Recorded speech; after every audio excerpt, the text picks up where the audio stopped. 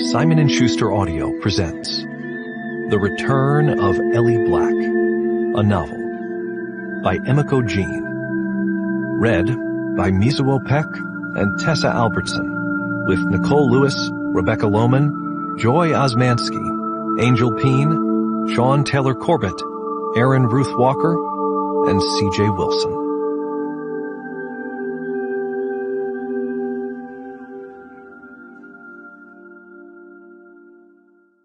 Prologue. This is how it begins, with a girl running through a forest, her veins tight with adrenaline. She exhales in short, even bursts. There's dirt under her fingernails, fresh mud stains on her jeans, blood on her sweatshirt, and vomit on her breath. Soon she will be home. Images surface. The one stoplight on Main Street, the chipped green shutters of her house, the weathered flooring of her father's commercial fishing boat. In the distance, a horn blares and she ducks, covering her ears, the sound slicing through her skull like an anguished scream. The world shrinks and becomes abstract, too colorful and too bright. The horn recedes and the trees slowly refocus. She counts her breaths as her heartbeat steadies.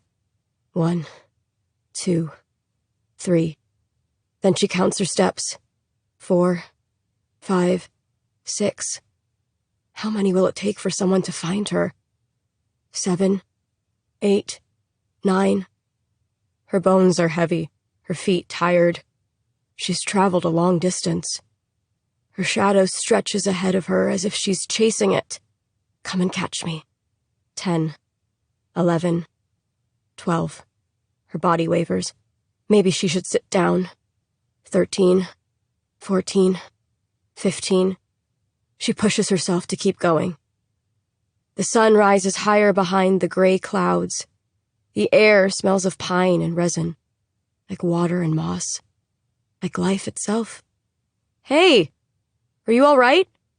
A pair of hikers, father and son, appear, rounding the corner of the trail. They wear overstuffed backpacks, rolled sleeping bags at the top, a pot hanging from the bottom of one, 2 metal cups from the other. The girl slows her pace and draws closer to them. 16, 17, 18.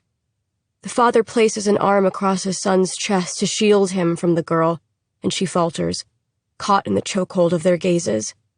The son's eyes are brown with tiny flecks of gold, and they remind her of someone she used to know. Her mind tumbles and trips back in time. Tell me, what would you do for someone you love?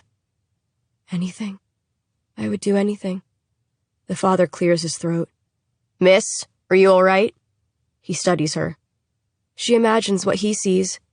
Filthy skin, tangled hair, bony body, blood-stained sweatshirt. She is something the world has chewed up and spit out. The son's nose twitches. Miss, the father says with more force this time. He takes a single, tentative step toward her. The girl licks her dry, cracked lips and works to keep her voice steady as she answers. Yes? Are you all right? The father asks again. The girl blinks, shakes her head, stares into nothing. No, I don't think I am. What's your name? My name? Who is she? What has she become? A vessel, to be carried, to be kept, to be filled. Yes. What's your name? The father drags the words out. The girl hesitates. Her name is stuck somewhere inside of her, down in the deep, deep dark where she hid it. To be safe, don't remember, never forget. She squares her shoulders and reaches for it. Elizabeth, she says on a whoosh of breath. She has not spoken those 4 syllables in forever. Her name, her real name. The name her mother picked because it was classic and royal and carried all her hopes and dreams for her daughter. College, career, a family, happiness. Once the girl had worn her name proudly, like a crown. Once, someone whispered her name back to her, love on their tongue. With a final twist, the girl wrenches her whole name free. My name is Elizabeth Black. I think I'm missing.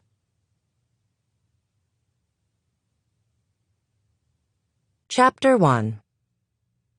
Chelsea wakes to her phone ringing. No. Her husband, Noah, groans. Make it stop.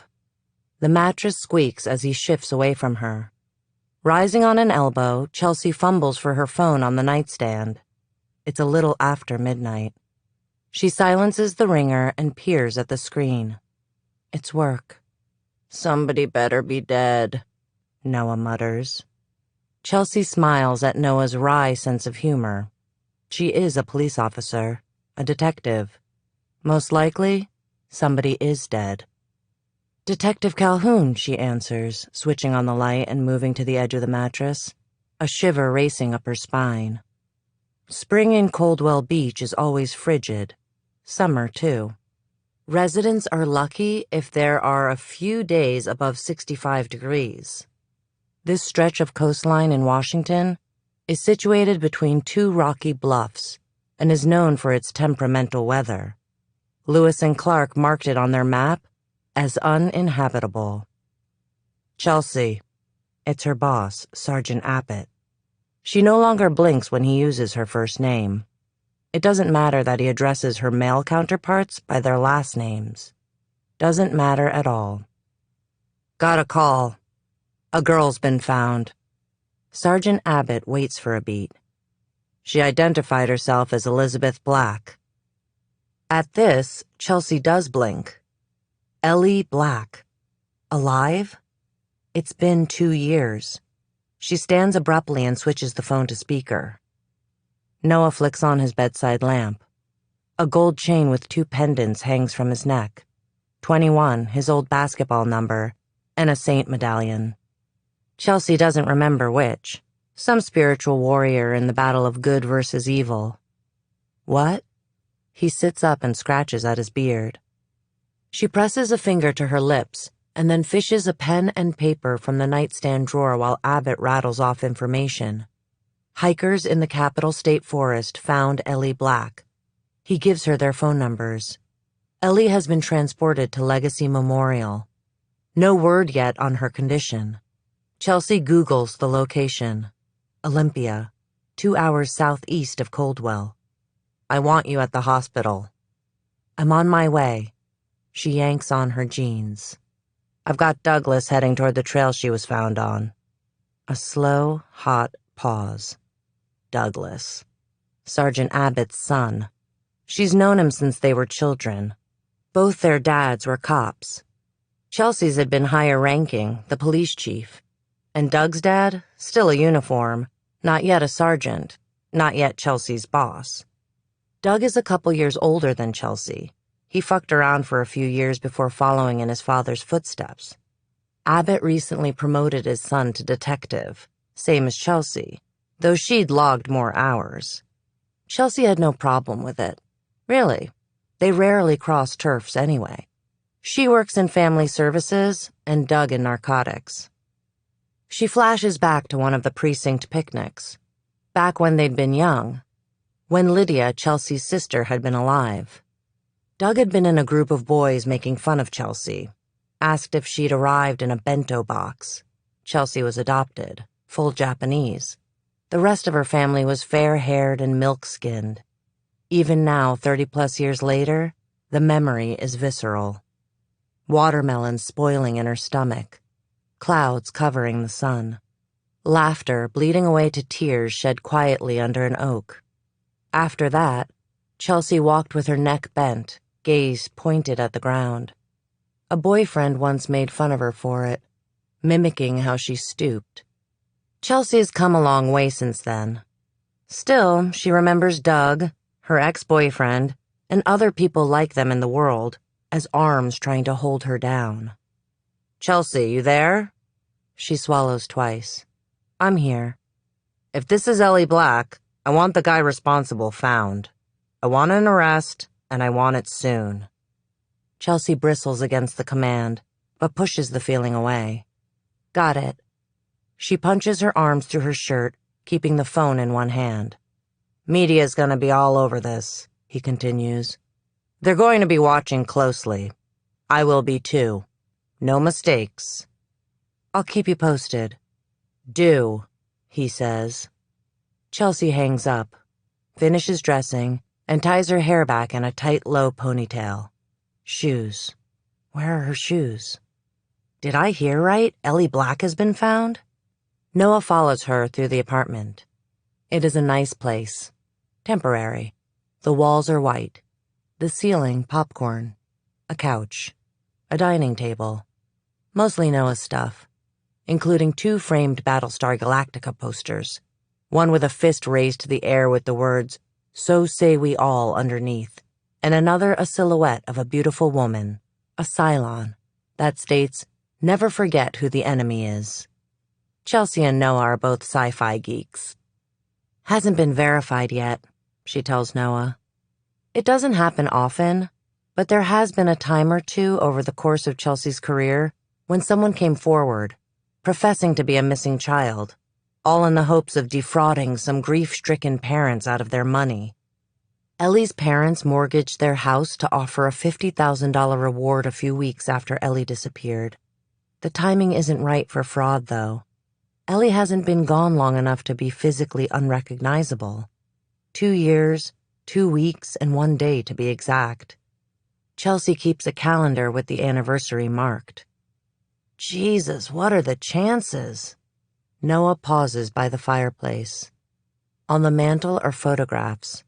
One of Noah in a cap and gown the day he graduated with his master's in education. Another of him and his family at the rodeo. Parents and all 6 kids in jeans and cowboy hats. A wedding picture from the courthouse where he and Chelsea eloped.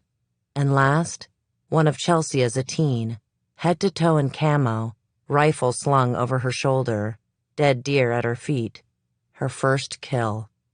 Her years at Coldwell High School had been filled with buckshot, stripping hide, and using a compass to navigate home.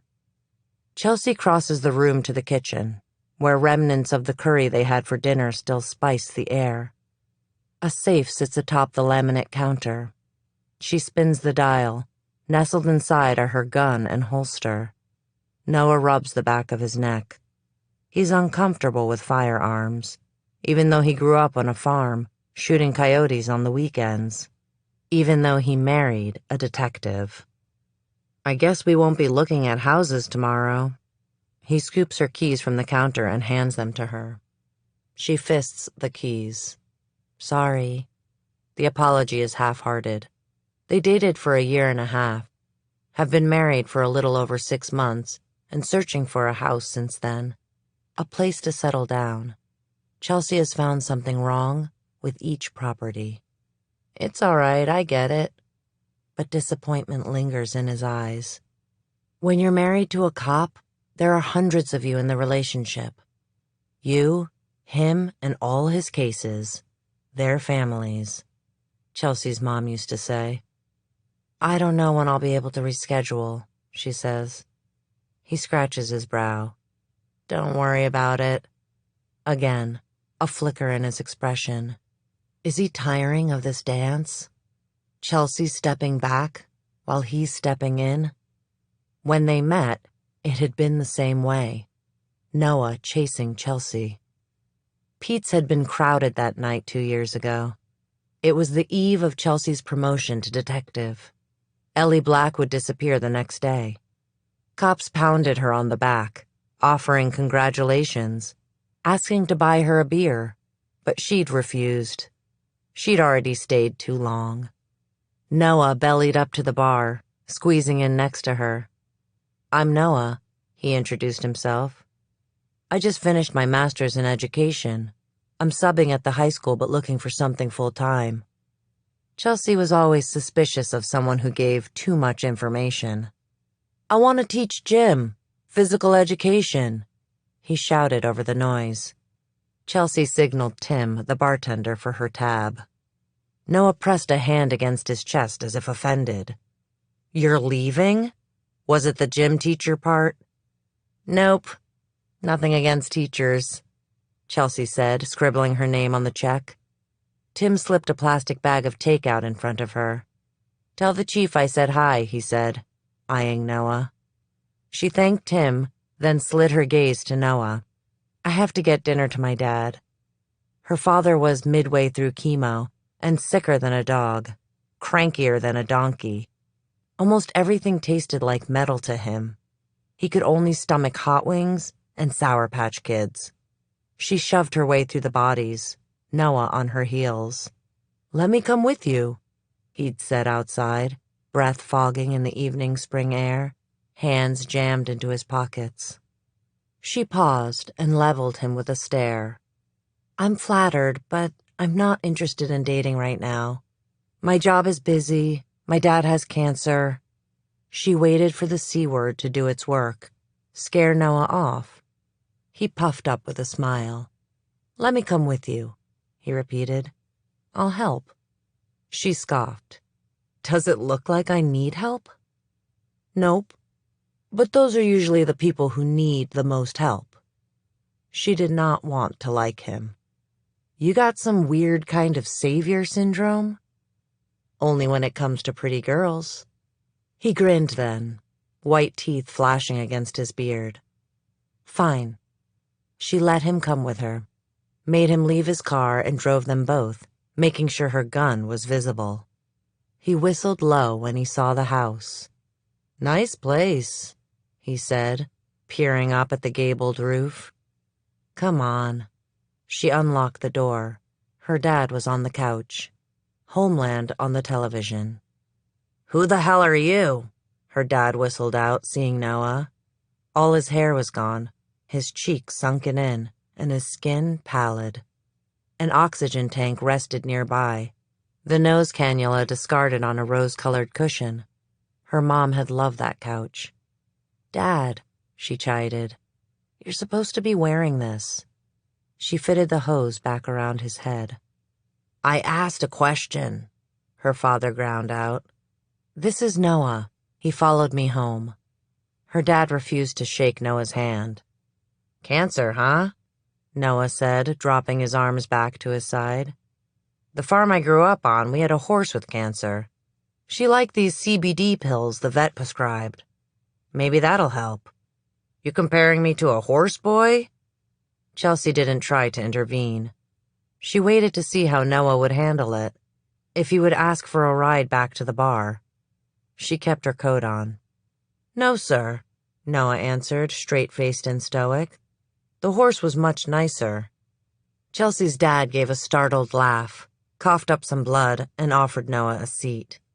Chelsea blinks away the memory and stares at Noah. Keys loose in her hand now. "I have to go." He pecks her cheek.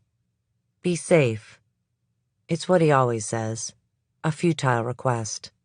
As if she could stop a bullet or a fist or a car with a heavy-limbed drunk behind the wheel. She jams her feet in her shoes and jogs down the stairs into the cool night. Noah waits at the top, leaning against the door jamb. She keeps him in her line of sight as she climbs into her car, an Oldsmobile she inherited from her father. On the back window is a Firefly sticker. Noah had brought it to her on their third date. Over that dinner, she'd opened up to him about the responsibilities of being a cop. She'd unburdened herself. They'd brought the leftovers to her father. Then, while her father slept, lost in the ether of pain medication, Chelsea walked Noah to his truck. He kissed her. The night was still, calm, satin black. She unbuttoned her blouse. He opened his car door. They climbed in, shed their clothes, ground their hips. She'd fallen in love with him quickly. For the most part, Chelsea shares everything with Noah.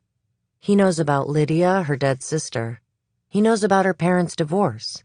He knows the day after Chelsea's 18th birthday, her mother skipped town to Scottsdale. He knows about her father's death, because he'd been there, standing by her as the cancer took him. And Noah knows about the house she inherited after he died, a place full of 40 years of outdated furniture and bad memories.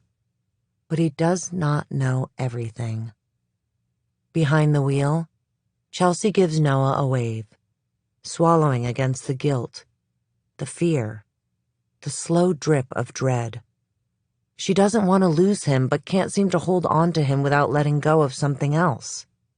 She starts the car, puts it in reverse, and backs away, Noah caught in the snare of her headlights. Chapter 2. Chelsea is 30 minutes into the drive to Olympia before she unclenches her hands from the wheel. There isn't any traffic, save for the occasional semi. There aren't any streetlights on the 2-lane road either. She flicks on her brights and settles deeper into her seat. This narrow strip of land is the only way in and out of Coldwell. One side is dark trees and gray cliffs, glistening in the silvery moonlight, and the other a white-capped ocean guarded by a thin twist of metal. Someday, a tsunami will wash out the road, and Coldwell will be stranded. She takes a breath. She knows the way by rote, and can allow herself to sink now, to let go, to be lost in memory. Ellie Black. She remembers the initial call 2 years ago, the day after she met Noah. The radio's crackle, and the dispatcher's scratchy voice, announcing a 17-year-old girl didn't come home from sleeping over at a friend's house. Chelsea had immediately pulled a U-turn onto Main Street and headed straight for the Blacks' house, winding through emaciated Coldwell. Chelsea couldn't recall when the town started to change. The erosion was slow, the act of water whittling away at rock. First, the staff at the schools was cut by 30%. Then the library closed. After that, the rec center. Once, when Chelsea was young, it had been bustling. Kids swam in the pool during the summer, soccer in the fall, played basketball in the winter, crafts in the spring. Now, the building was boarded up, slowly succumbing to salt water and storms. And the kids, forced to go online or into the woods. The Blacks lived on the north side, in a neighborhood populated mainly by commercial fishing families and cannery workers. Houses crouched behind overgrown junipers, brown lawns, and chain-link fences. Chelsea had knocked on the Blacks' door, the porch wet and squishy beneath her feet. Doug answered. He'd been in a uniform then, not yet promoted to detective. Hey. His smile was wide. He was young and dumb and too excited about the case, about being the first on the scene. I started to take statements. Should have waited for me, Chelsea said. His cheeks flushed salmon. Sorry. Jimmy, Ellie's father, appeared, edging around Doug to introduce himself. Jimmy Black. He stuck out a hand and Chelsea shook it. Detective Calhoun, Coldwell PD. Jimmy squinted at her. How long you been with the force? Chelsea's face worked against her, unlined and surprisingly Asian. She saw it in Jimmy's expression, the doubt, the wondering if Chelsea was too young, too foreign. Did she even speak English? I've served near a decade, she said, her eyes downcast. Then she flicked her gaze up. I'd like to focus on Elizabeth. Should we talk about her? Later on, she congratulated herself.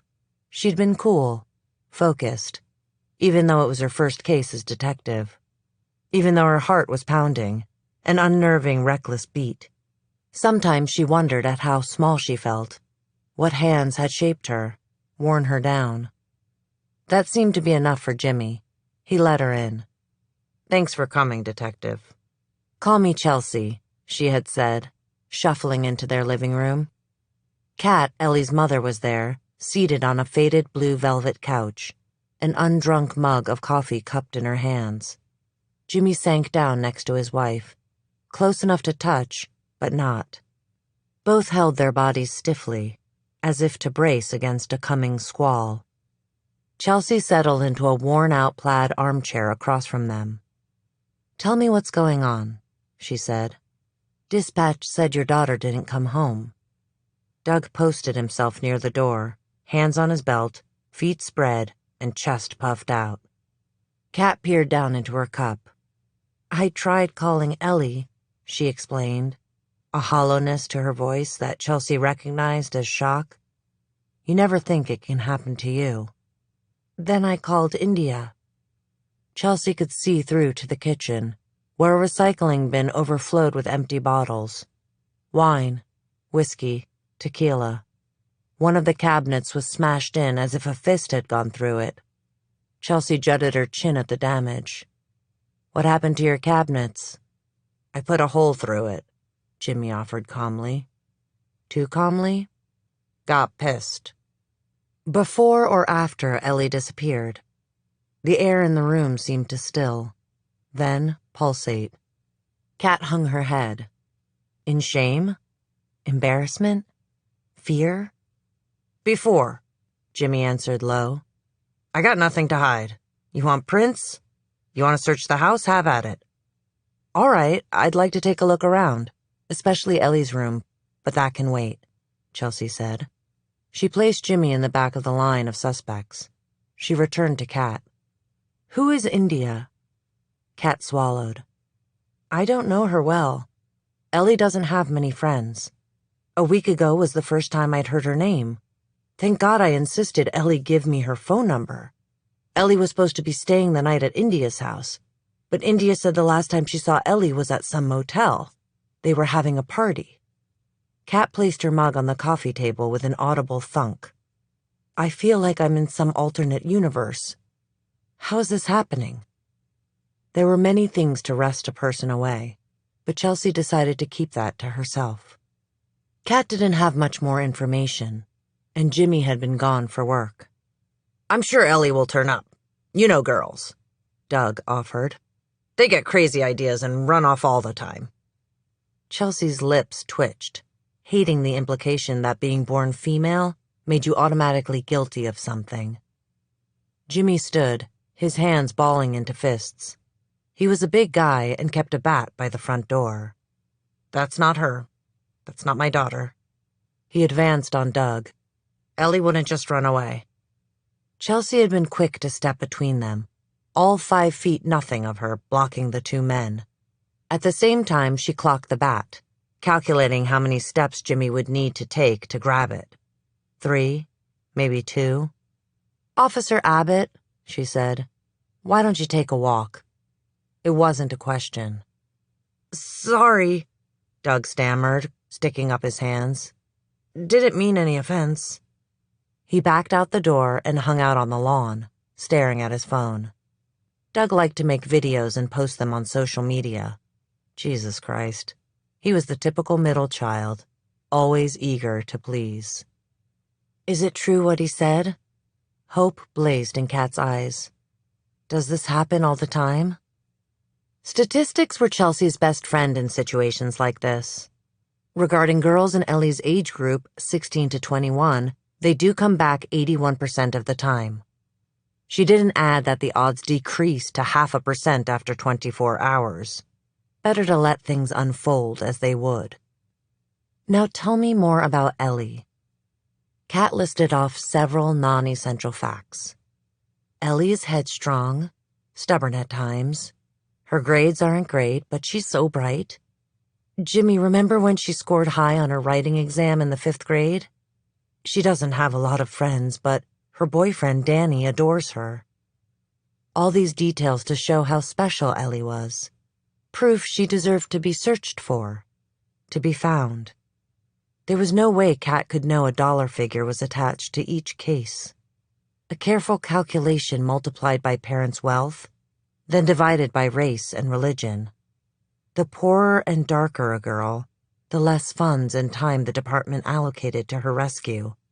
After all, the public is a little less outraged when those types of girls go missing. Maybe Ellie's mom could sense it. Some daughters were worth more than others. This was not a viewpoint Chelsea subscribed to, but it was a reality, even if she didn't want to believe it. Chelsea searched Ellie's room and left soon after, promising to call when she had more information. It wasn't an emergency. Not yet. Ellie's shoe, cell phone, and blood hadn't been found yet. Kat hadn't cried yet, the type of gulping and sobbing that overtakes your whole body. And the Black's entire existence hadn't been distilled into a life lived one day at a time yet.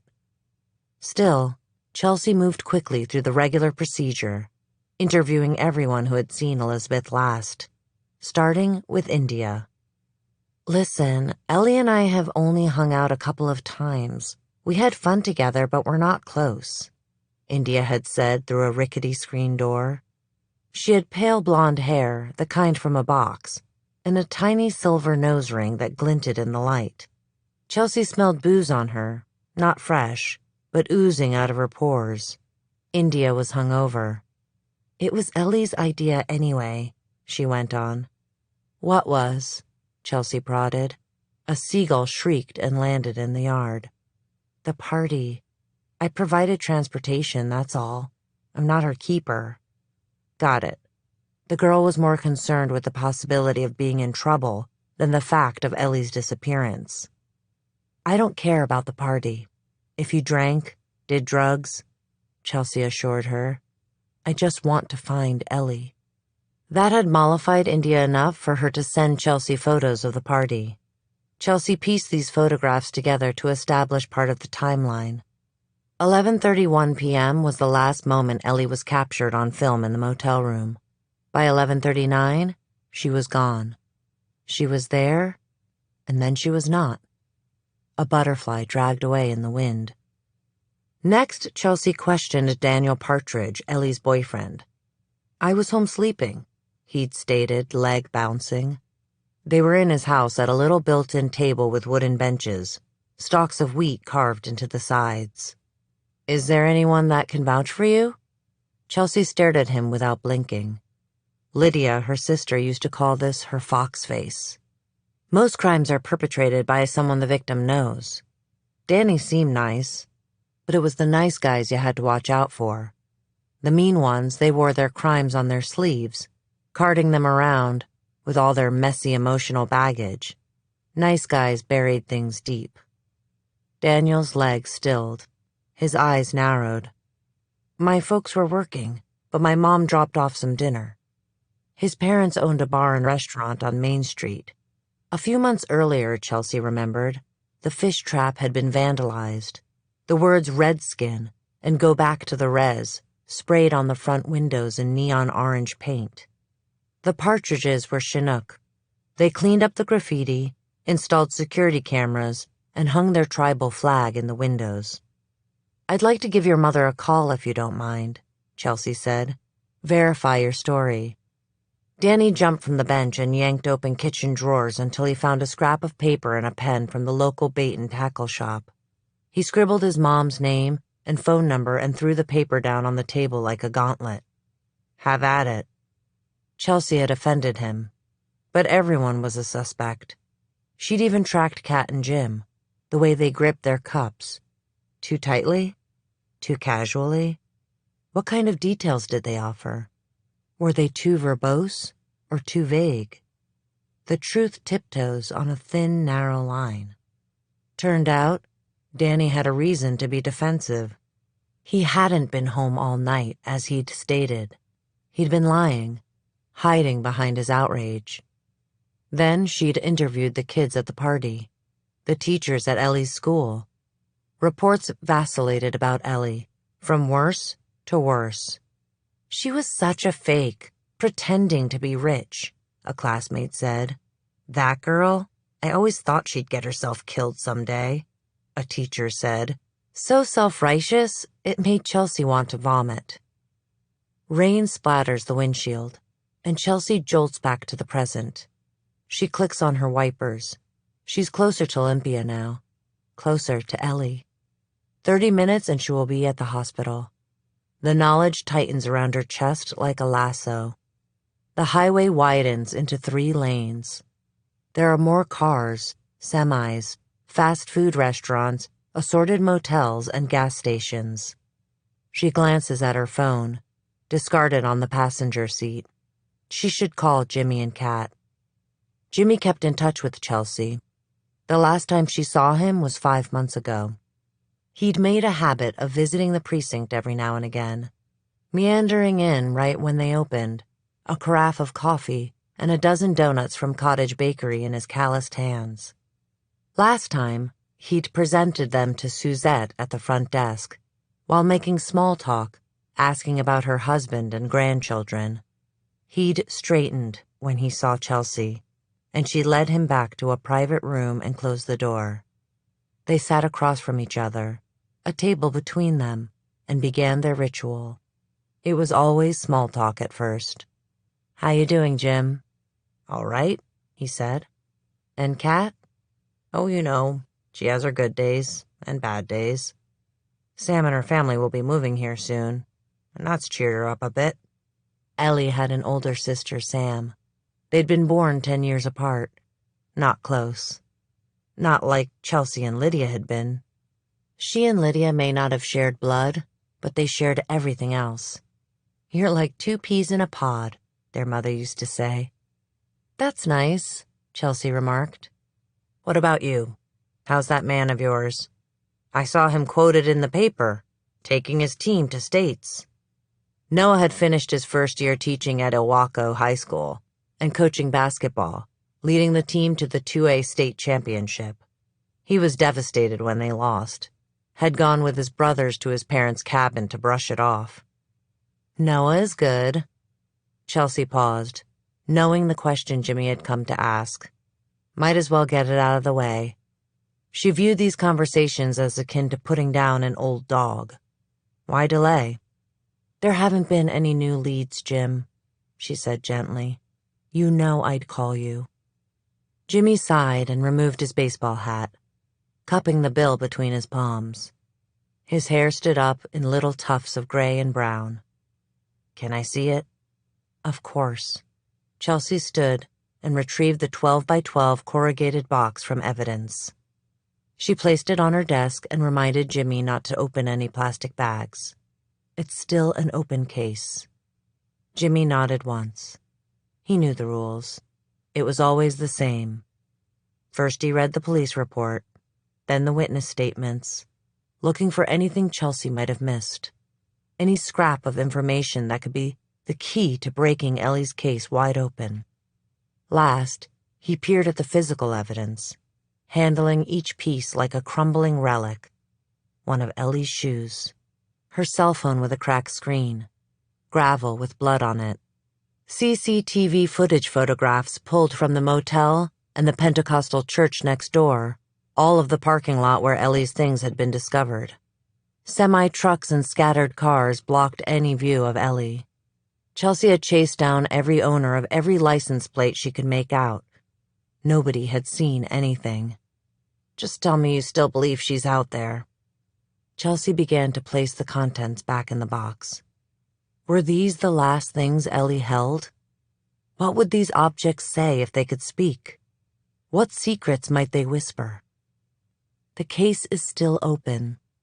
I won't stop searching until Ellie is found," she promised. Because she did believe.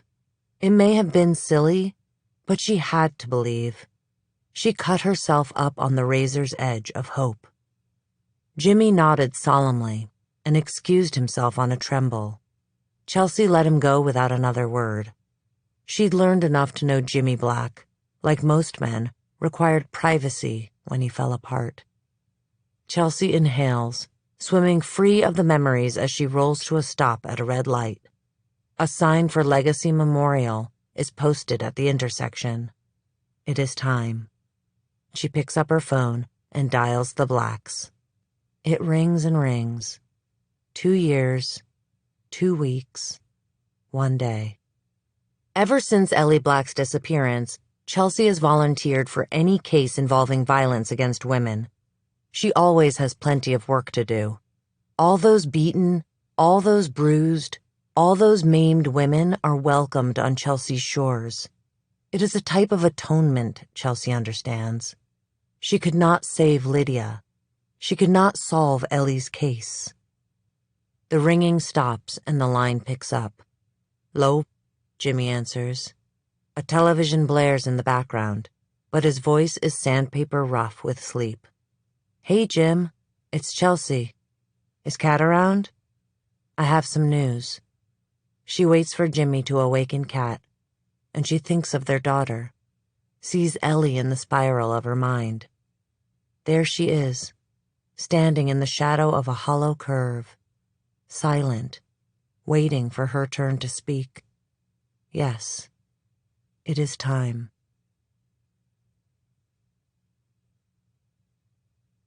One.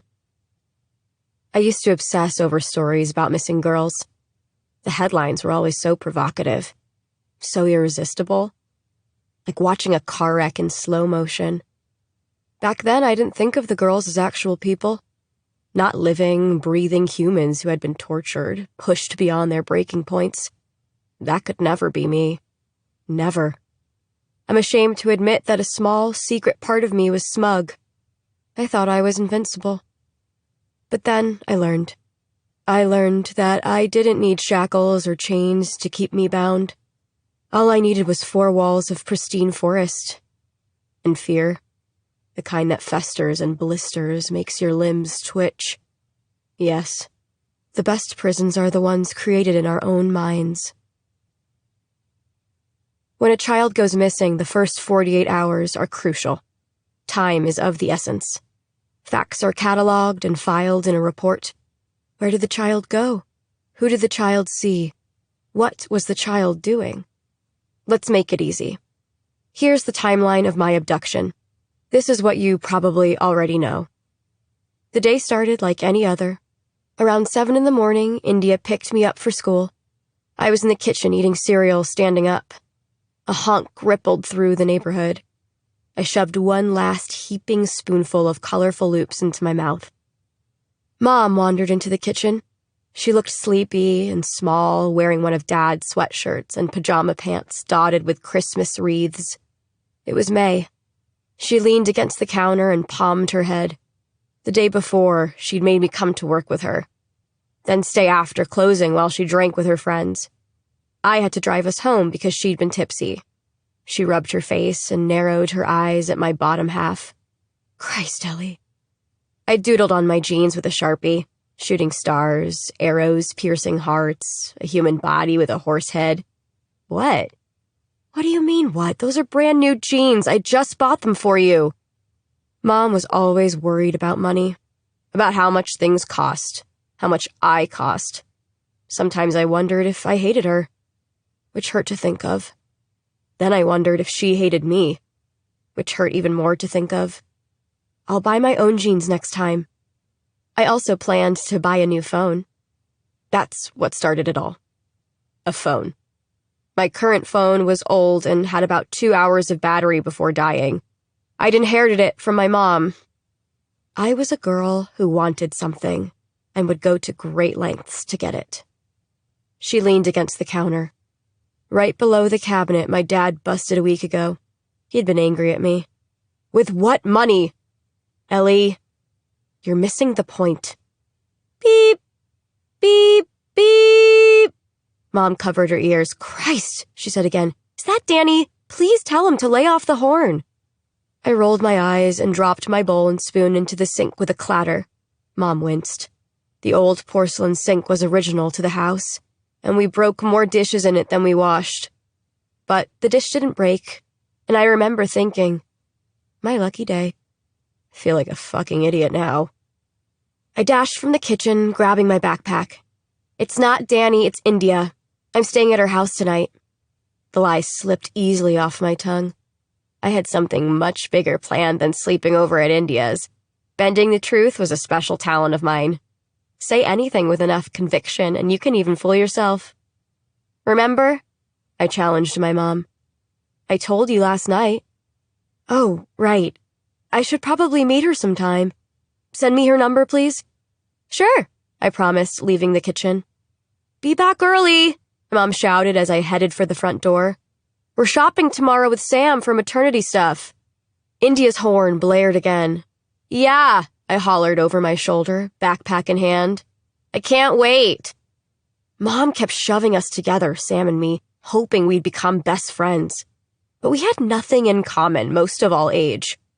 The problem was, I thought Sam treated me like a baby, and Sam thought I acted like a baby. The last time I'd seen Sam, she accused me of stealing her ID. I can't believe you'd even think I'd do something like that, I told her, spreading the indignation thick.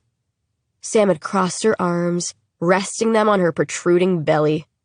It was in my wallet when I came over last night, and now it's gone. It didn't just disappear, Ellie. Then she softened up. I won't tell Mom if you give it back, okay?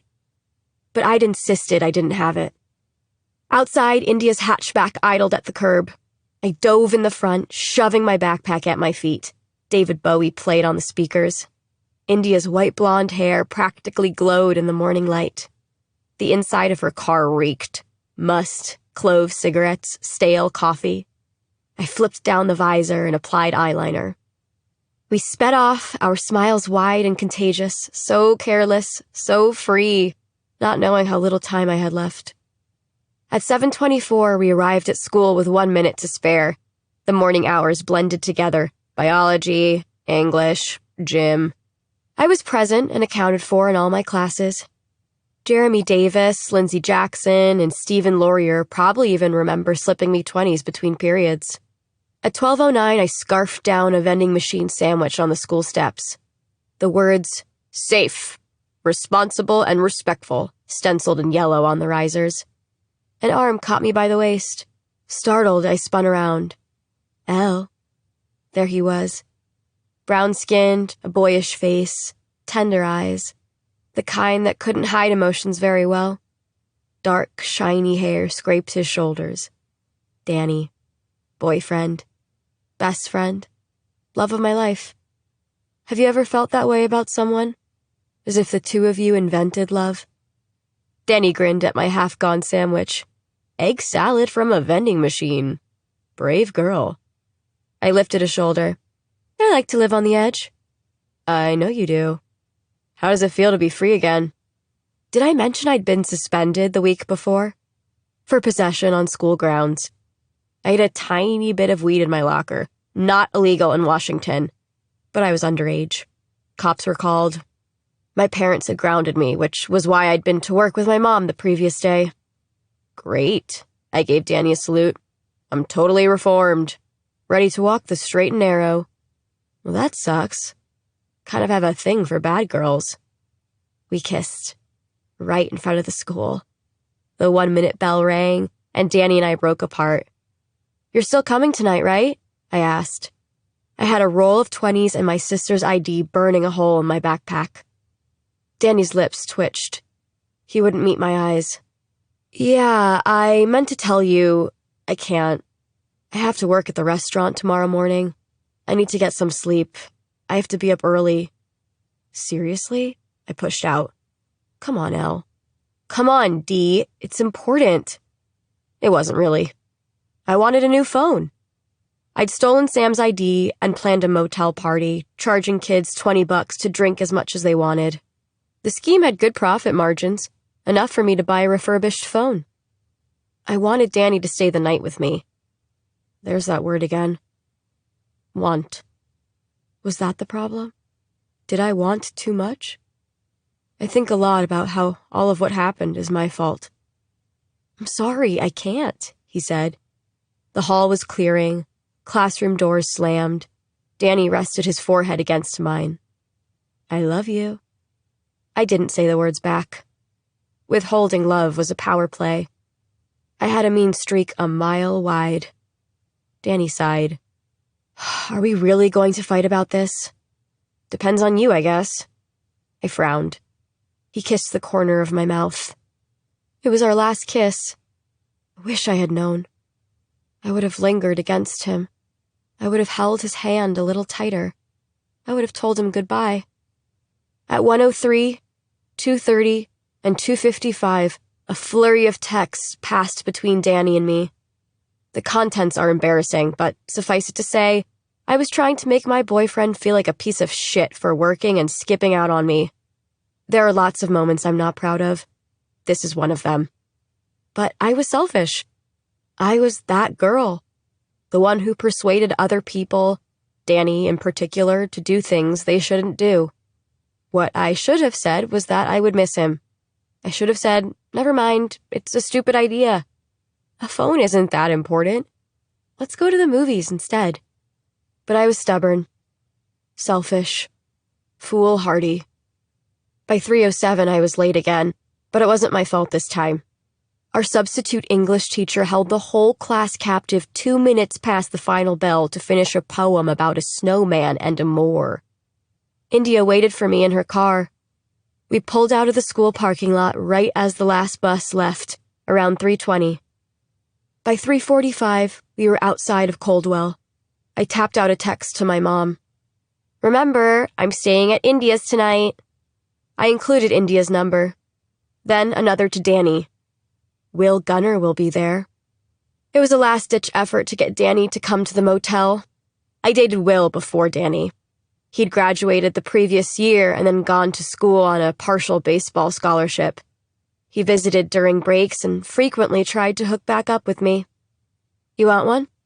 India offered me her pack of clove cigarettes. I scrunched up my nose and shook my head.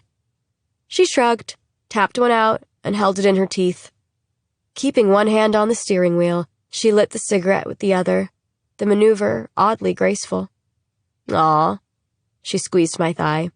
Cheer up, chickie. Danny will come around. I told India everything. Except I'd left out the part about Danny working. And I'd added in a part about him being too tired. Maybe called him a pussy. So what if I'd cast myself in a more sympathetic light? Every story needs a villain. I checked my phone. No word from Danny. Be home early tomorrow morning, my mom had texted back. Remember, it's Sam's day. India yawned, and I stuck my finger in her mouth. She swerved off the road and back on. Horns blared.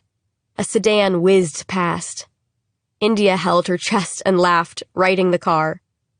We drove a while, over a bridge and into Astoria, while listening to a song about how the night can break your heart. India pulled over into the Riverbend Motel parking lot, right under their sign advertising hourly and nightly rates. This good?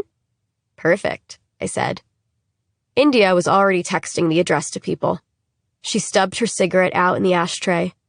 All right, let's do this. The night would be long with many moving parts. I rented a room using Sam's ID. Then India and I found a grocery store with a stocked liquor section, and I cleared the shelves. The bottles jiggled in plastic bags as I exited the store. India waited in the car behind the wheel. Hey, a woman called out to me. I stopped. She was pretty with long dark hair, an open face, big eyes angled down and cheeks stung red by the wind. Do you think you could give me a hand? She stood by her car door, a banged-up SUV, arms full of a baby carrier and grocery bag. Yeah, sure. I put my plastic bags down and opened the door for her. Thanks. She smiled brightly, clicking the car seat into the base and depositing the bag next to it. The baby made a little noise as she shut the door. Then she dug around in her purse. Here, she said, offering me a $5 bill. I put up my hands. It's cool. Then I added, my sister is having a baby. I don't know why I said it. She smiled even wider, tucking the bill back into her wallet. Well, congratulations. I muttered a thanks and picked up my bags, scooting back to the car. India laughed and called me a goody two-shoes. I cracked open a bottle of vodka and swigged it right there in the passenger seat. At the motel, a man with small teeth loitered in the doorway of the room next to ours. You girls having a party? He pressed a cigarette to his lips and inhaled. His fingernails were bitten down and bloody. India straightened. Just a few friends. He whistled low and smiled. Yeah. If it gets too crowded, you can all extend the festivities to my room. India stuck out her hand for a shake. India. Brett. He took her hand and looked at me. Ellie, I said. Ellie and India, he repeated. He flicked his cigarette away. You girls make good choices. He went back to his room, and we fell into our own room in a fit of giggles. "Fucking weirdo," India said. It wasn't long before kids showed up. More money exchanged hands. By 11:01, the party was in full swing, with 40 kids crammed into our motel room. I sipped from a wine cooler and moved toward the bathroom. The door was shut. Will Gunner leaned against the wall. "Hey," he said. "Nick and Lindsay have been in there for 20 minutes. Pretty sure they're hooking up. Or puking. You want me to walk with you to the gas station? You could use the bathroom there. We could catch up." He licked his lips. I huffed out a laugh, automatically smiling while I turned Will down. "No, it's cool. I'll go on my own." I didn't think I needed to tell anyone where I was going. I felt certain I was safe, untouchable, that I had forever. I headed out.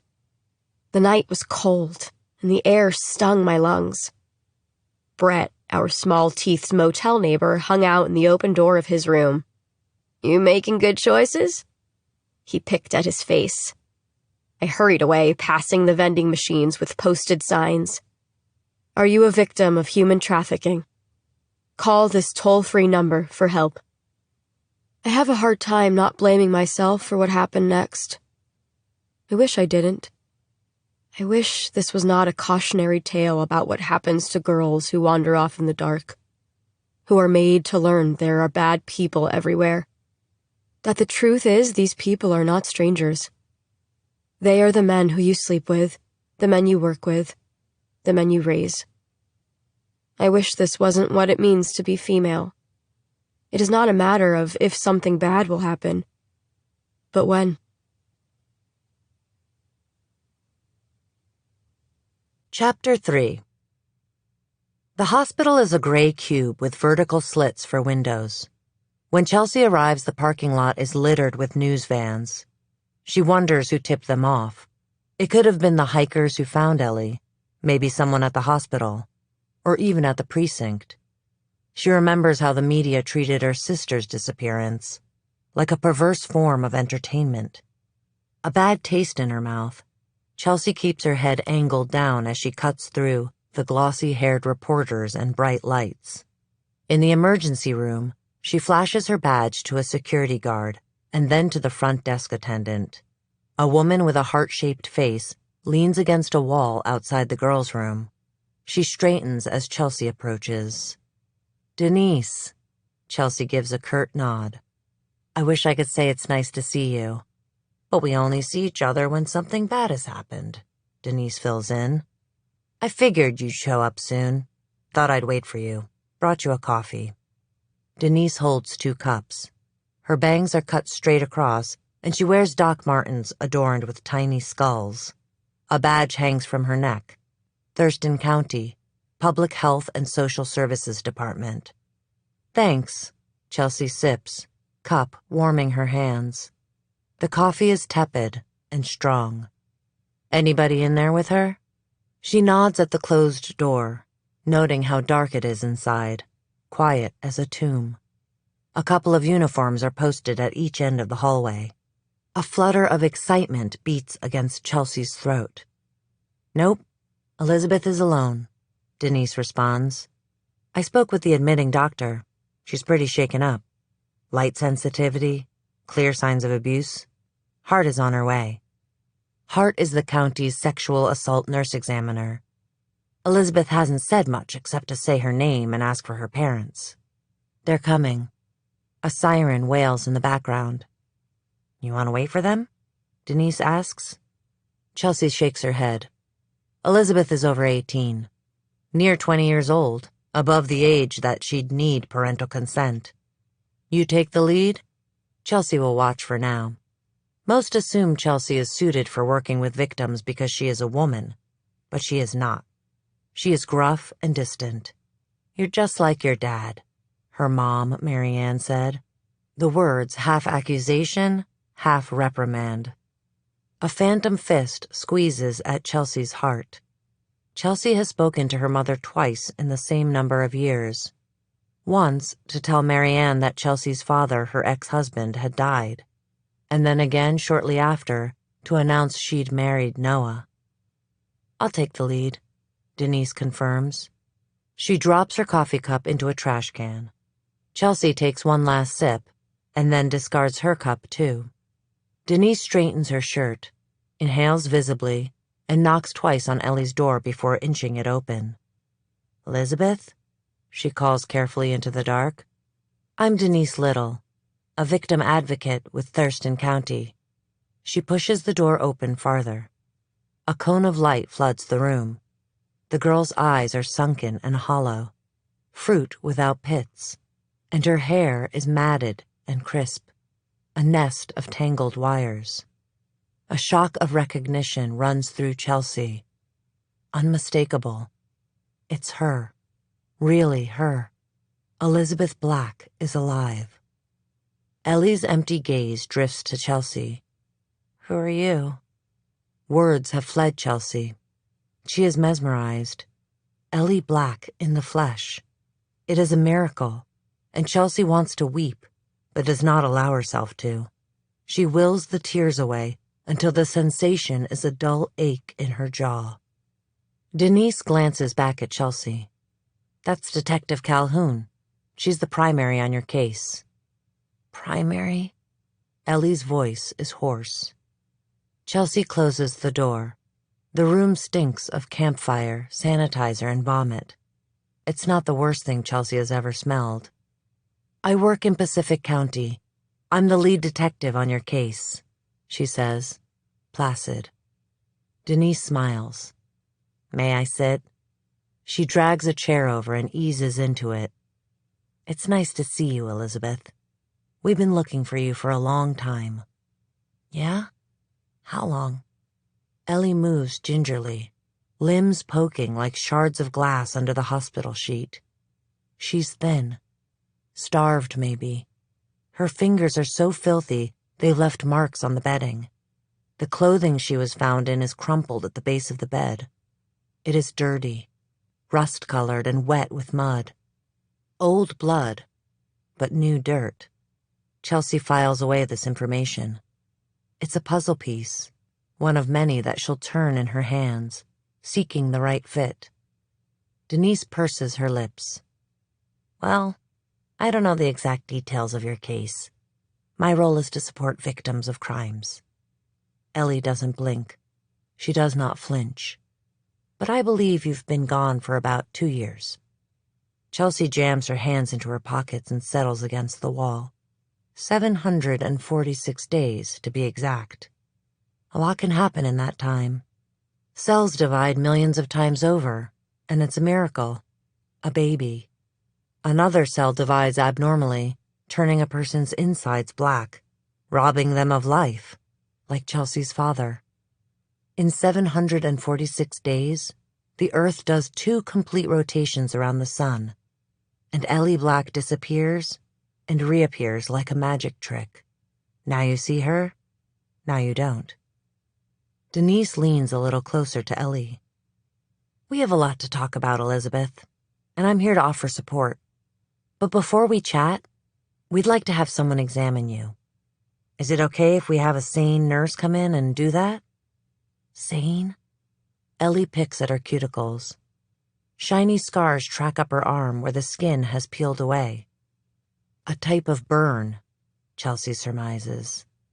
Other than a couple of scraped knee scars, Kat never mentioned Ellie had any others. "A sexual assault nurse examiner," Denise clarifies. Ellie stiffens. "Is that necessary?" "I understand how uncomfortable it may seem, but time is crucial. This will help with the investigation." Ellie turns away, jaw locked. "I just want my parents." "They're on their way," Chelsea says. "But it'll take some time." "Why?" Ellie punches out. Denise looks heavily at Ellie. "Elizabeth, do you know where you are?" "At the hospital," Ellie says. "No. Do you know where you are geographically? What city you're in?" "You're in Olympia, Washington. 2 hours outside of Coldwell Beach in Astoria, where you disappeared." "Olympia. Ellie says to herself while touching her left wrist, an absent-minded motion. Is she feeling for the ghost of something? Cuffs? Rope? There are no marks, but Chelsea catalogs it. Yes, Olympia. Denise waits a minute or two, content to give Ellie time before pressing her. Now, how about that exam? Will you consent? Ellie hesitates. They'll stop if I ask them to? Denise's nod is decisive, the chop of a knife. Chelsea has seen Denise halt exams. That's it. No more right now. Everybody out. Yes. Anytime during the exam you may put a stop to it. I will be present, and a nurse can give you a calming medication beforehand. No, Ellie jumps in. No drugs. All right. No drugs, Denise promises. She turns to Chelsea. Anything else? Chelsea shakes her head. No. She keeps her voice gentle, even though her insides are hot, boiling with questions. Chelsea has always been a little impatient when she wants something. She's the first to eat the whole cookie, to wake up at Christmas, to grow agitated in the grocery line when the checker is too slow. When it comes to solving cases, impatience has served her well. She recognizes the cost of time. How much you can lose in a minute. Still, she cautions herself to go slow. Ellie is not a suspect. Ellie needs a day to rest. Time to tend to the slashes in her psyche. She moves in closer, softening her tone a degree more. I'm just sorry this happened to you. Ellie is silent, sitting with Chelsea's statement, absorbing it, recognizing the shell shock as if surviving a flood or bomb. This sacred truth that something terrible has been done. Thank you. Ellie touches her left wrist again. Chelsea nods once, a faint smile on her lips, and leaves. Outside Ellie's room, Chelsea checks her phone. 2 calls from Sergeant Abbott and 1 from Doug, followed by a text from him. At the trail. She calls Doug back first. Is it her? He answers. Hearing Doug's voice, Chelsea's younger self rushes up, and she feels small, spiteful. She waits a beat, gathers herself. It's her. She sees Hart, the sane nurse, pushing a covered metal cart down the hall, giving her a wave as she passes. Holy shit, Doug drags out. Chelsea stares at her shoes, worn boots with frayed laces. A lump rises in her throat. She mentally chastises herself for being too emotional. She hears her father's voice. Get it together. If you're going to be an officer, you'll have to be better than a woman. She forces herself back to attention. I'm going to stick around here through the medical exam and until Kat and Jim arrive. How are things at the trail? Weather report calls for rain in the next couple hours. Visibility is shit, Doug says. These trails are like spider webs. She could have come from 8 different directions, and they're all well-traveled. Lots of footprints. There are a couple canines on the way. Hopefully we'll be able to get a scent before it's washed out. Chelsea thinks about how Ellie smelled like vomit and campfire. I want you to keep looking. Search for any signs of encampments. Anywhere someone could have made a fire or dwelling. Through the metal slats of the blinds in the hospital window, Chelsea sees Ellie in the bed, Denise beside her. Nurse Hart is there, too, smiling, touching Ellie's knee with a latex-gloved hand. Then she reaches for the clothing at the end of the bed and seals it in a plastic bag with chain of custody written on the front. Chelsea feels a sick drop in her belly. All right, Doug says. What do you think happened to her? I don't know. There's evidence of long-term abuse and neglect. Nurse Hart reaches up and pulls the curtain closed, cutting off Chelsea's view. Chelsea knows what will come next. Ellie's nails will be clipped, her teeth flossed, mouth swabbed. All of it placed in little tubes. Ellie Black is a piece of evidence now. Her body will be on trial. She was too shaken up to talk much. That's to be expected. A series of flashes burst around the curtain, photographs being taken of Ellie. Chelsea turns. It is one of the most difficult parts of her job, reviewing what has been done to a person, studying the carnage, the depravity. But someone has to look. Someone has to bear witness. I think she escaped from somewhere. Makes sense? Chelsea blinks, scanning her memory of Ellie in the hospital bed, her body.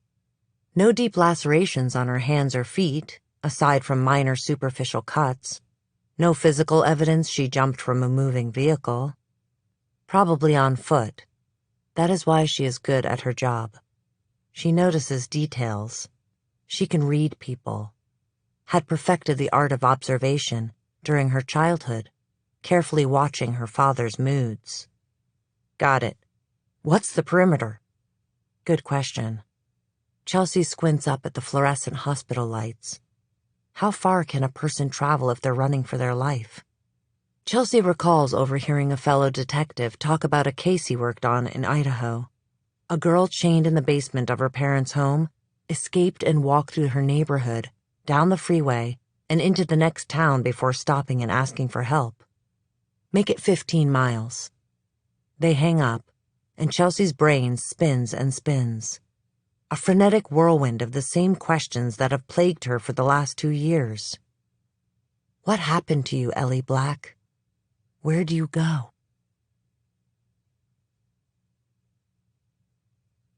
Chapter 4. Kat races through the hospital, unlaced shoes squeaking on the linoleum, personnel whipping by her in a blur of blue scrubs and white coats. My baby, my baby, my baby. The 2 words run a loop through her head. Something primal has escaped inside of her. She'd caged it up after Ellie disappeared. Couldn't handle all that love, with nowhere and no one to channel it toward anymore. She rounds a corner, spots Detective Chelsea Calhoun, and halts, suddenly tentative, self-conscious. Is it her? Her vision pulses. If it's not Ellie, it will be okay. Really, it will not be okay. But Kat will pretend it is. She will pretend she is happy some other lost girl has come home. Jimmy catches up and places a hand on Kat's shoulder. She grips his blunt fingers. He squeezes. They both want it to be, need it to be, Ellie. Of course they do. They want their baby back. They believe she will fix all that is broken between and inside of them. Detective Calhoun straightens. It's her. She grips Jimmy harder, knees weakening, and tilts her chin to him. The bill of his ball cap is frayed, and the embroidered American flag is faded, red to pink, blue to gray. It's her. He nods once. Kat wishes for more, a sign he is as flayed by happiness as her. Thank God, she says to Calhoun, straining to hold her emotions back. I want to see her. Calhoun points to a door. She's through there, but Kat... Jim. Yes? Kat keeps her gaze on the door. Ellie is behind it. It's silly, but Kat thinks she can feel Ellie. Her heartbeat, the gentle pull of her. It's Ellie. Calhoun pauses. But she's banged up pretty bad. Skinny. There's evidence she's been abused for a very long time. I want you to be prepared. It can be shocking. She has an aversion to light and doesn't like to be touched. Kat stills, feels like one of those bugs entranced by blue light, flying high and suddenly zapped. She's had nightmares. Plenty of them these last 2 years. Visceral images of Ellie trapped somewhere, beaten and bloody, calling for her like she did when she was little. Mommy, I need you. Mommy, could you help me? Mommy, I can't do it on my own. She only sleeps if she takes a tiny blue pill before bed. She has consoled herself, thinking it can't be worse than what she's imagined. It can't be worse than the not knowing. But now she isn't sure. The only word she can mutter is, okay. Can we see her now? Jimmy's voice is hoarse. Of course, Calhoun says. I'll give you some privacy. Now Kat moves slowly. Hand splayed on the door, she eases it open. It's dim in the room. Ellie sits up in the bed, her profile turned to the ceiling. Kat remembers running her finger down Ellie's tiny ski slope of a nose when she was a baby. Ellie shifts to peer at her and Jimmy. Time slows and stretches. Kat takes it all in, digesting her daughter. What's become of her? Like a bitter pill. Ellie, Kat says. I was counting the specks on the ceiling, Ellie says matter-of-factly. Kat bursts into tight sobs. It's Ellie, an echo of her, at least. A skull with empty sockets. Jimmy shuts the door, finds his feet first, and shuffles to the bedside, his gait slow and heavy, like some sort of penance. It's really you, he says. When Ellie was suspended the week before she disappeared, Jimmy had raged, slammed cabinet doors, put a fist through one. What about your future? He'd yelled at their daughter. But then he'd grown silent and pulled away. The next morning, he'd taken off on a week-long work fishing trip, leaving Kat to deal with Ellie. Ellie was grounded, but Kat did not see why she should be locked at home, too. She'd forced Ellie to go with her to the salon, then hang around after hours with her co-workers and friends. Ellie had sulked, slowly twirling in a ripped stylist chair while Kat and the ladies smoked and drank. Ellie had to drive Kat home. It wasn't a big deal. But Jimmy came back and Kat was hungover. They'd fought. Jimmy implied Ellie's behavior was Kat's fault. She'd thrown her hands up. Of course, always blame the mother. Kat had said maybe if Jimmy was home more. Everyone knew girls with daddy issues rebelled. They'd quit speaking to each other. Hadn't been speaking to each other when Ellie disappeared. It wasn't always this way between them. Once, their relationship and marriage had been formed on a bed of concrete, on which tough times broke. But Ellie had been a jackhammer, chipping away at all they had built. An unexpected storm in the summer of their lives. Honey. Jimmy reaches for Ellie and she recoils. I'm sorry. Ellie's smile is warped and fractured, a bird with a limp wing. Kat inhales. She wipes her eyes and smooths her hair. She stands next to Jimmy and slips an arm through his. Jimmy is stiff and uncomfortable. Unsure what to do, Kat can tell. Sometimes she thinks he's a robot. When they'd been dating, he'd been stoic, sometimes mechanical, and she'd liked it. The challenge of him. She'd been young and foolish and too romantic then, thinking he might open up to her, thinking she was special, different. All Jimmy needed was a good woman. But Jimmy was Jimmy. His father had been a career Marine, serving in Vietnam and Desert Storm.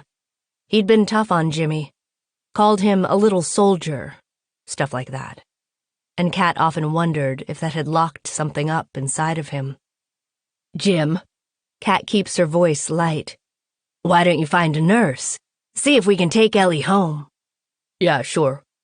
Jimmy lifts a hand as if he wants to pat Ellie on the head like he used to do, ruffling her hair and calling her buddy.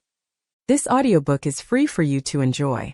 If you'd like to support me, please take just 1 minute to listen to this relaxing music. Thank you so much. A stranger to this life I've known, familiar faces blur away, but your memory, it seems to stay. An empty bed, a hollowed space, I'm reaching out for your embrace. Can't bear the thought, can't face the gloom without you here, it's an empty room. I never stopped to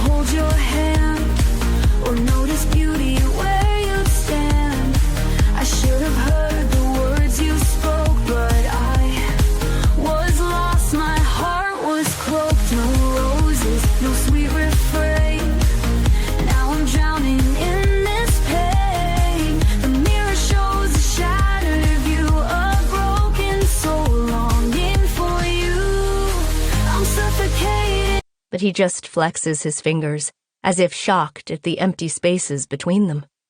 Right, He says, hand gripping the rail of the hospital bed. right.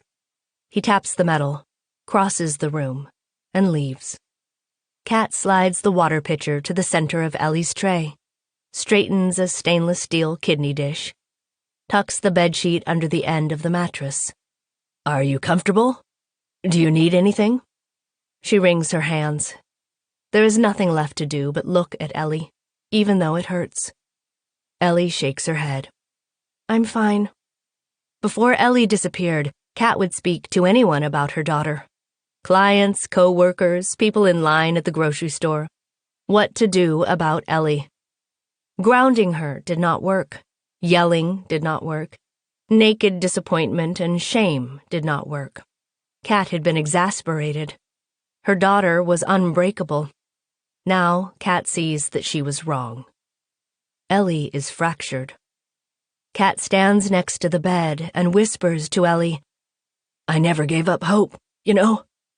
I could feel it here. She places a hand to her chest. That you were still with us. Kat longs to tell Ellie all the things she has done to find her, walking into seedy bars to enlist the help of the local motor club, calling psychics and spending money that she and Jim did not have, sitting in the parking lot where Ellie was abducted, following truckers for miles and miles, hunting down Brett Jones, the guy who had rented the room next door to India and Ellie that night at the motel. But he had died of an overdose not long after. And Kat had tortured herself, thinking Brett took the truth of what happened to Ellie with him. Kat smiles, strained, and stares at Ellie in silence for a long moment. A fly buzzes about in the windowsill.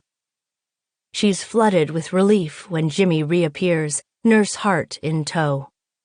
The doctors would like to keep Ellie overnight for observation, but Ellie balls up her fists hearing that.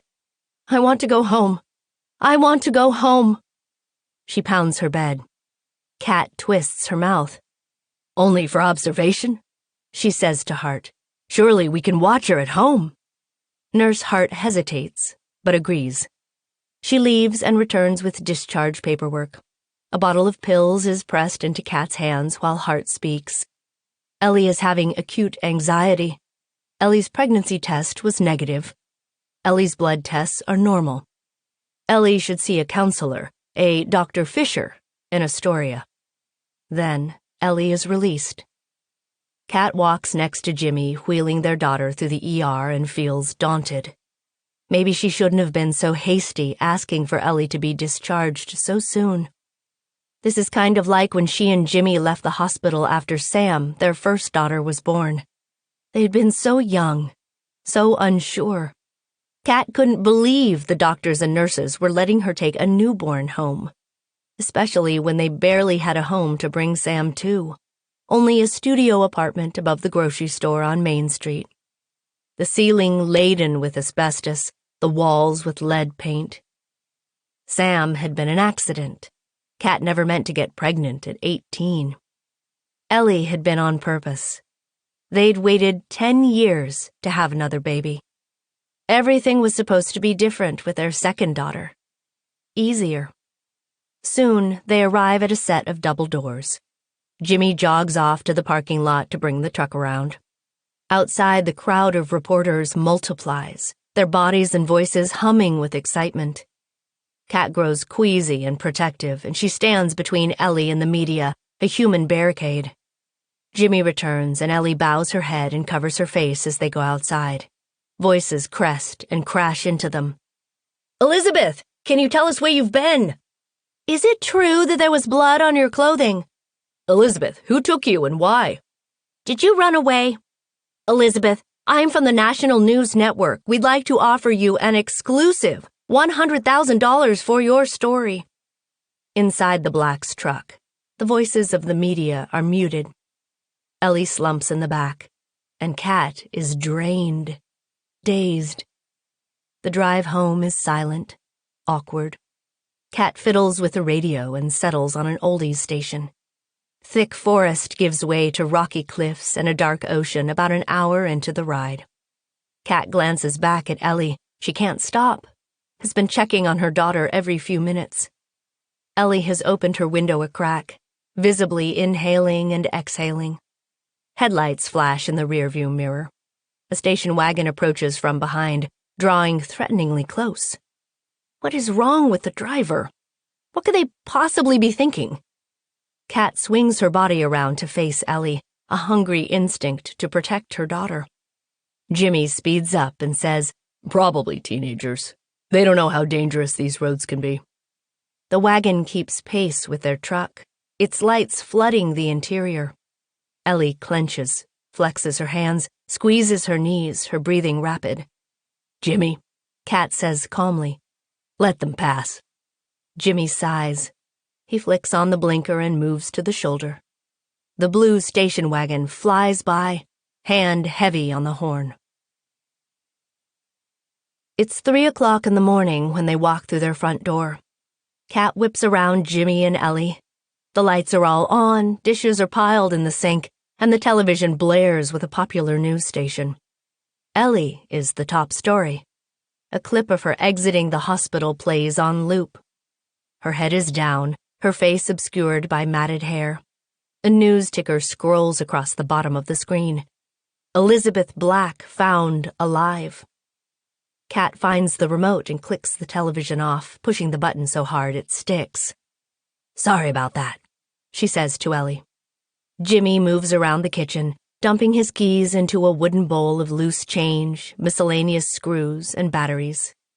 Ellie winces, and Kat remembers the lights. She hurries to dim them. "Better?" Ellie nods. "Thank you." "Are you hungry? "Do you want something to eat?" Kat drifts into the kitchen. I have some chicken I could make, or maybe spaghetti." That had been Ellie's favorite. Noodles with sauce and lots of Parmesan. I'm not hungry. Thanks. Ellie wanders into the kitchen, smiling feebly as she passes Kat. She stops at the sink and flicks on the faucet, turning the nozzle to the hottest setting. It takes a moment for the water to heat, but then steam rises and Ellie runs her fingers under the spout. Ellie muffles a groan and closes her eyes.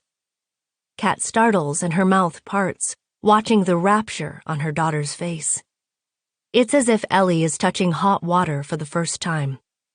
She glances at Jimmy, alarmed, and he shakes his head. Don't say anything. Neither knows what to do. Taut silence is their only option. Ellie shuts off the faucet and turns to them. I'm tired. Kat smiles even as uneasiness twists in her gut. Let's get you to bed, then. Go on ahead, Jimmy says. I'll lock up. Kat follows Ellie up the stairs. Photographs and wooden frames line the walls, and Ellie pauses in front of one image. The baby in the photo wears a ridiculous flower headband and sports a gummy smile. Ellie tilts her head. That's Sammy's girl, Kat says. What's her name? Ellie asks. Mia, after the soccer player. You know Sam, how much she loves the game. I'm sure you'll get to meet her soon. Valerie and Sam live here in Coldwell now. They moved home after you had been gone a while. Kat realizes she is talking too much, that her frayed nerves are showing. Anyway, they were headed out for a vacation, just a few days in Seattle. Sam loves the city. But they'll be driving home in the morning, and they want to come right to see you. That is, if you're up to it? I don't know.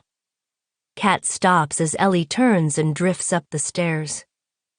She catches up and finds Ellie standing in the middle of her room. It is exactly as Ellie left it.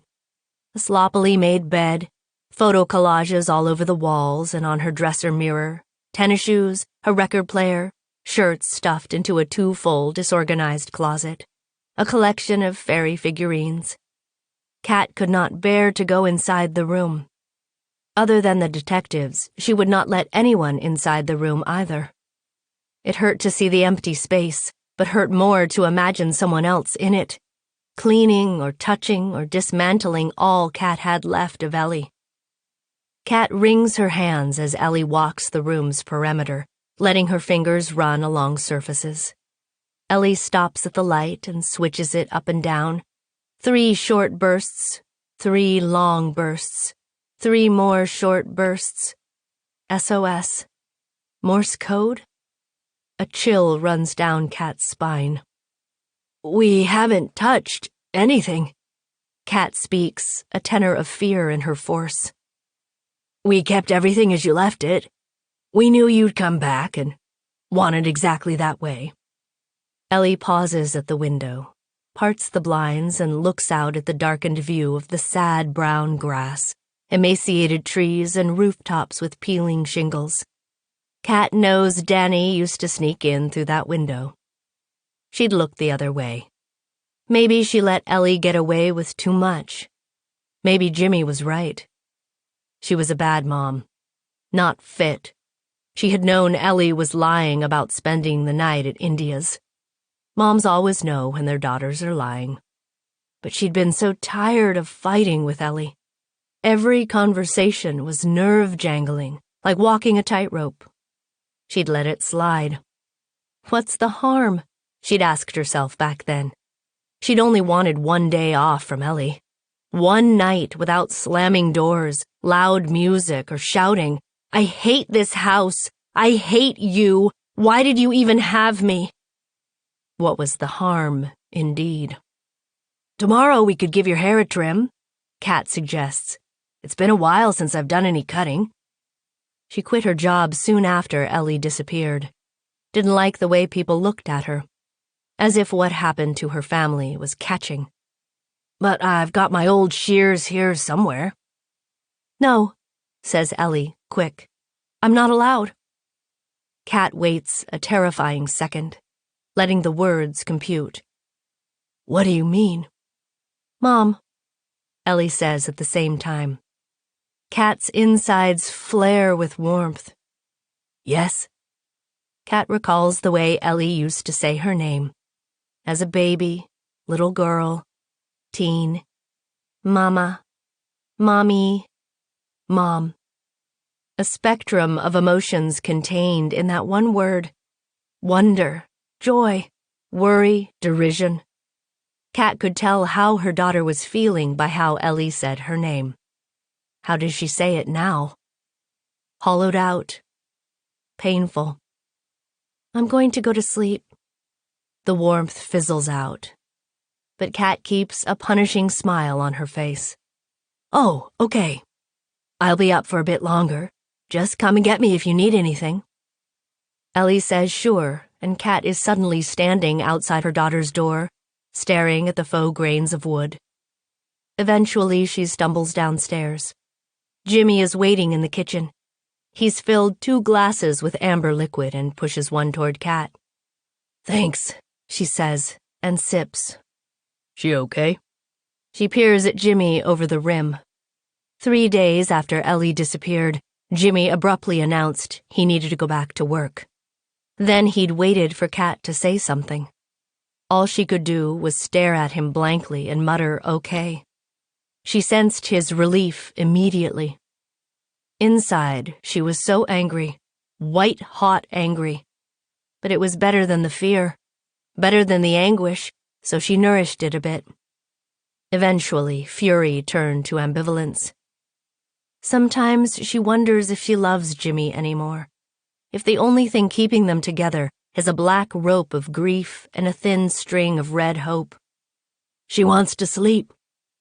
That's good. That's good, he mutters.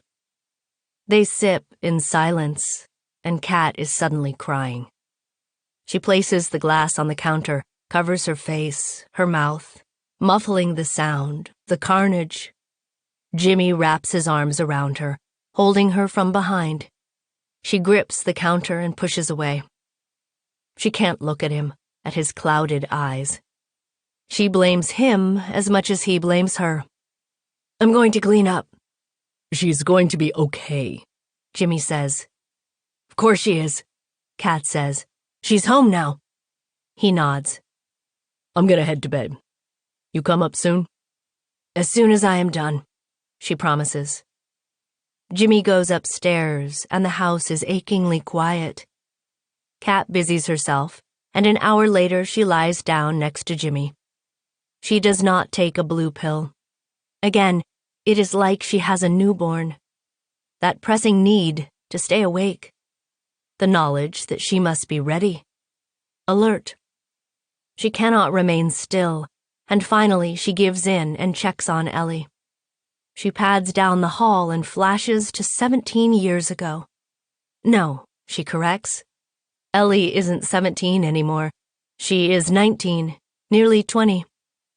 Time has stood still for 2 years. Now she pauses outside of Ellie's door and listens. All quiet. She turns the knob. The lights are off, but Ellie is not in bed. Panic surges through Kat. She races through the house, opening doors, peering under beds, readying herself to shout for Jimmy. But then she stops, wide-eyed and frantic. There, in Sam's old bedroom, the crawlspace door is ajar. Just as she felt Ellie behind the hospital door, Kat feels her daughter in that unused space.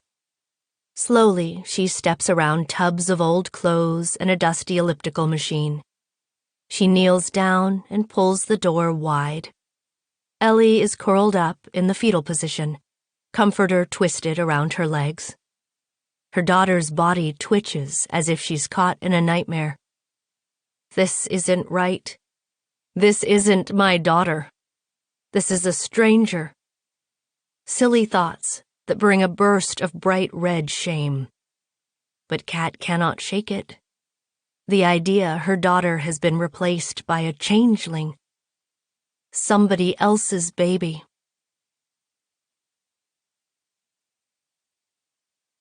Chapter 5.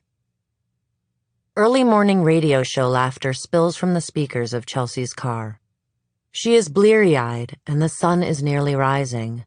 Her body aches. She should be heading home to grab a shower, eat, freshen up. Instead, she's driving the long winding road to Paradise Glen in Coldwell, to her parents' empty house, to what she cannot share with Noah. She rolls to a stop at a pair of wrought iron gates, lowers her car visor, and presses the button on a remote. The gates open with a groan and creak. She keeps the speed slow, passing an arched pathway with rickety stairs that lead down to a private beach and residences with gabled roofs, weathered gray shingled siding, and central chimneys. The Cape Cod-style houses are perched on a bluff and centered around a park with a miniature lighthouse. Chelsea and Lydia whittled their childhood away in that park, running the spiral stairs to the lookout of the lighthouse to watch for pirates. Goonies was a popular movie back then. She and Lydia reenacted their favorite scenes, always playing the same characters. Chelsea as Mikey, the eventual hero, and Lydia as Andy, the good girl love interest. When they'd grow tired of that, they'd entice the neighborhood kids out of their homes to play hide and seek. They'd chase each other through the streets, devour dinner, and beg their parents to let them sleep in the same bed at night. "We promise we won't stay up late. We'll go right to sleep." Back then, love was a thing that curled in Chelsea's lap to keep her warm. Back then, her heart had sighed in happiness. It had all been so idyllic. More than anything, Chelsea wishes there was a way to know when you were experiencing the happiest moments of your life. Chelsea winds a curve and parks in the driveway. She pays to keep the lights on, but doesn't bother with the yard maintenance anymore. At the front door, she takes a deep breath and unlocks it. A waft of stale air hits her first. Then other notes as she flips on lights in the foyer, family room, and kitchen. Antiseptic, rose potpourri, the ghost of her mother's perfume, Poison by Dior. Unsettling, yet soothing at the same time. Her cell phone rings, hitting all the lonely spaces in the vacant house. "Hey," she answers Doug, stopping in the dining room at the lucite table with matching chairs and a shell vase on top. The house could be historically registered as a pristine example of mid-90s architecture and interior design. Blonde hardwood floors, brass finishes, chunky pastel furniture. "How's the search going?" Have you found anything yet? Nope, not a fucking thing. Dogs lost Ellie's scent 2 miles west. It's like she appeared out of nowhere. No prints to follow, nothing. And it's raining now. The weather is shit. I don't know. Keep looking, she insists, standing at a bay window.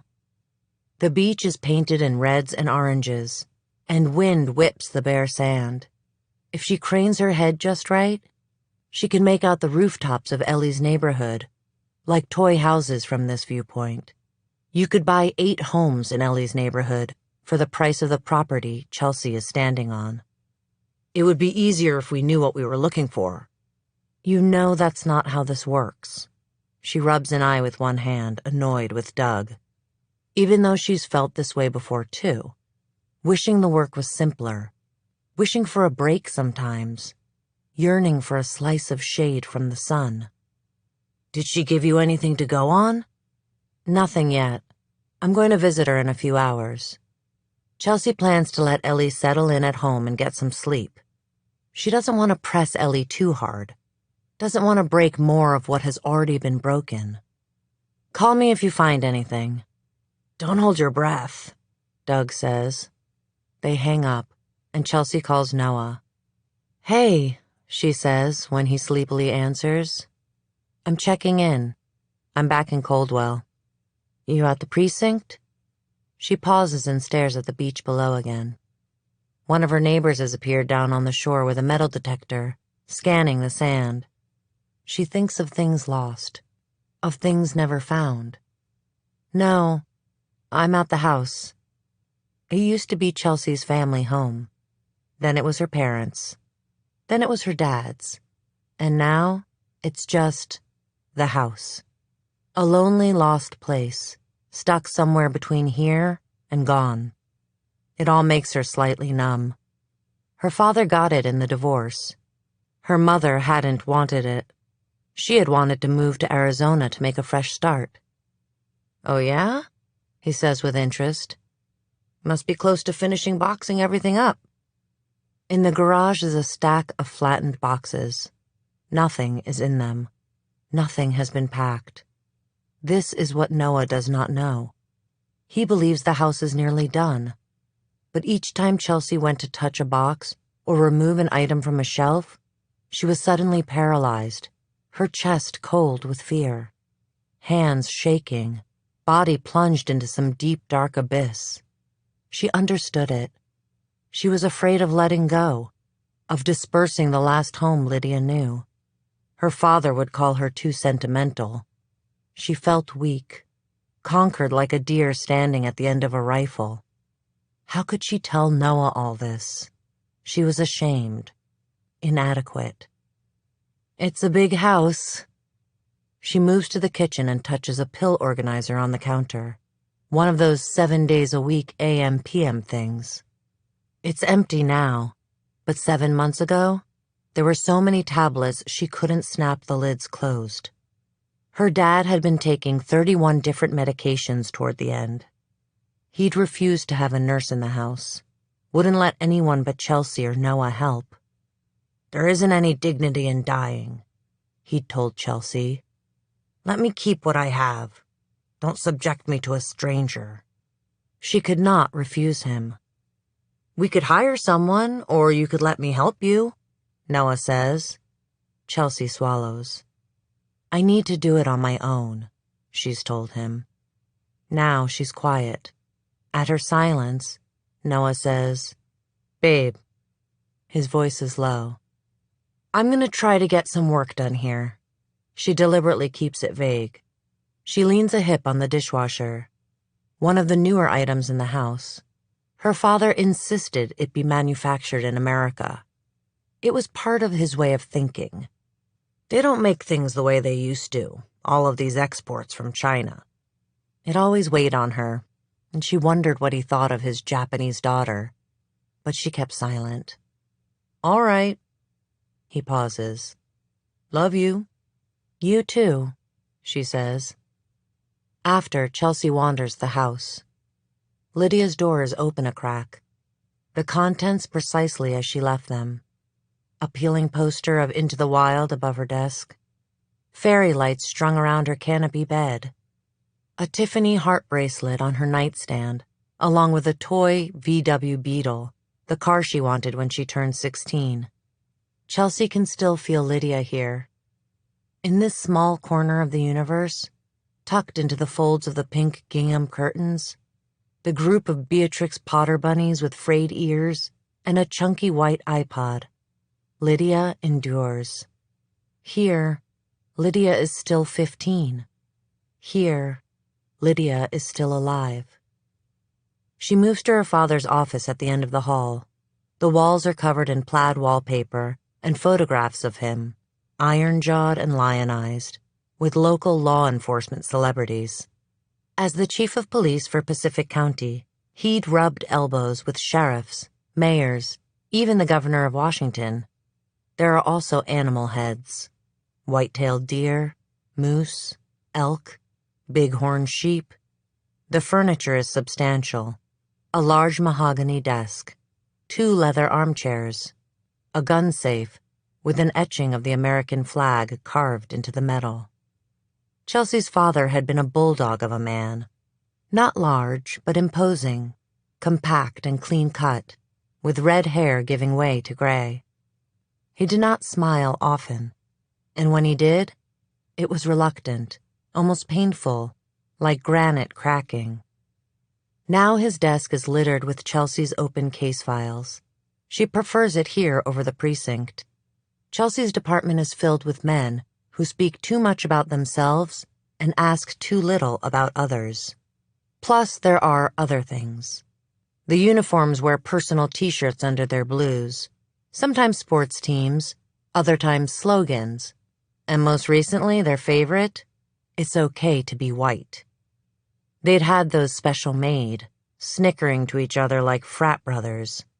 Chelsea is used to it by now.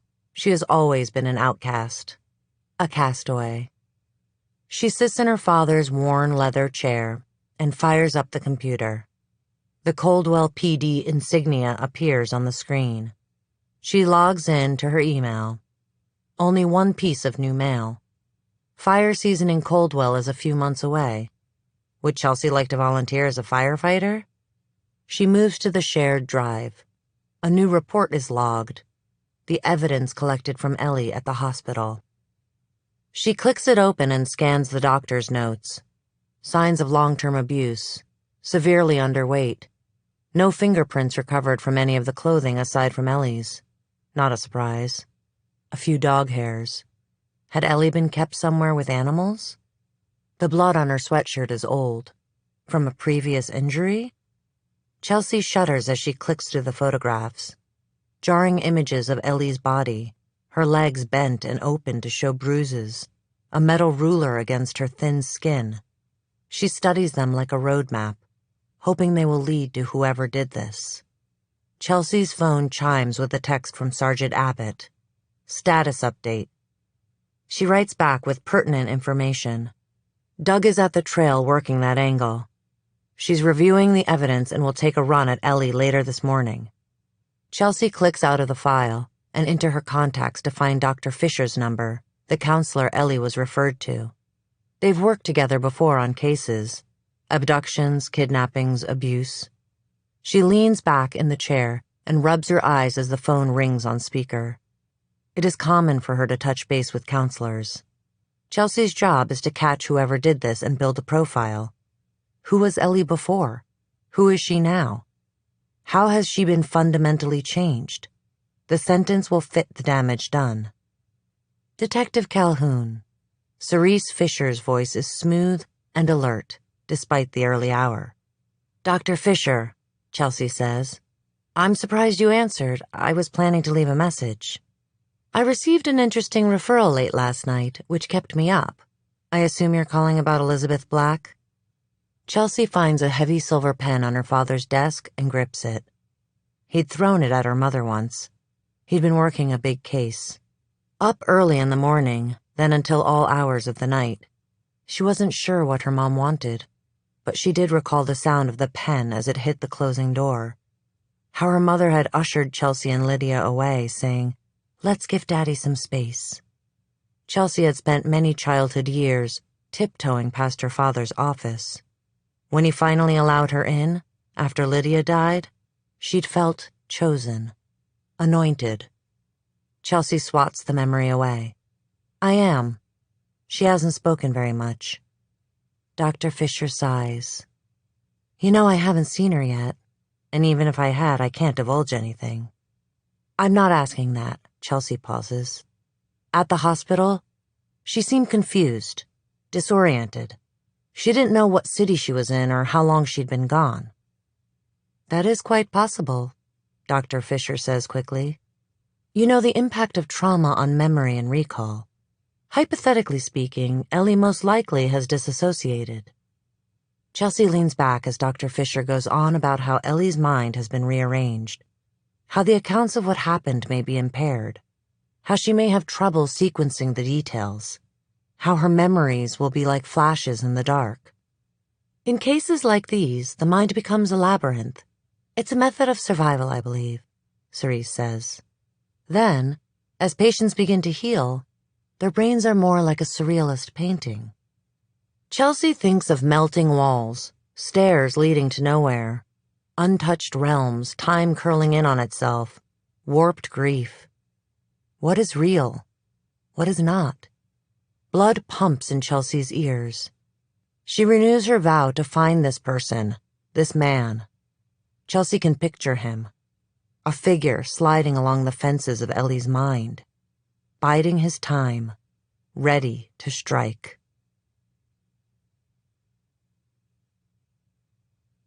2.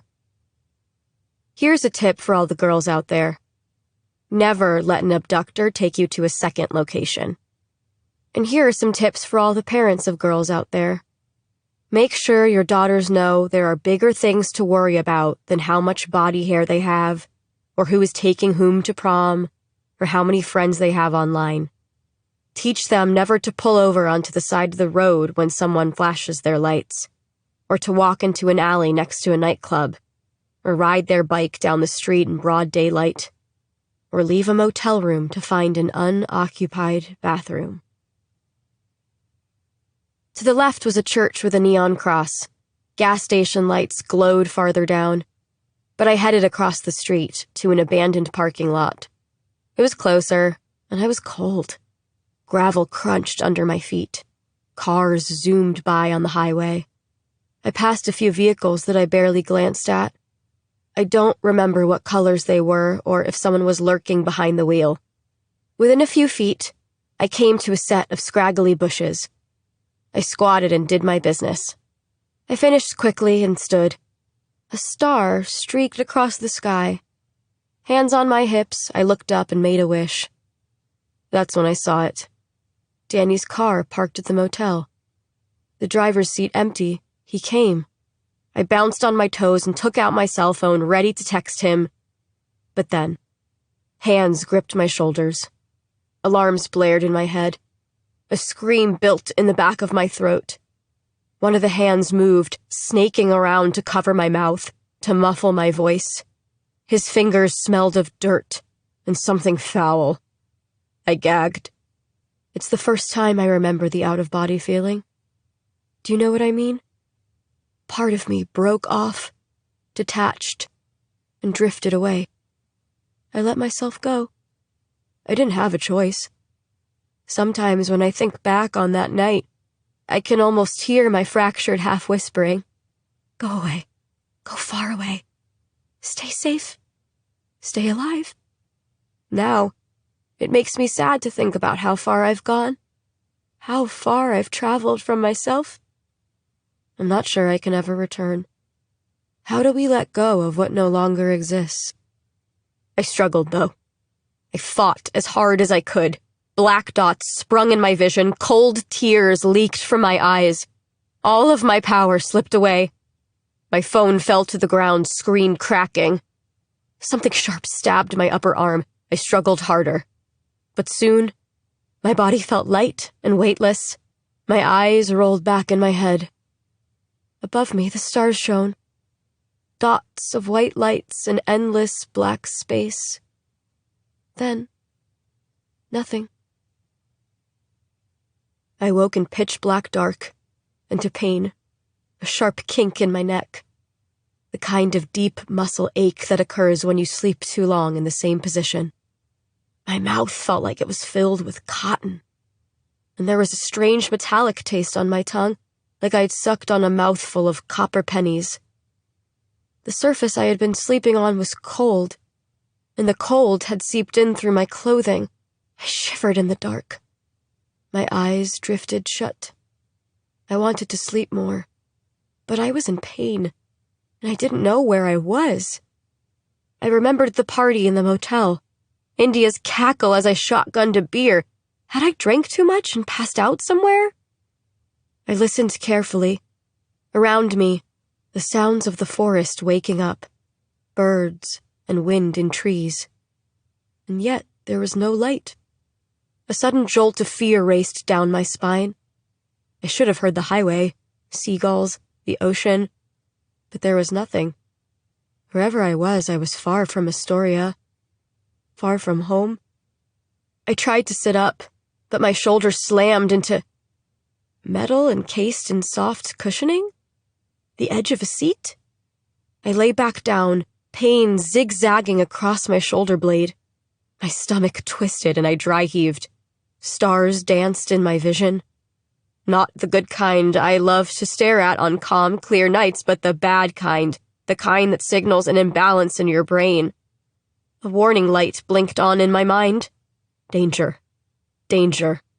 Danger. Instinctually, my hand went to the back of my neck, then fluttered down to my upper arm. I pressed. Sharp pain flared. I stood, swaying, nauseous and afraid. I breathed through it. I felt around like a blind person, tapping along the curved edges of seats, a floor, walls, windows. A school bus? Above me was a thin square outline of light. The emergency hatch. Suddenly, it didn't matter how I had gotten here. It only mattered that I got out. Adrenaline coursed through me. My heart raced. I was at the hatch, standing precariously on one of the seats. I pushed against the center of it with all the strength of my wrecked body. The hatch opened an inch, enough to let light pour in, but not enough for escape. The rounded edge of a padlock came into view. I pushed harder. It wouldn't budge. I stuck my fingers through the opening. Only cold metal. I pulled my hands back. Then I pushed the center of the hatch again. Nothing. I tried again and again. Sweat dotted my brow and my arms turned to limp noodles. The windows were totally blacked out. But maybe there was cardboard or paper on the outside. Maybe this was a cruel prank. My movements were clumsy, frantic. It took 3 tries before I slid the window down. But no air passed through. Only dirt. I dug my hands into the packed earth and scooped it inside. Dirt spattered the vinyl seat and got into my nose. Soon my hands hit clay and rocks. By this time they were cramping and bruised. I had to stop. I scurried to the back of the bus, to the farthest corner. There I huddled, arms looped around my legs, the weight of the truth crashing down on me.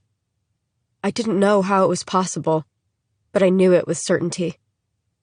I was underground. Someone had stuck me inside a buried school bus. Even though I was tired, I forced myself to stay awake. Sleep was terrifying. I bent forward and used my thumbnail to scratch a tally into the back of the seat in front of me. The edge of my pinky brushed against another mark, one I hadn't made. My hand drifted over it, tracing the images, circles and lines. Someone had made a stick figure family and crude letters under each drawing. I flattened my hand against the etching. Had someone else been here? Had they been buried too? Broken glassed terror rained down.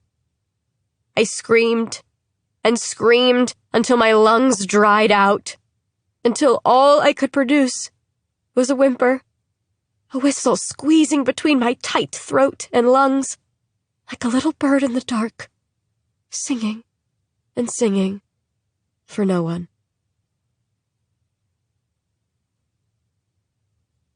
Chapter 6. The press is at Jimmy's house when he wakes up. He parts the blinds and stares, cup of coffee in hand, as they chuckle with one another in the frigid air. He sips and frowns at one of the newscasters who has drifted onto his lawn. He can hear the reporter through the thin pane of glass, practicing his speech. He is lauding Ellie for her resiliency. Jimmy's daughter is the one who got away. People adore a feisty heroine. Ellie is the lucky one. It all makes Jimmy sick.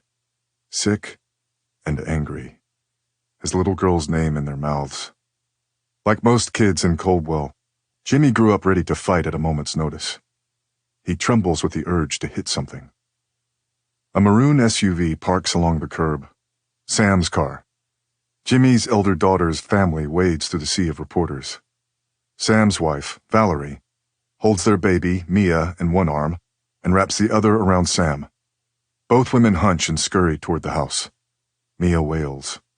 "I said no comment, assholes!" Sam slams the door. Valerie wanders into the corner of the living room, whispering platitudes to Mia. The baby's bawling subsides to a whimper. "Dad!" Then Sam is in his arms, and he's cupping the back of her head while she soaks his shirt with tears. He takes a moment and lets his cheek rest on the top of her head. She does not fit like she did when she was a child, right into the crook of his chest. She doesn't cling like she used to either. In fact, they don't hug much. Guilt stabs at him. He's enjoying the moment while Ellie is upstairs. "Where is Ellie? Where's Mom?" comes Sam's muffled voice. She pulls away and tilts her head up at him, and it is like she's a little girl again, looking at Jimmy as if he holds the solutions to the universe. It is Jimmy's greatest secret that he knows nothing. He fears someday he will be found out. Fears that someday someone will realize he has spent most of his life up before dawn, just trying to figure out how to get by. "You're the man of the house, Jimmy," he remembers his aunt telling him, mouth full of potato salad, after his dad died when he was 8. "You take care of your family." They're both sleeping. Sam nods. Then her eyes narrow at a pack of cigarettes on the mantel. "I thought Mom quit." Adult Sam is back. Sam was 10 when Ellie was born. She'd been excited about a little sister, had been a little helper, a second mother, and it stayed that way for the rest of her life. It does not escape Jimmy that Sam sometimes tries to mother her own mother, him too. When Sam had Mia, it was clear she planned to do things differently than her parents did.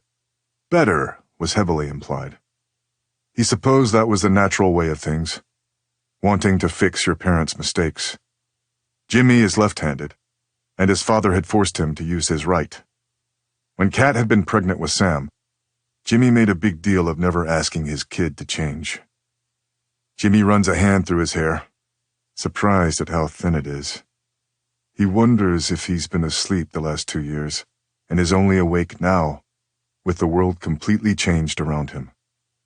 "Cut her some slack, would you? It's been a rough night." "She needs to learn better coping mechanisms," Sam says. "You're enabling her." Enable. Sam had said something similar about how he and Kat parented Ellie. When Ellie stole Sam's ID, Sam wanted them to report it to the police. "It's identity fraud," she'd exclaimed. "You have to report her. If you don't, it's enabling. She'll never learn."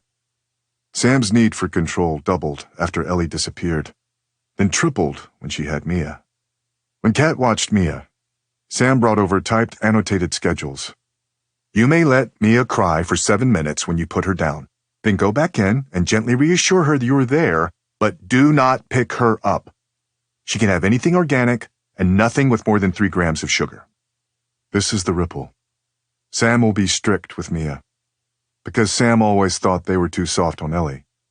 Maybe being strict will work, but most likely not. He should have taught his daughters that you cannot save yourself from heartbreak. You cannot save yourself from grief. "How is she?" Sam asks.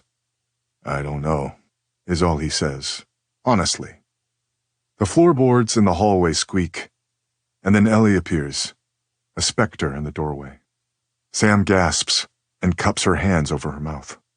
Valerie smiles, bouncing Mia. Ellie, it's good to see you again. Welcome home. This is your niece, Mia. Ellie blinks, turns, and walks away. They hear the back door slam.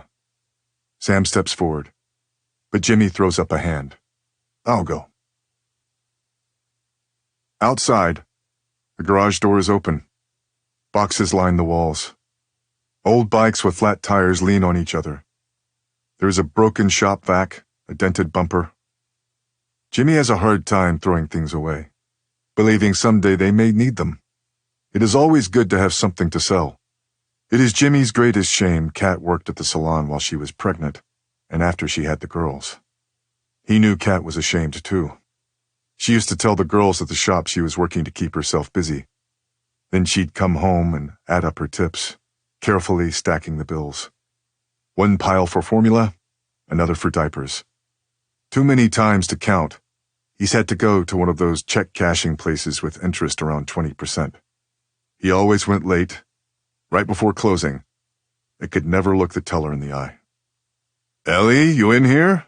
He calls, and finds her at the very back, at the workbench. I'm just getting some air, she says.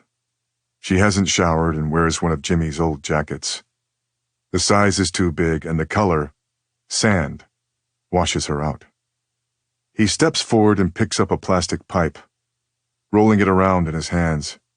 It's small, only 6 inches, with capped edges. It's a remnant from when he fixed some ductwork at the house. You get this down? He holds it up. The tip of his left ring finger is missing. He'd been out on the boat and alone when fishing wire twisted around his finger, slicing it clean off. Blood soaking the deck. He'd wrapped up his hand and finished his day before stopping by the ER on the way home. A flush sweeps across Ellie's cheeks.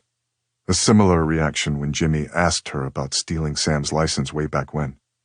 No, she states. Jimmy sighs and decides to let it go. He does not want to cause friction. It's not a big deal. He places the pipe back up high and faces Ellie, crossing his arms. There's a lot of press outside. Sam is inside. I've got some work to do on the boat. Was thinking of heading to the docks. It's how they used to connect, out on the water. Ellie would come with him on short fishing runs and test her dead reckoning skills or chart the stars. Ellie curls her hands in. That sounds good. A rush of relief.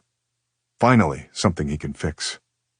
We can stop on the way and pick up a new phone for you. He already has his phone out and is texting Kat and Sam that he's taking Ellie away. Ellie shakes her head as if dislodging something unpleasant. Her eyes are dark with guilt, and she glances down. I don't need a phone. Jimmy draws in a breath. Now he remembers. They'd fought about a new phone before she disappeared. It was why she had the motel party, Jimmy later learned. It seems like such a small issue now. The most inconsequential thing, especially because Jimmy and Kat were doing all right then financially. They could have pinched their pennies, gotten Ellie a new phone, saved her life. Jimmy thinks about choices people make, how a decision cascades, how one event can change everything. Sure you do. I bet we can get the same number. We never canceled your plan. We'll get you a new phone, he insists. And Ellie doesn't say anything. But she does follow him out of the garage and into his truck. Jimmy's boat is called Turmoil. She is 46 feet of fiberglass, aluminum, and wood. Her paint is peeling. The deck is stained with rust and fish blood, and sometimes the engine smokes. But she's a good boat, reliable and worthy of trips all the way to Alaska. Ellie stands on the deck next to the cargo hatch, peering into 11,000 pounds of tuna on ice. Jimmy imagines hundreds of round black eyes staring back up at her, questioning. She has not spoken very much since they left. Only a begrudging thank you when he pressed the new phone into her hand. She left it in the car. Jimmy pulls a bag of coarse salt across the deck. He's wearing thick gloves. Back up. Ellie steps away, and he dumps the salt into the hatch. It will mix with the water to make a brine, which will keep the tuna frozen until he can process and sell it. It also causes moderate to severe burns. Jimmy's arms are flecked with red spots from the brine. Ellie wanders to the railing, wind blowing hair in her face, and he watches her. "You want to take her out a while?" he yells over the sound of water pumping into the cargo hatch. Jimmy is a solemn man, but the ocean opens him up. He believes everything is 10 times more beautiful when you're on the water. He used to believe the ocean swallowed problems, but he doesn't anymore. He knew Kat was pissed when he went out on the boat 3 days after Ellie disappeared. Honest to God, he'd stared into the ocean and thought of throwing himself over. He had failed at protecting his daughter. He deserved to die. He hated himself. But he'd come back and thought himself a coward because he couldn't do it. He wanted to live, to be with Kat, to fish and remember Ellie and the good times. His baby girl was all over the boat, standing at the helm, face turned up, laughing at the sea spray. Behind the wheel, tongue tucked in the corner of her mouth as they navigated home by the stars. Dancing on the deck to Motown and singing to the fish. They'd been happy then. She's gripping the railing now, and her eyes are squeezed shut, and Jimmy can tell something is wrong, askew. He struggles to find words.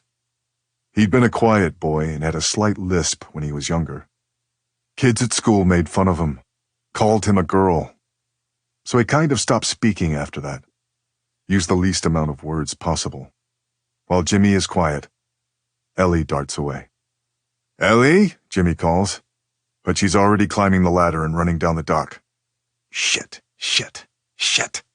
He rips the gloves from his hands, remnants of the brine burning his fingers, and chases her. He flashes on a memory of Ellie at age 4, running from him, lost in a hurricane of a temper tantrum. She hadn't been looking where she was going and ran toward the ocean. A wave came, knocked her down, and he scooped her up before the ocean could take her. He relives that moment now, the sickening dread, the fear you may lose something precious. After he'd rescued her, he'd tossed her up in the air, crying and laughing at the same time. Now, he slows, seeing her waiting for him by the truck. The tin-roofed cannery is behind her. Once, it boasted hundreds of jobs, and now, only a few, mostly replaced by machines. Big companies are buying up commercial boats and licenses. Jimmy has had offers for 7 figures, but he won't take it. It's his legacy. He is from a long line of laborers, of maimed men, underpaid men, salt of the earth men. Jimmy believes all of his self-worth lies on the boat, and the blood-soaked planks and peanut butter sandwiches.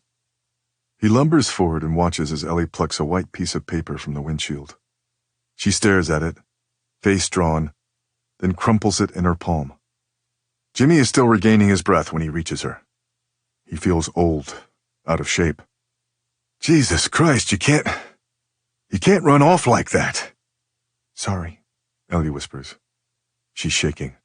Her lips and chin tremble, and Jimmy thinks he's made her afraid by yelling. Rage explodes behind Jimmy's eyes. Not at Ellie, but at whoever did this to her. His daughter has never been afraid of him before. A car door slams, and they both turn toward the noise. Detective Calhoun steps out of her plain sedan and waves. "Morning." She smiles bright and walks toward them. The paper falls from Ellie's hand, and Jimmy stoops to pick it up. It's a postcard with birch trees on the front, and the number 3 sharpied on the back. Other cars in the lot are peppered with bright-colored flyers pinned under their windshields, different from the postcard. Odd. But then again, lots of folks come through Coldwell as a stopover on their way to the Olympic National Forest. The woods draw all types. Those who are lost, those seeking to be lost, those with something to say. It's not unusual for cryptic flyers to appear on your doorstep or under your windshield or pinned to telephone poles. Proselytizations flapping in the Coldwell wind. Jimmy recrumples the postcard and throws it into the back of his truck.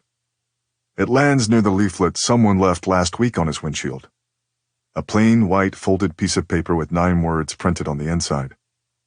May you never ignore your growing sense of disquiet.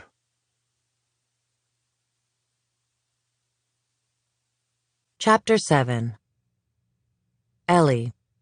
Chelsea strides forward, gravel crunching under her shoes. Ellie is wearing an oversized jacket, and her face is pale. Jimmy doesn't appear much better. Chelsea has interrupted something. Everything okay? Her voice arches with the question. Ellie's cheeks redden, and she shoves her hands into her pockets. How'd you know I was here? Defensiveness caps her tone. I stopped by the house. Kat let me know. Chelsea keeps her voice neutral. She places her hands on her hips and stares out at the sea. Noah is terrified of most natural disasters. Earthquakes, volcano eruptions, tsunamis. She never much liked the ocean either. Panic inches up her spine every time she peers at the endless horizon. But Lydia had loved the sea. Chelsea's sister was giddy imagining all the life under the water. Giant squids, blue whales, bright coral. Her sister fantasized about worlds beyond her own. Of escaping. Chelsea. Jimmy holds out a hand. Chelsea clasps Jimmy's hand. Hey, Jimmy. How are you doing? The morning is damp and cold, skulking. The sky gray, the color of wet newspaper. I could do without a bunch of reporters on my lawn and people leaving shit on our porch, Jimmy says. Chelsea nods in acknowledgement. She had to wade through pink teddy bears, candles, and bouquets of flowers to knock on the Blacks' door, not to mention the news vans. But other than that, I'm all right. Happy to have my girl home. Chelsea eyes Ellie, her dark hair like a curtain as it hangs down her face. Yeah, Kat said the media showed bright and early this morning. I'll get a few more units to drive by and try to discourage them. That'd be appreciated. Jimmy nods and stares expectantly at her. I was hoping I might speak with Ellie, Chelsea says evenly with a hint of a smile. A seagull lands nearby with stringy bits of fish in its beak, then gulps it down. I don't know, Chelsea. Jimmy scratches the back of his head. There are blood spots on his hands. But I guess it's up to you, he says to Ellie. Ellie presses her lips together, and Chelsea sees the no forming. We can chat wherever you'd like. Your house, or I can take you two out for some donuts and coffee. What's more comfortable? She looks at them, feeling bad, refusing to take no for an answer. Ellie winces but finally says, My house. 17 minutes later, Chelsea sits across from Ellie in the Blacks' living room. Chelsea expected Ellie to choose her home turf, a place she feels in control. She once interviewed a victim in their bedroom under a pile of comforters. If Ellie were a suspect, Chelsea might bring her to the station, have Ellie sit in a windowless room for a while, maybe even turn up the heat. Then she'd bring in a bottle of water, slide it across the table, and make small talk while slipping in the suspect's Miranda rights. Chelsea sits on the edge of a worn-out recliner, the same chair she sat in while taking Kat's and Jimmy's statements the day Ellie disappeared. Despite her lack of sleep, Chelsea's never felt lighter, more present. It's the adrenaline, a high. She is most alert when she's solving a case. Kat and Jimmy are in the backyard. Cigarette smoke drifts through a cracked window mixing with mandarin candles. The murmur of reporters filters through the thin glass. Chelsea removes an audio recorder from her pocket. I'd like to record this, you mind? Ellie shakes her head and fingers her left wrist. She's still wearing the oversized jacket, like a blanket covering her from neck to knees. It's fine, I guess. Chelsea clicks on the recorder and sets it on the nicked coffee table. Quickly, she lists off the basics. Her name, Ellie's name, the location, date, and time of the interview. Now, she says to Ellie, tell me what you remember. We could start with the night you disappeared? It's quiet for a moment. A faucet drips in the kitchen. Ellie's eyes flick to Chelsea, then away. I was so dumb, she says. Chelsea remains silent, waits. Ellie swipes under her nose. I shouldn't have ever left the party, she says meek. Chelsea nods. Blaming yourself is common in these scenarios. People are conditioned to believe girls plus bad choices equals bad things. It's a type of inoculation. Lead a good life, and nothing heinous will befall you. But no one is invulnerable. No one untouched. The party? Chelsea inserts. Ellie gives an angry chin jerk, and her voice is taut. I had to pee. Someone was hooking up in the bathroom. I'd been drinking. She offers up the detail like a challenge. Chelsea waves a hand. She remembers picking through Ellie's room, finding joints and booze. Secrets. Every teenage girl is hiding something. The contraband didn't amount to much for Chelsea. It did not condemn Ellie. You had a few drinks. It's not your fault. Ellie's arms loosen. She relaxes a bit. I was going to go to a gas station, but the parking lot was closer. I, really had to go. Chelsea nods. Will Gunner, Ellie's ex-boyfriend, corroborated this story 2 years ago when Chelsea interviewed everyone at the party. Ellie had to use the bathroom. That's it. What happened next? I don't know, really. I was grabbed. Drugged with something, I think. After that, it's a blank. Ellie bows her head. I woke up in the dark. When she looks up, her eyes shine wet. Tell me about the dark. What did it smell like? Feel like? Ellie trembles and wipes her tears, leaving wet slashes in the wake of her fingers. It was cold and smelled like mildew, like plastic, like my vinyl records. I could hear birds, an owl sometimes, dogs howling. She abruptly stops and grips her left wrist. You keep touching your wrist. Is there a reason why? Ellie jerks and places her hands under her thighs. No reason. A lie, Chelsea thinks. She waits a beat, an infinite pause for Ellie to fill in more. But Ellie stays mute, chin trembling. All right, let's go back to the dark. How did you feel? I hurt all over, and I was hungry. I was scared. The words come out choppy, serrated. Yes, of course you were. A short pause. Were you alone? No. I mean, yes, for a while. I think a few days. Then what happened? Chelsea edges forward. I was so hungry. I thought I was dying. Then he came. Chelsea swallows. Tell me about him.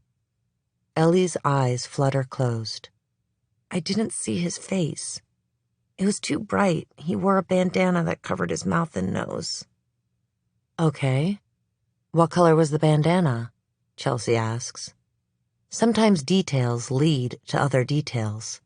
An angry voice to a furrowed brow with a scar running through it. Red. It was red. It hurt staring up at him. Underground. Ellie was kept somewhere underground, Chelsea realizes. Ellie's eyes open suddenly. I don't want to do this anymore. A sudden sting of disappointment. That's okay. She forces a smile. Perfectly fine. We can pick it up again tomorrow or the next day. We'll take our time. No. Ellie's nostrils flare. I don't want to do this at all. I'm not sure I understand, Chelsea says, though she does. Sometimes victims decline to participate in the investigation. It's their right. To move on. To not relive the painful memories.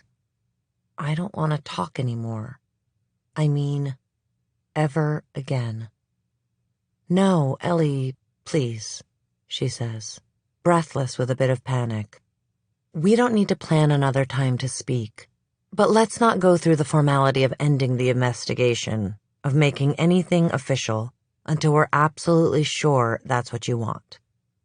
Without Ellie's participation, The ADA won't touch the case. There'd be no prosecution. Chelsea cannot stand the thought. To have come this close to catching whoever did this, and have it all slip away as easy as a body in the tide. Take all the time you need, Ellie, she says, and it's a defensive move. A tunnel opens inside Chelsea's mind, and she slides backward 15 years. She'd heard Lydia's door open that night, and swung hers wide right after. "Where are you going?" Chelsea had asked, rubbing a bare foot against her shin. Her toes were painted a dark purple color, called Boris and Natasha. "Nowhere." Lydia's hair was crisp and curled, her lips maroon, and she wore a cropped cardigan, a lacy camisole underneath, dressed older but looking young, wide-eyed and fresh, like a mermaid breaking the surface and seeing land for the first time. It had been a harvest moon, and shimmering orange light filled the house. Chelsea didn't budge. Lydia rolled her eyes, and an excited smile lit her face. "I'm going to a party at Oscar's house." Oscar Swan was a senior. Lydia was a sophomore, and Chelsea was a freshman. The girls were not allowed to date yet. Their father was a sit-on-the-porch with a shotgun to scare off boys type.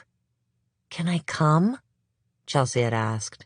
She worshipped Lydia, had followed her around like a lovesick puppy, copying her mannerisms, wearing her clothes, offering her the last kudos bar. "No," Lydia replied, sharp and smug. "You should see Oscar. He's like obsessed with me." She sobered. "Don't tell Mom and Dad." Chelsea had been more fragile then, much needier. She desperately wanted her sister's approval, wanted to be liked, so she'd answered, "Of course not." Lydia smiled. "Good, because I'd hate you forever if you did." Then she stuck out her pinky. Chelsea had stuck hers out too. "Swear," they'd said, hooking their pinkies together and shaking. Lydia scooted away, pausing at the top of the stairs and pressing a finger to her lips. "Shh, don't tell." Off Lydia went, wild in love. If only Chelsea had held on to Lydia, begged her not to go, or begged to go with her. Maybe Lydia would still be here. Chelsea had waited to tell her parents. 2 whole days passed before Chelsea fessed up. She knew where Lydia had gone. 2 whole days. Chelsea watched her mother weep. 2 whole days, police trudged in and out of her house. 2 whole days before Chelsea's family learned what really happened, that Oscar and Lydia were dead. As a final thought, Chelsea drops her voice and adds, "If you're afraid, we can protect you.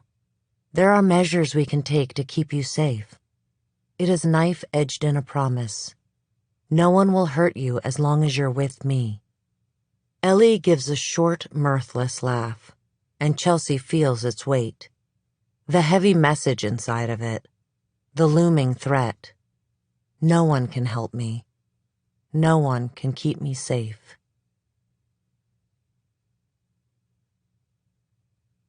Three. Here's the thing. I didn't have big dreams. No plans for college, no plans to move away from Coldwell. Not like Sam, who grew like a tree, always reaching higher and higher, hoping to catch the sun. I would have probably married Danny, popped out a couple of kids. It would have been a small life, but it would have mattered. I still matter, don't I? On the bus, every day, I shrank, little by little, until it was unbearable. The desperation, the longing. I think that was the purpose. Actually, I'm nearly positive.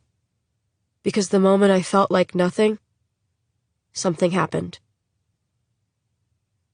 The second day, I lay crumpled in one of the seats. It will be all right, I told myself over and over again. I was cold and shaking, my teeth painfully chattering. Mom will realize you're not where you're supposed to be. She'll look for you. It will take her an hour, maybe 2, tops. I dug my hands into my pockets. I usually kept my cell phone there, but it was gone.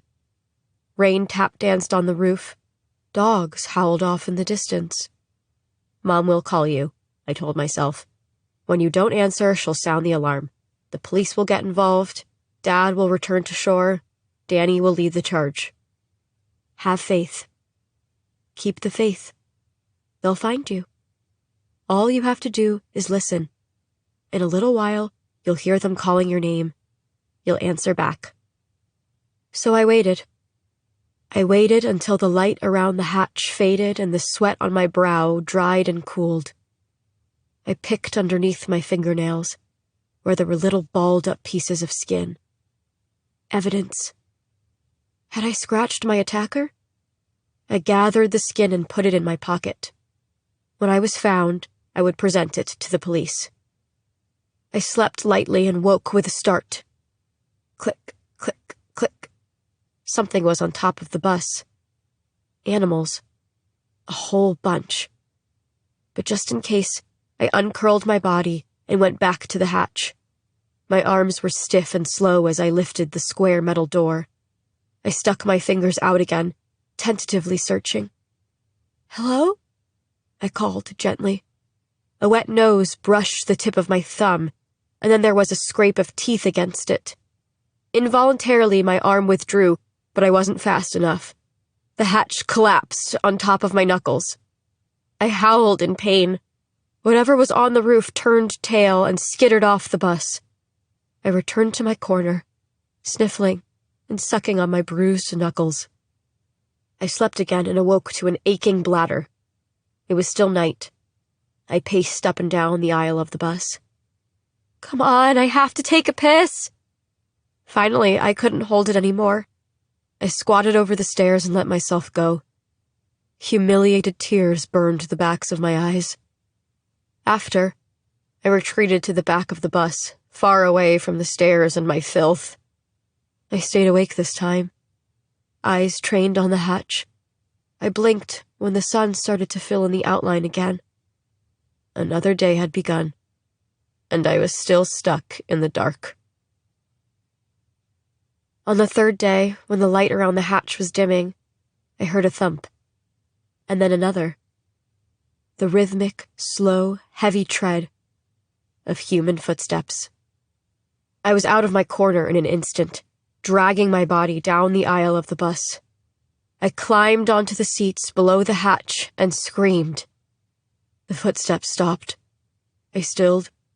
Metal scraped against metal, and then there was a click. The hatch opened. A person stared down at me, their face covered with a red bandana, their body limned in light. The person had a flashlight and shined it in my face. It stung. I scurried into a seat and shielded my eyes. What's your name?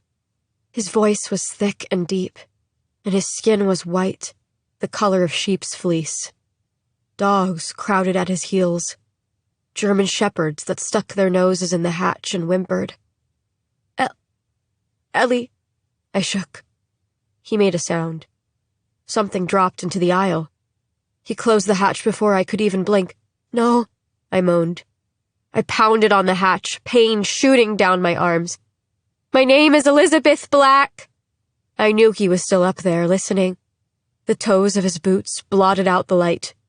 I could hear the click of the dog's claws. My name is Elizabeth Black. Please, my parents will give you anything. I went quiet, waiting. Nothing. What do you want? You son of a bitch! I lashed out. He stepped back off the hatch. No, I didn't mean that. Whatever you want, please. The thump of his boots grew softer in retreat. The dogs went with him. Please, I said, again and again. I sank back down, huddled in the dark. I landed on something. It was soft and spongy. I picked it up, brought my nose to it. Clean, slightly sweet. Bread. I tore into the loaf, jamming fistfuls of it in my mouth. Then I remembered 2 things had dropped. I felt along the floor under the seats, until I found a plastic bottle of water. I took a long, deep drink. My stomach hurt. I'd eaten too quickly, and now the bread was like a rock in my gut. After I finished, I realized the bread and water could be poisoned.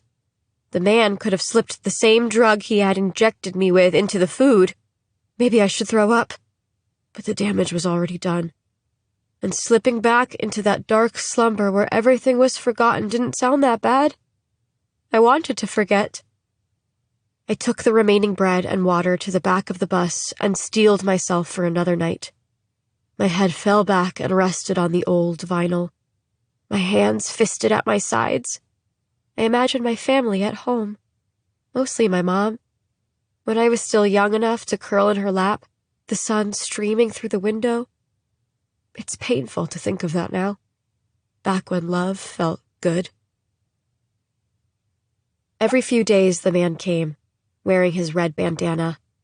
He'd open the hatch and stare down at me. He always asked the same question. "What is your name?" I always gave the same answer. "My name is Elizabeth Black." And then I would beg, consumed with panic. "Please, let me out. I'll give you whatever you want. Anything."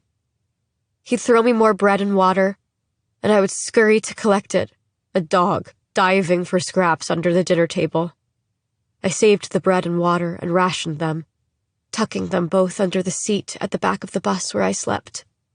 I allowed myself a few sips a day, and when it rained, I gathered water from the hatch by cupping my hands and drank until I was full. Sometimes the bread would mold. I could smell it. I ate it anyway. And the loneliness? I thought I might die from it. Burrowed under my skin and fed on my blood and bones like a parasite. When the man returned, I refused to answer him. "What is your name?" he asked. I kept silent, tucking my chin into my chest and refusing to move from the driver's seat. He slammed the hatch shut and locked it up. He didn't leave me any bread or water, a punishment for my silence. The man didn't come for 5 days. It was the longest stretch I'd gone without seeing him. My bread and water ran out. No rain came. Hunger and thirst gnawed, and I pulled down the windows on the bus, sucking moist dirt through my teeth, searching for a single drop of water until I choked. I ate worms, too, their bodies squirming and falling still as my incisors cut them in two. It wasn't the worst thing I did on that bus. Here's what I learned about the human body. It is hardwired to live. No matter how much you will your heart to cease its gentle beating, it will endure. Instinct kicks in, driving you to extremes, like feeling along your thigh, your arm, thinking of ways to make your appendages bleed so you can experience the sensation of wetness on your tongue. But then I stopped thinking of my family. I stopped craving food. I stopped dreaming. I don't think I knew how to anymore. More days slipped by. I lay down on the bench seat at the back of the bus, sure I wouldn't get up again. It was time to give up. Give in. I'd reached my lowest point. My eyes fluttered closed, ready for it. For death, cruel and glorious and sweet. Footsteps. The hatch opened. I couldn't move. I was too weak. Light flooded the cavernous space. The man's shadow stretched the length of the school bus aisle until it almost touched me. "What is your name?" he called down, a finality to his words. If I did not answer, he would not return. The dog sniffed at the opening.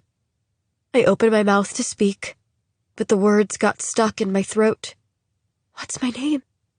What's my name? I couldn't remember. Did I even exist anymore? I squeezed my hand into a trembling fist. My bruised knuckles sent a shockwave of pain through me. Yes, I was still there, still alive. Barely. "What is your name, girl?" he asked. girl. Yes, I was a girl. I was a girl who loved a boy. What was the boy's name? My fingers skimmed the scratches in the vinyl. I had etched my name there once. But it was jumbled up. Name, name, name. The word beat like a drum in my head. But nothing followed. I spiraled into darkness. The man moved, and the hatch closed halfway. He hadn't thrown me any food. I tried to scream, but it came out as a grunt. It was all I could manage. The hatch opened back up. The best gift. Tell me your name, girl. He crouched at the edge of the opening. His boots sent specks of dirt fluttering down, a show of glitter suspended in the sunlight. One of the dogs lay beside him inside. I managed to slip from the bench seat. I crawled down the aisle. The grating dug into my hands. The man was patient. I stopped below him, tipping my chin to the light. I don't know. Don't know what? New words. He had never said so much before. Please don't go away. My limbs shook, and so did my voice. My name. I don't remember it. The man stood. I thought he was going to close the hatch. I resigned myself to a slow death on the bus. I would die on this grating. I was too weak to move back to my safe spot. I was ready. Let my soul rise above my body. In the distance, I heard the phantom voice of my mom calling. In my thoughts, I answered back, I'm coming. Won't be long now before I am home. But he didn't leave. He lay down, dipping the upper half of his body into the bus. He reached for me. Take my hand. My eyes were wet with tears. I reached back. My hand closed around his wrist. He pulled me up into the daylight, nearly yanking my arm out of its socket. The sun blinded me. Even though I couldn't remember my own name, or the name of the boy I loved, I remembered the name of the feeling sweeping through me. Joy. At last.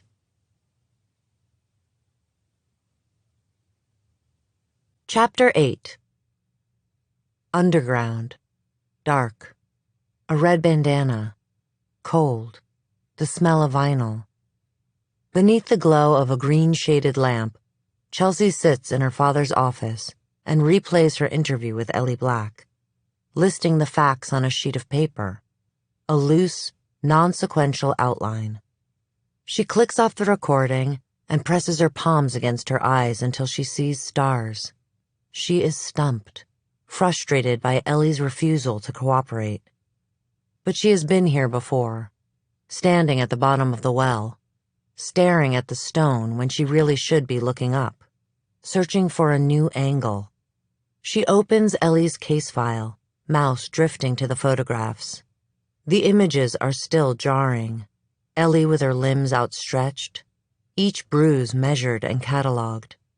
There are pictures of her clothing, items laid out on a steel table, a dingy white bra and a pair of thin underwear with pinholes from overuse, a pair of unlaced shoes, jeans, a sweatshirt with a University of Washington volleyball insignia. The bloodstain is smeared as if wiped. A transfer, then, not from a gunshot or other spatter. Could the sweatshirt have been used to clean blood off of something or someone? A small square of fabric has been cut from the center of the stain to be submitted for analysis. It will be run in CODIS, the combined DNA index system, for a match. If the blood isn't Ellie's, and if Ellie's abductor has priors, it will show up. Blood always tells. Chelsea leans forward and rubs her lips until the letters blur together. What had Ellie been wearing when she was taken? She slides back in time, recalling her initial conversation with Kat the day after Ellie disappeared. It was mid-morning. Ellie had been missing for less than 10 hours. Kat had peered up at the ceiling. What was she wearing? I don't know. At that moment, Kat was pale and blank, the physical manifestation of the word shock. You know, I lost Ellie once when she was a toddler. We were in Seattle at the Children's Museum. One minute she was there, and the next she was gone. You turn your head for 1 second. Anyway, we found her in the next exhibit. One of my girlfriends said I should start carrying a photograph of Ellie just in case. I'd forgotten about that until now. Kat wrung her hands, too distraught to continue. She squeezed her eyes shut, then forced herself to carry on. We fought about her jeans yesterday. She'd written on them with a Sharpie. Did you and your mom ever fight? She asked Chelsea. No, Chelsea replied, thinking of her teenage years after Lydia died, how she and her mother orbited each other like binary stars, never crossing paths. You couldn't fight if you didn't speak to each other. That's good, Kat said with a furtive smile. She shook her head. I can't remember her top. I should have told her she couldn't go out last night, but I didn't want to fight again. It's been rough with Ellie. Much rougher than with my first. We got pregnant with Sam when I was 18, and I waited to have Ellie until I was older. I wanted to do it right, you know. All the things with Sam I got wrong. But Ellie, she's so different than I imagined. So much harder. I can't help thinking she's somewhere and needs my help. In my head, I keep hearing the words Ellie needs me. Ellie needs me. Chelsea sucked in air through her teeth, feeling a kinship with Kat. It haunted her, too. The voice she could not hear. Often, she wondered what Lydia's last moments were like. How much blood she'd lost. What she saw. What she said. If she'd begged. Asked for her mother or for Chelsea. Enough. Chelsea shook it off. It's no problem you don't remember what Ellie was wearing, Chelsea had said to Kat, flipping her notebook shut. I'm heading to India's after this, and I'll ask her. See if she has any photographs. India did have a picture of them drinking wine coolers and flashing peace signs in the cheap motel room. Chelsea opens that photo now. It takes a moment to load on her father's old Dell computer, the image revealing itself one static inch at a time. There, Ellie was wearing a maroon crop top with a flannel over it. These are not the clothes Ellie was wearing in the forest. Not the clothes stripped from her body in the hospital. Not the clothes laid out on the metal table. This University of Washington sweatshirt, jeans, and tennis shoes, are new clothes. Not surprising, it's been more than 2 years. Her abductor could have bought them. But maybe Chelsea could trace them. There's a lightness in her chest. A lead. She narrows in on the sweatshirt. It's a popular school. Could Ellie's abductor be an alumnus? She zooms in. The emblem is the UW logo with the word volleyball underneath. She clicks to the next photo of the back of the sweatshirt, a number 55. She opens her browser and searches UW volleyball. Rosters date to 2011. No players with the number 55. Huh. She clicks back to the photograph of the front of the sweatshirt and zooms in on the tags. One-of-a-kind custom college apparel. She searches the company online and phones customer service, perching on the edge of her seat while the line rings. An answering service picks up. Thanks so much for calling One-of-a-kind custom college apparel. You've reached us after business hours. She leaves a message with her details. This is Chelsea Calhoun. I'm a detective with the Coldwell Police Department. I have a question regarding a sweatshirt purchased from your company. Please give me a call back as soon as possible. Disconnecting the call, Chelsea flexes her hands and rubs her eyes. She's tired now, her body achy. When was the last time she slept? She cannot remember.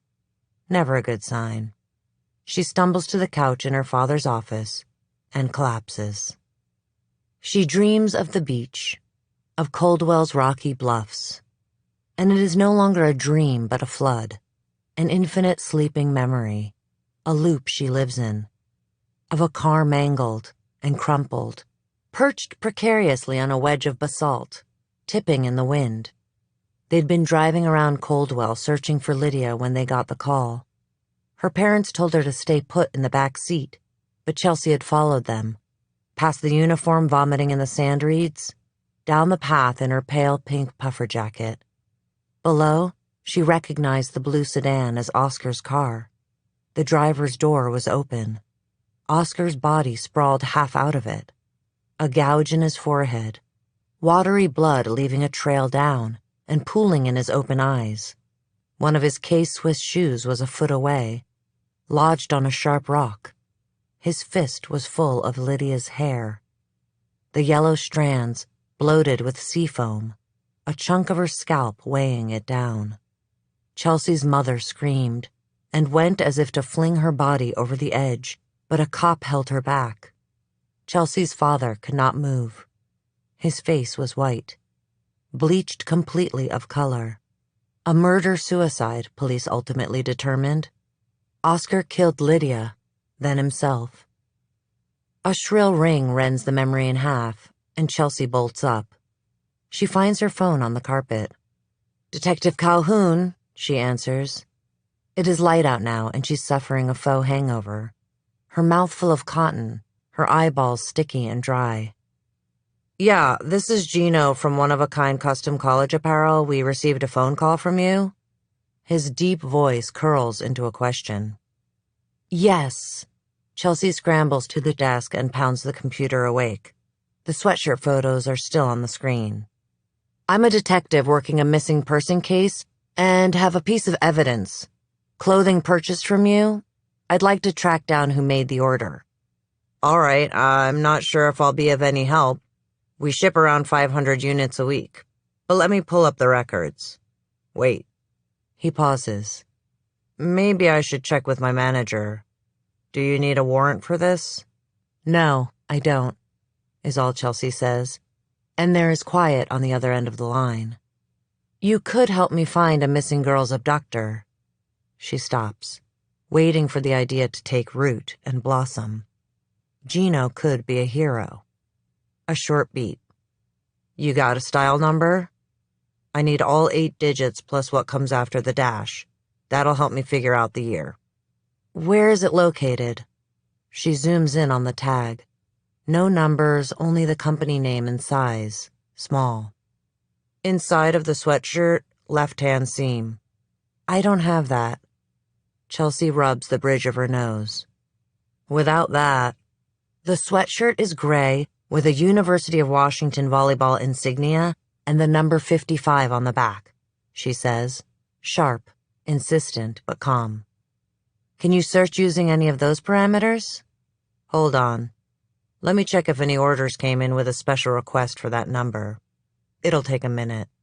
But you know, this computer system only goes back 5 years. Anything before that isn't accessible anymore." "Give it a try," Chelsea prompts. There is tapping in the background. "Got something," he says. "An order from 2018 for a custom sweatshirt.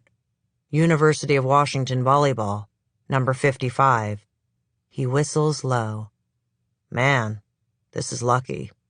Did I say we ship out over 500 units? Name? Name on the order, please?" Her palm is sweaty. This could be something. Or this could be nothing. But the chance, the promise of it, makes Chelsea salivate. She has a tree to shake now, a fight to win. He sighs. "Althea Barlow."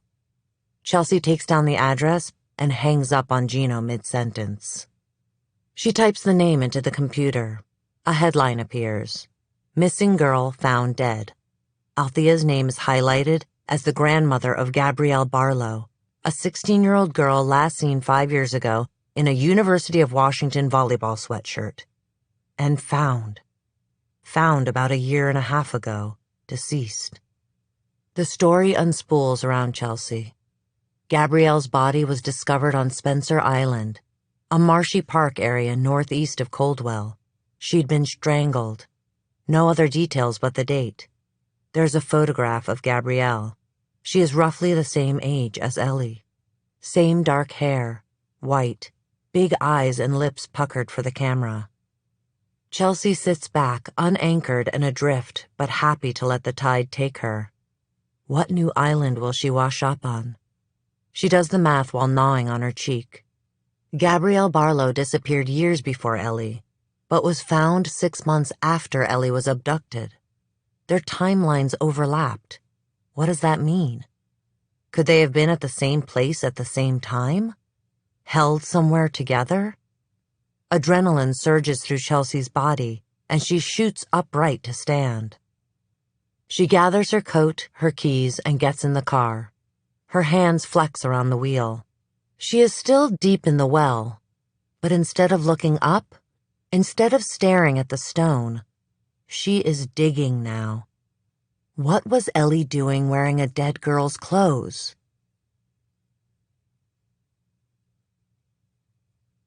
Chapter 9. A baby cries on the other side of the door. Chelsea checks her phone to make sure she has the correct address. The Tacoma detective had texted it to her an hour ago, saying, "Sure, we can talk about the Barlow case. I'm on maternity leave. You mind coming by my house?" After finding Gabrielle Barlow in the MUPS directory, Chelsea called the lab tech. "I need a rush on the blood samples from Ellie Black's sweatshirt. See if it's a match against Gabrielle Barlow. Case number." Then she'd call the detective in charge of Gabrielle's case in Tacoma, only to learn he'd retired. A junior detective had inherited Gabrielle, and here Chelsea is, on her front doorstep. She raises her hand and knocks sharp and loud. A dog barks. The door opens. A woman answers in a tank top, open flannel shirt, sweatpants, and a burp cloth slung over her shoulder. A perky golden retriever noses his way past her, spins a circle around Chelsea's legs, then prances back inside. "Hi," she smiles. Her face is plain, makeup-free, her complexion ruddy. "You must be Detective Calhoun. I'm Detective Ross. Call me Chelsea." Chelsea sticks out a hand. "Brielle." She shakes Chelsea's hand and swings the door open. "Come on in. Thanks for agreeing to visit me at home. I'm technically on maternity leave, but you know the job." She trails off and peers over her shoulder. "Would you mind your shoes?" Chelsea toes off her boots. Her socks are Noah's, too big with gray toes and heels. Brielle shows Chelsea into the living room. Some sort of contraption is moving up and down in a slow, steady motion, and inside it is a swaddled baby that resembles an old man. "Cute," Chelsea says. "Yeah, I think I'll keep her." Brielle smiles in a way all moms do when talking about their children. "You got kids?" Brielle slumps down into a large armchair and gestures for Chelsea to sit. The golden retriever settles at her feet, resting his head on his paws. "Nope." Chelsea posts herself on the edge of a lumpy couch. There is a breast pump on the coffee table, yellow with tubes and suction cups, an alien-looking device. "Well, my only advice is not to have one until you're ready. And even when you feel like you're ready, you're not ready. Oh, and make sure you have some sort of help lined up. I don't know what I'd do without my mom and sisters." Chelsea smiles uncomfortably. She doesn't think much of having children. She's discussed it with Noah before, but in a far-off, distant, future sort of way. She's made no plans, no promises. Lydia had been the one who wanted children. Time erodes, and Chelsea is lying in bed with Lydia. Lydia is 8. Chelsea is 7. Down the stairs, their parents have guests over for the new year. It's merry, but there is an undercurrent of dread. Y2K. Chelsea's dad doesn't believe it, but her mother made him buy a survival kit, just in case. But Chelsea and Lydia are oblivious. They huddle together under Lydia's Barbie sheets. It doesn't matter Chelsea was adopted or Lydia was the Calhoun's biological child. They were like twins, absolutely enchanted with each other. It is the only time, besides being held by her mother, Chelsea has ever felt perfectly loved. In the dark, under a canopy bed, they whispered their dreams to each other. Lydia's dream was to get married and have kids young, like Mom and Dad, she said with a soft, expectant smile, confident the world would be hers. Later, the dream changed. "I hate Coldwell," she announced at 13. "I can't wait to get out of here." "Coldwell PD, huh?" Brielle's question cuts through Chelsea's thoughts. "I've been a detective there 2 years now." She keeps her voice low for the sleeping baby. "You don't have to whisper," Brielle smiles. "She'll sleep through anything. Vacuums, dogs barking, you name it." She sighs. "When I entered the force, I imagined I might be a sergeant someday." She smiles. "But now I'm not sure. I have the baby and am one of 4 women in the precinct, and 2 are front office staff." Chelsea softens a fraction. She understands what it is like to be a woman and considered defective. How often has she been told by a fellow officer they'd rather have a 240-pound man watching their back than a slight woman? It did not matter Chelsea could shoot better than most, or that she was smart, too. She was a liability. "I'm the only woman in my precinct. I mostly keep to myself." She liked her sergeant fine. In some ways, Abbott reminded Chelsea of her father. Stoic. Inflexible. "I don't know why I stay." "My dad was an officer," Chelsea volunteers, and she's not sure why. "It's in your blood, then." Chelsea does not correct Brielle. She just nods politely. It is something thicker than blood, she thinks, though. Her father had been dubious about his children in law enforcement. But then Lydia was killed, and everything changed. Her father had passed her the baton. Do not let what happened to Lydia happen to you. Do not let what happened to Lydia happen to any other girls. There had been pride in his eyes when she graduated from the academy. He'd patted her back right between the shoulder blades. Sometimes she could still feel it. The thwomp, thwomp, thwomp. Everything was illuminated in that bright moment. Silence reigns. Then Brielle says, "So, you want to know about Gabrielle Barlow?" Chelsea nods. A sweatshirt with her initials was discovered on a victim a day ago. Brielle's mouth hitches up. "I've seen the news. Elizabeth Black, right? I think she was wearing Gabrielle's sweatshirt. What can you tell me about the case?" Chelsea flips open a notepad. She rubs her knees. "I'm not sure how much help I can be. After the detective originally assigned retired, I inherited the case 2 years ago, along with about 40 others." Indignation curls in Chelsea's abdomen. All these girls lost twice over. First, to unknown circumstances, and then to the chain of command, to retirees, to shifting political landscapes, to budget cuts. "Anything will help," Chelsea says, trying to hide her frustration. Gabrielle's parents weren't around. She lived with her maternal grandmother. Brielle pauses. Grandma waited almost 36 hours before reporting her missing. The original detective thought the old woman might be good for it. Neighbors said they'd heard Gabby and her grandma fighting all the time. Yelling, slamming doors, that kind of thing. But never anything physical? Nothing reported. No calls to police for domestic disputes. No visits to hospitals. Teachers said Gabby was always clean and well taken care of. They dropped the grandma thread. Then they found Gabby's car on the side of the road. There was evidence of a struggle. The driver's side window had been broken, and her blood was on some of the shards of glass found. There were marks in the dirt, too, like she'd been dragged to a vehicle. The baby's mouth opens in a mew of discontent, and Brielle's attention shifts. She turns away from Chelsea and leans down to change the setting on the contraption. Now it zigzags. The baby quiets. "This thing cost $300, and it is the best money I've ever spent." She taps her thigh. "What else? What else?" She snaps her fingers. CCTV footage caught a station wagon following Gabby, but no license plate. Chelsea's breath catches in her throat. A station wagon. An image of the Pentecostal church's CCTV footage springs to Chelsea's mind. She remembers seeing a station wagon sandwiched between two semis. Yep, Brielle tells her. The wagon followed her through a stoplight. But like I said, no license plate. The old detective tried to run it down, but didn't have the manpower to check all the registrations. You know how it goes. She trails off, letting Chelsea fill in the blanks. Unfortunately, Chelsea does know how it goes. All these dangling threads, and not enough people to pull them. Anyway, that's about it. All efforts to find Gabrielle were exhausted. The case had gone cold. Then her body was discovered?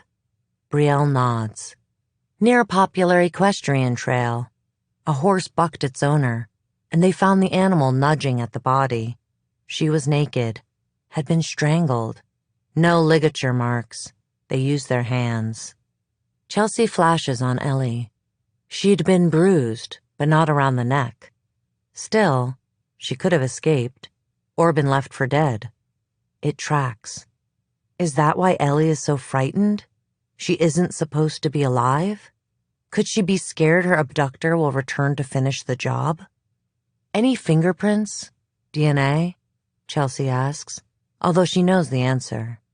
Brielle's lips flatten. Nope. The medical examiner said she'd been out there about a month.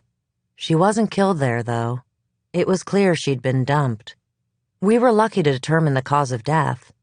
The guy was smart and carefully timed when he got rid of the body. And he buried her deep, far from the trail.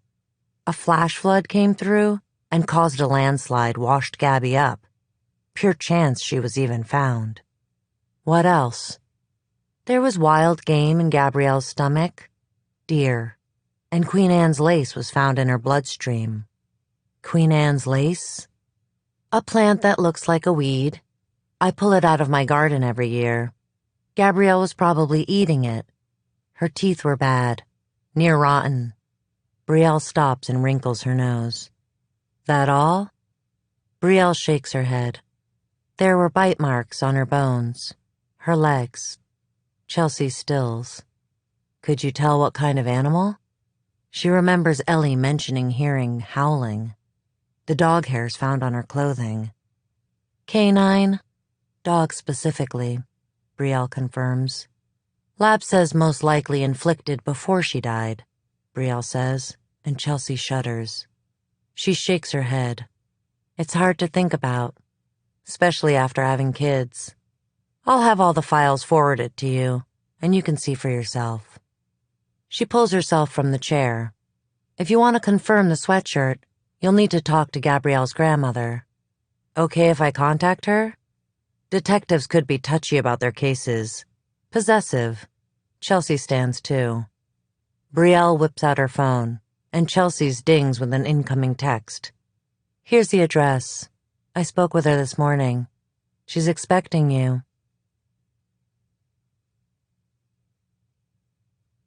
Chapter 10. Dr. Cerise Fisher surveys the legal pad balancing on her lap. On top, a single line is written. Elizabeth Black, 5/24/2022. She glances up. Elizabeth sits so still on the sage-colored couch that someone could be painting her portrait. Rain splatters against the thin-paned windows. Outside, the ocean is a violent clash of waves. Cerise's office is on the top floor of a converted Victorian mansion. The doors are heavy and swell shut in the summer. She liked the idea of patients entering a place resembling a home, of traveling the spiral staircase to her office in the turret. There was something whimsical about it that called to Cerise as well when she rented it. A fanciful notion of princesses in castles. Elizabeth, Cerise says. Her voice is smooth and low, inviting. She's been told the tone is reminiscent of her great-grandmother's who'd immigrated from Jamaica and been a nanny. She loved singing to her charges. Her favorite lullaby was Swing Low, Sweet Chariot. Ellie blinks. Everyone calls me Ellie. Okay, Ellie. Cerise smiles. She is a middle child, a people-pleaser. a helper. Some cliches are true. Since this is our first session, I thought we could get to know each other. Chat a bit. How does that sound? Ellie doesn't answer. Her eyes land on something over Cerise's shoulder. Cerise shifts to see what has captured Ellie's attention. Have you seen one of those before? Ellie shakes her head. It's a Newton's cradle. It demonstrates the conservation of energy. Cerise reaches and pulls back one of the spheres and lets it drop. It collides with the others and sends the sphere on the opposite end swinging out. The pattern continues, keeping a steady beat like a metronome. Delicate, clinking noise fills the office. Cerise settles back to peer at Ellie again. And that's about all I know about physics. Ellie's lips twitch with the beginnings of a smile, but it's quickly wiped away. I like it. It's kind of comforting. Her gaze stays trained on it. Cerise inhales and regards Ellie with a tilt of her head. How are you doing right now?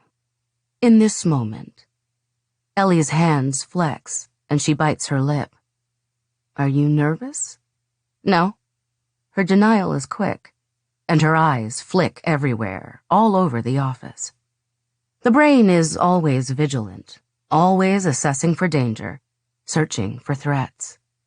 But when something happens to someone, something traumatic, the brain becomes hyper-vigilant. Thinking isn't possible.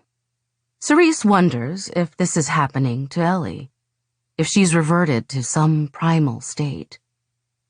Yes, actually, kind of nervous, Ellie admits.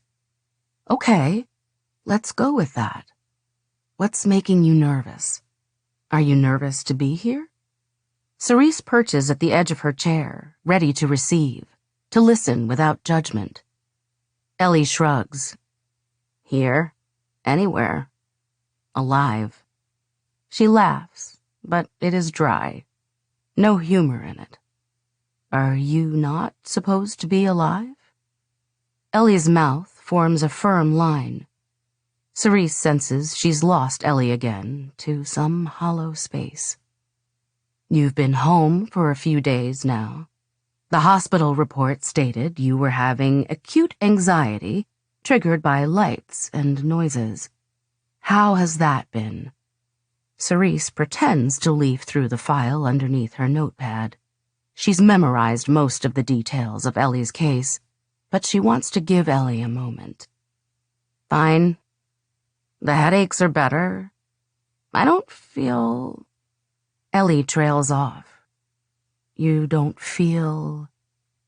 anything, she says, her voice raspy all of a sudden. I don't feel anything. It's like I'm wrapped in cellophane. Cerise's heartbeat slows. That's understandable. It is? Yes, Cerise nods. I don't know what happened to you. She waves a hand at Ellie's open mouth. And you don't have to tell me right now. This is all conjecture on my part. But when someone becomes overwhelmed, a person may disassociate. It's a survival response, and it can manifest in many ways. Amnesia, identity confusion or alteration, depersonalization. What's that? Cerise grips her notes, thinking.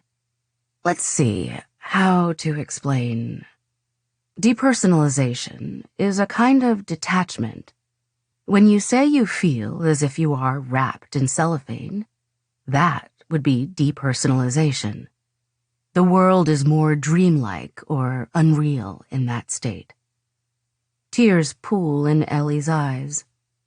Cerise has struck a target. Identity confusion is a loss of who you are, a struggle of sorts, and identity alteration is a change. Like something in your behavior is fundamentally different, such as refusing to shower or sleeping in a crawl space, or turning the lock on your bedroom door over and over again. or not eating but hoarding food. Over the last few days, Cerise has had long conversations with Kat. She reacted strangely when I wanted to cut her hair. Said she was not allowed. Cerise knows what Ellie is like now, or at least she has a good idea. But she would like to know the Ellie before, too. That is how healing starts, bandaging those past wounds. When you study what you've been through, what happened to you, it loses its power. And then you have a choice. Stay or move on. Ellie cups her knees. That makes sense. Red and blue lights flash against the window, slicing up the neutral room. An email circulated last week about increased traffic in the area. Ellie tenses. The governor is in town, she explains, hoping to calm Ellie. Sweat has formed on Ellie's brow, and she compulsively rocks. Cerise shoots up from her chair and closes the curtains with a swish. They are flimsy and near see-through, but help filter the brightness. She sits back down. Sorry about that. Better? Ellie inhales long, exhales long. Repeats, flexing her fingers. When she opens her eyes, they are bloodshot, ravaged with terror. Bright lights are still bothering me. Her voice is rough as sandpaper. Do you want me to dim the lights? Or would you like to sit where I'm sitting, with your back to the window? She aches for Ellie. What happened to this girl? No. Sorry I'm so jumpy. Ellie musters a smile. Won't look at Cerise. The clock behind Ellie is near the top of the hour. They have 15 minutes left in the session. It's fine. It's quiet for a moment. Rain patters against the window. What are you thinking about, Ellie? Ellie picks at her fingernails. How does the doctor-patient confidentiality thing work? Oh. Cerise purses her lips. It's not an unusual question. People are always afraid of telling a stranger their secrets. As your physician, I am legally and ethically prohibited from disclosing our conversations. So, whatever I say, you can't tell anyone? With some minor exceptions, of course. Exceptions like what? Well, if you posed a threat to yourself or others, I would have to disclose that. Or if you were being harmed by someone, your parents, boyfriend, etc., I would be legally obligated to tell the authorities. Huh. This is a safe space, Ellie, Cerise reassures her. Now, do you want to share what you're thinking? I was thinking about forgiveness, she half whispers. Cerise sinks back. She is not religious anymore, but she grew up attending church. What about forgiveness? How sometimes people do things that make it impossible for the world to forgive them. Curiosity strikes, and Cerise feels a little chill. Did Ellie do something bad? She immediately rejects the idea. Victims often blame themselves. That's interesting. The clock clicks forward. It's 1 minute to the hour. Cerise wishes she could go on with Ellie. She makes a note that their next session should be longer, 90 minutes. But she's got another patient in the lobby. A yellow light, placed discreetly in the corner, lets her know when someone is in the waiting room. Let's pause here and pick this up again next session. Ellie leaves, and Cerise makes quick notes about their session. The patient seems to be suffering from disassociation. She is visibly frightened and hypervigilant. Cerise inhales and exhales deeply, takes a few seconds to compose herself, to think of Ellie Black, maybe even say a little prayer, not necessarily to God, but to the world. that Ellie will find only kindness from now on. Then she rises, gets ready for her next patient. She opens the curtains. The governor's security detail is pulling away. Black sedans and police cars with red and blue flashing lights. The color catches in the water on the window, the droplets sticking to the glass like blood spatter. Chapter 11. Althea Barlow, Gabrielle's grandmother, is a soft breeze of a woman, stout with gray hair piled high on her head. She busies herself around the kitchen, placing a cup of coffee and a bowl of unshelled peanuts in front of Chelsea. A ruby on her right middle finger is dull in the light. Thank you. Chelsea sips and works to keep her brow from wrinkling. The coffee is terrible. Too sour. Sure, Althea says. A scar bisects her top lip. There is an album in front of her, blue, embossed with a pair of baby shoes. I was surprised to get the phone call this morning. She seems nervous, apprehensive. Behind her in the dining room hangs a wall-to-wall tapestry of the Last Supper, and underneath, a silk arrangement of flowers. I really didn't expect to hear anything. After they found Gabby, Detective Ross reopened the investigation, but there wasn't enough evidence. She curls her gnarled fingers around the album. She said all leads have been exhausted. Never thought I'd hear that phrase twice in my lifetime. First when Gabby went missing, then after her body was found. Anyway, I've put it all to bed. She's buried now, at rest. Althea flicks a hand behind her, where two kids hang out in an open doorway, unabashedly watching them. Caden, she means the younger one, the boy with dark eyes, was 4 when Gabrielle disappeared, and Courtney, the older lanky teen with a sulky appearance, was just 10. They're 9 and 15 now. Caden has lived more years without Gabrielle than with her. Althea pauses suddenly in her explanation, as if winded. Do you mind if I ask about their parents? Chelsea asks, filling the silence. I mean, how you came to raise your grandchildren. Chelsea places the coffee down and slides it away with her pointer finger.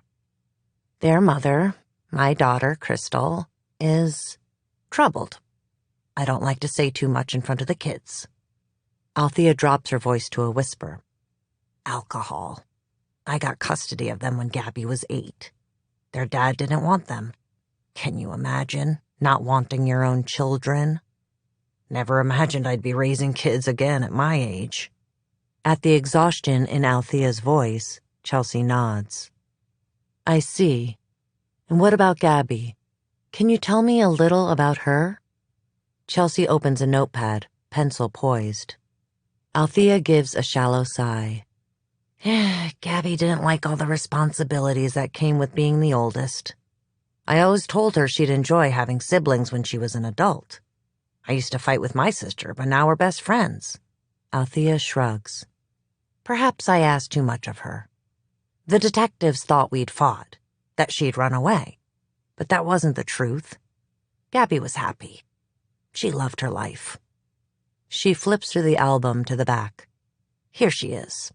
She rips a photograph from a sticky page and scoots it to Chelsea. My Gabby. Taken a few days before she disappeared. Wasn't she gorgeous?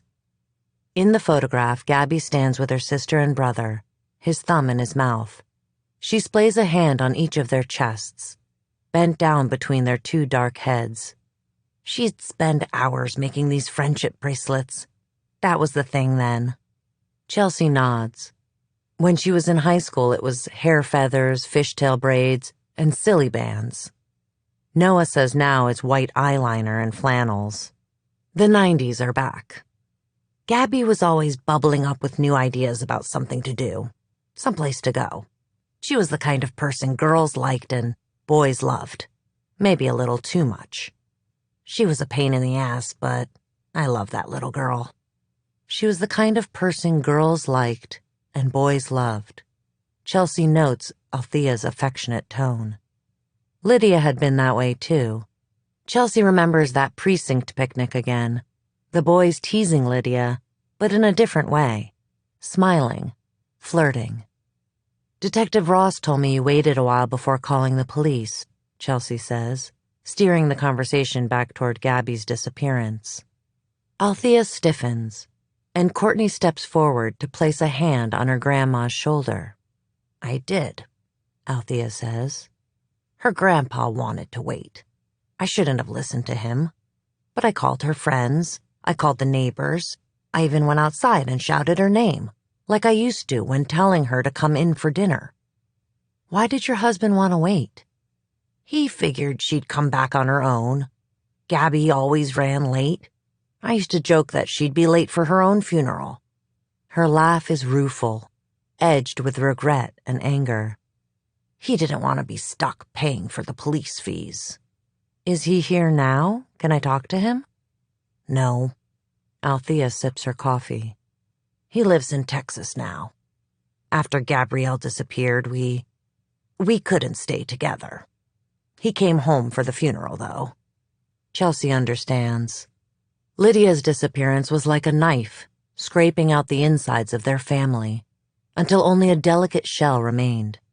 Was it any wonder it shattered? Chelsea's parents divorced shortly after the funeral. Her mother had wanted to move on. Her father could not. And truthfully, neither could Chelsea. They'd been left behind, living on the jagged edges of never knowing.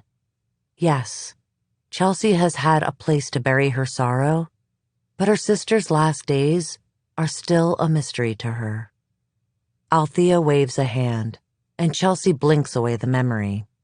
Anyway, that's all water under the bridge, as they say, she says. I shouldn't have listened to him. I should have called the police. At the time, I thought it would be okay. I trusted Gabby. I trusted the world would bring her home. She shifts her gaze, staring down into the bottom of her coffee cup. I guess the truth is, I didn't want to call the police either. Why not? I don't know, she says. Maybe because that would make it true. They sit in silence for a moment. Visits like these, with the parents of the missing, always make Chelsea less lonely. Their lives bound together by tragedy. The knot so tight, nearly undoable. Chelsea clears her throat. I don't know if Detective Ross explained the recent situation. She said there was some new evidence, Althea says. A girl was found 2 days ago, who has been missing for 2 years. She was wearing a piece of clothing we believe may have belonged to Gabby. Althea straightens. She was wearing a University of Washington sweatshirt the day she disappeared. That's how I traced it, through one-of-a-kind custom college apparel. There was a number on the back. 55, says Althea. Her lucky number. She wanted to play volleyball at University of Washington. That was her dream. I've brought it with me today, and I'd like you to verify it if you can. Chelsea had checked it out of the evidence locker before setting out to Tacoma. Althea nods somberly. I'll take a look. Outside Althea's house, Chelsea pops the trunk of her car, closes it, and places the plastic-wrapped sweatshirt on the hood. It's folded backward, number showing. Something flashes in Althea's eyes, and she pales. Gabby, she says, reaching for the sweatshirt, intent on unwrapping it. Sorry, Chelsea says, intercepting Althea's hand. It's evidence. You can touch the plastic, but not the actual garment. Is it hers? Courtney's outside on the stoop, arms looped around Caden. A couple of crows land in the yard and peck at the brown grass. Take your brother inside, Althea shouts. Courtney looks ready to argue. Now! Althea snaps out like a rubber band. At that, Courtney grabs her brother's hand and drags him inside. Althea? Chelsea steps closer to her. Althea's eyes, her whole body, are fixated on the sweatshirt. We bought it for her for Christmas. She wanted it so bad. That night we had turkey for dinner and a salad with oil dressing. She thumbs the sleeve, where there is the faintest dark spot. It stained the sweatshirt, and I tried to get it out. A tear trails down Althea's cheek. It's hers. Adrenaline courses through Chelsea, and her arms prickle. She has to remember to be patient, to be calm, to stay in control. You sure? I'm sure. Althea glances at Chelsea. In the afternoon light, all the lines on her face are perfectly cast, the makeup gathered in the creases. Chelsea plucks up the sweatshirt, ready to put it away. Wait. Althea stops her. The blood. Is it Gabby's? Chelsea squeezes the sweatshirt, plastic crinkling. A square of fabric is missing right under the W from the logo, where the lab cut it out to test the blood. We don't know. The lab is processing it. I've asked for it to be expedited and run against DNA collected from Gabby's case. It's also being tested against Elizabeth Black's DNA, the girl who was found wearing it. Althea looks up. The sky is cold and shot through with wisps of gray clouds like a piece of marble. Listen, if you find out, I don't want to know. I don't want to know what happened to Gabby. I don't think I can handle it. She was alive for years, wherever she was. Lord knows what she endured. I can't.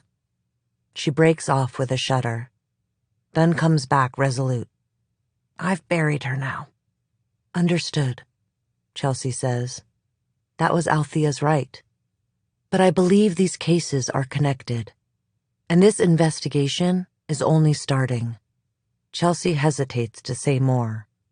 It's a promising lead. Althea fixes Chelsea with a stare. I want him caught.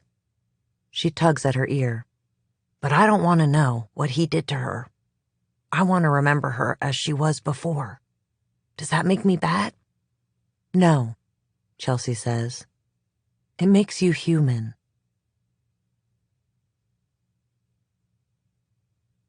Four. I never saw the bus again. Sometimes I would think of it, wish for it. The quiet dark, the smell of dirt and vinyl and metal. If given a choice between the bus and where I went, I would have chosen the bus. But I didn't know that then. All I knew was that I had been freed from a dark prison. I had escaped. Only I hadn't. It was a reprieve at best. Where I went was hell on earth, but he called it paradise. Humid heat slapped me in the face, and daylight burned my eyes. My throat was dry, and I coughed. The kind of hacking that rattles your whole body. I staggered, hands on my knees, and steadied my breathing. Did I even remember how to speak? Consonants and vowels came to me, but my tongue couldn't shape them. There was pain, sharp and intense, like 1,000 tiny paper cuts all over my body. A rock dug into my shoeless foot, its point angled right into my arch. The man thrust a plastic water bottle in my direction. I palmed it in both hands, water sloshing over the side and guzzled. I coughed and my stomach cramped. The water burned as it came back up. The man stepped back, narrowly avoiding the splash of vomit. He yanked the bottle from my fingers. One of the dogs darted forward and licked my feet.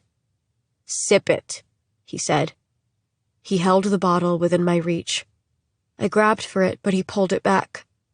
"Sip it," he ordered again before finally handing it to me.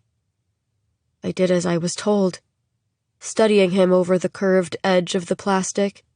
He seemed so tall, staring down at me from the hatch, but now I realized he had only a couple of inches on me. A red bandana covered the lower half of his face. It reminded me of a photograph I'd seen of May Day protesters in Seattle. They wanted to put an end to capitalism. What did this man want? "Follow me," he said, and started walking, the panting dogs loping alongside him, one of them with a bulging stomach, pregnant. But I stayed put. Giant Douglas firs and redwoods sprung up around me. The forest was thick, so dense that you couldn't see beyond 2 or 3 feet in any direction. We weren't on a trail. Tall grass, shrubs, and thorny bushes brushed against my calves. The air was stifling and stagnant, aside from the bugs. It was summer, when everything bakes, rots. The man stopped when he saw I wasn't following him. My legs wouldn't work. My muscles spasmed and ached. He stomped back and ducked, so his face was in my line of sight. There is only one rule. Listen carefully, because I will only say it once. I tell you to do something, you do it, or you go back in the hole. My body trembled at the mention of my prison. Do you understand? I don't think... I can't move, I said, keeping my gaze trained on the ground. A shiny beetle crawled under a leaf and then around my pinky toe. My stomach screamed. I wanted to eat it. Look at me, he said. I brought my head up. His eyes were blue and empty, like an irradiated lake. I couldn't hold his stare, so I averted my gaze. Over his shoulder, a woodpecker pounded on a tree, oozing sap. You'd be amazed by what the body can do under the right amount of pressure. Now let's try this one more time. Follow me, or you go back in the hole. He wore army fatigues, camo pants, and a sand-colored shirt. He clucked his tongue and shook his head. Smile. You should be happy. That's the problem with women today. Never happy. He started walking again, his heavy footsteps trampling the undergrowth. A shiny black gun was tucked into a holster around his waist. I couldn't feel my legs, and I was hyperventilating, but my body was moving. For a moment, I was grateful. The fresh air in my lungs was hot, but sweet, and the earth beneath my feet felt solid. There was life all around me. I didn't even mind the mosquitoes biting the thin skin under my eyes. I bet you're wondering if I tried to escape. That's what everyone wants to know, right? Why didn't she try to escape? I thought about it. My eyes were wild, darting all over the forest, considering what direction I should run. How far would I make it? But I was physically outmatched. The man was stronger, better rested, and nourished. In the distance was the rush of water. I remembered a survival show I watched once. What did it say about water? Find the source and follow its banks. Eventually, it will lead you to a road. The man sighed. I know every inch of this forest. Every tree, every rock, every stream, he said. There's nowhere for you to hide. He turned but kept talking, voice as steady as his pace. If you run, I'll send the dogs after you. There were 5 dogs in all. Sleek German shepherds with black eyes and sharp teeth. He snapped his fingers and the dogs' ears perked up.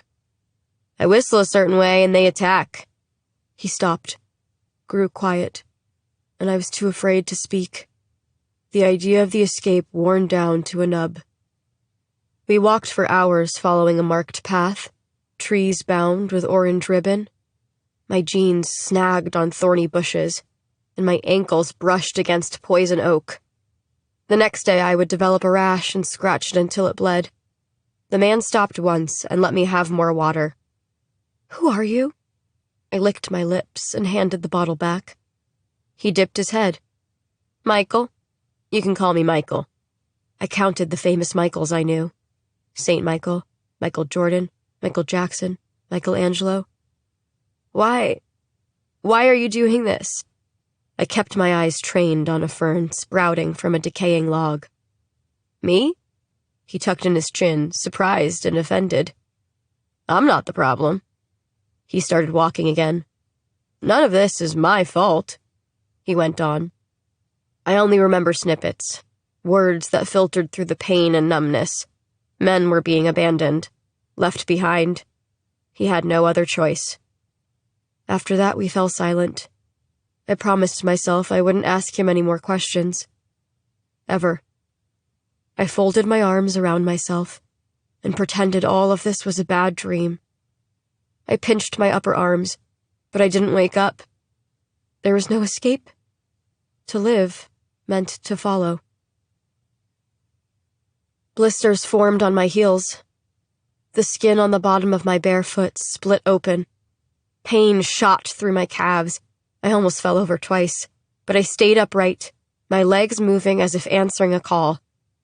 The dogs wound through the forest, and overhead, a plane glided through a bank of white clouds. I looked up, stunned to see something so ordinary when everything felt so extraordinary. Waving my arms or calling for help would be useless. The plane was a speck of dust in the sky. I watched it disappear. We walked through a creek, water flowing like a silver string. The trees thinned and dissolved into a clearing. A meadow came into view. I saw buildings, all desperately in need of repair, rusted, weathered, in danger of crumbling. Later I'd have nightmares about earthquakes, the walls collapsing, pinning my legs, crushing my skull. Who would find my body? Weeds and vines curved around the bases of the structures. Evidence of human activity was everywhere. Piles of garbage, blue tarps sagging with water and dirty leaves, a rusted car without its wheels, a row of dog kennels caked in feces. Michael led me to the center. We passed a silo, the door padlocked, then rooms set into the ground like a bunker. Through the bars on the windows, I glimpsed dirty mattresses and crumpled sleeping bags. We finally stopped at another building, with thick plastic sheeting covering the windows and door. Michael parted the plastic and gestured for me to go inside. I kept my head down and didn't budge. Michael kicked my knees from behind and I fell through. The dogs yipped and howled. The plastic sheeting fell into place behind me with a whoosh as I landed hard. The packed dirt floor felt like concrete. Plumes of dust rose up, almost choking me. The air was humid, with heavy breathing and body stink. I wasn't alone.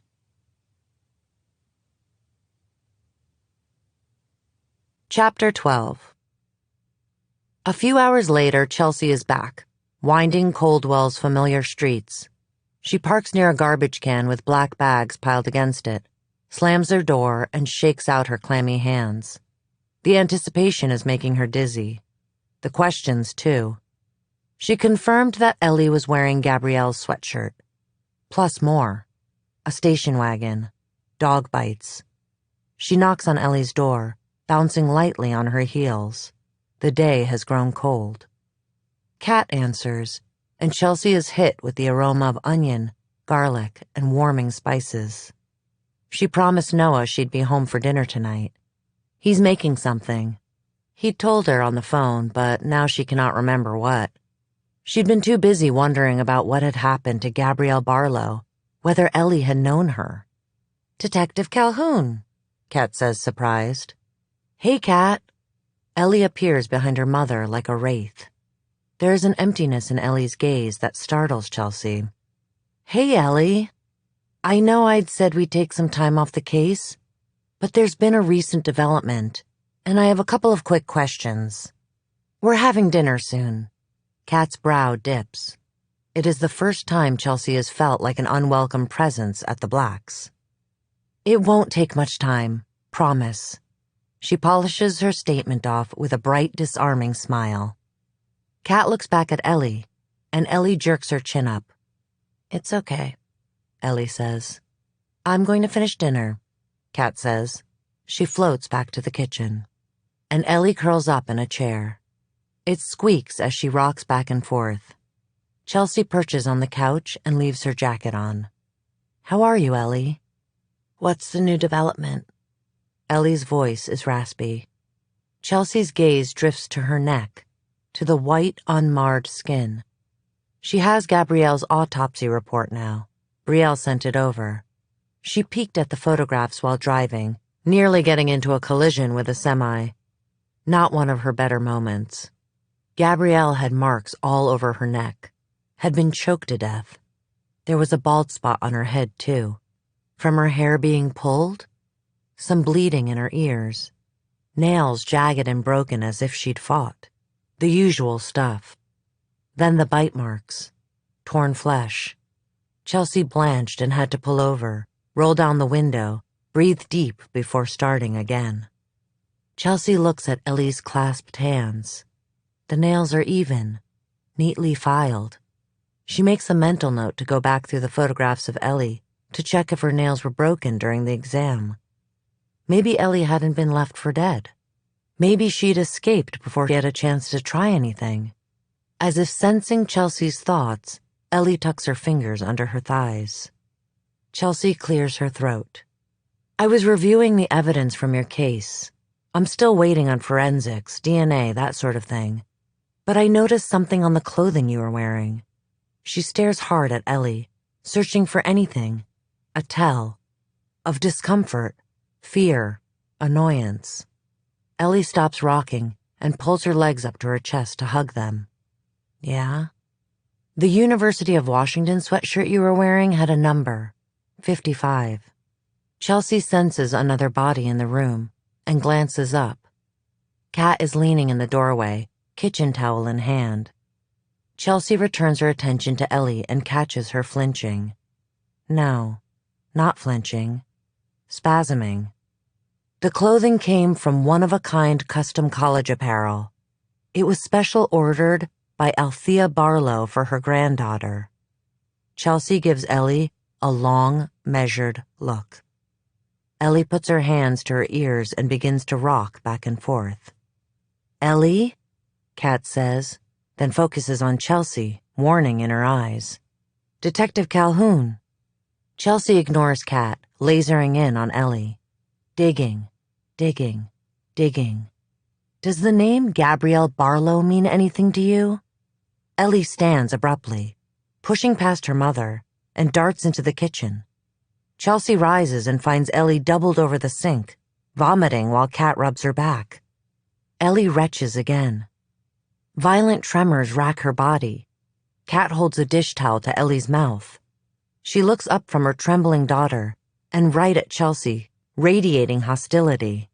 I think you should go. Chelsea shakes her head, refusing to cede this ground. Did you know Gabrielle? She's caught in an avalanche and cannot claw herself from it.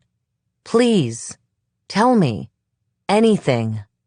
Outside rain starts, heavy and fast, and the wind picks up, rattling the windows like bones clicking together. Ellie takes the towel from her mother and wipes her mouth. She grips the edge of the sink. I don't want to talk to you anymore. She over-enunciates the words. Each one tumbles from her mouth like barbed wire, cutting into Chelsea. I'm done with this. With you. The whole thing. Chelsea freezes, realizing that she has lost herself for a moment, and now she's lost Ellie. She tries to regain her composure. You're declining to participate in the investigation? Yes. Whatever. Ellie heaves. Tears stream down her face. No more, okay? Just no more. Chelsea hangs her head. Kat shuffles to the counter to a bottle of pills and shakes one out. She presses one to Ellie's mouth along with a glass of water and murmurs to her. Then she glances over her shoulder at Chelsea. You can see yourself out. Chelsea puts her hands up. Of course. The words scrape against her throat. Outside, she lingers in her car, rubbing at a pinch in her chest. Ellie does not want to talk. Ellie does not want to help with the investigation. Chelsea sighs, unsure what to do now, how to proceed. She fires up the ignition, and a body in the black's window catches her eye. Ellie is there, the curtain pulled back, head tilted, staring at Chelsea, watching her. Chapter 13. So that's it then. Noah uses the flat edge of a chef's knife to squash garlic cloves and then sets to mincing them. His sleeves are rolled to his elbows and thick veins creep up his arms like ivy. Music plays. Pearl Jam. Noah is obsessed and has driven 3 times to Seattle to watch them in concert. Chelsea leans against the counter, glass of red wine in hand, and real estate flyer loose in the other. She is giving the townhome a half-hearted appraisal. She places it down along with her wine and reaches for a jar of pickles tucked in a cabinet. I don't want to share a wall with someone. She pauses. What do you mean, that's it? He throws the garlic in a pan, and it sizzles in the oil. Ellie, Chelsea corrects, doesn't want to cooperate. Declined to participate, she corrects again. She twists the jar's lid, and it doesn't budge. A growl of frustration. Why do you always close jars like you have something to prove? Noah stops stirring the garlic and saunters over to Chelsea. Gently, he pries the jar from her and cracks the lid, the scent of pickle juice wafting. I'm making dinner. He hands it back. This is an appetizer. She crunches into a pickle. Noah resumes his position at the stovetop. All right, so Ellie has declined to participate in the investigation. I may not be a cop, but I do know you have to have a complainant for a case. He's right. The ADA wouldn't even look at it. The case is too weak. There's no prosecution.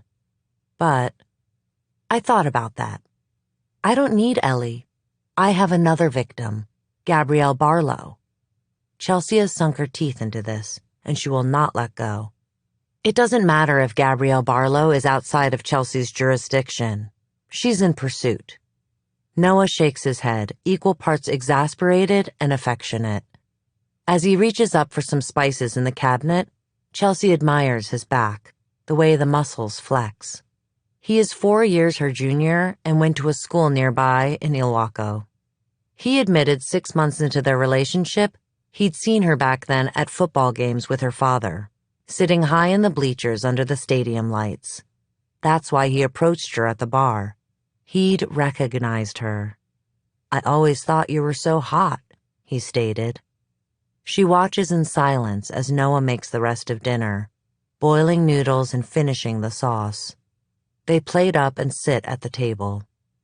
The lighting is low and warm, and there's a muted baseball game on the television. What exactly is Ellie so scared of? Chelsea says between bites of noodles. What did he do to her? Noah rubs his head. Chels, he starts, and she knows he's trying to steer the conversation in another direction. Away from work.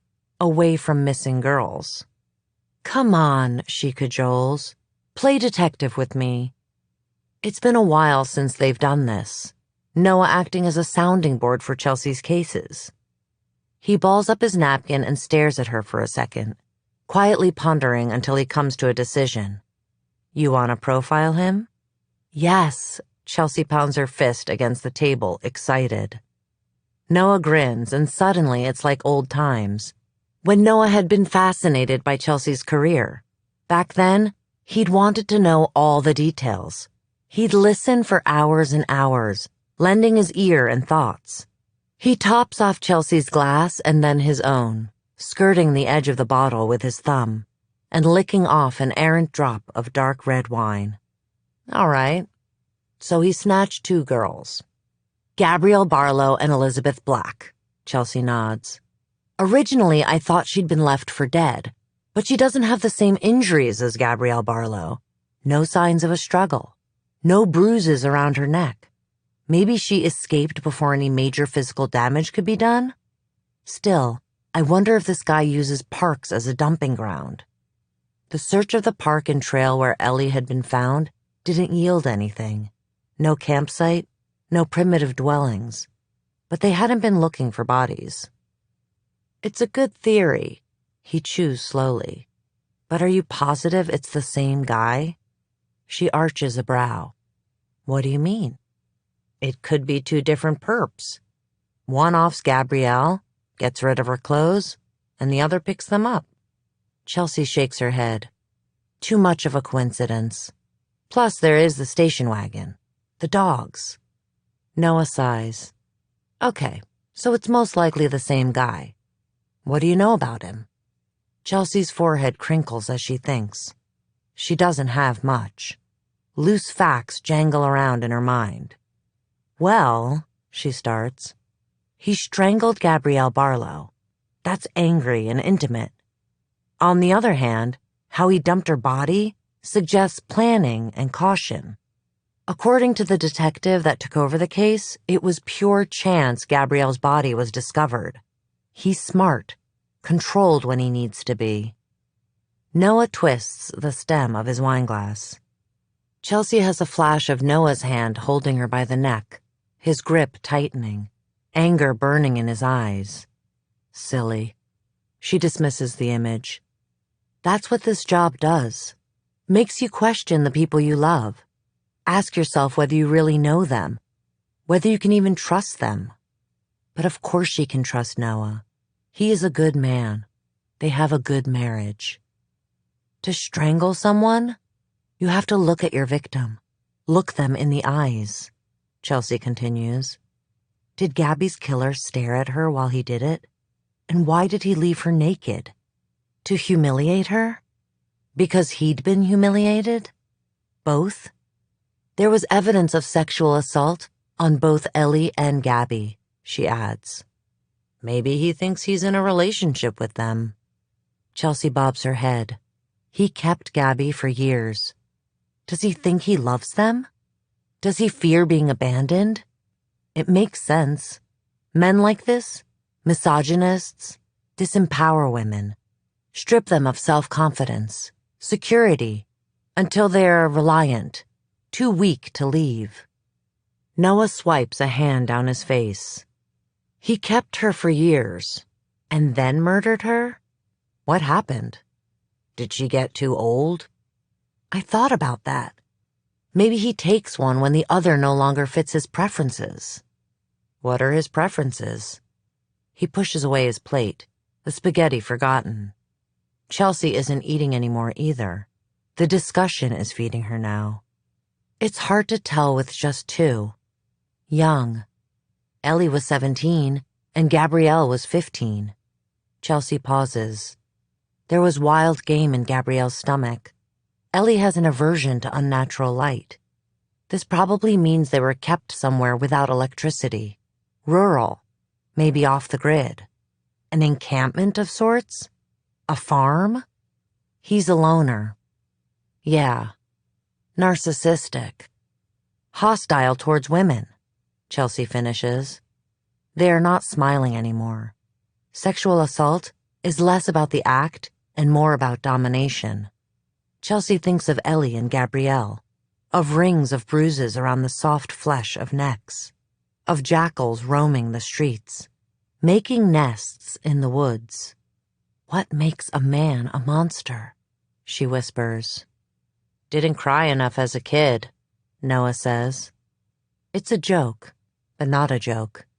Research correlates a man's inability to show emotion to violent behavior.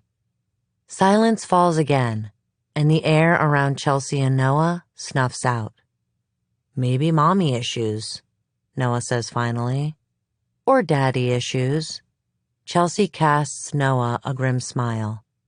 How many times has Chelsea heard from men who beat their wives that they saw their fathers do the same to their mothers? Why are women most often the target of bitter men? Well, I have officially lost my appetite. He stands and clears his plate. He flicks on the sink faucet and the garbage disposal, dumping slimy noodles down the drain. Chelsea approaches Noah, hugging him from behind. He goes still for a moment, then lays his wet hands over hers. Thank you. I'm sorry I've been distant lately. She rests her chin between his shoulder blades. He turns, and his eyes catch hers, locking in. He cups her cheeks. I know it's hard not to bring the work home, but you've got to try. It's just a job, babe. But not to her. And herein lies the problem. This is Chelsea's life. The darkness that swallowed Lydia touched Chelsea too. This is where she lives now. She is drawn to the shadows. Each case is personal. Chelsea stays mute, folds that charcoal part of herself up, and puts it away. She gazes at him, with all the love she feels, but cannot say. She smiles. He raises a brow, then lays one on her. She presses her body into him. His eyes go hazy and dark, and she leads him to the bedroom. They fuck long and slow, with all the lights on. Afterward, they lie next to each other, bodies slick and sticky. Hey, we can go check out that townhouse. Chelsea stares at the ceiling and holds the sheet to her chest. Noah shifts and hovers over her. She takes the medallion he always wears between her fingers, the metal cold. She touches his face, his beard. She always jokes that if he shaved, she wouldn't be able to pick him out of a lineup. His eyes crinkle at the corners. Yeah? You think it looks good? It has a nice backyard. We could get a dog, Noah says. All he wants are simple things. A wife, a home, maybe tickets to a ball game. She makes a mew of agreement, resolves to try again, to open a box in the garage, carry it to the living room, place a vase or picture frame inside of it. It cannot be that hard. She becomes aware of her hands, suddenly clammy. He smooths the hair from her face. His eyes are glazed, blissed out. He kisses her once, twice. She kind of nuzzles into him and inhales. Noah smells of summer, freshly mown grass, time inevitably moving forward. I'll set it up. Tomorrow good? We could go after I get off. Yeah, tomorrow is good. I'll make time, she promises, but feels a tiny pinch. The unbearable idea of packing up her father's house.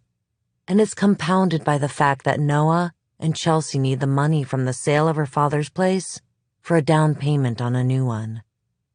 Noah lies back and drifts off to sleep.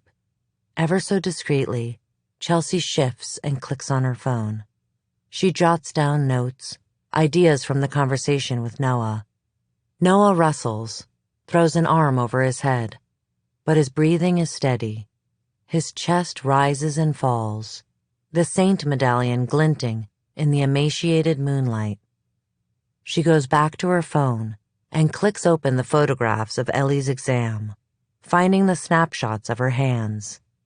There, Ellie's fingers are spread on a piece of white cloth. Underneath her fingernails is dirt, but the nails themselves are clean cut. Not like Gabby's, whose nails were ragged, ripped off, lost in a fight.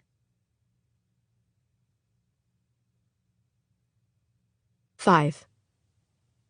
To answer your question, yes, I knew her. Yes, I knew Gabby. Yes, I remember her. I remember her in the forest, in the summer, smiling, her body suspended in warm light like honey. I remember her by the campfire, body quivering from the relentless cold. I remember her in the dark, screaming, feet digging into the ground. I remember her. The world called her Gabby, but we called her Hope. I was in the room with plastic sheeting, on my hands and knees, coughing up dust. Footsteps, and then someone was in front of me. Someone new. Their shoes were white, unnaturally clean. My fingers curled against the dirt. I eyed a rock and thought about picking it up. "I'm David," said the new person. His voice was pleasant, almost kind. I lifted my chin. Later, as the days passed, I studied his profile, trying to locate it in my memory. Did I know him? Had I met him on the street? Could he have worked with my dad at the docks? Always, I came up blank. He was thin but strong, with a sleek runner's body, and the type of face that was unremarkable and easily forgotten. Had I seen him before? No, I did not know him. Would you like something to eat? David asked. Music played on a battery-operated stereo. The song, You Are My Sunshine, on loop. Please, I said. There are so many different meanings a single word can have. Please don't do this. Please help me. Please let me go. I just want to go home. David smiled widely, weirdly. You are home. I want my mom. I was going to die. I was sure of it. He hung his head. I understand. Pale hands grazed my shoulders. Not David's, someone else's. A woman with frizzy hair. David called her Serendipity.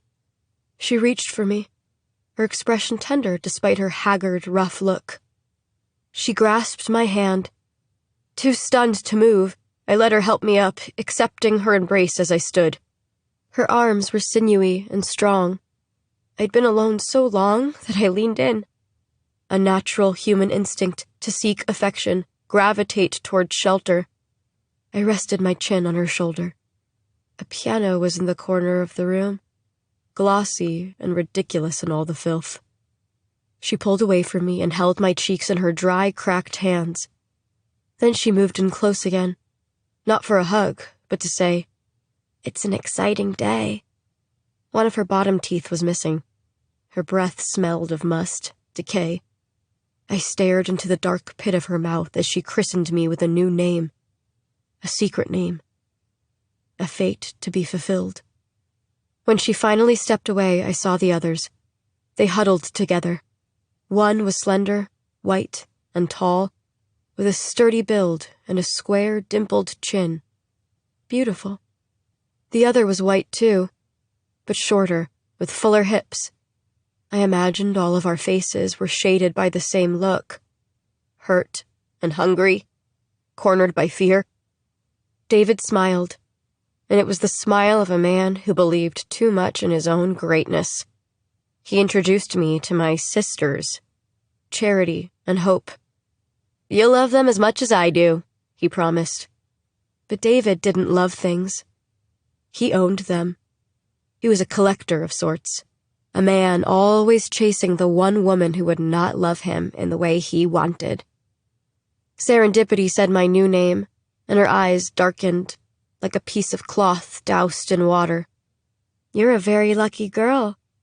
She hugged me again. My face was shoved into her bony shoulder. I inhaled. Wet wool. My body went limp. Let's celebrate, David clapped. A plastic cup of red liquid was pushed into my hand.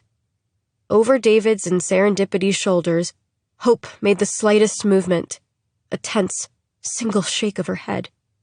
I was too terrified to speak. Not thirsty? David said. You need to learn to appreciate what's been given to you. Nothing in this world is free. That's what my dad used to say. He touched my cheek. The cup dropped from my hand. Red bled into the dirt. Clumsy, he said. We're not off to a great start. It's my birthday, you know. You haven't even wished me happy birthday. Sorry, I stammered. Happy birthday. David chuckled. He kissed my cheek, touched the small of my waist, and whispered, You're a temptress. Dance with me? My body shook with refusal, but I felt Hope's and Charity's eyes willing me on. His palms were soft and moist on my hips. We swayed to the music. I was all locked up inside. I could only see myself from the outside, like I was peering down from some towering height, a mighty, windswept ledge. Tell me about your old life. The one you left, he said. I didn't answer. His fingers bit into my skin. I'm from Coldwell. I have a sister. I choked out. I don't know why I thought of Sam in that moment. She's older. He stopped. How much older? 10 years? Ouch. He screwed up his face. Sounds like you must have been a mistake. David found our insecurities and nibbled away at them. Like a rat. Hope and Charity are your sisters now. you'll never speak of your other sister again." I tucked my chin down and started to weep. "Poor thing," David said. He hummed the lyrics to the song. "You are my sunshine, my only sunshine. You make me happy when skies are gray." It gets hazy after that. I don't remember leaving the room with the plastic sheeting, but I do remember David lifting a key from a metal hook. Remember him fitting it into a rusted lock. Remember other doors in the corridor with similar locks. Charity's and Hope's rooms. Remember him following me in. Next, there are still shots, like photographs or a slideshow. A metal frame with a thin, stained mattress and a crumpled sleeping bag. A small window cut into the upper part of the wall, big enough for me to peer out. Silver moonlight shone in the room. The air was still and sickly sweet, humming with insects. I looked down at my hands and spread my fingers apart. The nails were bitten down to the quick. I'd eaten them on the bus. My cuticles were caked in dirt. My pinky on my right hand had a single chip of red nail polish, a final splash of color from before. David touched my shoulders, slid the shirt from my body, pulled down my pants. What kills me the most? I didn't even say no. I couldn't. I just lay there murmuring, over and over again, "I'm not sure if this is okay. I'm not sure if this is okay." When he was done, he touched my cheek and stood by the bed. I lay there staring at the wall, at a crack, retracing it again and again with my eyes. "Did you have a happy childhood?" he asked. "Yes," I stammered out, eyes flickering shut, sucking at the marrow of my memories. My bed, curling under a warm blanket, the smell of the house when my mom dyed her hair, making wishes on birthday candles. I shook in anguish at the sorrow of it all. "Me too. I had a perfect childhood." He rustled behind me, the sound of putting his clothes back on. "Sleep well." He dropped a kiss to my temple, tugged on a lock of my hair. "Your hair is too short. I don't like it." When he left, I propped myself up to stare out the window. The night was overcast, but through a break in the clouds, I caught a glimpse of Sirius, the dog star. When I'd been taken, it hadn't been visible. Too early in the season. Based on its brightness and location, I'd been held captive in the dark for nearly 2 months. The next morning, I huddled around the fire with Hope and Charity. The air was hot and thick, the cloak of summer. David plopped down next to Hope, his thigh rubbing up against hers. She shifted away. My eyes watered. The U and W emblazoned on her sweatshirt blurred together. David smiled, perfectly charming. "It's a beautiful day." None of us spoke. Serendipity served us some type of meat. Deer or elk. A hooved carcass was strung up near the watchtower. Its stomach had been split open, its red guts littering the ground beneath it. The dogs chewed on the scraps, muzzles bloody. My stomach heaved. The outside of the meat was charred, almost black, but the inside was still pink. David sighed. "You're all in moods today." "They're all in moods today," he called out to Serendipity. A blue station wagon with wood-paneled sides drove onto the compound. Face covered with a red bandana, Michael opened the door and stepped out of the driver's seat. He rounded the wagon and popped open the back doors. He often left for long periods and returned with supplies. I didn't know David, but maybe I knew Michael. Was that why he always kept his face hidden? Would I recognize him?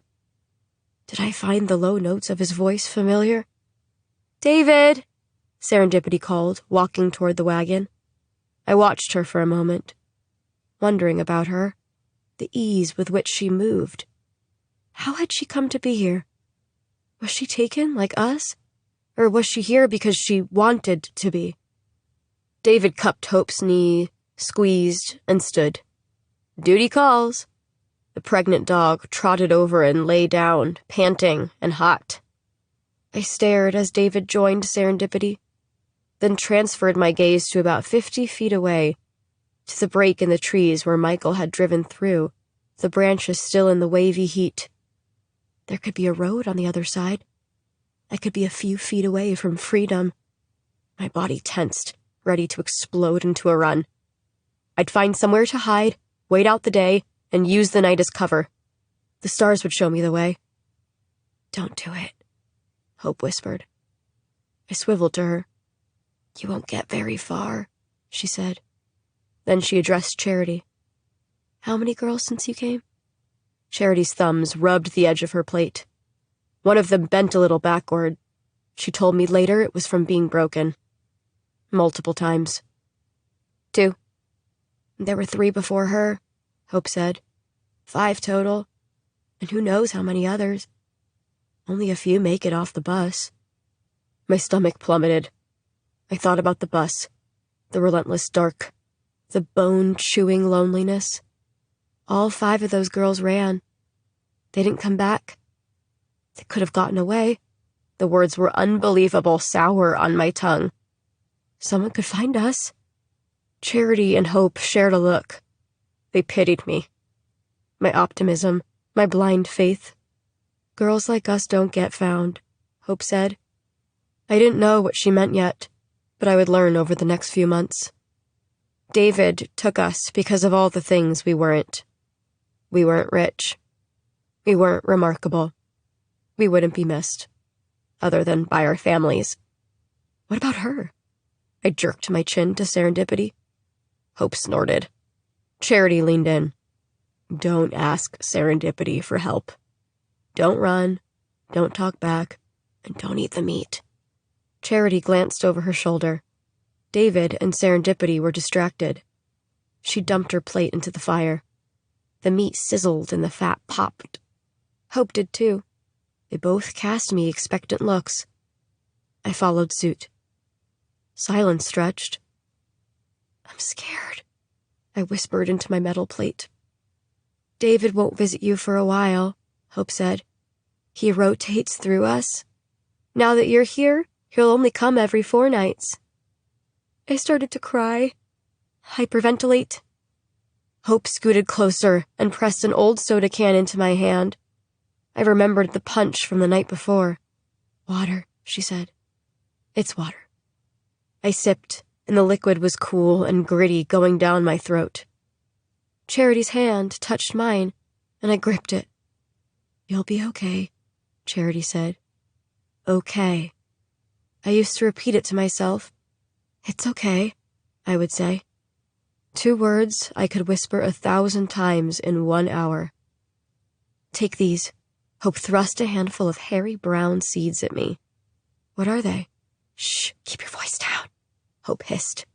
She jerked her chin at Charity, and Charity turned, keeping a lookout. The fire crackled. Smoke drifted into the bold blue sky. The little brown seeds were stuck in the crease of her palm. It's Queen Anne's lace, she said. It will keep you from having a baby. It's what he wants. I closed my eyes, my vision swimming. I don't want to. That's fine, she said, a little huffy. I don't have very many. David knows what it's used for, and he's cleared the compound and everything within a mile radius. She started to close her fist. Wait. The single syllable tumbled from my tongue. I grabbed the seeds from her and shoved them in my mouth. Chew them, she said. I'll give you more tomorrow. It will make you cramp a bit, maybe make you bleed, but it's better than thank you. My mouth tasted bitter. I swallowed back a gag. That was the moment. The turning point, I suppose. Those seeds. Who knew? They would be our downfall.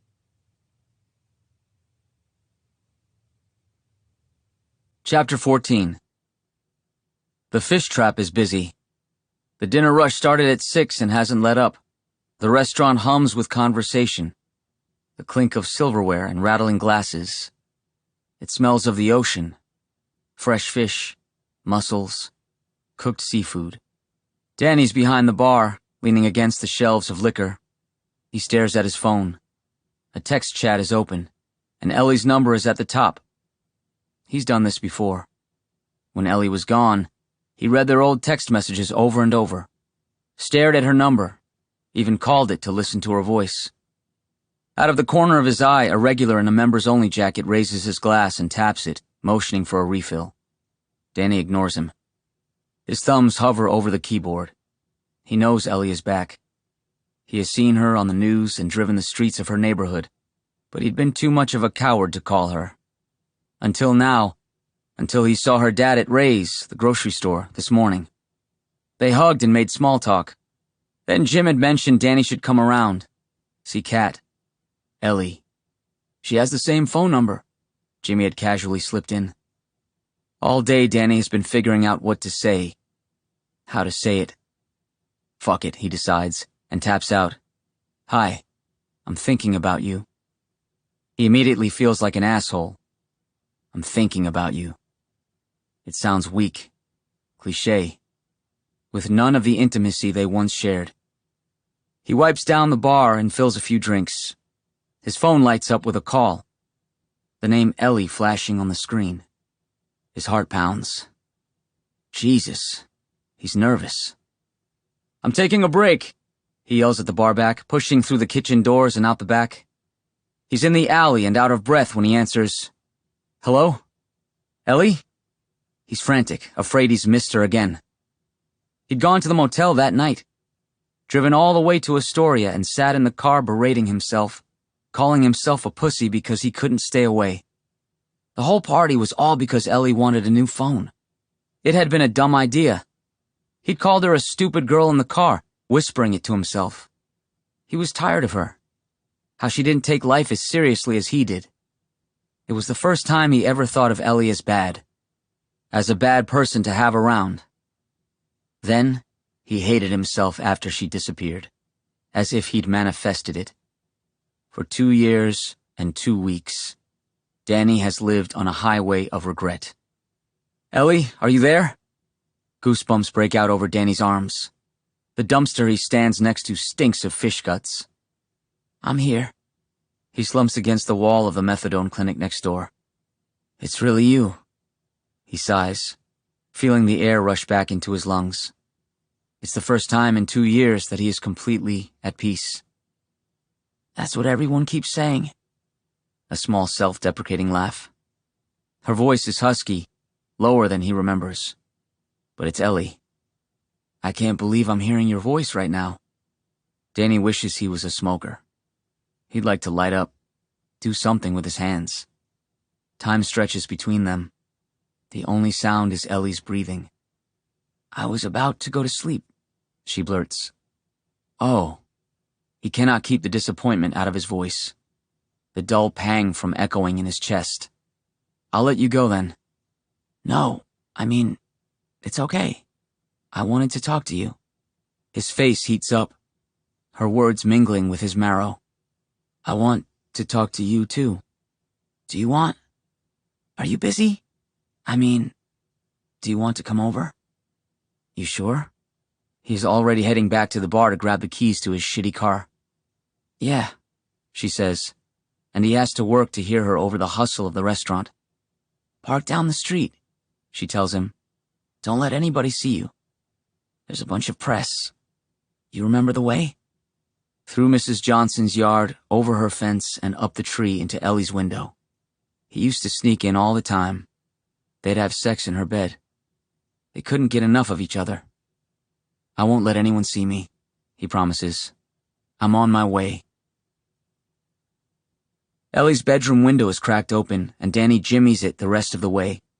He climbs over the sill and shuts it behind him, cutting off the gusts of wind. No lights are on in her room, but he can tell by the outline of the furniture that everything is in the same place. He finds Ellie in the center of the carpet.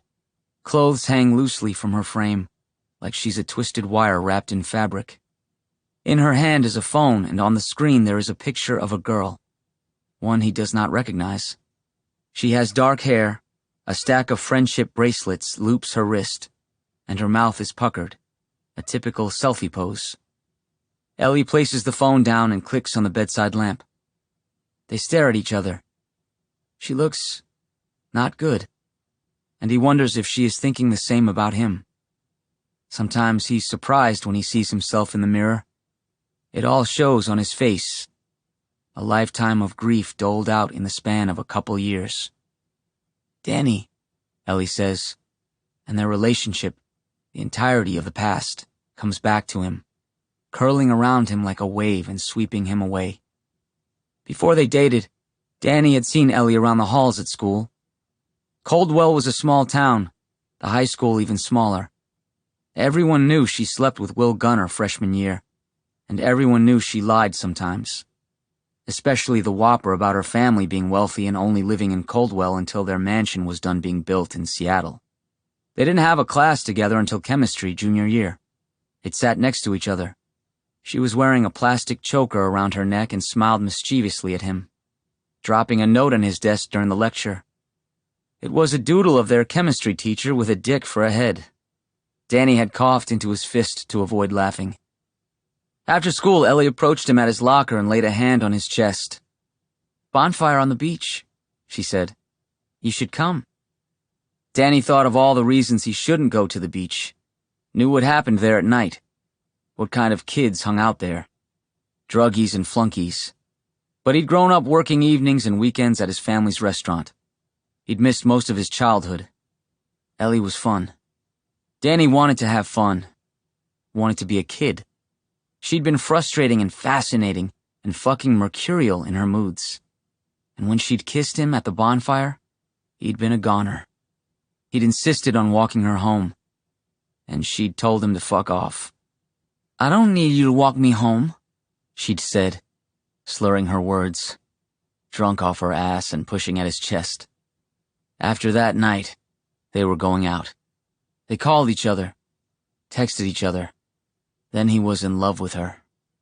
And all of it was blown away as easily as smoke. Now Danny opens his hands. "I feel like I should have brought you something." He smiles, but it is grim. "It's okay. I don't think any reporters saw me." His arms twitch at his sides, and he reaches for her. "Ellie," he says. She ducks away and backs into a corner, a shadow crossing her face. I don't like to be touched." She huddles into herself. A rubber band tightens around Danny's stomach. "All right." He shifts on his feet, tucks his hands into his pockets, thumbs out. "You okay with me standing here? Or do you want me to back up a little?" Her chin trembles, and Danny kind of hates himself. "You can stay there," she rasps out. "Just don't reach for me again." "I won't." The tension in Ellie's body eases. Danny keeps his distance. "This is my fault. If I'd come to the motel party." He straightens, as if facing a firing squad. He wants Ellie to rail at him, to blame him. But she doesn't. She stays silent. So he does too. Finally, he gathers himself. "Is there anything I can do? Anything that will help you?" Danny is aware he's always had a bit of a hero complex. What man doesn't, he thinks. Maybe that's what drew him to Ellie in the first place. The idea that she needed to be saved. Then, when she called him out on it, "I don't need you to walk me home," he'd felt stripped, completely naked. "I don't want to talk about anything," Ellie says now. "Okay." She throws him a relieved smile, and Danny wants to fucking die. To flay himself. He wants to tell her to ask for more. Money. Blood. His life. "Can I sit?" "Sure." He sits right where he is, keeping his eyes on Ellie the whole time. There are 3 feet between them. Enough distance to whisper, but not to touch. If this was 2 years ago, they might have tucked themselves into Ellie's twin-size bed. She might have thrown her arms around his neck. "What other rules do you have?" he asks as Ellie sinks to the floor. He notes she is careful to keep space on both sides of her, notes that her eyes flutter to the windows and doors, to the exits. She swallows. Just the things about touching and talking, and no asking me questions like, "How are you feeling? Are you all right?" "Got it," he says in an even, calm voice. He lets his body relax. "So, what do you want to talk about?" She draws her legs up and rests her chin on her knees. She looks at her feet. "Sam came over a couple of days ago. She brought Valerie and the baby." "Yeah?" Danny shifts and leans back, catching his weight with his hands.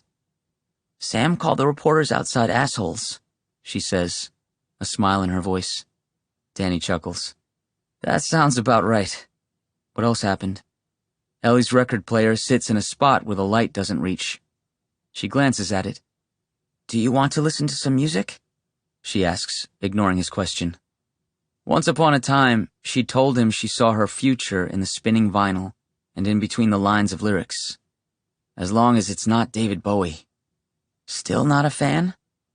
Does she remember that Danny secretly loved hairbands? How they had fought, which was really thinly disguised flirting, over music? I maintain his music does not have a single redeeming feature. We agree to disagree. Another smile and Danny's chest is light.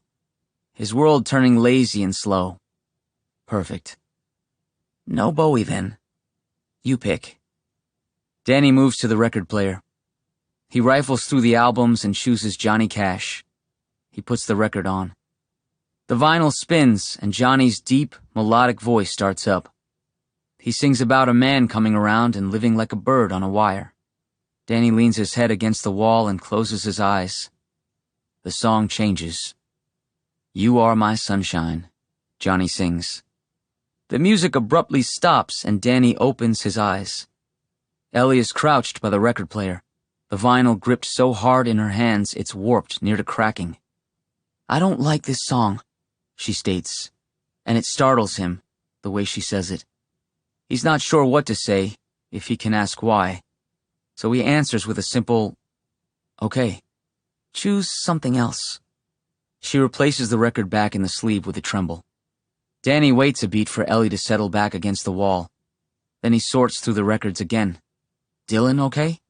She nods once. He puts on Dylan's greatest hits, and Ellie's eyes flutter shut. He closes his eyes too and wonders about the Johnny Cash song, "You Are My Sunshine." She never hated it before. Then he thinks, and it's deeply disturbing, that he might not know Ellie anymore. For 2 years, it is as if she's been frozen in time, trapped in amber, forever 17. But that is not the truth. The truth is something happened to Ellie. The air shifts around him, and he opens his eyes. Ellie is standing next to him. He waits, doesn't move, holds his breath. She melts down and sits beside him, their legs both outstretched, not touching, but still.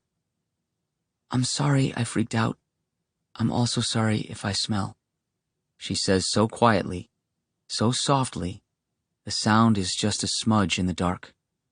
A tear to be wiped away. "I threw up earlier." "It's fine," he says. The smell reminds Danny that she is here. She is alive.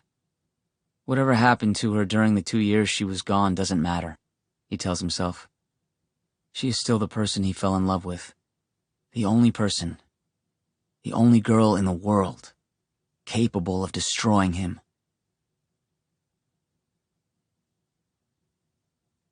Chapter 15. You want me to pull every available unit I have and put in calls to Thurston and Lewis counties to look for a blue station wagon? Sergeant Abbott cuts an elegant shape as he leans back in his chair. Today he is dressed in a suit and tie, badge hanging around his neck. His skin is pale, near translucent, and his cheeks dusted pink, salmon-colored. His office is sparse. A single clock on a bare wall, 5 minutes past 8 and ticking. A file cabinet with a frame on top. the sergeant as a younger man on his boat, because everyone in Coldwell has one. The Good Fortune, named for his then-wife, who eventually changed both her monikers, first and last, after she left, after she peeled the skin of Coldwell from her body. Chelsea is standing and leans down, fingers splaying on top of the sergeant's desk. Thurston, Lewis, and Grays Harbor, she qualifies. In front of Abbott are 2 black and white photographs from Ellie Black's and Gabrielle Barlow's missing person files. The lot full of cars where Ellie was abducted, a red circle around a station wagon, and the CCTV footage of the same station wagon following Gabrielle's car. She straightens and notices Abbott's lips twitch at something above her shoulder. Glancing back through the window, she sees a television on in the bullpen. They can't hear the sound. Abbott's door is closed. It's a newsreel of Governor Pike, previously Mrs. Abbott. She charted a meteoric rise from councilwoman to mayor to governor and has been outspoken about her private life, her lousy marriage, hinting at domestic abuse, with no choice but to flee with nothing, even leaving behind her children, who sided with their father. "Sir," Chelsea prompts. Abbott's attention returns to Chelsea, the salmon of his cheeks a shade darker. She remembers that precinct picnic again, how Abbott had been there with his wife, the now governor, and their kids. Before Doug asked Chelsea if she came in a bento box, before the watermelon had been sliced, before the deviled eggs had been consumed. Abbott had been sipping from a Gatorade bottle, his breath and skin reeking of cinnamon. He stopped drinking around the time Lydia was murdered. Her death had sobered up the entire town. The chief's daughter killed by Coldwell's golden boy. How could this have happened? His wife had left him by then, and he'd showed up on the Calhoun's doorstep with a casserole from the frozen aisle at Ray's, 2 days after Lydia had been found. "I'm so sorry, kid," he'd told Chelsea, while she stood on the doorstep, blank and empty.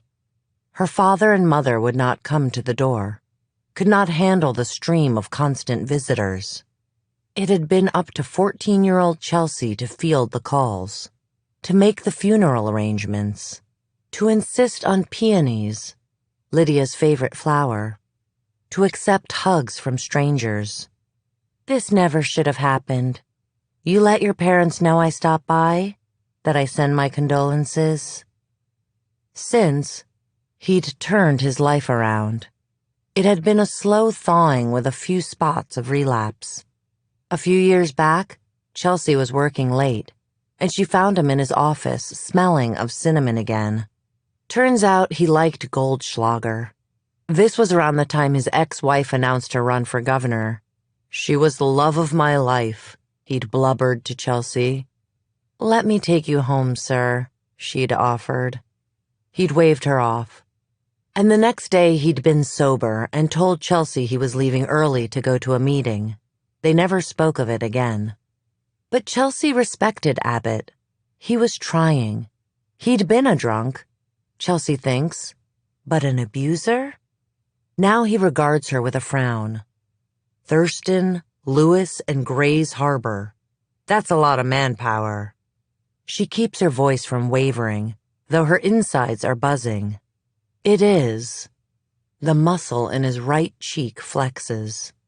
"Where are we with the other evidence? The blood on the shirt. You get a match on that to Barlow?" Even if the blood is Gabby's, it wouldn't be much in terms of a lead, Chelsea thinks. It would only solidify that Gabby and Ellie may have been taken by the same person, strengthening the tie binding the 2 girls together. Chelsea needs the wagon. It's not in yet. The wagon... He stands, cutting her off. "It's not enough, Chelsea. It's too much of a coincidence. Bring me something more solid, and I'll go to bat for you." His tone is not angry. It's matter-of-fact. Chelsea's jaw locks. "I strongly disagree. The wagon is our best lead." In truth, Ellie was their best lead. But she's no longer an option. Chelsea flashes back to the expression on Kat's face when Ellie vomited upon hearing Gabby's name. A lioness protecting her cub. Noted, Abbott says, rounding the desk and tucking his keys into his fist. He stops in front of Chelsea and smiles patronizingly. Sometimes Abbott makes her feel like a child, like they're still standing on the stoop of her parents' house when he offered her a casserole and called her kid. It rankles even more that she wants his approval, to see his eyes glint at a job well done. I'm on your side here. Chelsea forces the corners of her mouth up. I know you are, she says. Let me know when the blood is in, he says, the door swinging shut behind him. It is strangely quiet at the Blacks' house as Chelsea parks alongside the curb. The reporters have fled, off to chase a news story. All that's left are muddy teddy bears, wilting flowers, and soggy cards on the Blacks' front porch. Chelsea thinks about the girl inside. What are you afraid of, Ellie Black? What are you hiding? Chelsea frowns at the question, at the inference she's making, that Ellie may be willfully concealing something. She shakes it off. And yet, the front door opens, and Kat emerges with her purse tucked under her arm. Chelsea swings open her car door. Kat, she calls out, flagging her down and jogging across the street.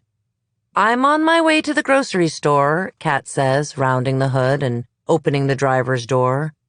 Kat has never given Chelsea the brush off. She has never been cold. How's Ellie?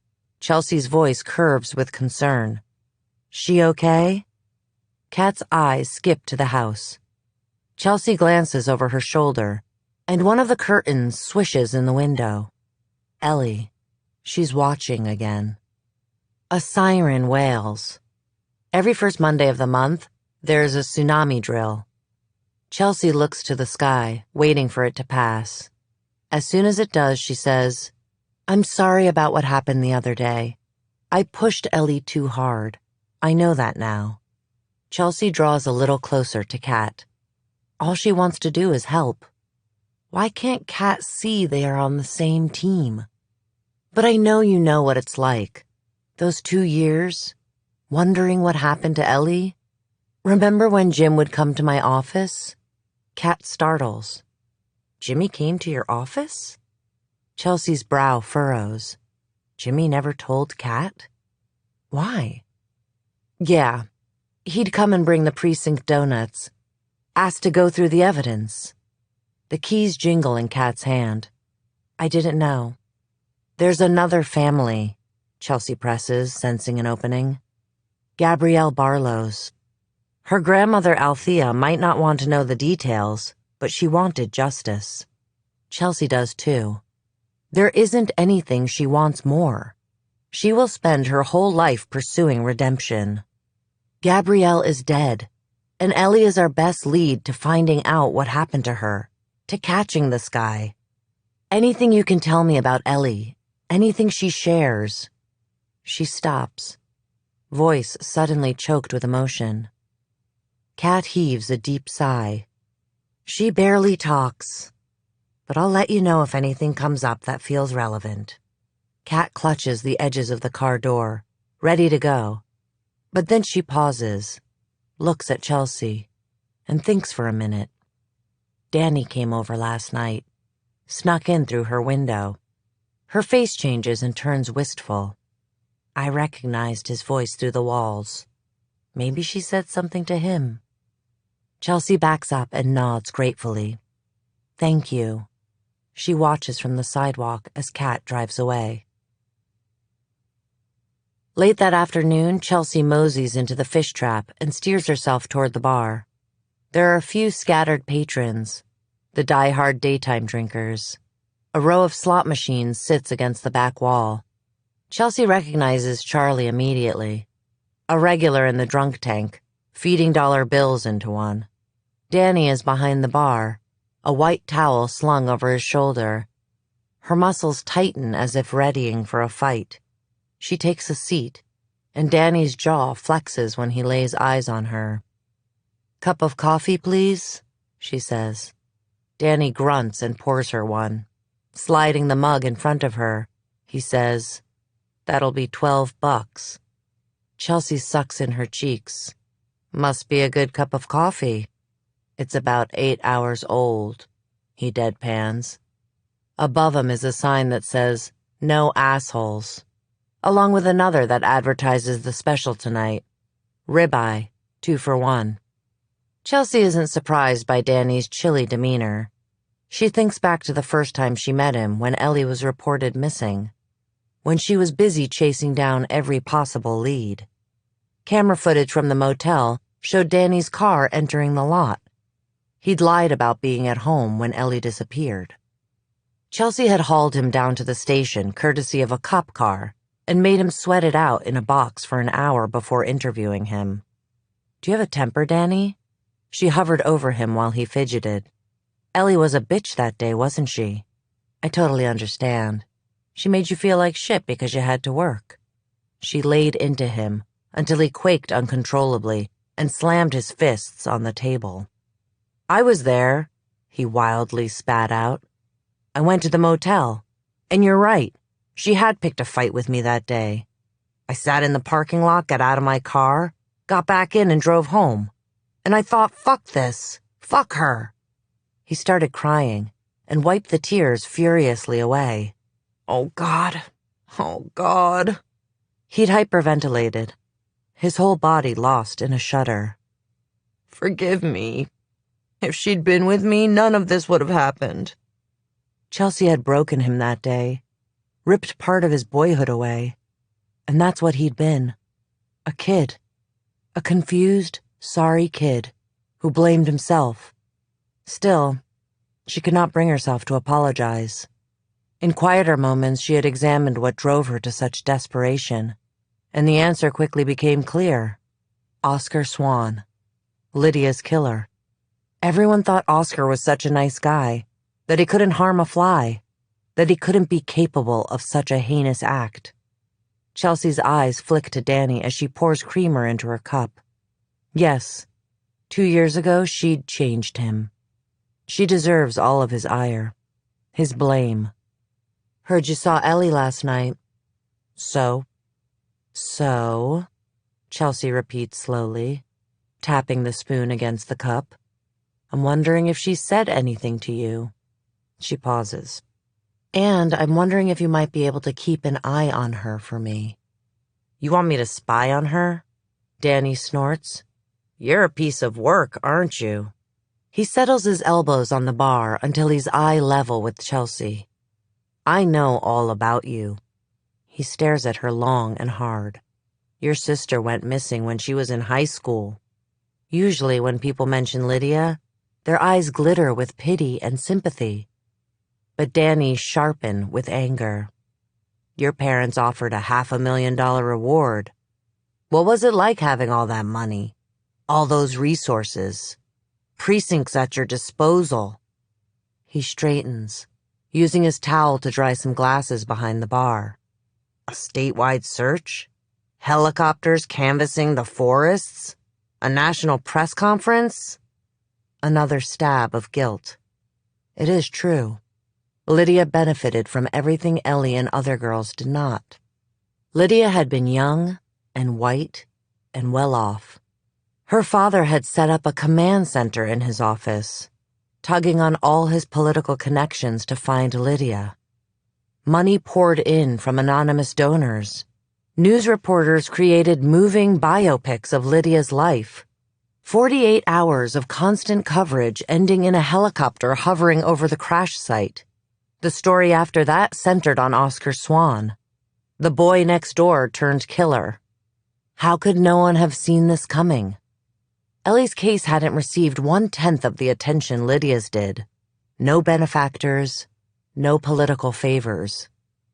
Chelsea faces off with Danny, keeping her expression purposefully blank.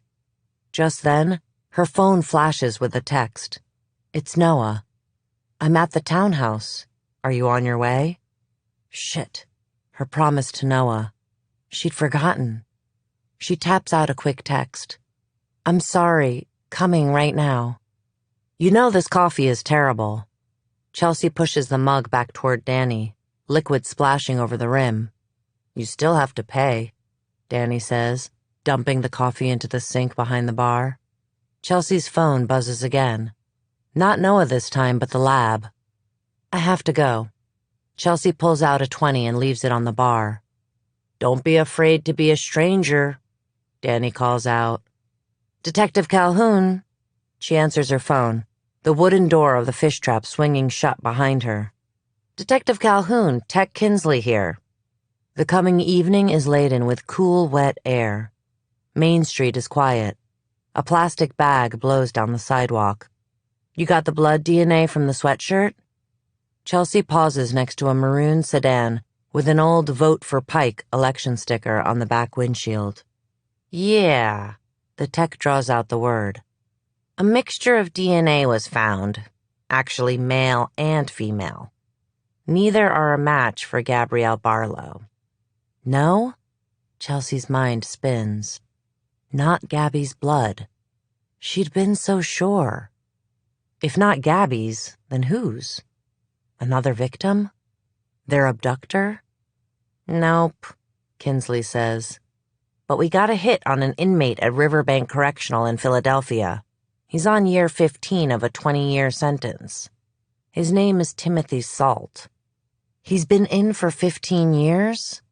She's unable to conceal her distress, her confusion, that the ground feels as if it's giving way beneath her. All these tiny earthquakes, and she cannot help but picture a pair of ghost hands holding Chelsea like a rag doll and shaking. If Timothy Salt has been incarcerated for 15 years, he can't be responsible for Gabby's death, for Ellie's abduction. Yep, but it's only a partial match, Kinsley adds. Someone related to him, then. Send me the full report, Chelsea says, and hangs up. Family, Chelsea concludes. She needs to look at Salt's family. She closes her eyes for a beat, letting her body reset, allowing the coldness of the air to recharge her. In her mind, the investigation shifts. A new form taking shape, another tunnel to be dug, another cavern to be explored. Noah will have to wait.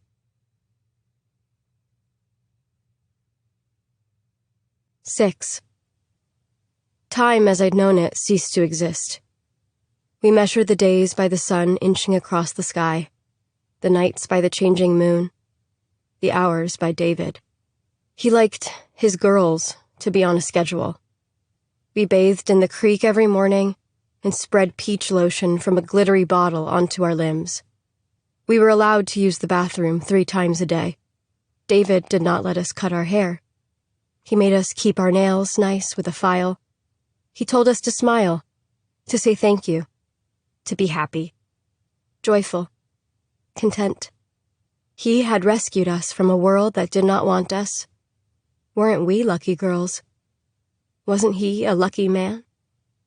It's my turn with David soon, I said to Hope. We were on our knees, scrubbing the dog kennels. I wiped my brow with my forearm.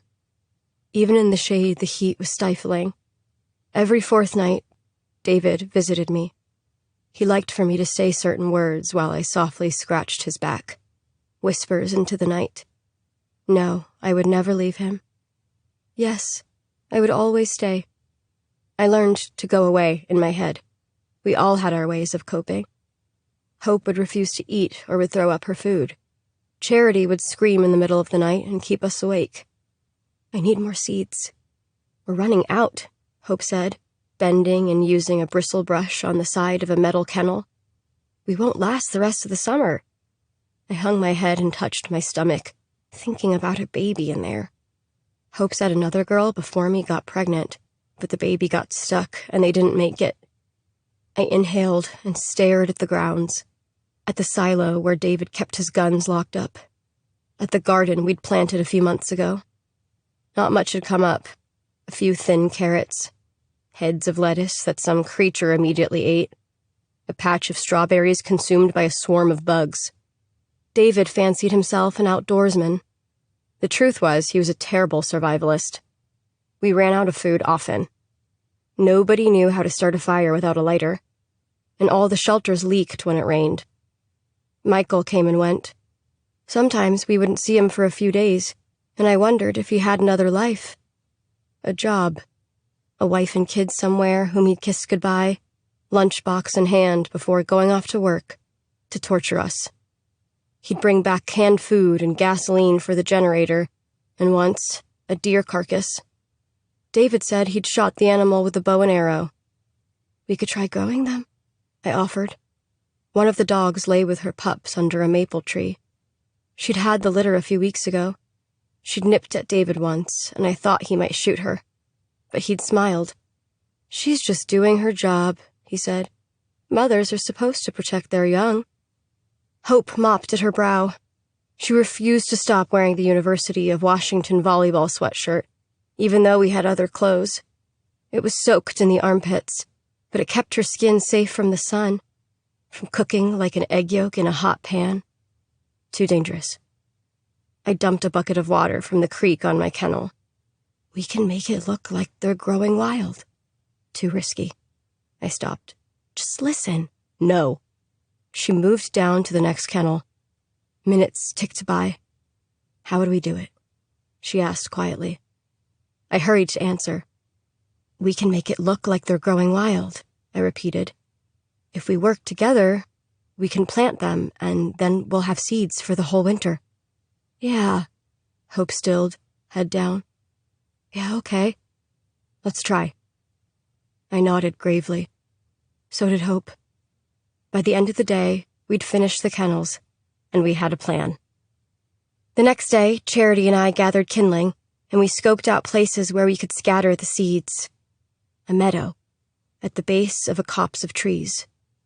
Farther down the creek, seeds could be folded in among the rocks, where the water would trickle and drench the roots.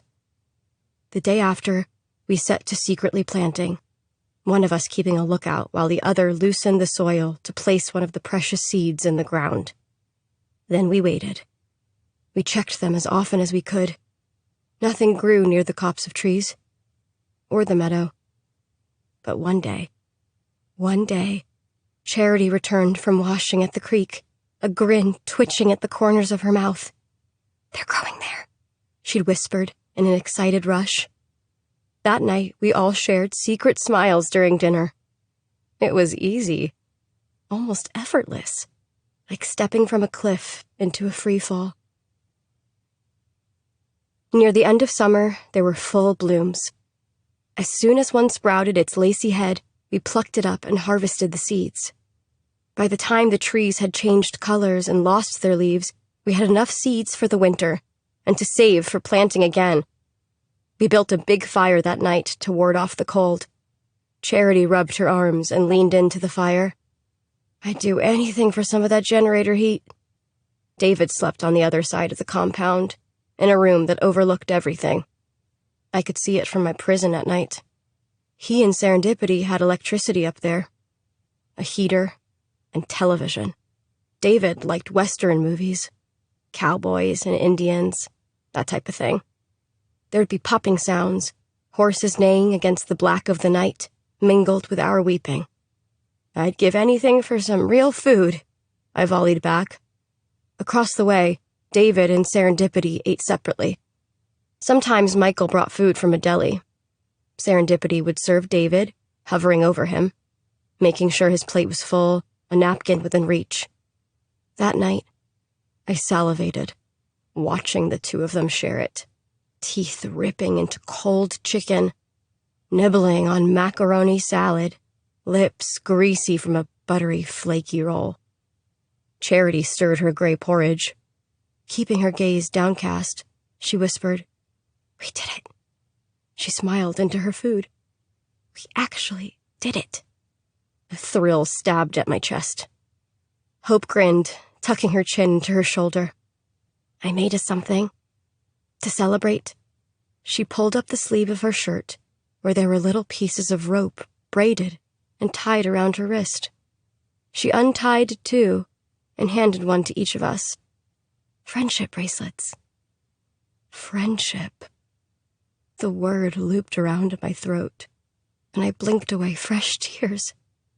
I hadn't had many friends back in Coldwell. I used to have like 50 of them stacked up to my elbow, Hope said as we tied them around our wrists. Warmth crept into her voice. My sister and I made them for each other. I had a sister, too, I offered solemnly. She was pregnant. Sam had probably had the baby by then. I wondered if my family still thought of me, or if I'd been forgotten. It was easy to think that I had been. I was so far removed from the world. David had said I was a mistake. "Don't you think if your parents wanted you, they'd have found you by now?" he'd said one night. "I'm an only child," Charity said, "but I always wanted a sibling." Hope sat in the middle of us, and she put her hands down on the log, palms up. "Sisters," she said, wiggling her fingers. Charity and I placed our hands in hers. We held on for a moment, fingers intertwined, thinking we might survive if we had each other. We didn't stay like that for long, though. We couldn't. David and Serendipity didn't like it when we acted too close. One of them would swoop in to separate us. So we released each other, but the sensation stayed like a warm blanket had been draped over us. And that's how it started. For 10 whole minutes, we shared our old lives. Charity's dad was a musician, her mom a cocktail waitress, but they couldn't look after her, so she'd been in foster care for a long time. Because she was tall and athletic, people thought she should play basketball or run track. But I wanted to dance, she said. She'd watch tutorials online and practice steps, twirling in a shared room at her group home. Sometimes she'd watch reaction videos. She liked the one where a guy heard Bruce Springsteen for the first time and he cried. Or the cops who rapped while patrolling the highway. Hope and I had seen him too. It was good to remember the girl I was. I'm not sure what girl I am now. Hope lived with her grandmother, a house cleaner. I hated my grandma because we were poor. Like, why agree to take us in if you can't afford us, she said. And on it went.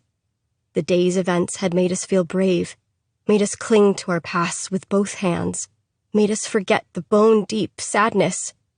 We waded into dark waters with triumph in our eyes. And finally, we whispered our real names to one another, the words standing like monuments between us. Gabrielle. Elizabeth. Hannah. If someone always remembers your name, speaks it out loud, you're never really gone. That's the real afterlife, Gabby said. Then we said all the things we'd do when we were free.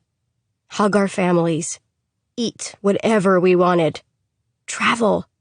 We would cast our nets wide, pulling up friends, lovers, maybe even children. All that we would have had in a lifetime if only given the chance again. Does that sound like a bad country song? What we crooned by the fire wrung out from the lungs of small birds trapped in long abandoned mines. Gabrielle, Hannah, Elizabeth. When I'm alone, I still repeat our names sometimes. I thought it was dangerous to trust them, but I was wrong. They never should have trusted me.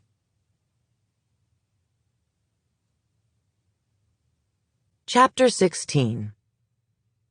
Chelsea is in Lacey, a rural town outside Olympia, in the passenger seat of a cop car winding through the quiet tree-shaded streets. She flexes and unflexes her toes inside her black tactical boots. It's one of those rare spring days, cold but clear. "We're nearly there," Montoya says. Chelsea forces her attention away from a burned-out bus on the side of the road and refocuses on Montoya. He is a detective, too, and has too many accolades to count, including an impressive stint in the capital's counterterrorism unit. But he's best known for his work on the White Mountains serial killer case. He's smart, savvy, and handsome in a boy-next-door type of way. He also loves Creedence Clearwater Revival. Born on the Bayou is his favorite, with Have You Ever Seen the Rain a close second. He clicks off the music. His fingers are slender with clean, round nails. He has admitted to her that he gets a manicure once a month. Nothing too fussy, just a clip, file, and buff. Chelsea has learned all this over the last 24 hours, working closely with Montoya to chase warrants, debrief the team, and set up the raid. Chelsea holds photographs in her hands, a picture of Louis Salt and drone footage of his property. Louis Salt is an unemployed construction worker. He's the son of Timothy Salt, the inmate serving time at Riverbank for rape and armed robbery, whose DNA was a partial match for the blood on Gabrielle Barlow's sweatshirt. Louis Salt has had 3 run-ins with the police, all involving spats with his girlfriend. But none of these infractions led to any arrests or convictions. His DNA isn't in the system. Louis has a license to carry a concealed weapon. He lives in a 2-story house on 15 acres in the middle of the woods. A busted-up barn is also on the property. The roof is partially caving in, the boards cracked and splintering. It is a place he could have kept Gabby and Ellie, Chelsea thinks. And the final nail in Louis Salt's coffin? He drives a blue station wagon. Chelsea rubs her hands together and focuses on the car in front of them.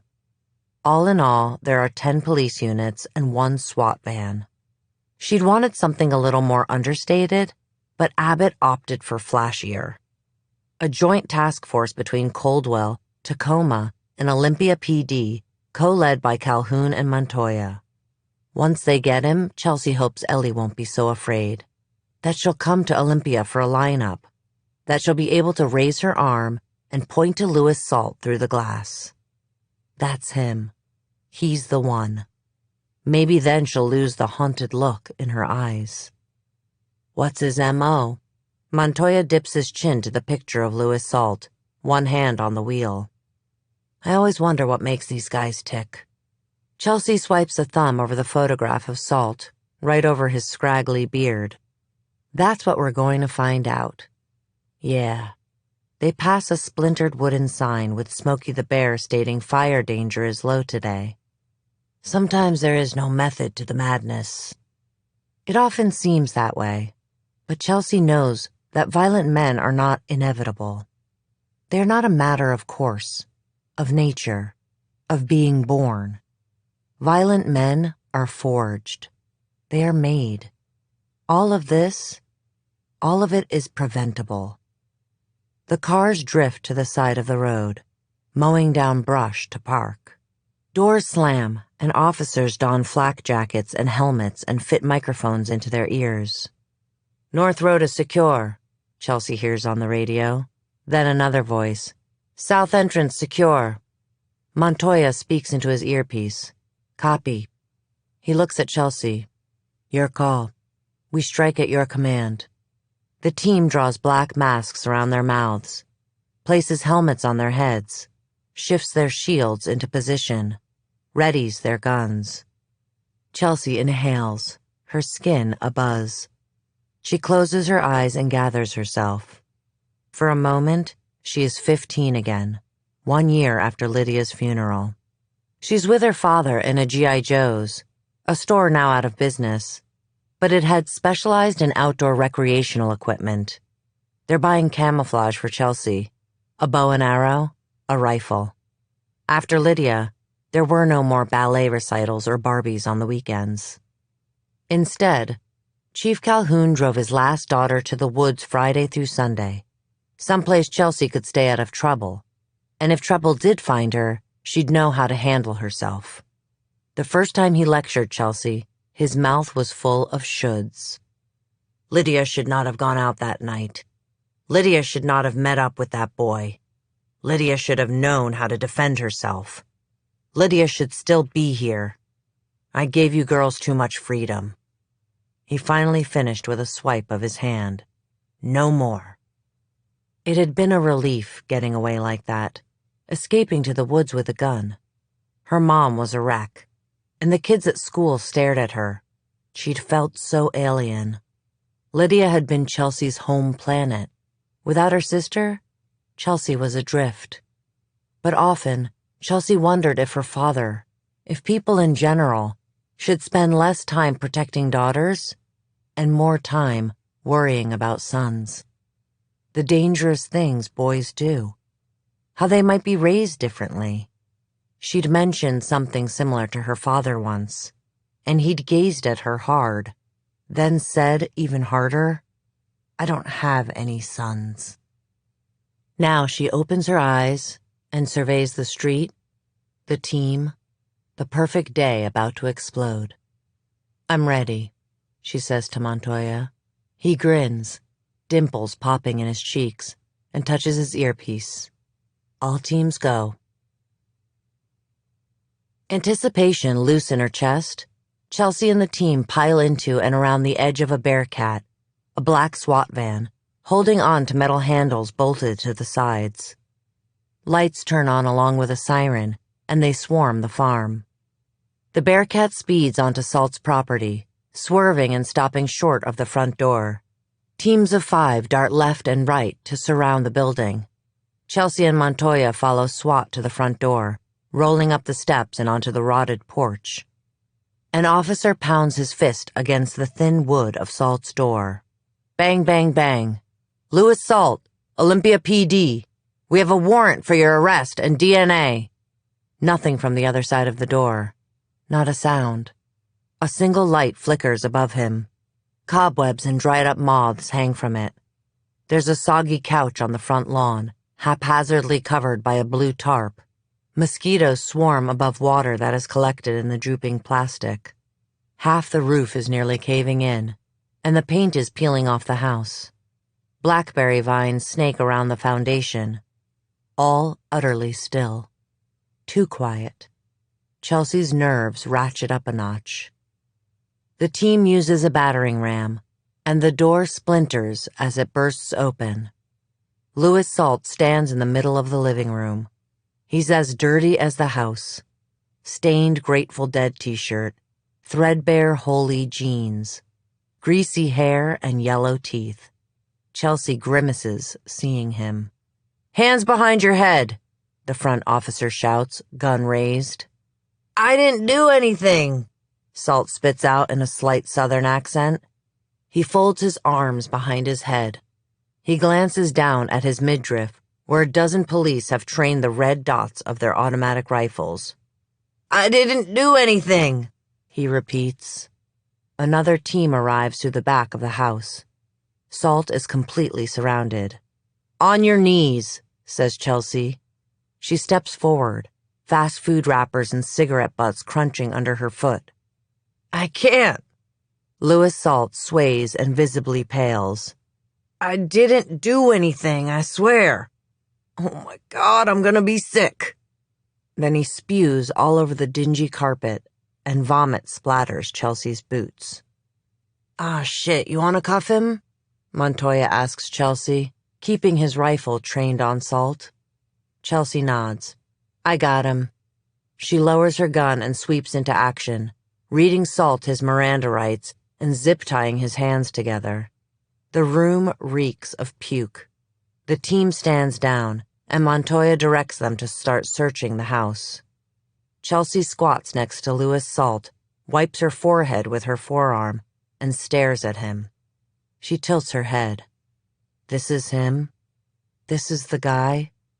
Chelsea is unimpressed, disappointed. "I want my lawyer," Salt huffs, tears streaming down his face. It does not make Chelsea feel sorry for him. She wonders how many times Ellie wept while she was held captive. If Gabby cried while he had his hands around her throat. How many tears did Lydia shed before she died?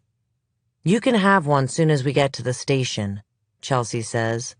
"But first, I'm gonna need to collect your DNA."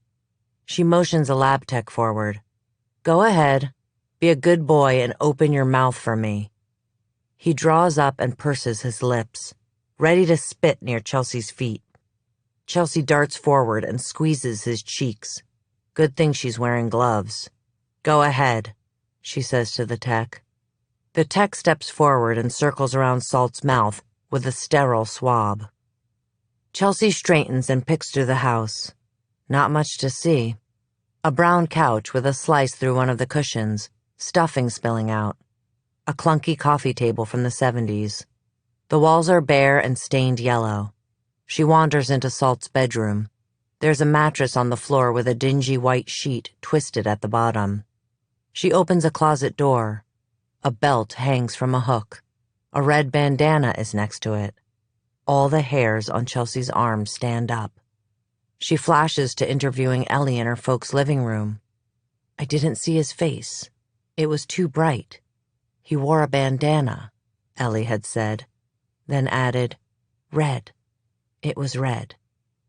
Chelsea shouts for a tech, warmth spreading through her chest, the slow burn of excitement, the heat of relief. She got him. It's almost over. The tech appears in a white hazmat suit. Bag this up, she says, pointing to the bandana.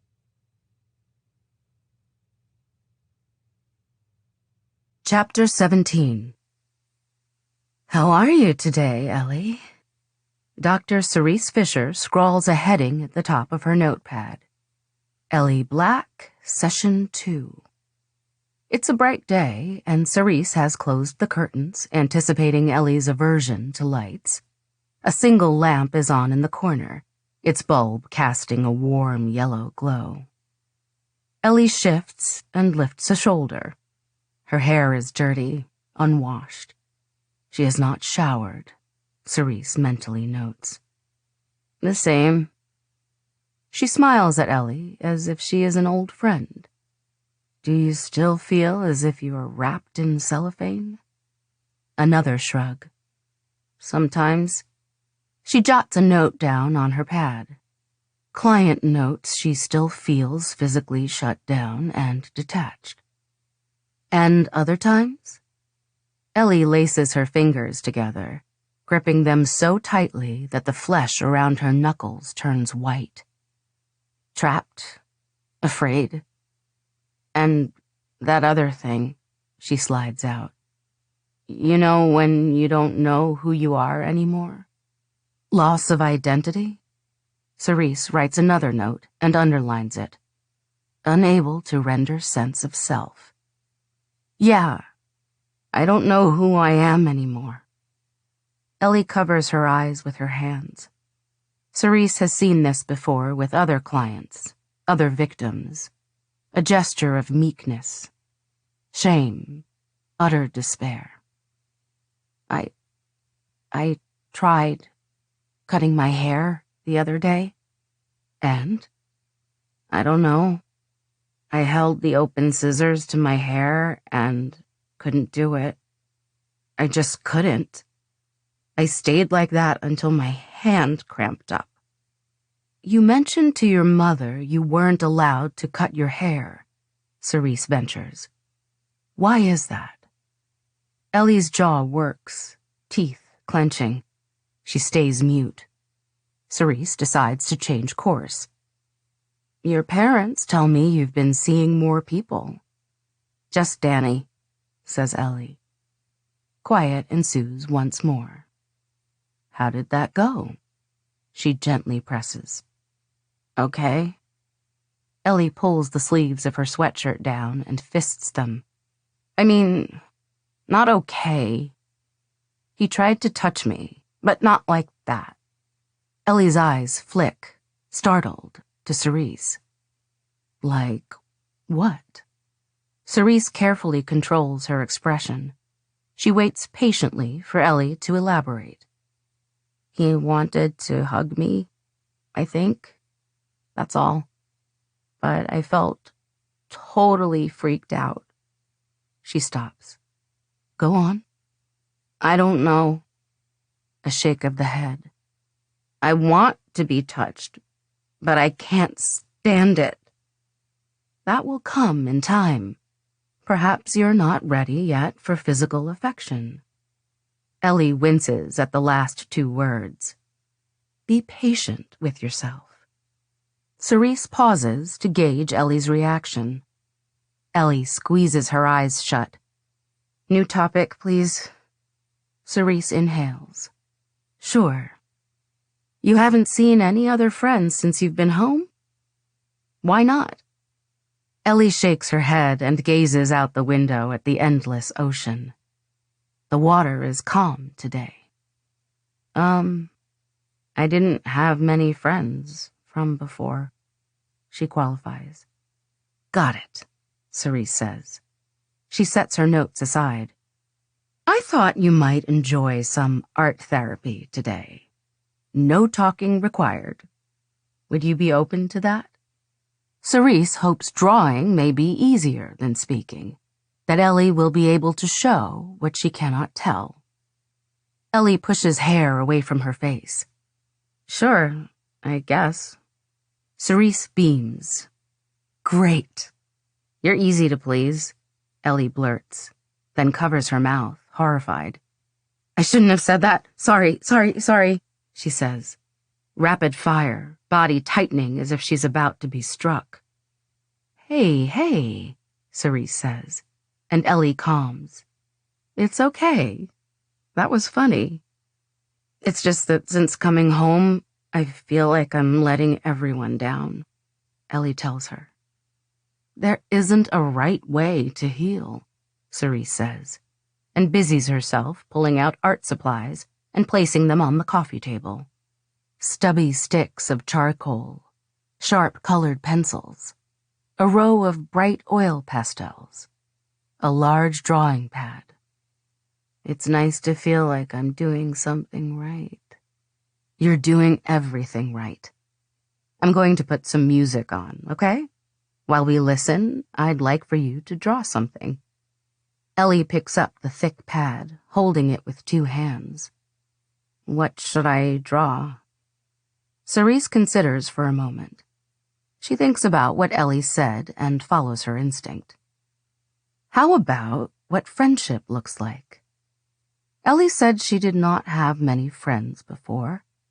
But what about after? What about those 2 years she was missing? Yeah, okay. I can do that.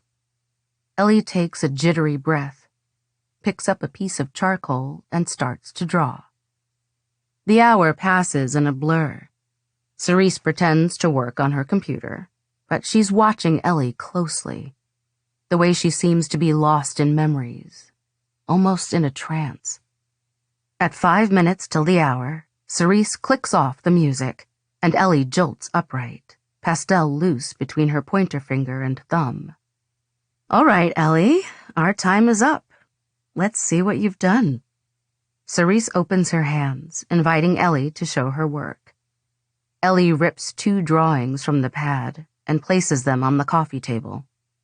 Cerise uses a finger to rotate the art toward her, careful not to smudge anything. Ellie rubs her hands together, staining her palms with blues, purples, blacks, greens, and yellows from the oil pastels, the colors of bruises and the forest. Cerise delicately picks up both sheets and puckers her lips. A field? She focuses on the drawing in her right hand. Ellie has sketched a line of birch trees, a bloody sunset behind them, and, beneath the birch trees is a black void. A hole. Ellie scrapes the pads of her fingers.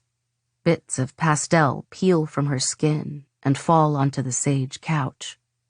Unease skitters up Cerise's spine. This represents friendship to you? She asks. This picture resembling a grave? I guess more love than friendship? Ellie peers down at her knees, then up at Cerise. The word love hanging between them, an empty noose in the air. I see, Cerise says. She places the drawing to the side and braces herself for the next. Ellie has used only charcoal on this one, and she's depicted 4 girls. 3 are tall and 1 is short. Younger? On the bigger girls, Ellie has drawn a loop around each of their wrists. Chains? Rope? The smaller girl's wrists are bare, the loop noticeably absent. Lastly, all of the girls are depicted with 2 X's for eyes and a frightened oval for a mouth. Because they are dead? Is one of these you? She says, voice low. Ellie wipes her sweaty palms on the knees of her jeans. I'm there. Cerise lets loose a breath. Maybe not dead, but hurt? And the rest? Do they represent real people too? A slight crack in Cerise's voice, fear slipping through. Ellie bobs her head. They do. Will you tell me their names? Cerise points at the bigger girls. Ellie's eyelids twitch. She flexes her hands. Something is happening, she rasps, clutching at her chest. The beginning of a panic attack. Cerise's clinical training kicks in. Breathe, Ellie. You are safe. You are here with me in this room. Come back to me. Ellie? Cerise says again. No use. Ellie shakes her head, won't open her eyes. She is lost in a horrid memory. Let's try a grounding technique. Can you follow my instructions? Cerise keeps her tone even and low, her voice seeking to pull Ellie from the dark water. Push your feet hard into the floor. Cerise sees Ellie's toes flex through the thin fabric of her shoe. Good. Feel the couch beneath you. Ellie's hands skirt the couch, and the trembling in her body eases. That's it. Notice your spine and how it supports you. Acknowledge that you are struggling. Perhaps you are anxious, sad, or reliving a painful memory. But just as you feel pain, there is a solid body around that pain that you can control. Now open your eyes. Ellie does. Tell me 5 things that you see in this office. Chair, yellow sticky notes, a lamp with a gold base, a silver pen.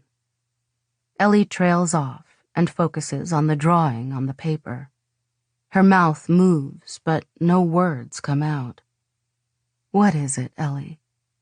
What would you like to say? My friends. I see my friends.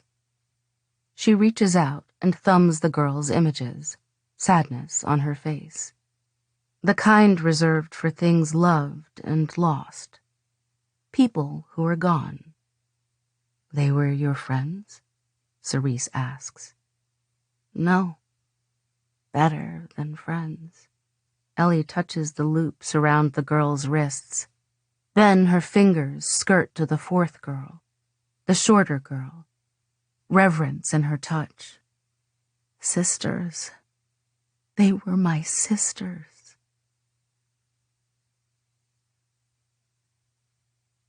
Chapter 18.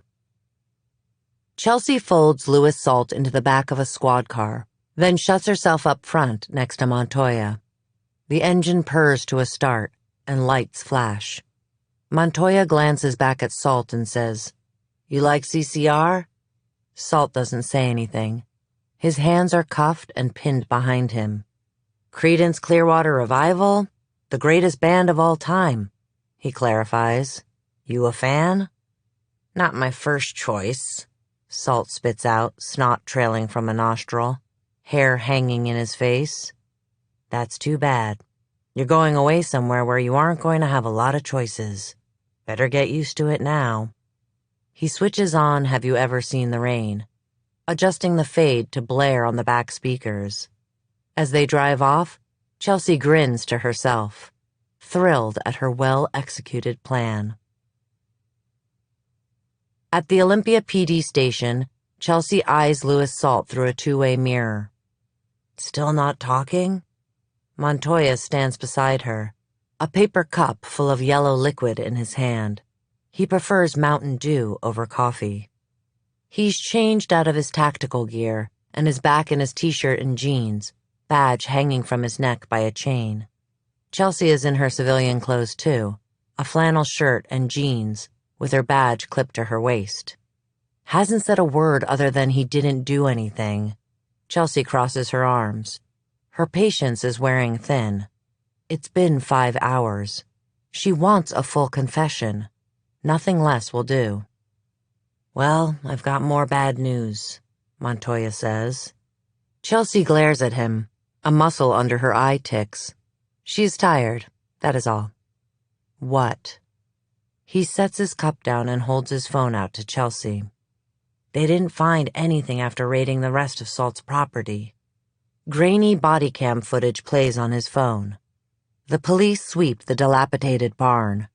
A flashlight beam crosses a rotting hayloft, a dirt floor, and then settles on a trap door. Here, the officer shouts. Another officer comes into view and yanks the door open. Guns poised, the police rush down the dusty stairs into the room. Empty, the officer announces, camera spinning around. Nothing down here except some shelves and an old jar of... He picks it up. Pickles. No evidence of human inhabitants. A pause. Hey, Bo, I'll give you $50 if you eat one of these pickles. Montoya shuts off the phone. He could have cleaned it, Chelsea says. Might make sense. Ellie escapes. Salt is spooked. Scrubs his property. He could have, says Montoya evenly. Dogs are on their way. They'll pick up if your girls were there. She reviews the evidence in her mind. The blue station wagon. The red bandana. The homestead in the middle of nowhere. Salt could have a second piece of land. Somewhere else where he kept them. Chelsea thinks out loud. I'll see if I can dig up anything. Chelsea tilts her head.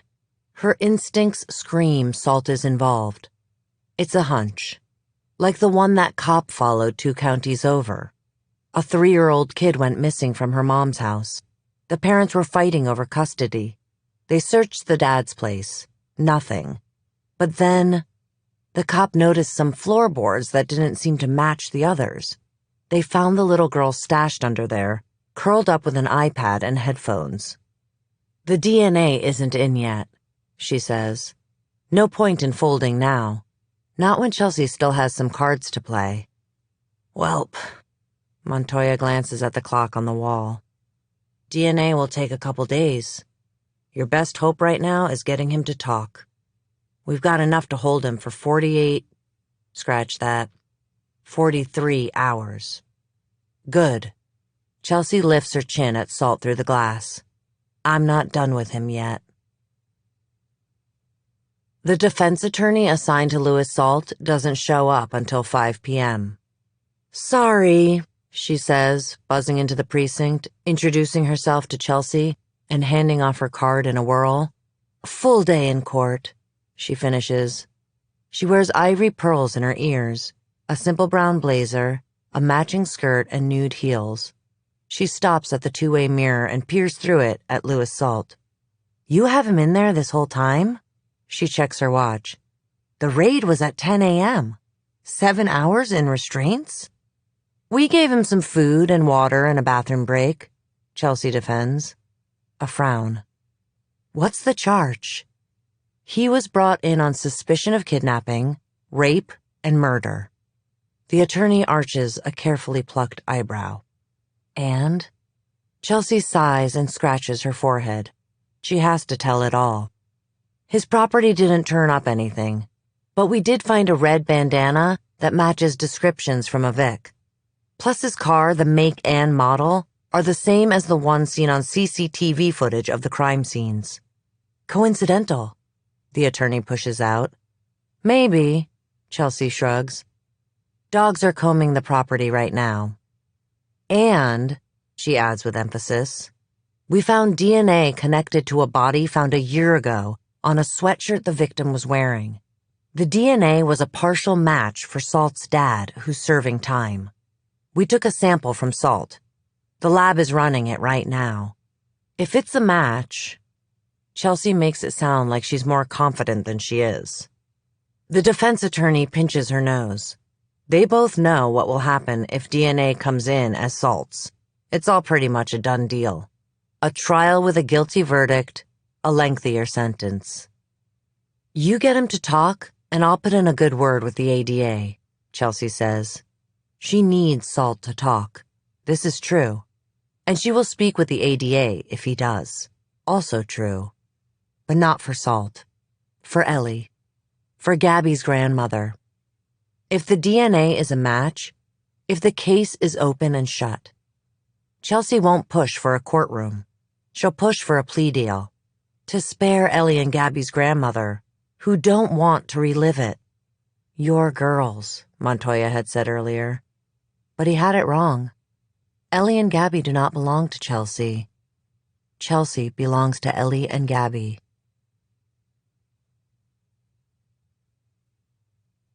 7. Heavy rain fell against the plastic sheeting. The outside was blurry, but distinguishable. In the sky, a bird flew. A bald eagle I recognized from its flight pattern, its glorious wingspan. So high the eagle could see everything. The concrete buildings we inhabited spread across half an acre. A bunker where we slept. An armory resembling a silo. The battery that David occupied with its shell room and officer quarters. The compound had been erected during World War II in the event Japanese submarines made it to shore. Inside, David held a Bible flipped open. He read from Psalms. My closest friend whom I trusted, the one who ate my bread, had lifted his heel against me. He shut the Bible with a thump. The air was hot and humid, with twice-breathed air. We have a traitor in our midst.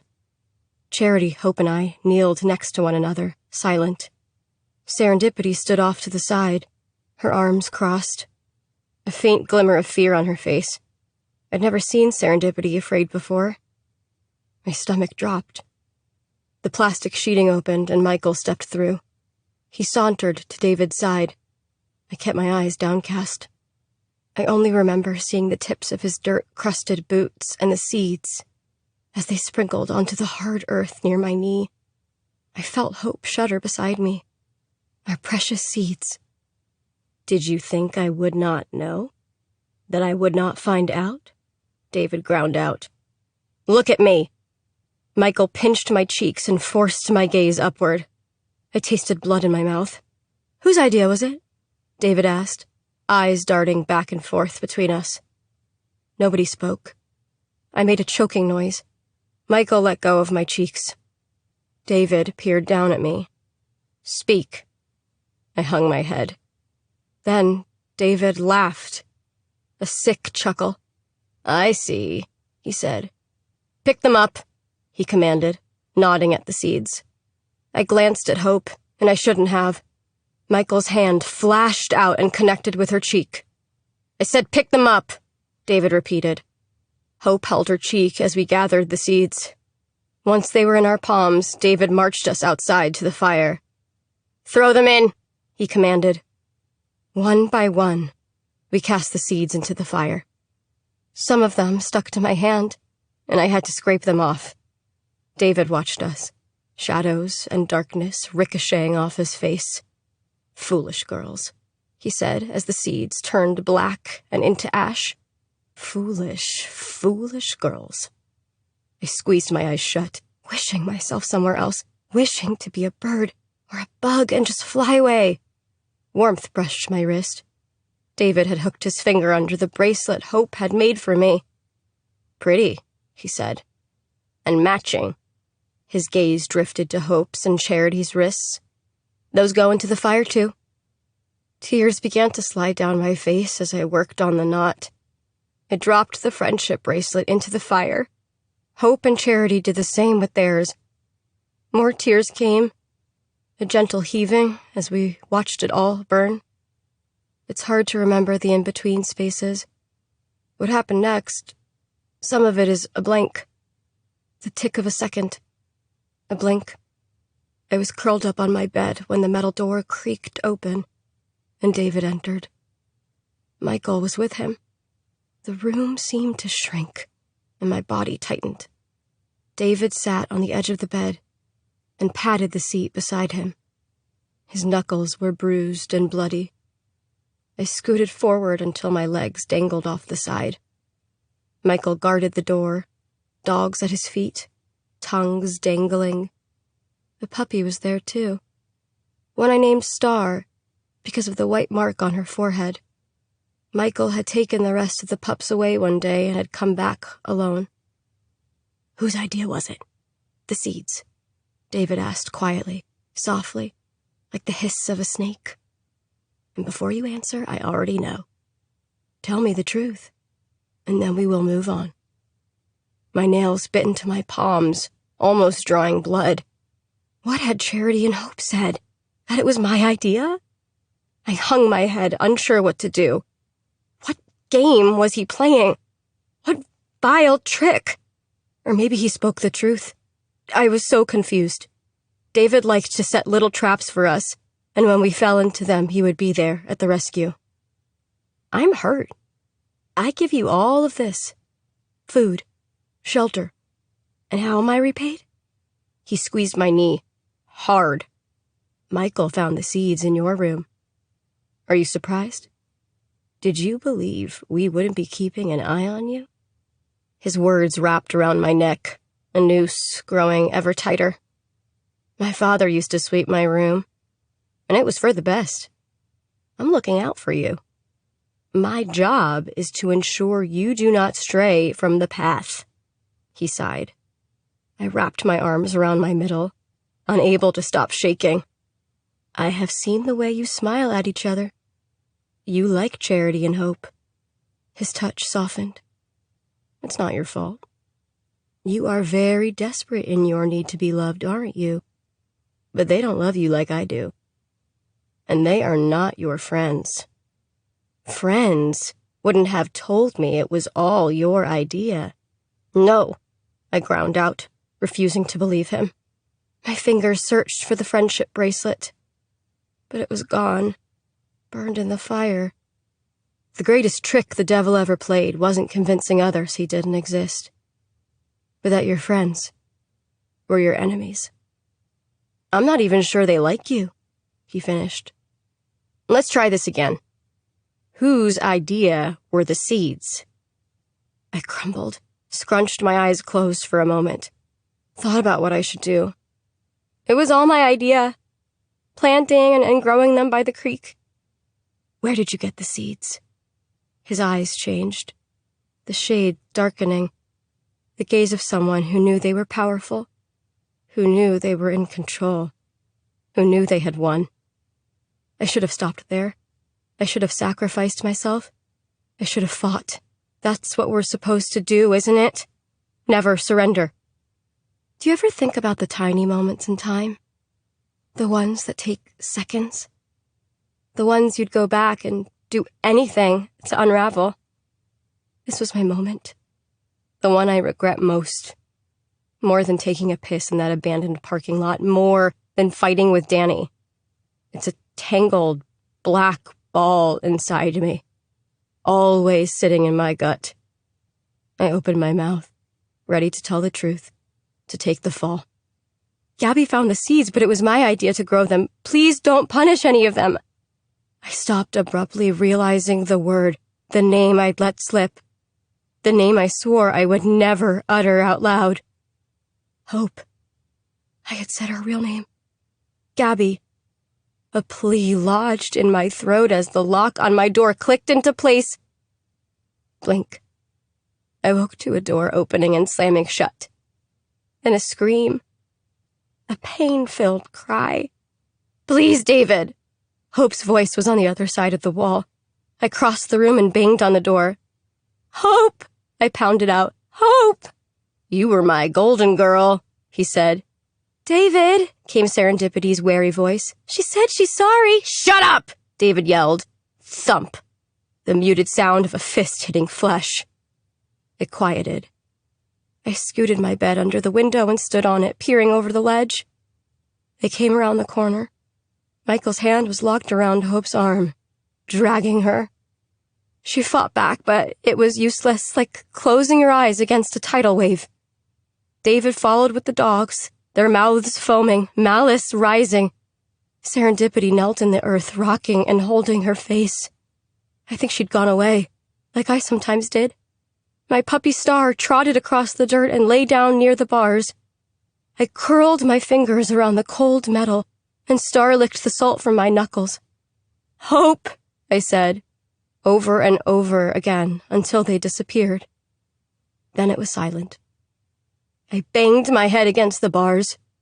Star whimpered and ran away. I yelled until my shouts turned into nothing.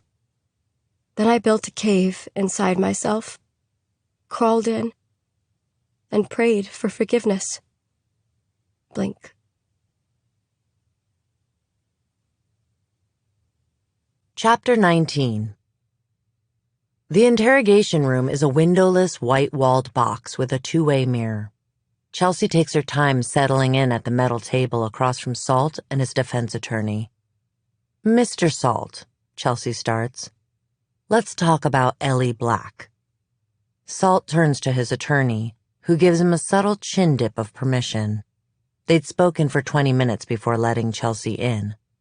Louis Salt shifts, chains around his wrists rattling. "Never heard of her." Chelsea studies Salt's impassive face. "How about Gabrielle Barlow?"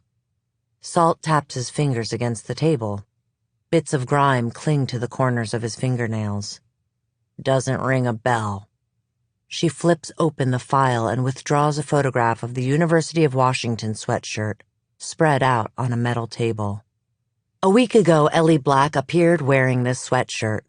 The blood on it garnered a familial match to your dad. We're running your DNA right now." Salt sneers, leans forward as close as he can get to Chelsea's face. "It won't be a match. You ain't got shit on me." A knock sounds at the door. Montoya enters, lays a piece of paper face down in front of Chelsea, and exits. Chelsea scoots the paper to the edge of the table and flips it up to read it like a poker hand. Dogs didn't find anything. She folds the note in half. No evidence of Ellie or Gabby on Salt's property. He could have a second property, she thinks, but feels less convinced now. If not Louis Salt, then who? Bad news? Salt's face oozes with a smile. "I'm just wondering." Chelsea composes herself. A radiator against the wall clicks on, stirring warm air into the tiny room. "I'm just thinking," she says aloud, allowing the guilty threads she's bound up Louis Salt with to unravel, trail away, lead her in a different direction. The first time Chelsea's father brought her to the woods, they didn't do any hunting. They'd camped and spent their days driving logging roads, parking alongside clear cuts with binoculars to find deer or elk among the severed trees. A twisted version of Where's Waldo. Once, she'd even spotted a starving cougar panting in the underbrush. What is she not seeing here? She narrows in on Salt's hands, his fingers stained yellow from nicotine, then up to his wrists to a couple of tattoos. Music notes. A set of baby footprints with a date. February 1st, 2013. All the hairs on Chelsea's arm stand up. "You got a kid, Salt? That didn't come up in your background check." She flips through his file to make sure. Salt sneers at her. He tucks his sleeve back down in a protective gesture. "Her ma wouldn't put me on her birth certificate." "Her mother?" Chelsea chokes out, her words bending the air. "You have a daughter?" Everything Chelsea was sure of quickly shatters, glass splintering to reflect a new distorted picture. What if the blood on the sweatshirt was from another victim? Kinsley had said there was a mixture of DNA, female and male. She'd considered it once, outside of the fish trap, that there could be another Vic. But then she'd landed on Louis Salt, on his rural home, his barn with a cellar, and his blue station wagon. Salt's gaze flickers. I'm not talking until you tell me what this is all about. Chelsea regroups and thinks for a moment. What is the best course of action here? How much should she divulge? Interrogation is a carefully choreographed fan dance of revealing and concealing the truth. I'm investigating an abduction case. DNA from blood on a sweatshirt the victim was found in is a partial match to yours. I thought, you thought like father, like son, he cuts in. Because my daddy is a rapist, I'd be one too. Chelsea blinks and keeps her voice even. You match a profile, along with some other key evidence that fit. Salt squints his eyes, narrowing them at Chelsea. And now Chelsea thinks about all the ways people can be wrong. A testament to assumptions. Louis Salt is innocent. When was the last time you saw your daughter? Chelsea continues. Salt turns a cheek and crosses his arms. I haven't seen her for 6 years. I left her in the car to go into the casino. He sticks up a finger. Once. I was only in there for an hour. Her ma didn't let me see her after that. She took me to court. I lost custody. He wags the same finger and pushes it into the table. And a year and a half ago, cop showed up at my doorstep asking me all sorts of questions about Willa. If I've seen her, if I know where she is. Her ma reported her missing, I guess. So excuse me if I don't want to talk to any more cops. You're all the same, harassing innocent men while the real criminals go free. Missing. The word claws into Chelsea's brain. She works to stay still, even though everything inside of her is exploding. How old is your daughter? Willa, he says, was 7 when she went missing. She'd be 9 now. So young. Chelsea swallows hard. This is the first piece that doesn't fit. Why would Ellie's abductor take a 7-year-old? She focuses on the questions she can answer instead of the ones she can't. If she's missing, why isn't her DNA in the system?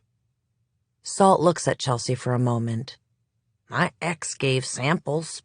Cops collected mine. You tell me why. Irritation floods his voice. Chelsea nods, knowing all too well. With no suspect, DNA can take up to a year for a result. She pictures the racks and racks of rape kits in endless precincts that go unprocessed. Because of the cost, the manpower. Because she works for an institution that was not built for women or their interests. How much is a girl's life worth? We can fix that. Chelsea fidgets with Salt's file. In light of this new revelation, it's now my belief that your daughter may also be a victim of this man's. Finally, you're getting something right. He crosses his arms again and looks over Chelsea's shoulder at the wall. I'm as innocent as the day I was born. Noted, Chelsea clips out. Now, please tell me about your daughter. Everything. For a moment, the room is deathly still. Not much to tell. Like I said, I haven't seen her since she was 2. Her name is Willa. She was a sweet baby. Had a birthmark on her cheek. Red. He circles the upper part of his face and under his eye. What do you know about the investigation? What happened to her? Salt taps his finger against the table. She was out riding her bike and was snatched off the street. At least that's what my ex told me. If you ask me, her ma's boyfriend had something to do with it. Chelsea has heard enough. She does not need Salt anymore. She rises from the table. Thanks the defense attorney, but does not spare Salt a second glance. Montoya is in the room next door. He watched the whole thing through the 2-way mirror. I'm gonna need a photograph of Willa, she says. Already on it, he says, phone in hand. Chelsea's heart beats double time. And her DNA, whatever they collected when she first went missing. We need it pulled from the lab to compare against the blood found on Ellie's sweatshirt. I'll email over the case file soon as I have it. Chelsea walks to the corner and presses her palms to her eyes until she sees stars. She is angry, confused. A third girl. Why wouldn't Ellie tell her about Willa? What reason would she have to hide it? She drives back to Coldwell in an agitated fog. Halfway there, Montoya sends 2 photos of Willa. Chelsea pulls over at a rest stop to stare at them. The first is a school picture. Willa smiles for the camera, red birthmark on her cheek, scrunched like an unbloomed rose. The next is Willa on a playground, hanging from a set of monkey bars, looking like the best days of childhood. Blessed, beautiful, unbroken, waiting to be carried home.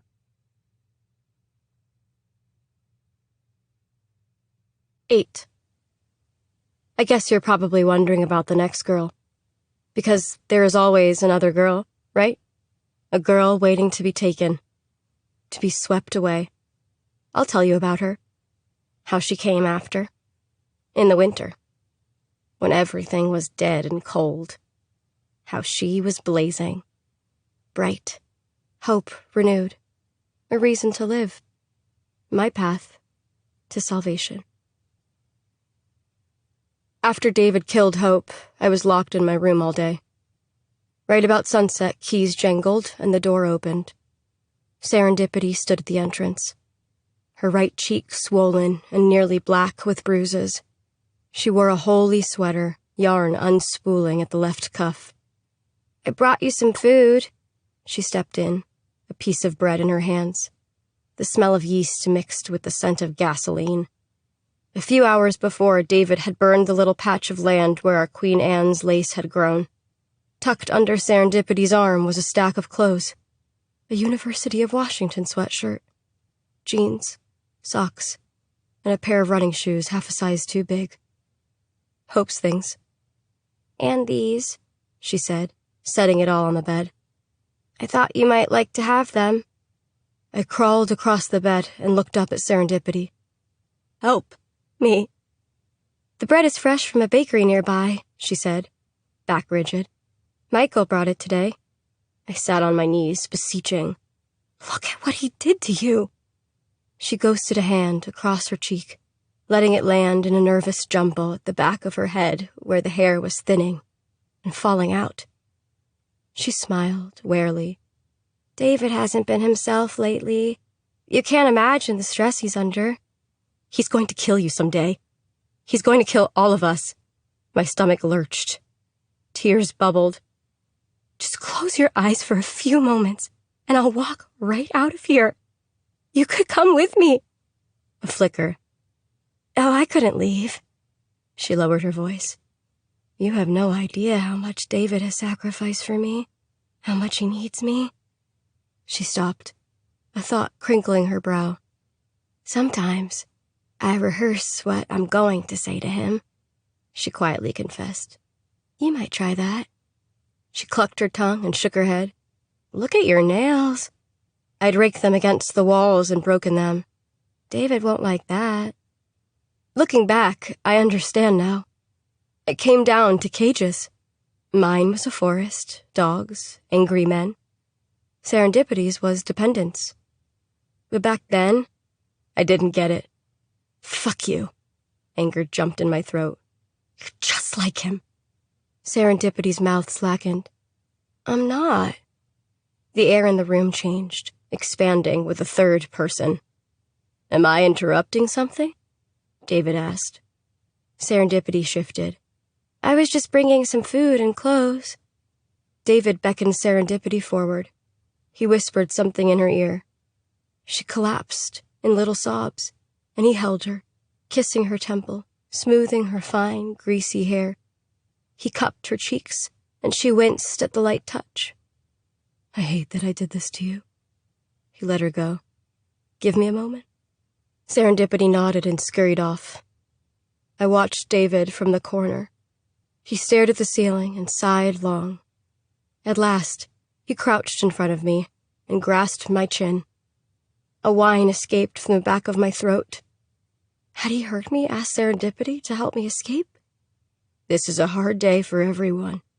His eyes were cold and dark, like deep space. I could still hear Hope's keening. Please, David! Hope was? Well, he dropped his hand and faux grinned, a chastised schoolboy. I have an illness when it comes to girls like her. All of you girls, actually, with your smiles like weapons, making promises and breaking them.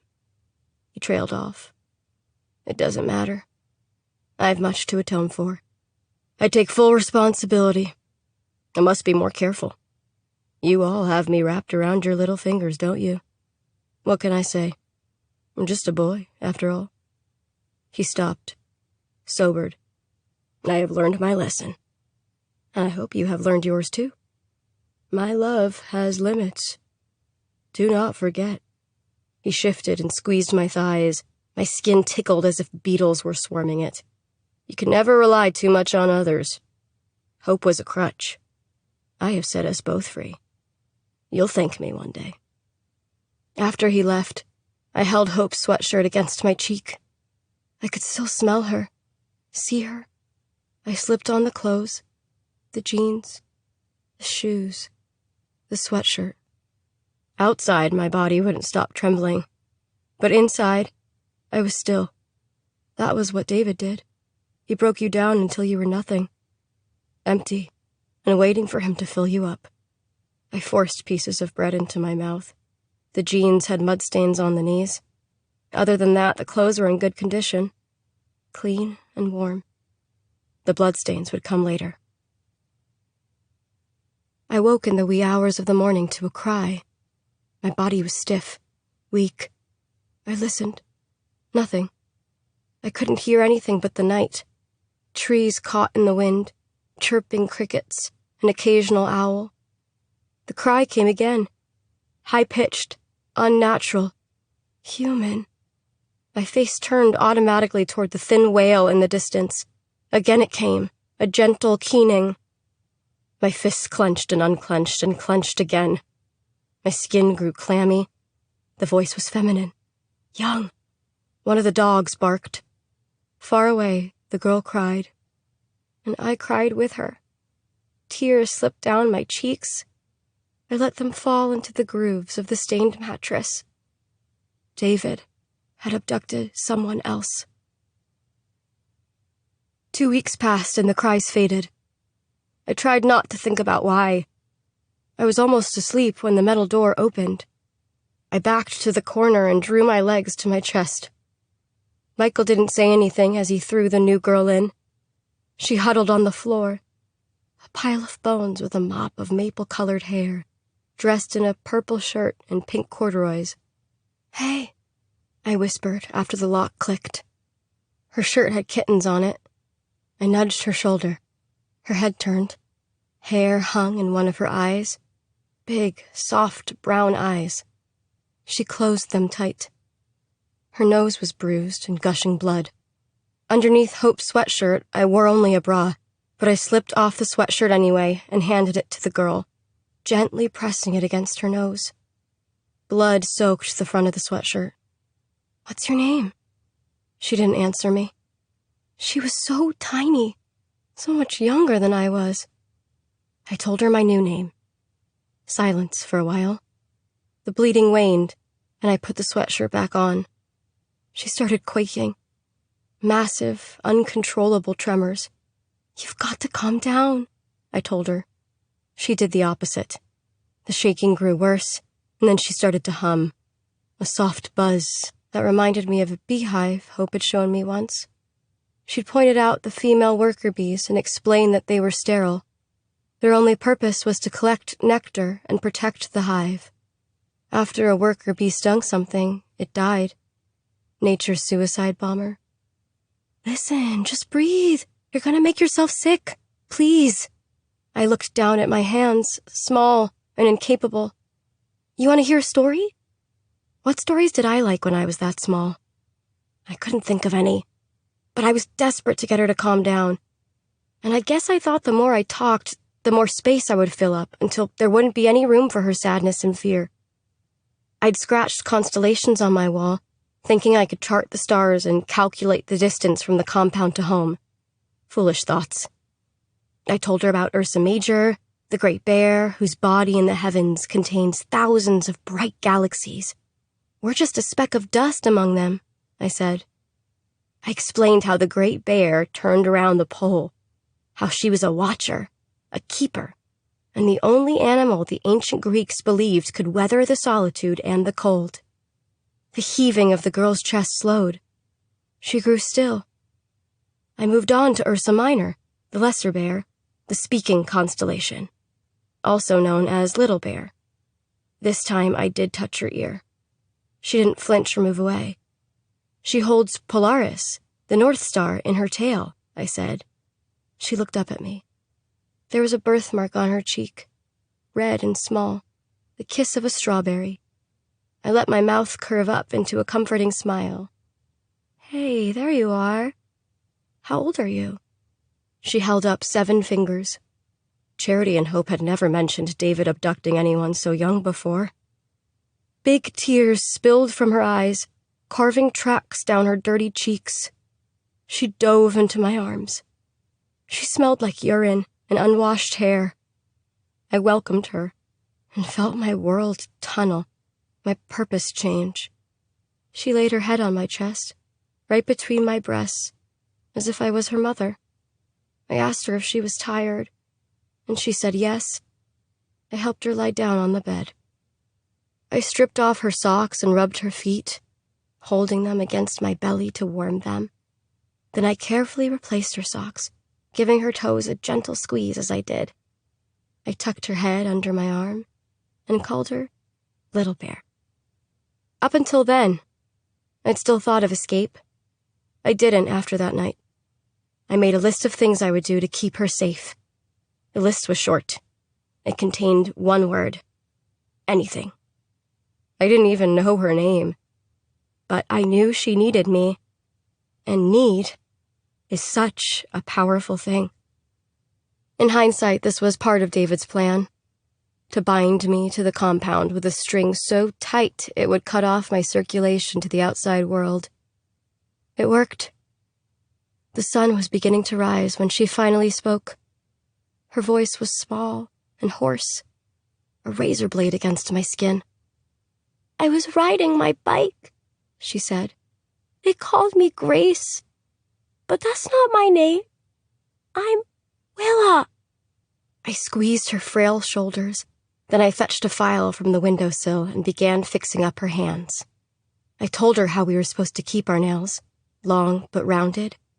I told her Grace was a beautiful name. I told her to forget what she used to be called. We would never speak it again. We were a family now. We had so much to look forward to together.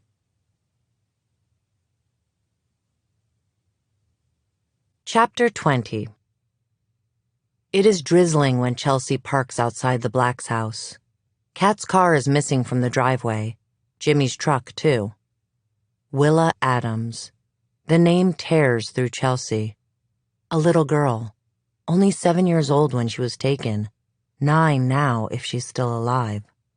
Willa is missing. Could still be out there. Urgent isn't a strong enough word for what Chelsea feels. Chaotic. Desperate. Electric with fear. Chelsea swallows back the taste of metallic dread. She is in unprecedented territory. Ellie is a victim, but she might also be a witness to crimes against other girls. The words proceed with caution, blink inside Chelsea's mind. Gabby is dead and gone, but Willa is still out there. Willa could still be alive. Willa could still have a chance. Everything has shifted for Chelsea now. Willa is riding in the front seat, Ellie in the back. Inside Ellie's home, a light is on in the living room, the telltale glow of a television, through the crack in the curtains.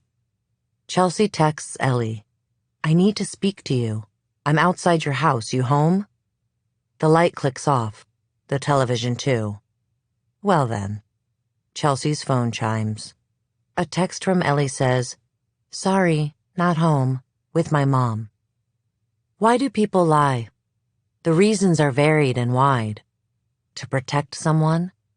To protect themselves emotionally or physically? To win something, a reward of some type? To keep a secret? To avoid humiliation or embarrassment? To exert power or control? To earn admiration? Or to avoid punishment? Chelsea fires up the car. Ellie might be withholding something on purpose, and it makes Chelsea suspicious. It makes Chelsea want to dig even faster, faster and faster, until the dirt has been wiped from these girls' eyes, purged from their mouths. Over the years, Chelsea has uncovered many people's secrets. She has searched homes, mansions and trailers, cleared out vehicles of all sorts, littered with garbage or polished with a cashmere cloth. All of it tells her something. But what tells her the most? Other people. The sun is a pale slip battling storm clouds when she enters Dr. Cerise Fisher's office. She presses the button, alerting the therapist that someone is in her waiting room. A full 5 minutes pass, and Chelsea paces the small area. She's rubbing the leaf of a fake plant between her fingers when Dr. Fisher's office door finally opens. "Detective Calhoun," Dr. Fisher says, surprise, but also welcome in her voice. "Sorry to barge in like this," Chelsea says. "That's all right. I'm between clients. Come on in." Chelsea follows Dr. Fisher into her office. It's an intimate-looking place. Soft couch, breezy curtains, subtle art. "Do you mind if I eat while we chat?" Dr. Fisher pulls a salad in Tupperware from a small fridge. "Of course not," Chelsea says. "All right, then." Dr. Fisher sits behind her desk and drizzles dressing onto the green mess. Chelsea can't remember the last time she ate anything leafy. "So, what brings you here?" "Elizabeth Black."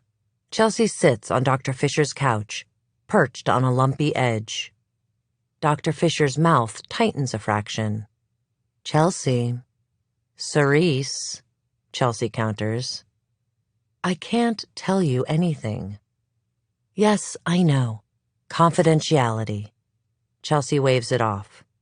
Dr. Fisher arches a brow at Chelsea, spears some lettuce, and slips it into her mouth, chewing delicately.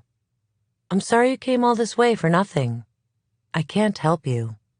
Chelsea considers her next move, the technique she might use. She opts for the truth, casting it out like a fishing line. Will Cerise bite? "I stopped by Ellie's house before coming here. I texted her to see if we could talk, and Ellie pretended that she wasn't home." Dr. Fisher stills. "Oh?" Chelsea nods slowly. She has Dr. Fisher's interest, notices something troubled in the doctor's gaze. She doesn't want to participate in the investigation anymore. "That's too bad." Dr. Fisher stabs at a piece of carrot.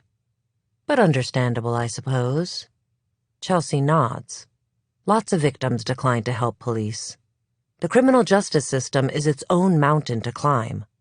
For every 1,000 cases of reported rape, only 7 lead to felony convictions. She gets it. She does, but...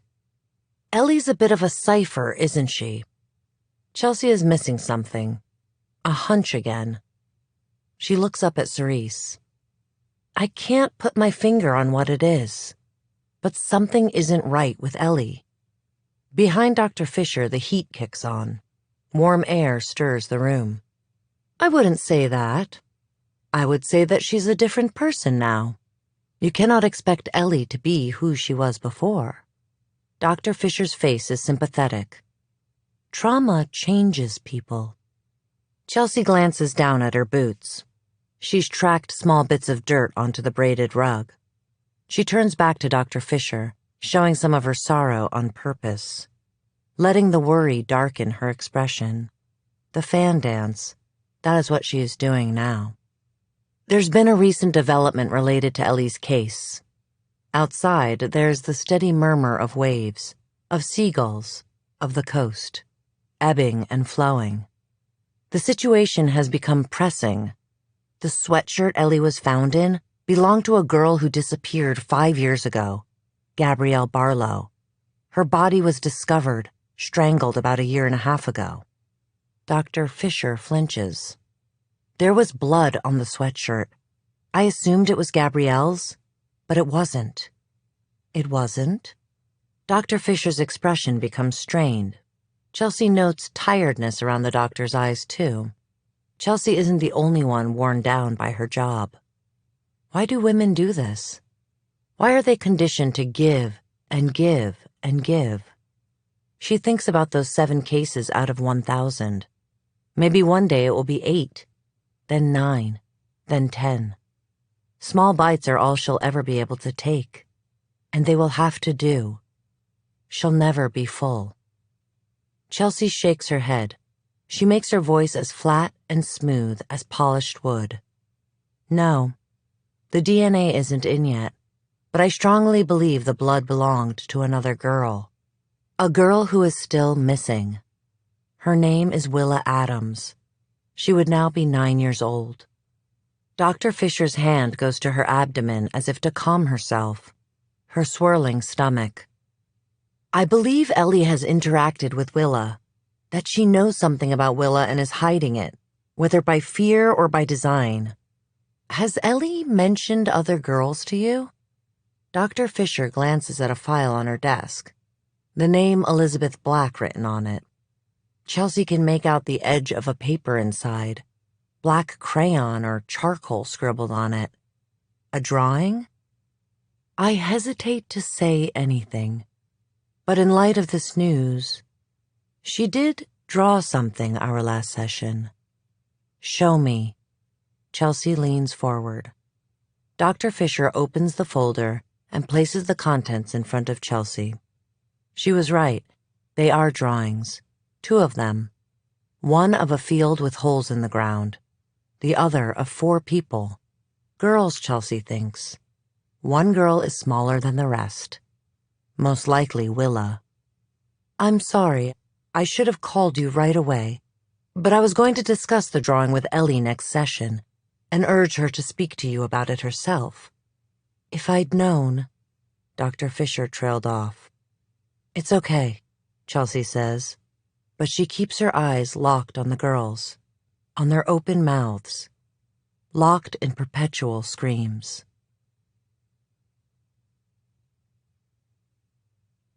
Chapter 21. Danny leans against the door jamb, appraising Ellie and her bedroom. Piles of clothes, crumpled pieces of paper, bed stripped of linens. She sits crisscrossed on the bare mattress, frowning at the mess, the heaps of clothing like an infection spreading. She's wearing baggy sweatpants and a thin t-shirt. Not her own. Most likely Jimmy's. Danny clears his throat. Ellie startles. Sorry, he says. Danny is supposed to be working at the fish trap, a double shift. But Ellie called and asked him to come over. Time seemed to unwind itself then, and Danny imagined what it would be like to choose work over Ellie again. He will spend the rest of his life trying to not make the same mistake twice. So he called to tell his mom he was sick, couldn't come in. You doing some redecorating? He says to Ellie now, gesturing toward the chaos and trying to lighten the mood. She swings toward him, letting her legs dangle over the side of the bed. Her feet are bare, toes unpainted. I tried on all my clothes this afternoon. Nothing seems to fit anymore. This whole room isn't right. Her mouth twitches, pinned somewhere between a laugh and a cry. When did the world become such an unfriendly place? Danny deposits his keys on her dresser next to a postcard of birch trees. His eyes linger on the sleeve of a David Bowie record. At the man with cat eyes, hand pressed to his chest, another hand gesturing up into the air. The first time he listened to that album with Ellie, they smoked weed. Brains cloudy and smiles stretched wide. They'd stared at the black and white cover and read the quote at the bottom over and over. Tomorrow belongs to those who can hear it coming. Bad day? He asks. She raises her eyebrows. Is there any other kind? I won't deny it. I've had more bad than good. Ellie stares at the rain out the window. You think it will ever get better? Time heals all wounds. Bullshit. At last. A smile. One side of his mouth curls up too. He circles a pile of clothes and sits on his haunches in front of Ellie, careful not to touch her. It's total bullshit. The wounds will always be there, won't they? They're like a boulder strapped to your back right now. Something that feels impossible to carry. But someday, they'll change shape. They'll become pebbles in your pocket. It won't be so overwhelming then. You read that somewhere? My mom makes us put on Dr. Phil every afternoon at the bar. You don't believe that, do you? He hangs his head. I think I have to. His foot is tangled on a sky-blue hoodie. Suddenly he is caught in the crosshairs of a memory. Ellie was wearing that sweatshirt, and they'd been walking around on Main Street. He'd just won her a stuffed elephant from the arcade when the sky opened up. They ducked into the Sea Glass Museum. No one was behind the counter, and they wandered, hand in hand, far into the exhibits. In front of a case of blue bottles, he placed his hand on her hip, turned her to face him. A peck was how it started, but then she'd cupped his cheeks, and the kiss deepened. She'd pressed against him, and he'd been hard. They knocked into a display, rattling glass, and were invited to leave by the owner, a man who looked like he should be on a ship rather than stuck on dry land. All of a sudden, Ellie's hand is on his knee. He stays still in that awkward squatting position. Okay? Okay, she says. He shifts to sit, losing Ellie for a moment, but then she returns, slipping from the bed next to him. She places her hand on top of his, tentative, unsure. Slowly, he turns his palm upright. Ellie's fingers fall between his, and they interlace hands. You sure this is okay? He asks, thinking about desire, how it changes, how the only thing he wants is not to hurt Ellie, because you do not hurt someone you love, or you try not to. Ellie rests her head on his shoulder. Tell me something good.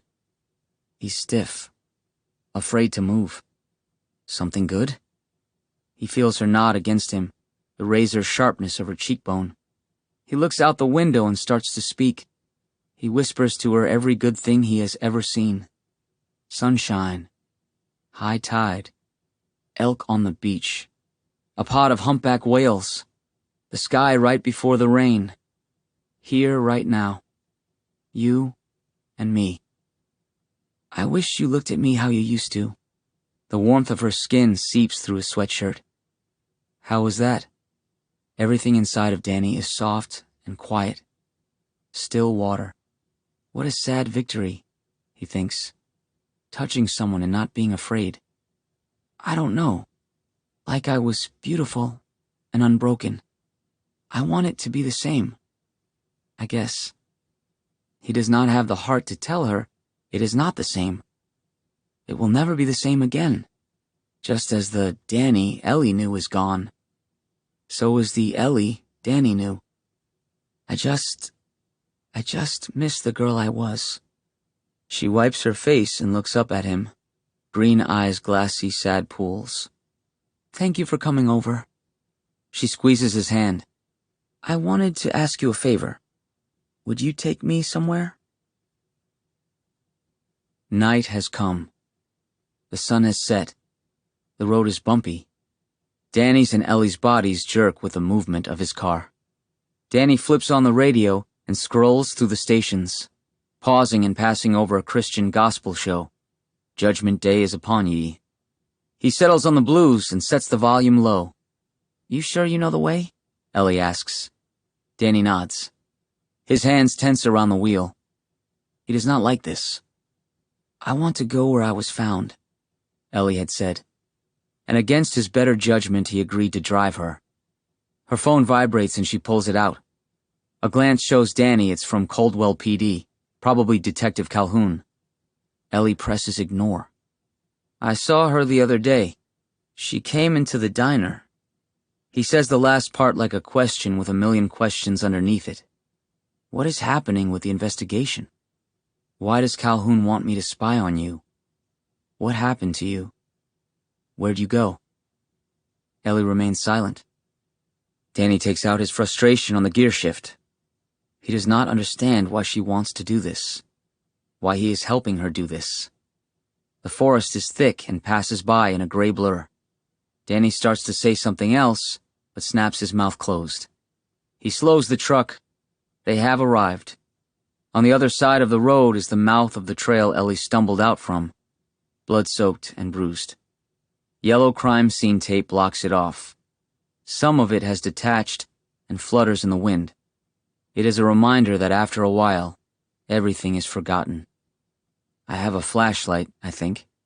Danny cuts the engine and reaches to dig around in the back seat. Clothing, camping gear, even a large fishing knife. He reemerges with a heavy-duty flashlight and hands it to her. She gets out of the car, and he follows. The interior lights and headlights fade, and they are suddenly swallowed by night. It is so dark, Danny can't even make out the tips of his shoes.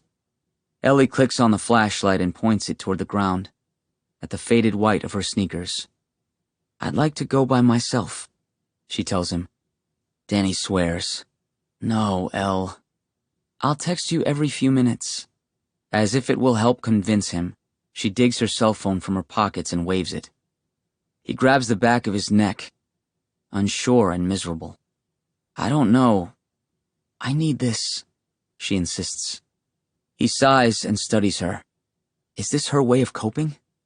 Of reconciling what happened to her? She is still an enigma to him. Still so stubborn. He sees a glimpse of the girl she was before. Head tilted. Arms crossed.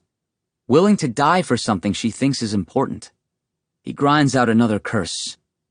Every few minutes. You'll text? Cross my heart. She makes an X right over the center of her chest. Give me your phone. Let me make sure you have service. She rolls her eyes, murmurs something he can't hear, and hands it over. Danny checks it out, pressing buttons. Here. He places it in her open palm, screen absurdly bright and unnatural in the dark. Full service. She promises to be right back and darts across the street to the mouth of the trail. He stands, hands shoved into his pockets, and watches her. He paces back and forth, head down, and tries to talk himself out of it. But then he thinks, fuck it, and follows her. He sets off at a jog into the yawning mouth of the forest, slowing when he nears her. She walks for a while, and Danny creeps behind her, keeping pace at an even distance. Near a bend, she leaves the trail. His heartbeat accelerates when he finds her standing under a hemlock. She glances around, and he ducks out of sight. All this fresh air, and Danny finds it hard to breathe, lungs constricting with apprehension. The flashlight is on the ground, a cone of light illuminating the scene. Ellie crouches, touches a mound of dirt, and then starts to dig. In no time at all, her hands close around a small package. The contents are malleable as she pushes her thumbs into it, kneading. She stuffs the package into her waistband and covers it with her coat, checking to make sure it's hidden. The wind picks up and howls. Danny uses the sound as cover and runs back to the trail. He jogs a ways down, then cups his mouth and hollers Ellie's name, hoping she'll believe he's just come this way searching for her. The gentle pitter-patter of rain starts and increases steadily until it is a vicious downpour. Danny waits. Then Ellie is there, hair plastered to her head. Danny's pulse beats heavy in his neck, and he's afraid. But of what? The dark? This trail? Ellie? He shakes it off. You're covered in dirt. He says it to see what she'll say. I fell. A lie. The moon disappears behind a cloud, and it's hard to make out Ellie's face. Did you find what you were looking for? Water drips from his hair and catches in his long eyelashes. An image of her pops in his memory. Ellie in the forest, back bent, digging and digging. Not yet, she says. His mind goes blank on what to do, how to handle this. It does not feel right to accuse Ellie of something, so he goes into default mode, does what he always wants to do with Ellie. Take care of her. Be a hero. He strips his sweatshirt off and puts it around Ellie's shoulders. Come on, he says. Let me take you home.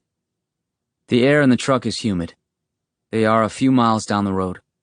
You warming up? Danny reaches for the knob, turning the heat down. Ellie doesn't answer. She is softly crying.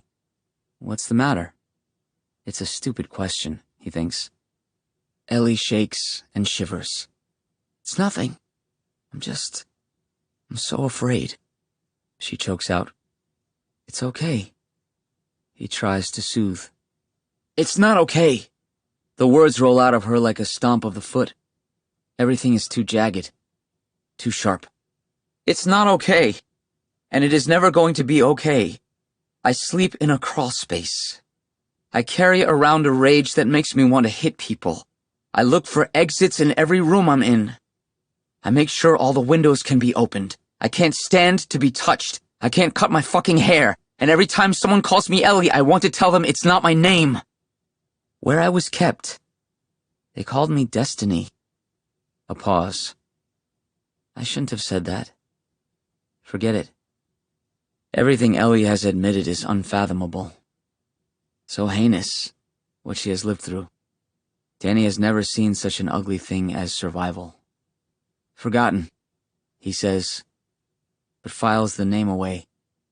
Destiny. Does it mean something? A hint at what kind of people stole Ellie? A cult? It is okay.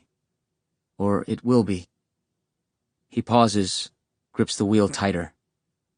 If you want to sleep in a crawl space, I'll build a bed there for you. If you want to hit someone, you can hit me. If you need exits, I'll open windows.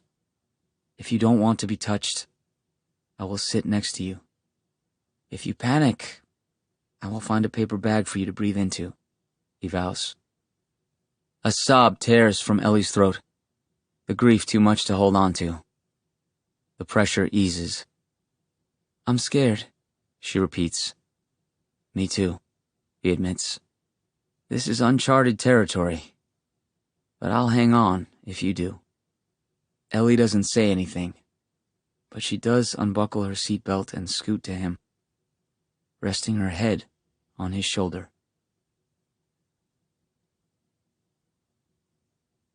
Chapter 22. It is close to midnight and Chelsea is in her father's office. She has cleared the walls of the animal heads, pictures, and plaques, and in their place, a giant map of Washington with little pins, sticky notes, and photographs. 13 pictures in total. All courtesy of Gemma Kincaid at the statewide cold case unit. All unsolved missing persons. All girls ages 14 to 17. All poor. White. Out of the 13, 4 bodies have been found. Gabby Barlow included. All of them strangled and dumped in various state parks. One of the 13, Hannah Johnson, a foster kid, was last seen near a blue station wagon. Just like Gabby. Like Ellie. 2 is a coincidence. 3 is a pattern. Chelsea turns to Willa. Still an anomaly. She does not fit. She has pinned her photograph to the side, away from the other girls. Why did he take her? What changed? Something happened. Gabby was the last body found, and Ellie magically reappeared. Chelsea thinks about Ellie's neck, the clean white flesh. Her nails filed neatly. Unbroken. No signs of abrasions on her hands or knees, as if she'd jumped from a vehicle. Maybe she did not escape. Maybe she was not left for dead. What does that mean? It means something is off with Ellie.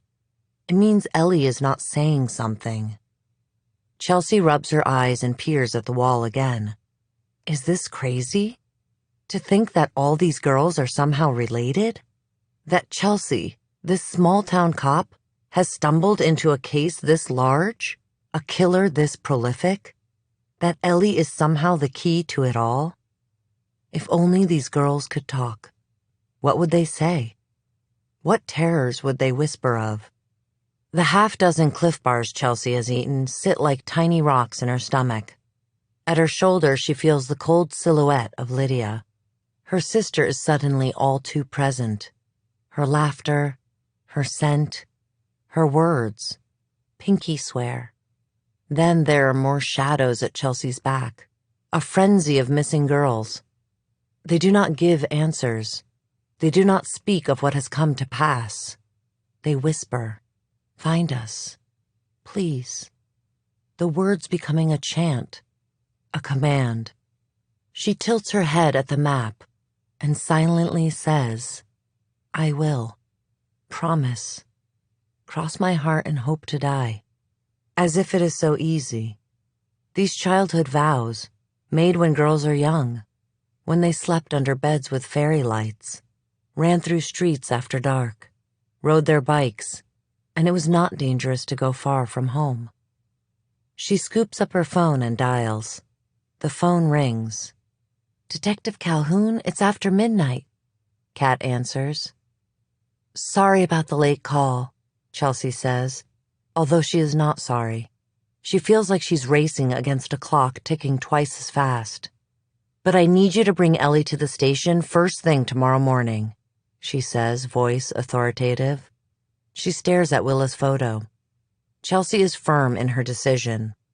Ellie isn't the only one to consider anymore. Hasn't been the only one since Gabby Barlow.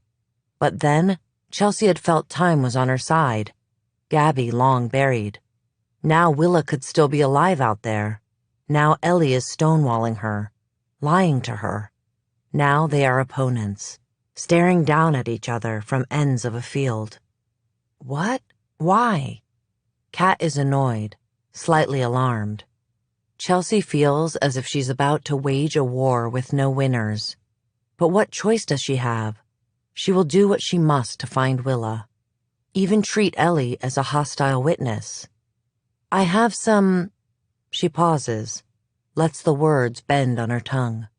"Wrap-up questions to close out the case." "She has to come to the station for that?" Kat asks. A ringing starts in Chelsea's ears. An alarm bell warning. "Yep, it's a formal process. Some of the paperwork has to be notarized." Here is Chelsea, feet perched on the edge of a very slippery slope. How far will she go? She does not admit it to herself, but she will do anything to save a life. If only.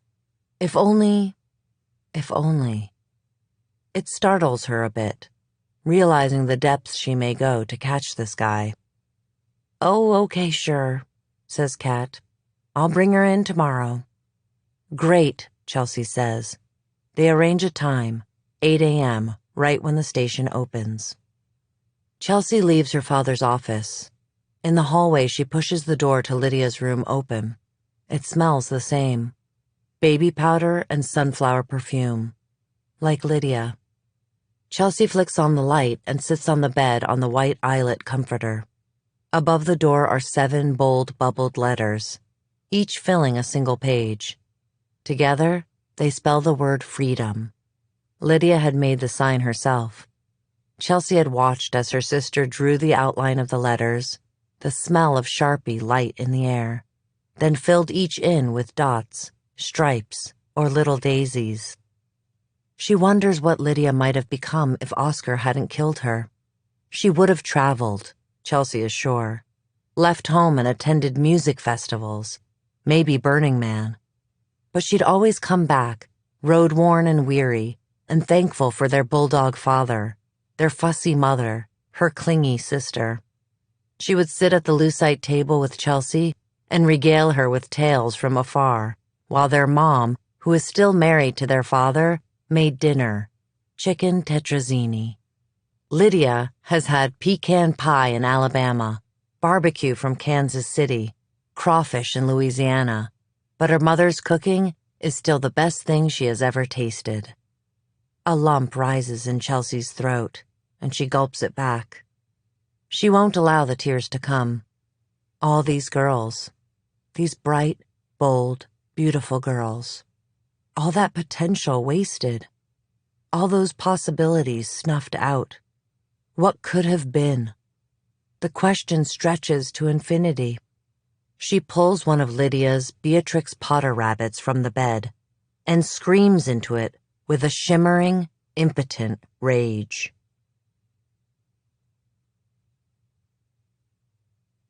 Nine. Grace was a gift, a reminder that good things still existed in the world. Most nights, when it wasn't my turn, David let her sleep with me. I did not question it. I curled my body around hers and kept her warm through a brutal winter, pressing her blue fingers between my thighs and her head into my chest.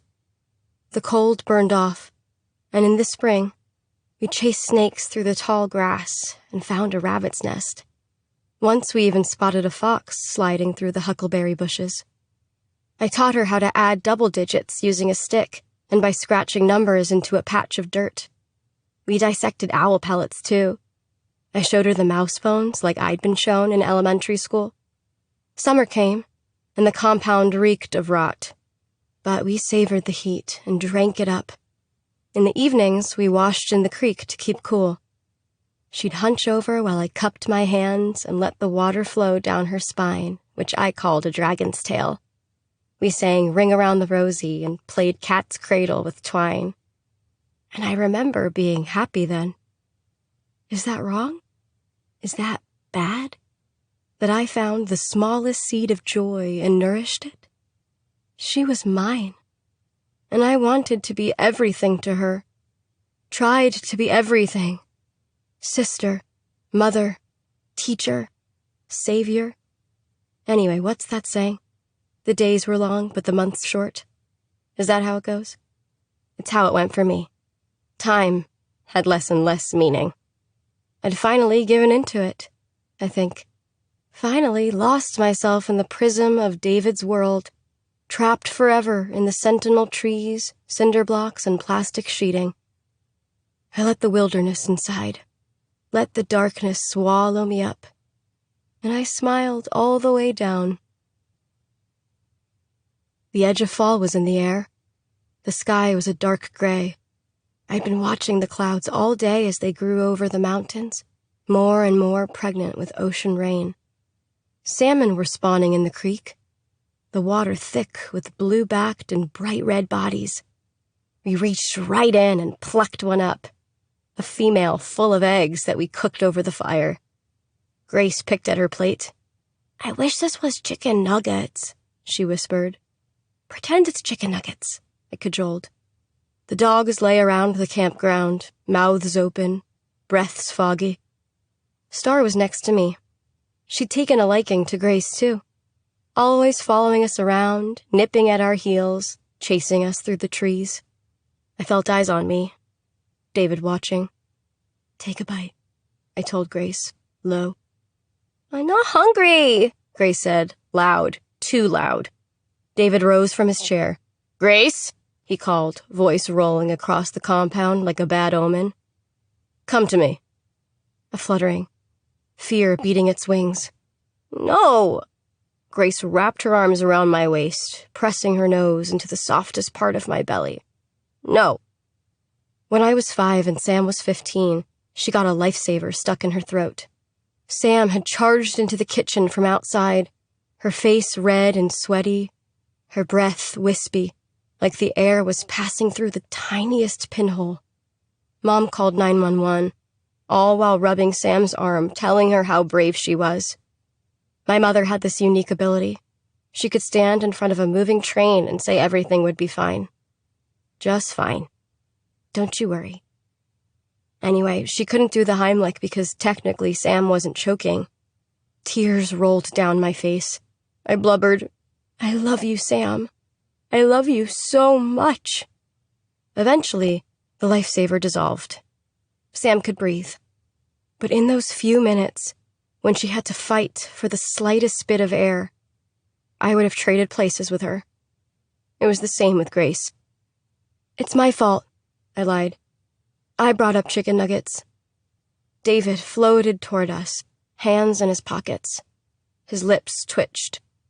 He'd been in a mood lately, spending more time in his room, watching television, then bursting out to pace the compound, running his hands through his hair, jaw flexing, wounded eyes ringed in mania and mouth spewing nonsense, like how the government was undergoing a dangerous and dramatic shift. It wanted authoritarian control. There was a whole new world order. He was being left behind. In some cultures, lying is punishable by death. He stopped feet from us. I opened my mouth. Don't. Charity cut in on a whisper. Without discipline, there is disorder, David declared, creeping closer. Those who do wrong must be punished. I rubbed Grace's back, the space in between her bony shoulders. I agree, I nodded. Then I started to pry Grace's arms from around my waist. Her grip loosened. I stood, a steel rod in my spine, ready to take her place. David's eyes flashed so subtly that I almost didn't notice. But I did, and it made my skin crawl. The sky opened its gray mouth, and fat raindrops started to fall. Grace was yanked away from me. Michael had her by the waist. She kicked and screamed and cried out my new name, Destiny. She was kind of beautiful in her anger. Such defiance, so much spirit. I'd have to break her of it. A clash of elbows, a well-placed knee, and Grace managed to break away. She latched back onto me. Don't let me go, she said, arms like chains dragging me down. In that moment, I realized, somewhere along the way, I'd become afraid to be angry. David stood by, patient, calm, waiting to see if I passed his test. If I huddled over Grace, her punishment would be worse. One by one, I pried her fingers from my hips. Her will was strong, but mine was stronger. I leaned down and put my mouth to her ear. Go on, I whispered, tongue as dry as salt. I held back the tears. I didn't want her to see me cry. I didn't want her to cry more. Pretend you're a Valkyrie, a brave warrior who gets her power from the lightning. Charity nodded at me. I knew what I had to do. I pushed Grace away from me. No, she wailed. Michael lifted her in his arms. He carried her to the concrete bunkers. And the whole time, Grace called for me, her arms outstretched. I turned away from her and sat down, the rain pelting my back. You indulge her too much, Charity whispered, spoon near her mouth, eyes flicking over my shoulder to David, no doubt. I don't, I whispered back. My denial was thin. Maybe I did. Star-nosed at me. She'd lost some teeth a few months back, and I made a little mobile out of sticks with them. Charity managed a pale smile. You do. It's better not to get too close, she said, her voice pounded down by the rain. We did not speak of hope, of what we'd done with the seeds before, of what I'd done after, or why we did it, to avoid getting pregnant, and that we might get pregnant now. I was terrified of it.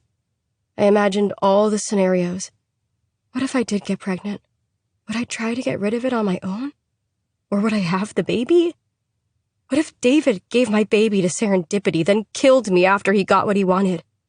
I wish I could have talked to Charity about it, but she had tunneled into herself, barely spoke, and she always seemed a little haunted, with ghosts in her eyes. You look at Grace like you hate her sometimes. Charity remained silent. She didn't deny it. You did the right thing, she said finally. David would have made it worse. I murmured my agreement. My love for Grace was in direct correlation to my fear. I was in a constant state of agitated worry. She was getting so thin, so frail. Most nights, while she slept, I placed my hand on her chest just to feel her lungs inflate and deflate. The only time I knew she was truly safe was when I could count her breaths. I dared to glance over my shoulder, at the bunker where Grace was locked away. My gaze snagged on David. He smiled a small, feral smile. something percolating in the depths of his expression. And then, even though my stomach ached, I ate every single bite of that salmon. All of it. Even the crunchy, burnt skin.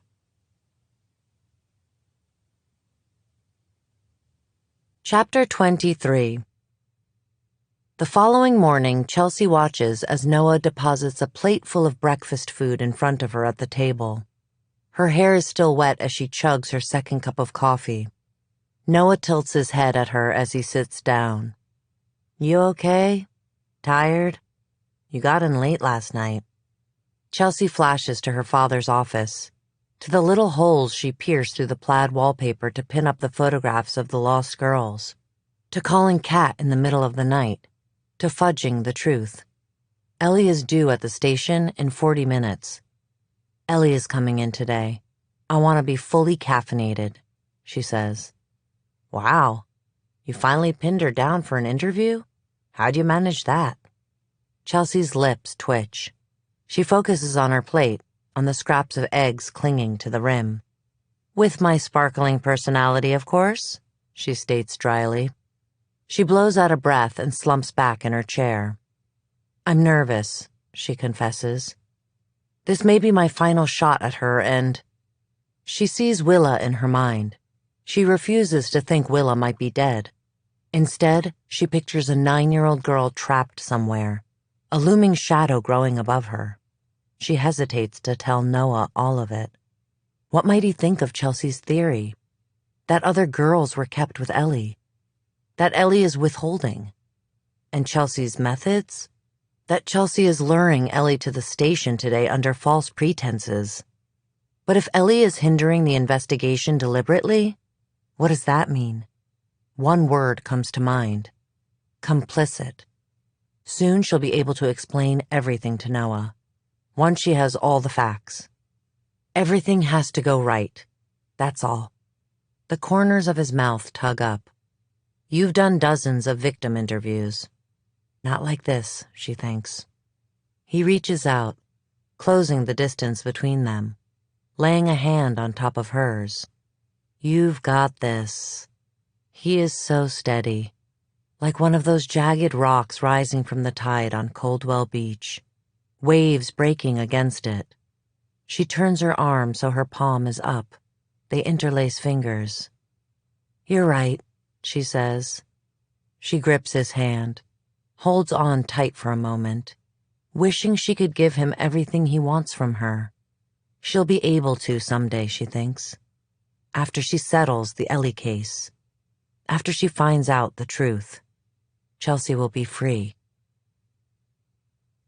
"Thanks for coming in today," Chelsea says, leading Ellie through the station. Kat and Ellie had been waiting when Chelsea arrived. Kat had wanted to stay, to be with Ellie, but Ellie had shooed her mom off, insisted she go run an errand, do something. They arrive at the conference room, and Chelsea opens the door wide, gesturing for Ellie to go in first. There's not much to look at. An old box television is in the corner, a whiteboard with an analog clock above it, a coffee machine that has not been cleaned since Chelsea has worked there. Ellie shuffles in and folds herself into a chair. She's wearing the same oversized jacket she wore at the docks with her father. Chelsea lifts a brow, hand curled around the door. "Do you mind?" "No." Ellie straightens. "It's fine." Chelsea closes the door with a quiet snick, muting the voices and ringing phones outside. "Like I said, I appreciate you coming here today." She pulls out a chair across from Ellie and sits, stack of papers in hand. "My mom said I had to," Ellie says sullenly. "She said there's some paperwork I need to sign." Chelsea sighs. The truth is, I was slightly disingenuous bringing you down here." Ellie lurches as if struck. "I'm leaving." She begins to stand. "No, wait."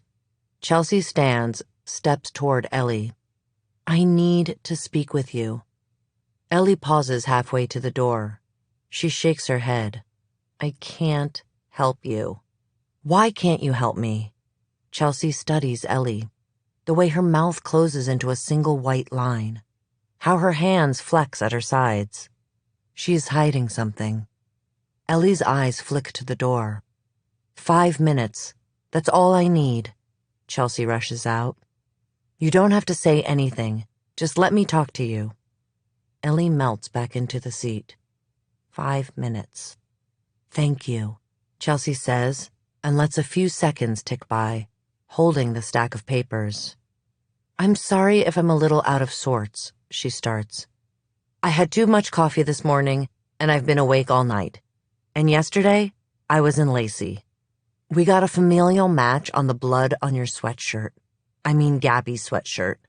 She clocks Ellie's wince as she lays Louis Salt's photograph down on the table. This is Louis Salt. He lives in Lacey, on a large property with a barn and underground cellar. He drives a blue station wagon. Another wince from Ellie. Chelsea lowers her lashes. I thought he might have been who took you. He's not, Ellie rasps out. It wasn't him. The corner of Chelsea's mouth tips up. I know. He has a daughter. She plucks another photograph from the stack and places it in front of Ellie. Willa Adams. Her blood was on the sweatshirt you were wearing. The results came in moments before Chelsea was due to meet with Ellie. Montoya had texted Chelsea on her way in. Willa's a match for the sweatshirt. Ellie's fingers curl around the table. Chelsea goes on. It's strange that whoever took you took her, too. Chelsea stops, waits for Ellie to deny it. But Ellie's gaze is stoic, and Chelsea reads it as confirmation. In the past, he's taken teens, girls your age. Chelsea starts laying out the 13 photographs of the other girls. All pure conjecture, but she is beginning to believe she's onto something, that the scope of this is that wide. Chelsea finishes with Gabby Barlow's and Hannah Johnson's missing girl flyers. Both vanished within the same year. She leans back in her seat, crossing her legs. That's Hannah Johnson. Someone saw her get into a blue station wagon right before she disappeared. Ellie closes her eyes, and tears stream down her face. A full minute passes, and Ellie doesn't respond. But she is still here, immobile and haunted, a gaunt shadow. Chelsea goes on. I don't think I've told you much about myself. What motivates me? What drives my sense of justice? My sister went missing and was murdered when I was in high school. I guess you could call that my cop origin story. Ellie opens her eyes and Chelsea gives her a wry grin.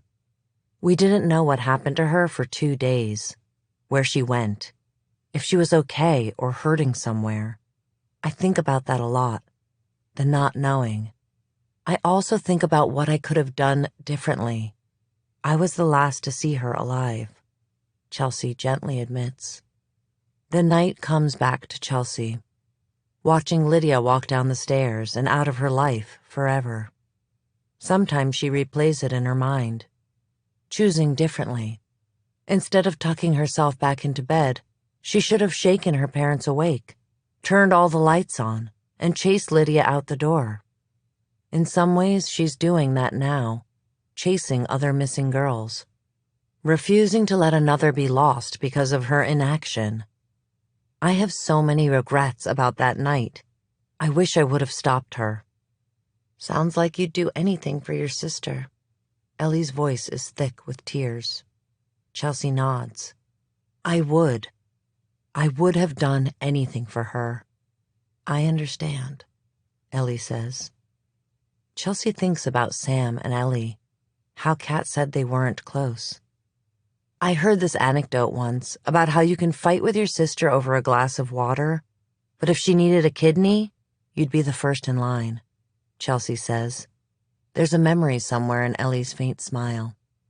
Chelsea leans in, elbows on the table. Don't have regrets like me, Ellie. Chelsea's voice is soft. A plea in the dark. Tell me something. Anything. Ellie hesitates. She turns a cheek. chewing on the inside of it. Then she comes back, sweeping a hand over the first 10 girls. I don't know them. Okay. Chelsea turns the photographs face down, leaving Gabby, Hannah, and Willa face up, their eyes staring out at them. And what about Gabby and Hannah? Did you know them? Ellie dips her chin, a ghost of a nod. Is Hannah still alive? Mouth closed, Ellie shakes her head. Hannah is dead? Chelsea asks. Yes. Ellie cries and presses the heels of her palms to her eyes. Do you know where I might find her? I'd like to put her to rest. Ellie cups her knees and squeezes, fingers turning white, then red, then purple. I don't know. I don't know what he did with the body. That's okay, Chelsea says. Perfectly fine. You've given me so much information right now, Ellie. You're doing so good. Forget about Hannah for the moment. That was a lot of blood on your sweatshirt. I'm very concerned about Willa. Is she alive? Snot and tears run down Ellie's face. She's alive. The air rushes back into Chelsea's lungs. At last, she is inching toward the truth. But she has to keep steady. If she goes too fast, it might spook Ellie. That's good, Ellie. That's really good to hear. Ellie crosses her arms. I kept her safe. I bet you did. Chelsea readily agrees, and a picture begins to form in her mind. A little girl alone in the woods, Ellie holding her hand, the two standing against a shadowy figure, blocking their trail home. It doesn't have to be just you anymore. I'm here now. I can help Willa. Can you help me help Willa? Chelsea gently coaxes. Ellie's chin trembles. Chelsea shuffles the papers and pulls out the map of Washington State. She unfolds it and places it in front of Ellie. Show me where, Ellie. All you have to do is point. Ellie nudges the map away. Can we take a break? Chelsea deflates. She smiles, but it does not reach her eyes. Of course. Do you want something to drink? To eat?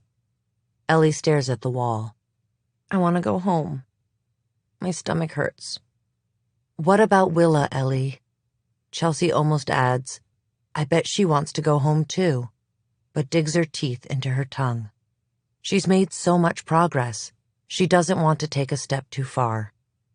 Ellie looks down at the table. I don't want to do this here. Just let me go.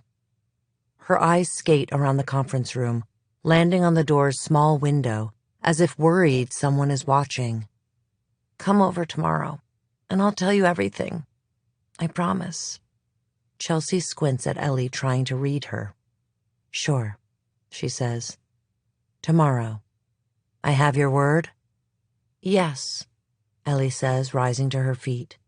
I promise. She stops at the doorway, hand on the knob, and for a moment appears unbearably sad.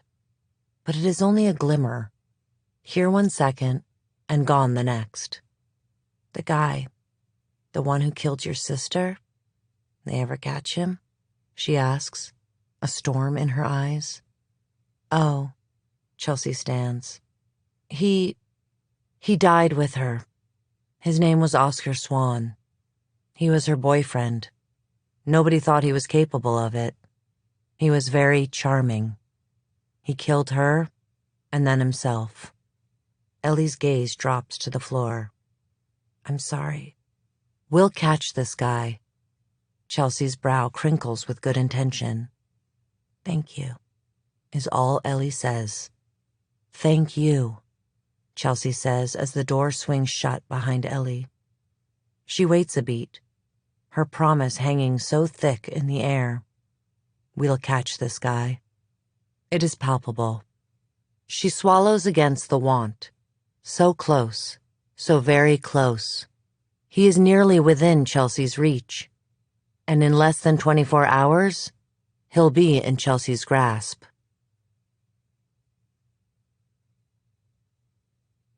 Chapter 24. Kat has just lit a cigarette when she hears the squeak of the back door opening. "Hey," Kat says as Ellie emerges. "Hey." Ellie sits next to her mom in an ancient aluminum armchair. Kat flicks ash off her cigarette.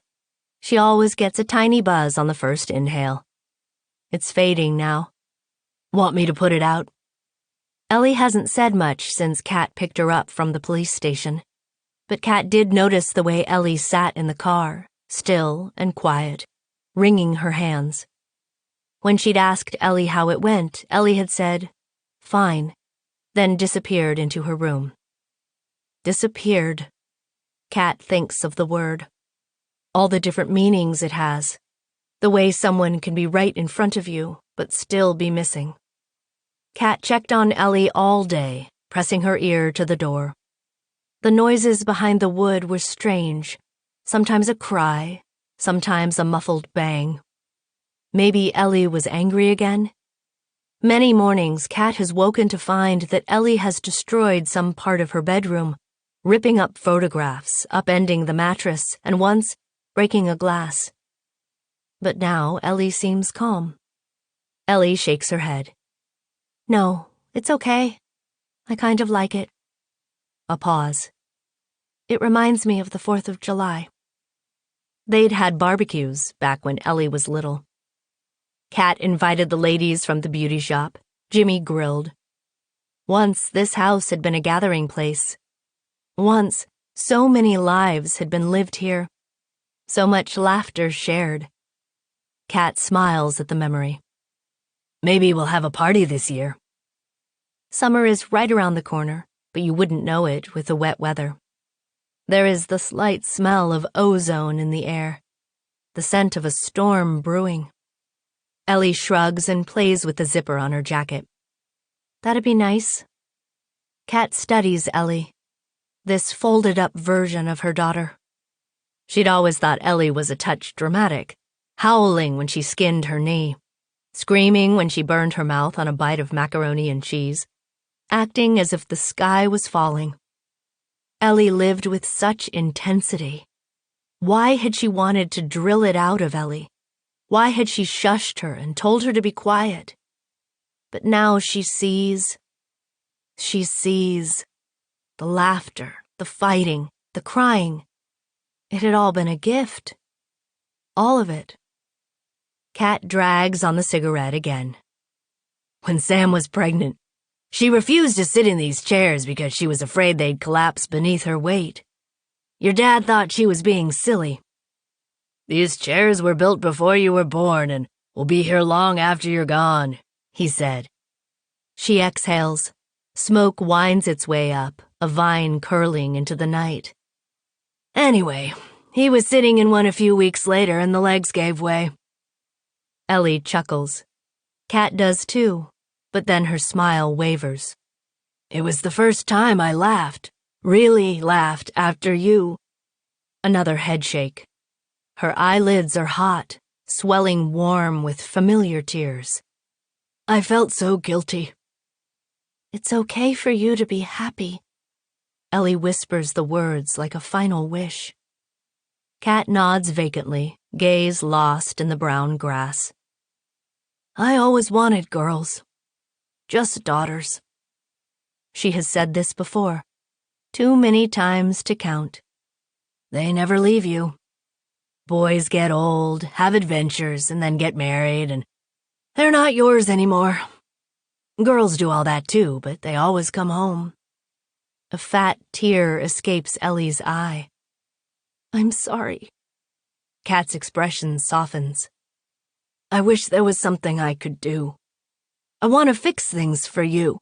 When you were a little girl, all it took was a kiss on a scraped knee." She smashes her cigarette out. "Mom," Ellie starts, then seems to reverse course.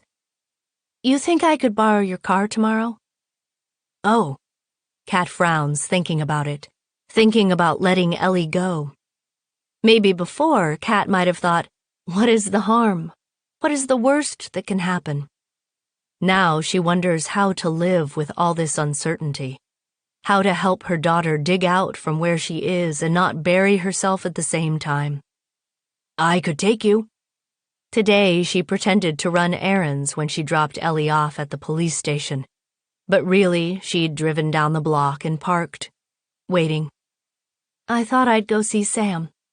Ellie stares at Kat.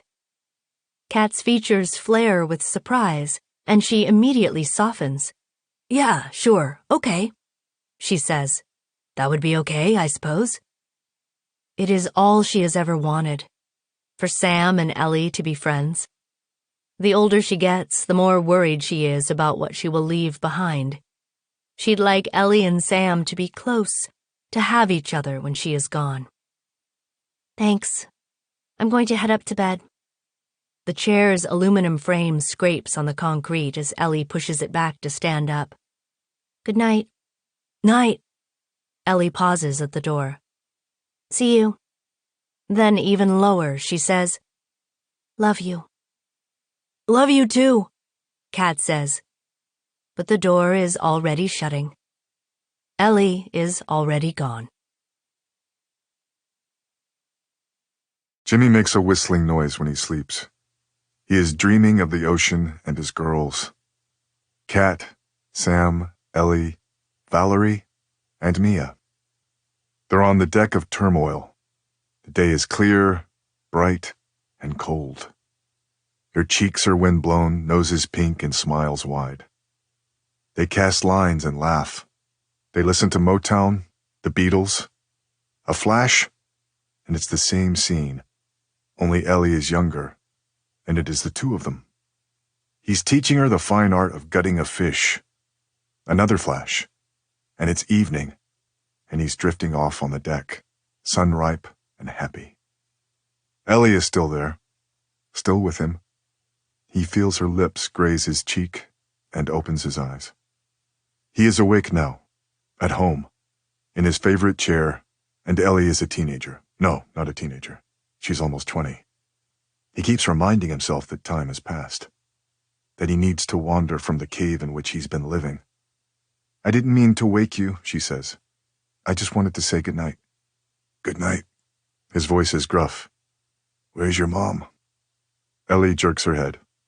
Follow the smoke. Jimmy might say something about how those things are going to kill Kat, but he doesn't. He holds his tongue. He doesn't joke about death anymore. Ellie clicks off the television, folds a blanket, fluffs a pillow.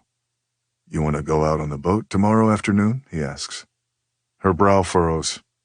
A shadow passes over her face. Yeah, I would. I'd like that. He nods once. It's a date, then. He stands. I'm going to go wrangle your mom. Don't stay up too late. He finds Kat in the backyard. She's lighting up another cigarette. Her tits are saggy under a thin sweatshirt, knuckles warped and knobbed, hair wiry and gray.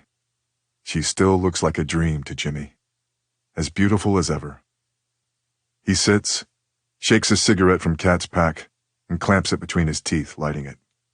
You see Ellie? She asks. She's going up to bed. Quiet, then. They smoke together. You never told me, Kat says, that you went to see Detective Calhoun while Ellie was gone. I would have gone with you. Why didn't you tell me?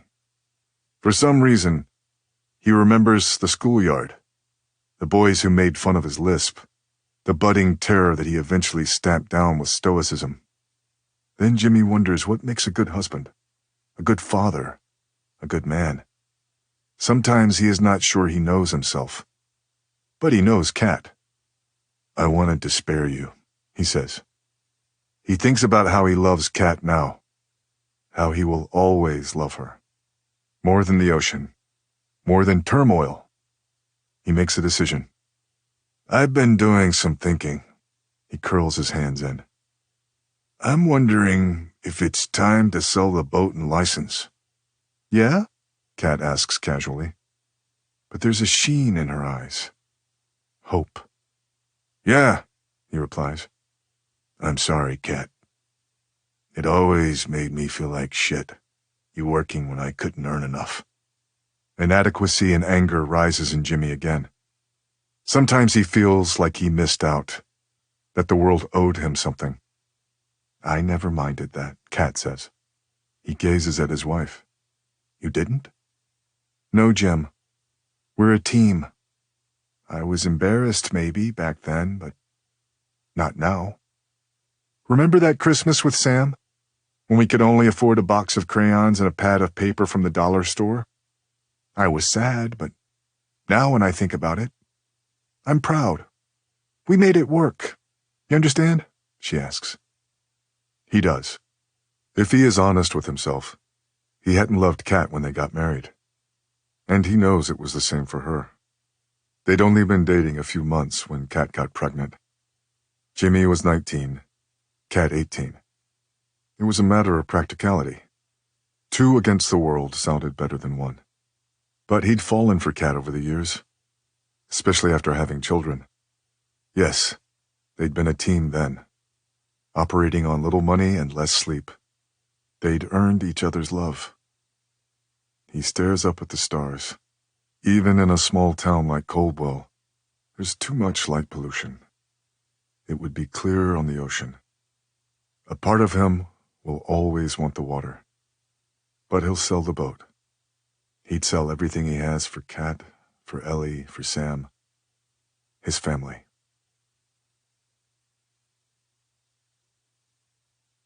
Chapter 25. It is morning, and far too early for music, especially this kind of music. Every time Sam's wife plays Jimmy Buffett, she questions her choice in women. Still, she watches with a half-smile as Valerie dances around and sings something about being a cheeseburger in paradise to their daughter, Mia. She gets why. It's a clear day, no clouds in the sky, and the sun is a bright yellow disk. A storm whipped through last night, fast and furious, and gone by morning. It is the type of day Coldwell lives for. Valerie, too. She's from Florida and is constantly shivering in Coldwell. But today, she is smiling and playing Jimmy Buffett and has ditched the thick wool sweater for a thinner shirt, still long-sleeved, of course. Sam leans a hip against the kitchen counter and yawns.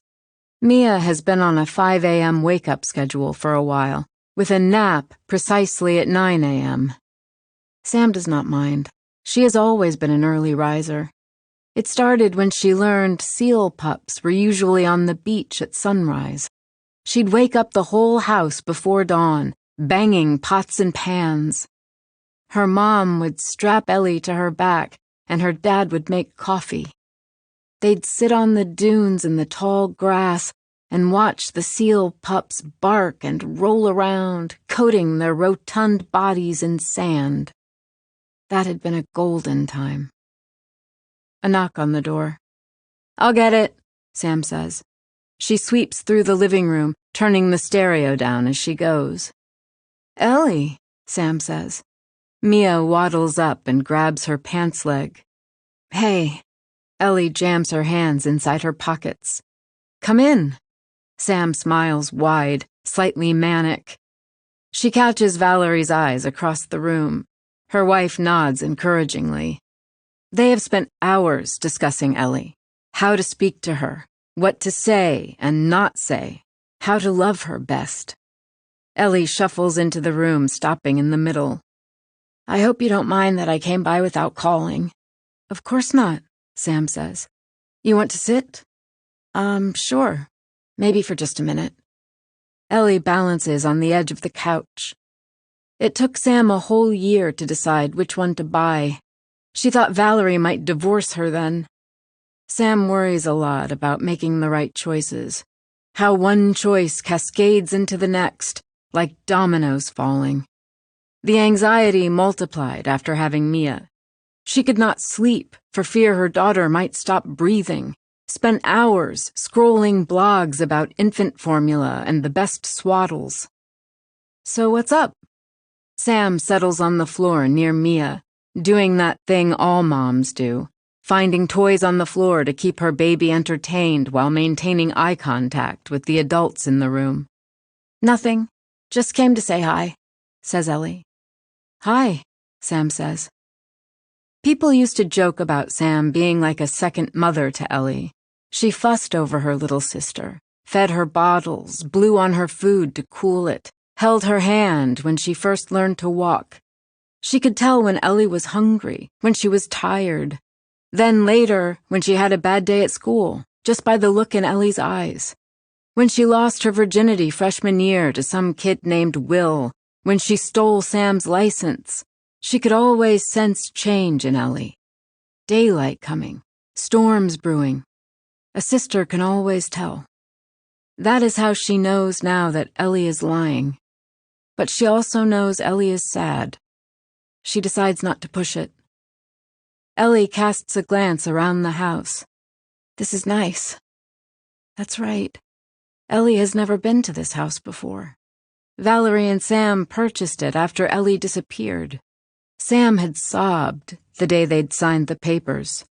Ellie was not there to be a part of it. Sam was moving on with her life, and the guilt threatened to swallow her whole. Mia grows fussy. Hungry, Valerie says, swooping up their daughter. Better feed her before things take a turn. I'll go make her something. You know what? Sam says, smoothing her palms over her knees. Let's go out to eat. Let's all go out to eat. What do you say? She asks Ellie, rising from the floor. Her knees pop. Since having a baby, Sam feels very old. Every time her joints creak, it's her body's way of confirming it. No thanks. I'm supposed to meet up with Danny, says Ellie. Valerie lugs a diaper bag over her shoulder, and Mia squirms in her arms. Ellie's gaze flicks to Mia, her niece. Can I hold her? A beat passes, and Sam casts Valerie a heavy look. Of course you can, Sam says, finally. Valerie deposits Mia into Ellie's arms, and she dips with the weight. Sam's eyes grow misty. She's heavier than I thought. Ellie's nose skirts over the top of Mia's head, inhaling. Sam's daughter smells like old cereal. She put some lotion on her this morning to cover it up. They file outside. Valerie opens the car doors, and Ellie deposits Mia into her seat but doesn't buckle her in. I'll do that, Sam says. You practically have to be an engineer to use one of those. Okay. Ellie stays crouched in the door for a moment, staring at Mia. Then she pecks her on the cheek and touches one of her springy curls. Have a great day. Mia is buckled in, and Valerie is behind the wheel. Sam stands outside of the car with Ellie. You sure you don't want to ditch Danny and come with us? She slips her sunglasses on her face. Or Val and Mia can go out. I can stay. No, it's fine. Danny's waiting on me. She jams her hands in her pockets again. Sam leans on the running car. The engine is warm against her backside. We should hang out soon. Have a girls' night. Talk. Yeah, that would be good. Sam notes Ellie doesn't promise anything, but that's okay. There will be time, she thinks. All this hurting cannot last forever. Ellie gives Sam a slight smile. Hey, do you remember when you couldn't find your license? Sam raises her eyebrows above her sunglasses. Yeah, cost me $20 to replace it. You accused me of taking it. I did, Sam states with a ghost of a smile. Sometimes bad memories become good ones. I took it, Ellie admits. Sam makes a face. Duh. Inside the car, Valerie has turned on a playlist of nursery rhymes. The sound bleeds through the windows. Peter, Peter, Pumpkin Eater had a wife and couldn't keep her. I'm sorry. Ellie squints against the sun. It doesn't matter. Silence ensues. Sam is not ready to say goodbye. The sun shifts. The nursery rhyme changes. Mia lets out a cry. I should go, she says finally. Thanks for stopping by. You headed home? Yeah, Ellie says. Their mom's car is parked along the curb, and through the glass, Sam sees an overstuffed backpack. Unease prickles her skin. Suddenly, Sam is having an odd sense of déjà vu, of time repeating itself, the world moving in a circle. She shakes it off and smiles at Ellie. The worry about Ellie switches to Mia, who is fussing. All right. See you soon.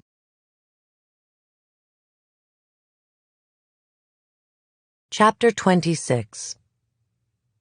Morning birds are still chirping when Chelsea pulls up to the Blacks' house.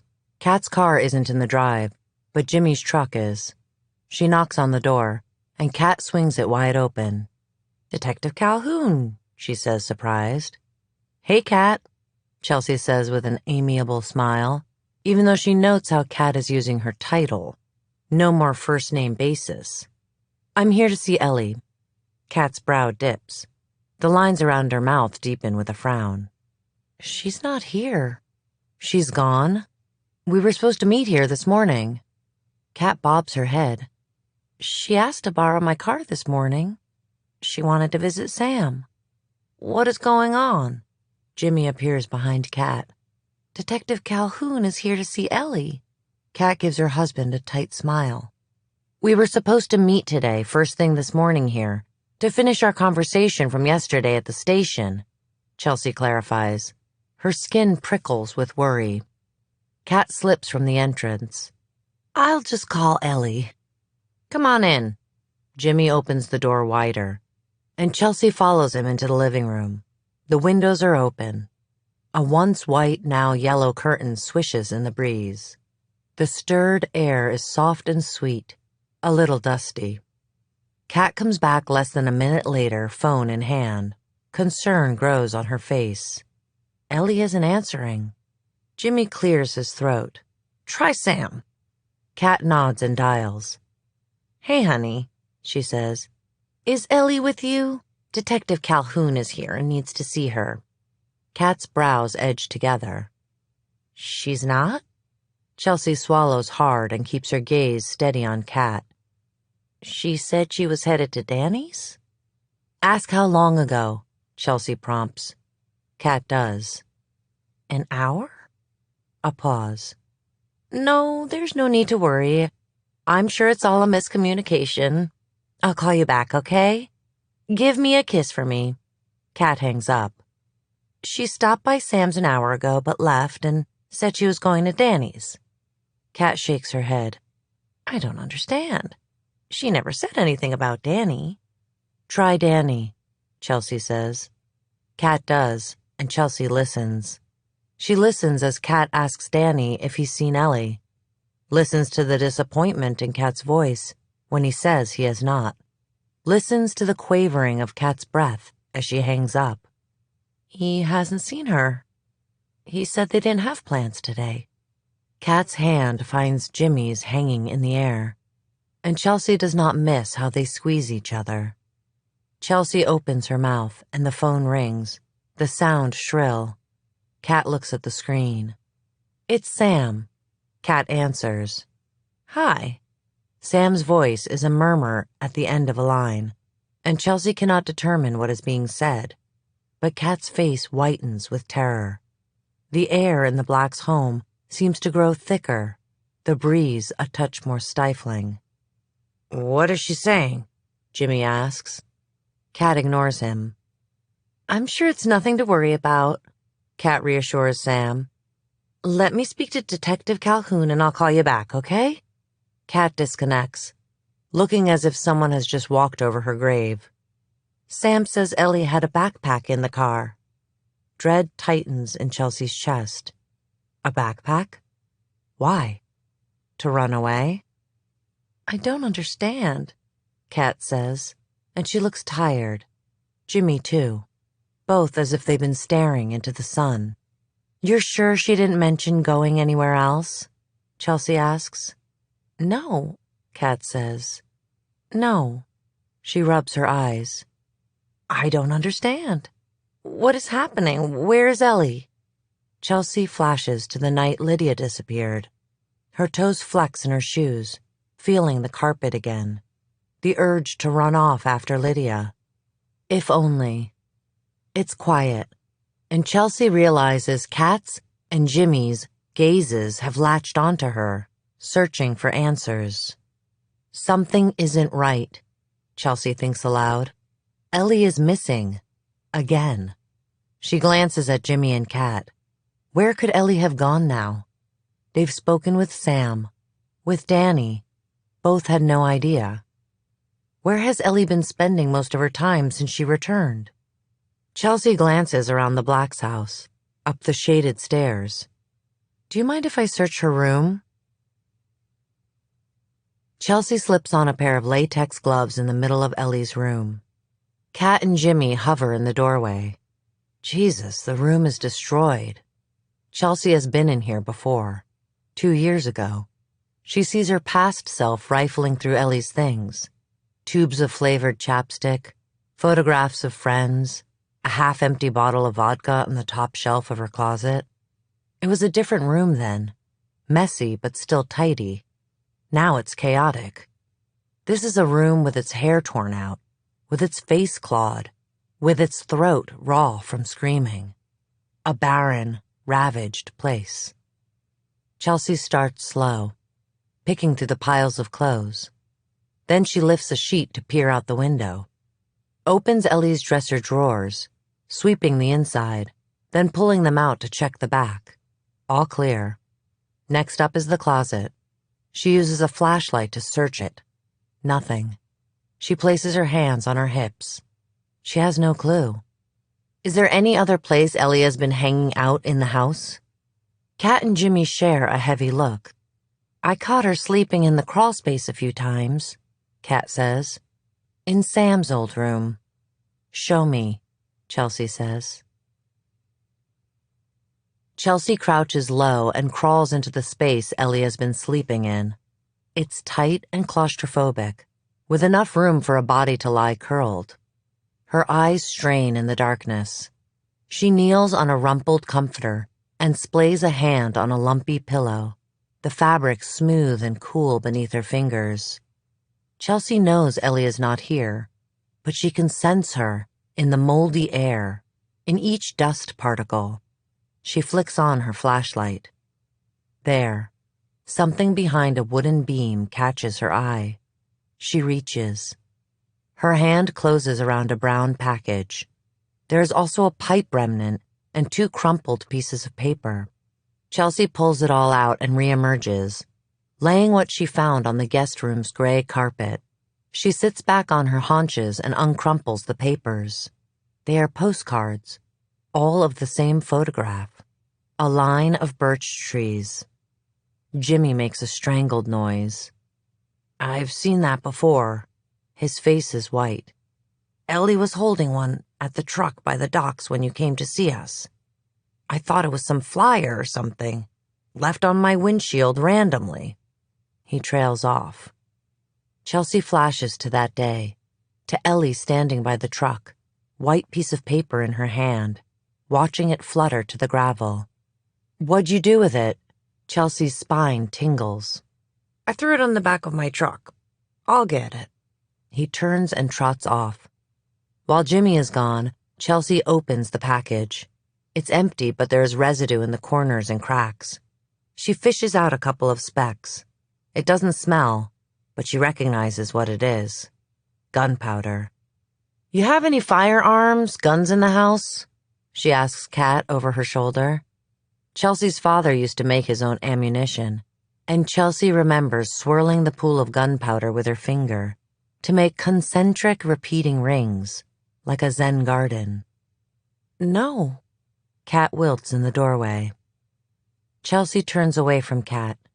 She studies the plastic pipe, rolls the gunpowder between her fingers. The 2 main ingredients for a pipe bomb are in front of Chelsea. Chelsea's mind fills with dark thoughts, things she does not want to think about, to believe. Could Ellie be planning to hurt herself? Others? A jolt of fear runs through her. Jimmy returns out of breath. Here. He thrusts the postcard at Chelsea. She unfolds it. Same picture of birch trees. She lines the 3 postcards up, then flips them one by one. On the back are numbers. She uses one finger to slide them into order. 3, 2, 1. She glances up at Kat and Jimmy, feeling as if she's dissolving away, slipping into the void. "What is it?" Kat asks. Chelsea shakes her head. She lets the silence of the room wash over her. "I'm not sure." To her own ears, her voice is scratchy, far away. Her vision hazy. But I think it's a countdown.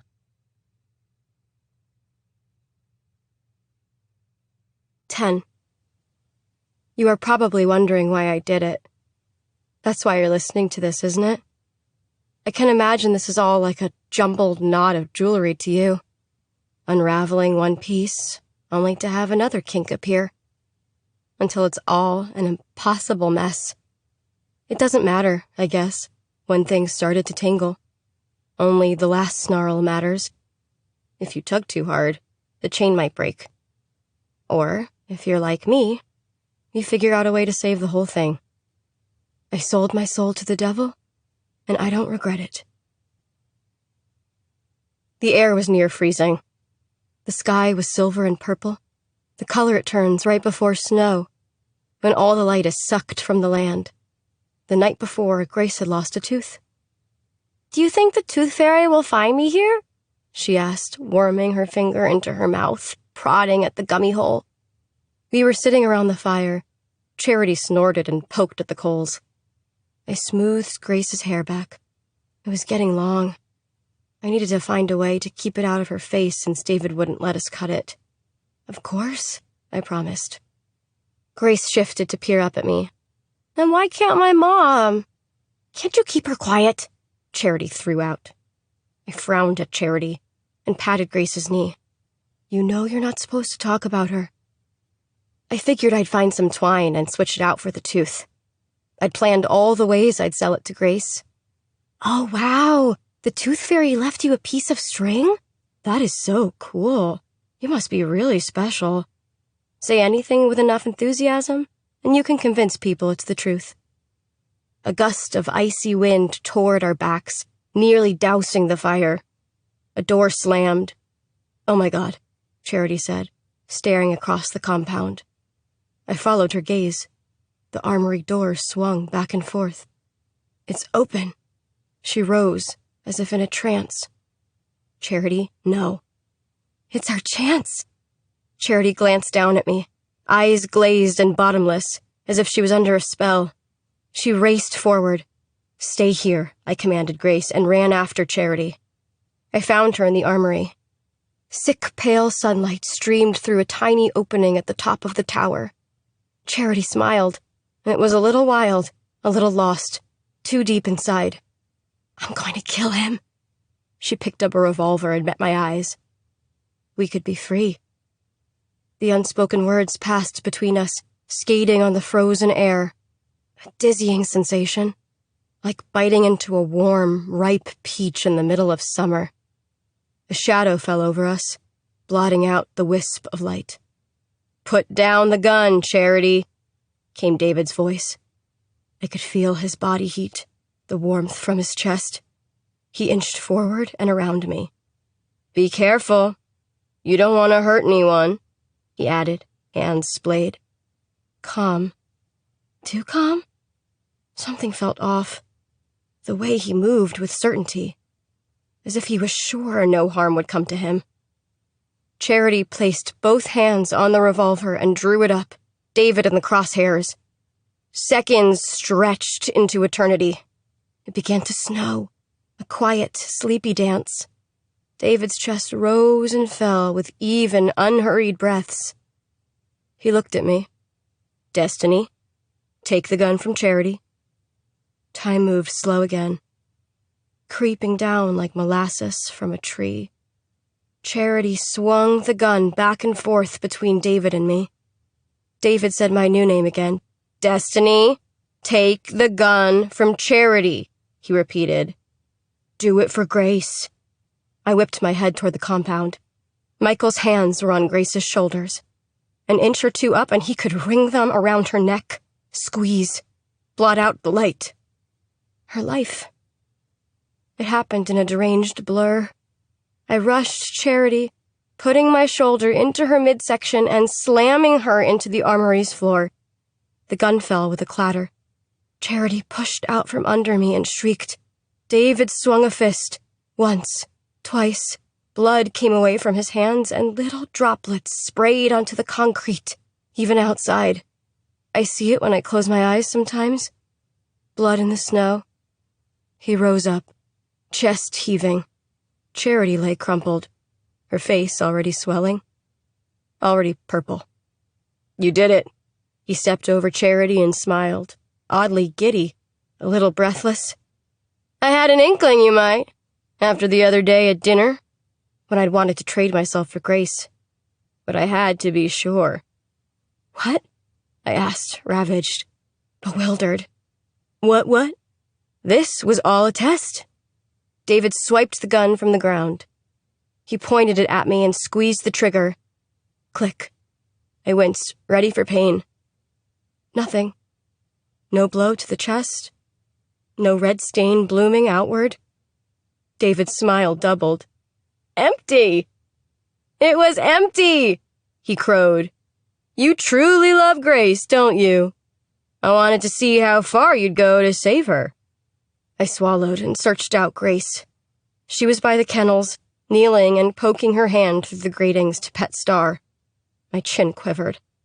All a test? I'd hurt Charity because of a test? Breath sawed in and out of my lungs, scraping up my throat.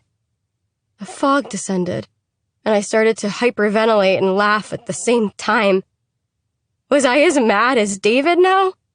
My fingers dug into my sides. Stop it, David said through his teeth. I didn't see his hand coming. It fell across my face. Slap! I sobered instantly, my fingers going to the sting in my right cheek. You be quiet, he demanded. Take Grace to her room, he called to Serendipity. I watched as Grace was ushered off. I taught her that, to do what she was told, to be silent, to not struggle. It was how we stayed alive. But it wasn't any way to live. I'm sorry, please, I'm so... I dropped to my knees, hunching over his feet. Sometimes I loved him. Sometimes I wanted his affection. Sometimes I craved his kindness, yearned for him to look upon me as if I was a treasure he wanted to keep. David sighed and took me by the elbows to draw me up. My cheek screamed with pain, along with every other part of my body. Poor girl, he crooned, folding me into his arms. We stayed like that for a moment, swaying. A scream began at the base of my skull. Then he stopped, pulled away so we were eye to eye. Destiny? He smiled strangely and toyed with a lock of my hair. Or should I call you Gilgamesh? Above, 2 eagles circled. I'd watched one of them since it was a juvenile. It had mated now, and its nest was nearby. He kissed me on the lips. I love you, he said.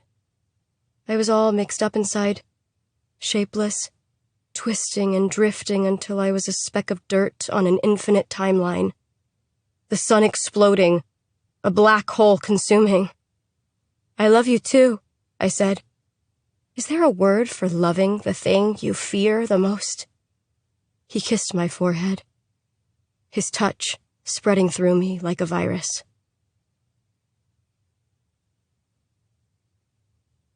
Chapter 27. Chelsea steps from the Blacks' house and paces in the backyard, grass folding under her shoes, panic swelling in her chest. She fishes her phone from her pocket and dials. Detective Calhoun, Dr. Fisher answers after the first ring. Cerise, Ellie is missing, Chelsea says, voice somber. No, Dr. Fisher exclaims. How are her parents? Chelsea looks at the house. Not good. She sees Kat through the window, body rigid, arms crossed as if she's holding herself together. Chelsea swings around to face the street. Dr. Fisher sighs. I understand why. Chelsea checks her watch. It is 10:15 a.m. now. She has started a new timeline. Ellie has been gone 2 hours and 30 minutes, give or take a few. She had with her a backpack and all the ingredients for a pipe bomb. Chelsea can get a warrant for the phone data, but that takes hours. And to do that means acknowledging Ellie as a threat to herself, to others. Chelsea needs to know why first. She has a theory. In her mind's eye, Chelsea sees the birch tree postcards, the thick felt-tipped numbers on the back, evidence that Ellie was being watched after she came home. With that revelation, more puzzle pieces begin to fit together. Ellie had been acting cautious and vigilant because she's had to be cautious and vigilant. She knew someone was keeping tabs on her. No wonder she hadn't wanted to talk to Chelsea to aid the investigation. Other details slide into place. Chelsea thought Ellie had escaped or been left for dead, but there wasn't any physical evidence to support that theory. No fresh bruises, neat nails. What if Ellie hadn't fought her way to freedom? What if she'd been returned? It is ridiculous. Chelsea is a fool to even entertain the notion, but the idea sparks inside her, burning through her mind like wildfire. I'm hoping you can give me some more information.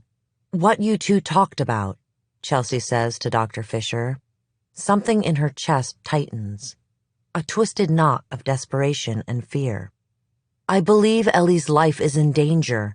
She was being followed by someone, and they could be tracking her now. And once Chelsea goes to Sergeant Abbott with this, Pandora's box will open. Any mention of a pipe bomb, and the anti-terrorist unit will be involved. An all-points bulletin will be broadcast. Cops in every adjacent county will be searching for Ellie, ready to rain down hellfire. No detail is too small. It is quiet on the line for a moment. A heavy silence. Ellie is suffering from post-traumatic stress disorder. Our conversations were very introductory. We only had a couple of sessions. She said she felt like she was someone else, which is common with sexual assault victims. Dr. Fisher emphasizes. We did some art therapy during our last session, and Ellie completed 2 drawings. I showed you those. Dr. Fisher stops. Did I tell you she called the girls her sisters? It takes an enormous effort for Chelsea to stay upright. She slides back to yesterday. Sounds like you'd do anything for your sister, Ellie had said. I would. I would have done anything for her, Chelsea had replied. I understand, Ellie said, and her whole heart had been in that statement. Anything? Like give up her life? Is Ellie trying to save someone? Willa, maybe. I kept her safe, Ellie had said. Is Ellie still trying to keep Willa safe? Her sisters. You sure? Yes, Dr. Fisher says firmly. Chelsea thanks Dr. Fisher and hangs up. Ellie was kept with other girls. She called them her sisters. Chelsea's mind races. Inside, the Blacks are waiting, and they will have to continue waiting. Tick, tick, tick. Chelsea feels the seconds dwindling. She flexes her hands, steadying herself. She re-enters the house and tells Jimmy and Kat she will be back. That she has to go to the station. She has to report Ellie now. Put out an APB on Kat's car. The driver is armed. But dangerous? Chelsea isn't sure. It will kill Chelsea to place Ellie in the hands of others. Her only hope now is to find the girl first. Please, Ellie, she thinks. Don't do something we'll all regret. 11. A tiny rubber tire, a cracked headlight, and a plastic door. What was left of the remote-controlled green truck lay in pieces around me. I sat on the floor in the middle of the room with the plastic sheeting. The weather was warm, and it was muggy inside the room. Spring was coming. David was in short sleeves, his hairless arms throbbing with veins. Sweat beaded on his upper lip. He had a particular look in his eye, a feral gleam that wasn't quite right. I held 2 wires in my hands, one white and one red, both harvested from inside the truck. David crouched beside me. "That's it, Destiny," he said. My name in his mouth was slippery, like oil. "Connect the wires to the tube." His tongue darted out, licking the sweat from his upper lip. I did as I was told, my hands shaking. The tube had been prepared earlier. A hole had been drilled in it. Then it had been filled with black powder and broken glass and capped. Vaseline clung to one end of the tube, and it made my fingers slip, the wires nearly connecting. "Easy," David said. He petted my hand. His palms were moist. "Don't want any accidents." I set the tube and wires down, placing them far away from each other. I flexed my fingers, trying to steady my hand. I stared down at the red and white wires until the colors bled together. David withdrew a watch from his back pocket. "Set the time and attach it." I took the watch from him. Gently, I opened the face. It was an old piece, beautiful, probably an antique. Such a shame. I set the time and attached the white and red wires. In 2 hours, they would cross, and then, boom.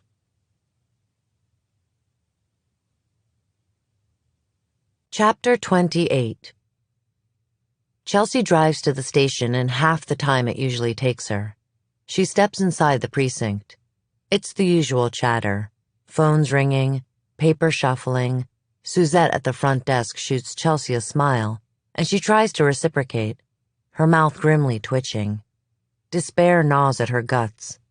A flat screen above the bullpen flashes with breaking news and catches her attention. "Bomb intercepted at Washington Governor's Mansion" is the headline. Bomb. The word reverberates in her psyche. A bell with a terrible ring. Bomb.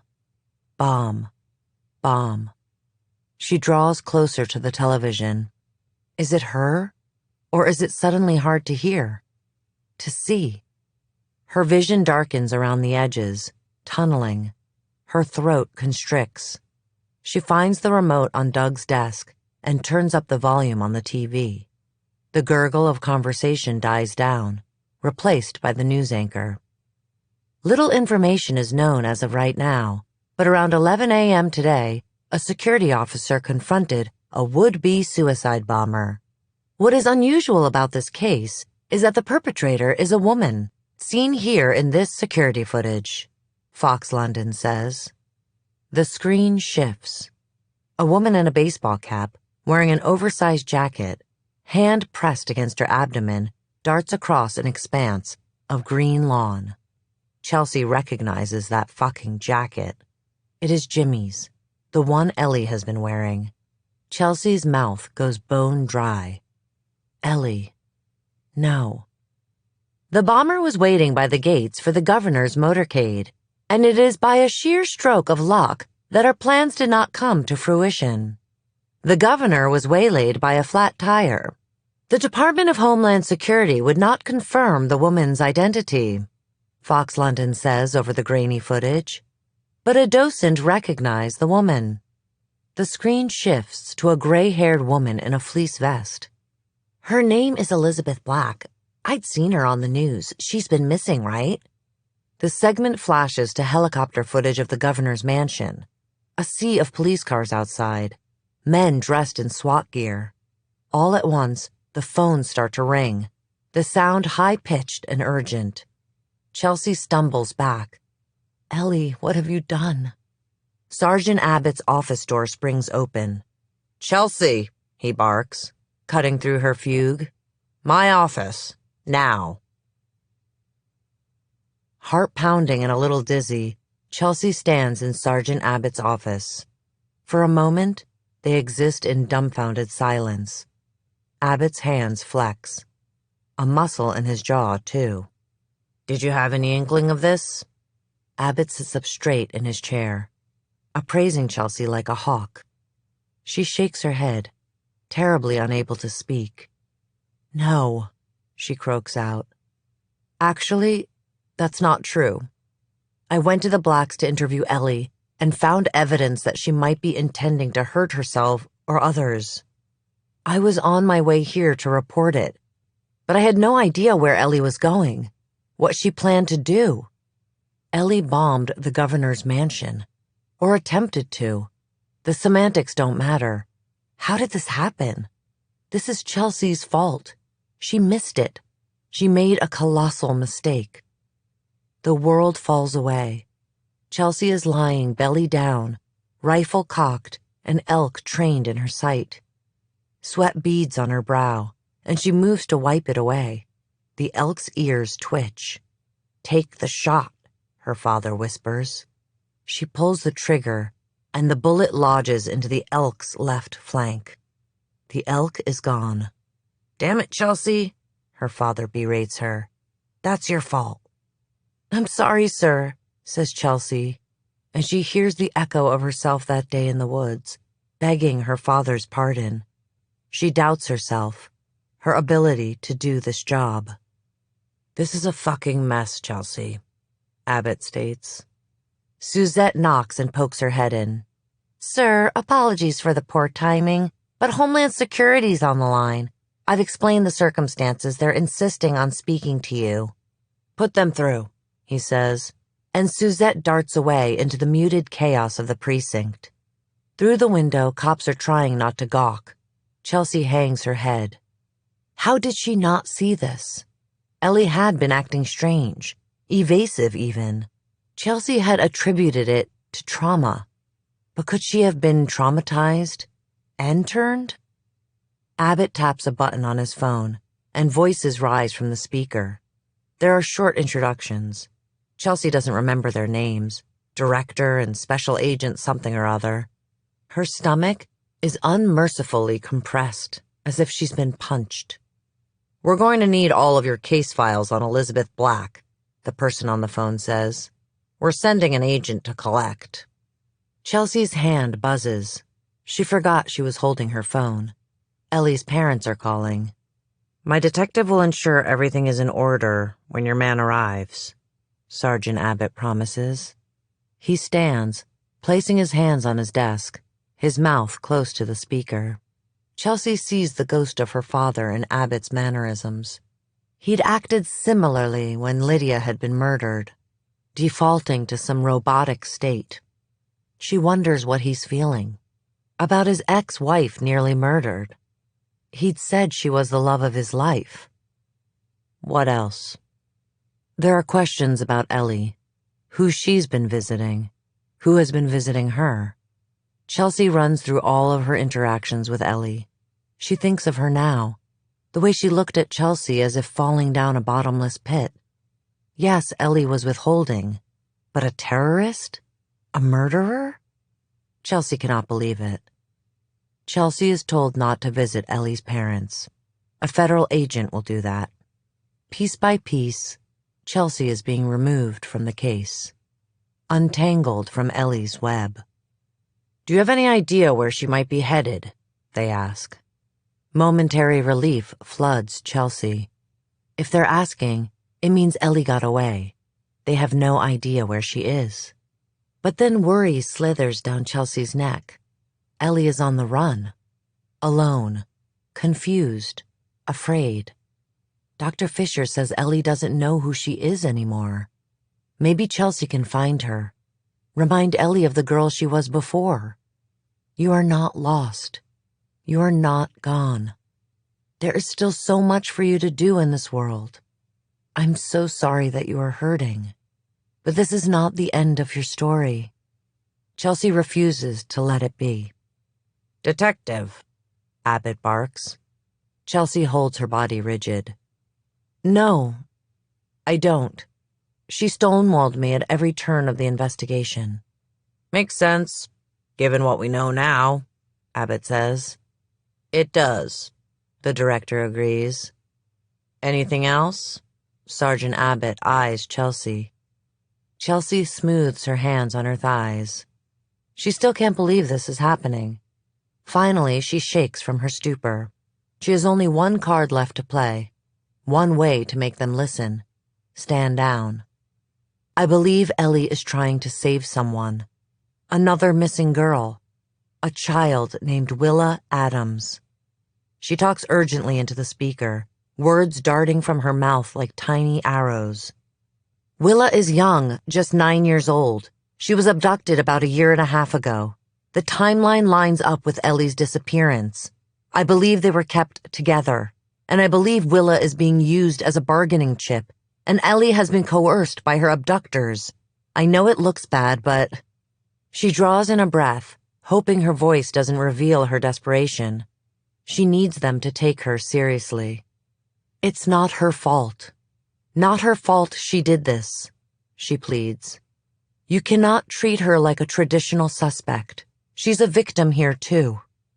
We'll look into it, one of the special agents says. But it is evident in his voice that he will not. He does not care. How many times has Chelsea promised something that was technically impossible? Used that flat intonation, reserved for matters of procedure. But for now, Elizabeth Black is considered armed and dangerous, he finishes. Chelsea knows what that means. Shoot first, ask questions later.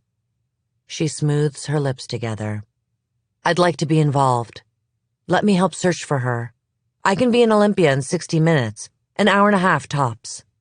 We appreciate the offer, another agent drawls. The sound, the tone of his voice, is a pat on the head. You tried your best. Let the men take it from here. But this is a matter for Homeland Security now. A pause. And given the nature of your department's personal relationship with the governor, it's best if you let us handle it. Chelsea feels boneless as Sergeant Abbott thanks the special agents and promises the cooperation of his department. They hang up. I'd like to go to Olympia. Chelsea rises. Abbott shakes his head, doesn't look at her. No, Chelsea. But you're off the case, Chelsea.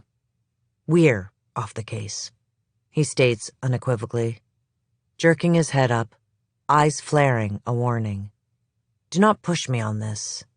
Get those files together and go home. She stands but refuses to leave Abbott's office. Sir, it's an order, Chelsea. Go. He nearly booms. He softens. I can't deal with this right now. I have some phone calls to make. My kids. He rubs his brow. Files and home, Chelsea. Chelsea places a hand on the door. The files are in my car. I'll get them. She opens her mouth to say something more, but Abbott's head is down, tapping something out on his phone. Chelsea drifts outside the station and makes a call. The phone rings 3 times. Detective Calhoun, Montoya answers. Good to hear from you. Chelsea chews on her thumbnail and tries to regroup. You seen the news? Across the street, a group of teens laugh and elbow one another before heading into the diner. Yeah, he drags out slowly. You hear any chatter about her whereabouts? If they know where she might be headed?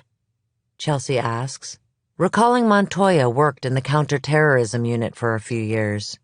Maybe he has some intel she can use. Nothing. She's in the wind. But they'll have copters in the sky soon.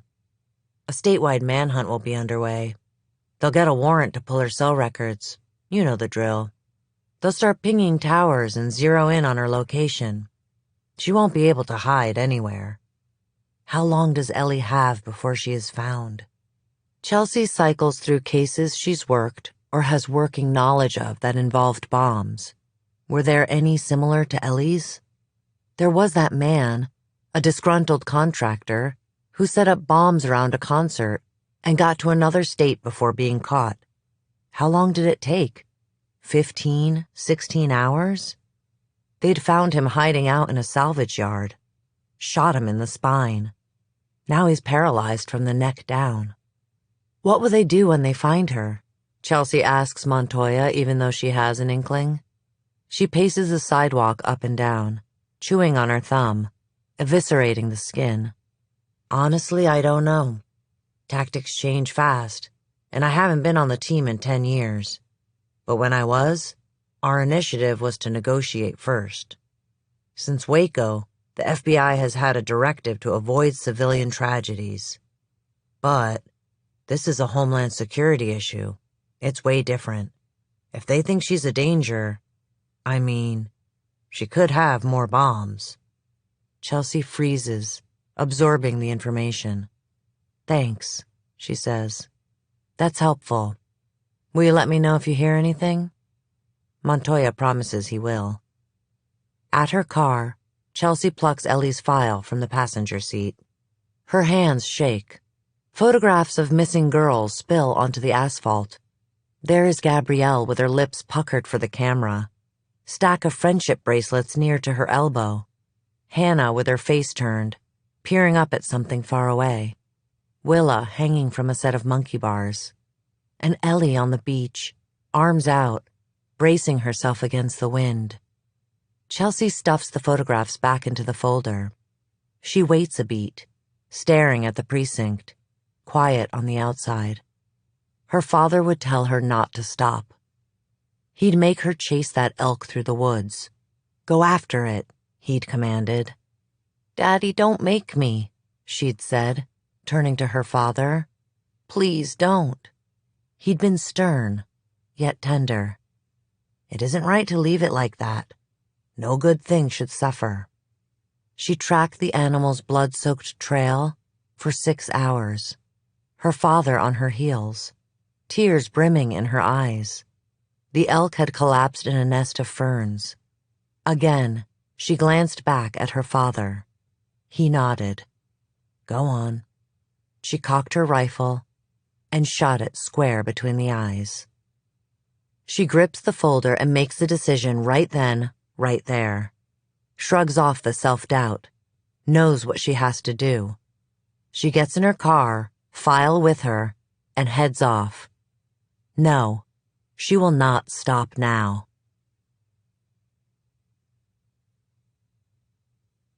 Chapter 29. Chelsea screeches to a stop in front of her father's house.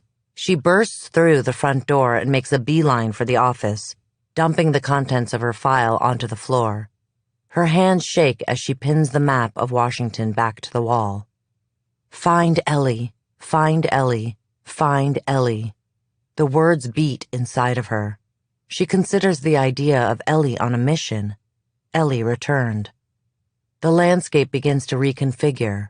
Boulders shift, mountains melt away. Lakes appear as Chelsea mentally readjusts the topography of the case.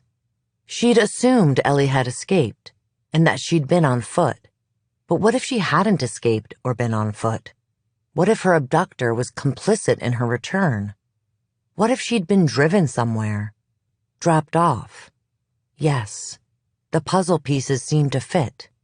Ellie was returned. Ellie was supposed to carry out a mission on her abductor's behalf. Ellie botched the bombing. So what does Ellie do next? Where does she go? She cannot go home. But maybe she is. Maybe Ellie is not going to the home Chelsea knows, the one with Jimmy and Kat, but the one she lived in these last 2 years. Willa is there. Ellie indicated Willa was still alive. Could Ellie be going back for her? To be with her? Chelsea stares at the map, backing up a step, a missing girl flyer crunching under her heel. She glances down and plucks it up. 10 minutes later, she has them all pinned to the map. On the desk is a red marker, and Chelsea takes it into her hand, popping the cap off with her mouth.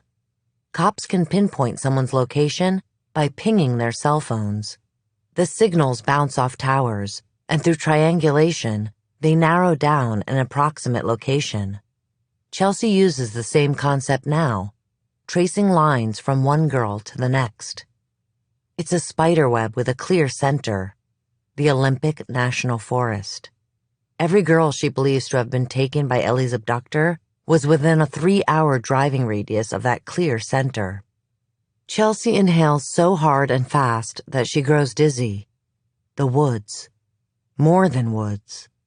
A national park near 1,000,000 acres, sprawling across coastline, mountains, and impenetrable forest. Noah's folks have a cabin near there. She used to hunt there with her father. They'd spent 2 weeks one October backcountry camping, tracking black bears.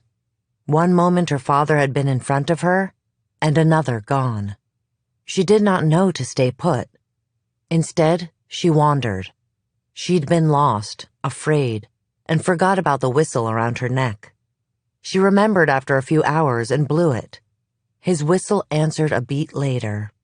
Her father had found her, shaking and snot-nosed, afraid of the trees that rose around her, like soldiers ready to shoot. He knelt in front of her. "Stop crying now. Nothing to be sad about. You did the right thing using the whistle," he told her, rifle over his shoulder. "A man can get lost in here and never be found." It makes sense. Ellie had been kept somewhere far away, without electricity. She'd smelled of campfire and vomit that day. Someone had made their own space in the wild. A farmer, a survivalist, a keeper of girls.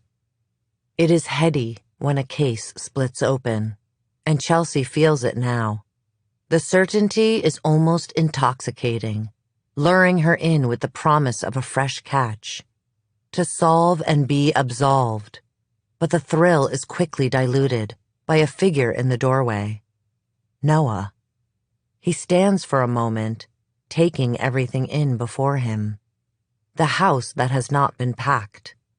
The desk overloaded with case files. The map filled with colorful flyers and red lines. What the fuck? Noah? What are you doing here? Is all she can think to say. All she can do is stay still. Frozen. Seriously? His mouth twists downward. I've been calling you. I saw the news. I left school to be with you. I went to the precinct. Suzette said Abbott sent you home. You're off the case. But you didn't go home, did you? You're here. His cheeks flush. Awful slashes of angry red. And why are you here? You're clearly not packing the house. He gestures wildly at the office, at the wall, at the madness there. What is this? I'm working, Chelsea states plainly, drawing herself fully upright. His jaw locks. I guess your meaning and mine of off the case is different. You don't understand. They're going to kill Ellie if they find her. I have to find her first. Noah puts a hand to his brow, rubbing away what Chelsea presumes is a headache. Sometimes she fears she's too much for him. Her father used to hint at women and girls being too complicated, overly emotional. Whoever took Ellie has been doing this for years.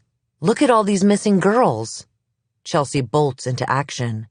She begins unpinning their photographs, creating a pile that she thrusts at Noah. I think Ellie was returned, and for a reason.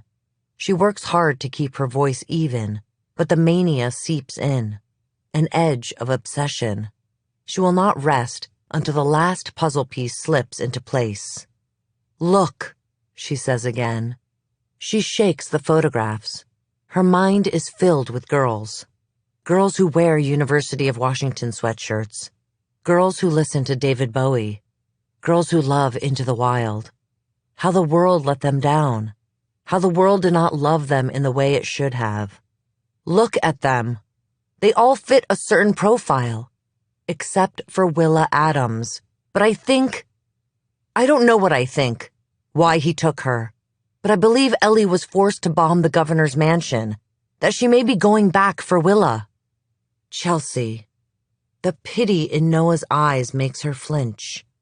I could do that with any missing kid. Anybody murdered. Put enough of them together, and you'll find commonalities. That's how statistics work. I sympathize with Ellie Black. With what she's been through. But this idea you've got that she was somehow turned, You going to call me crazy now? Chelsea narrows her eyes at him. He closes his mouth.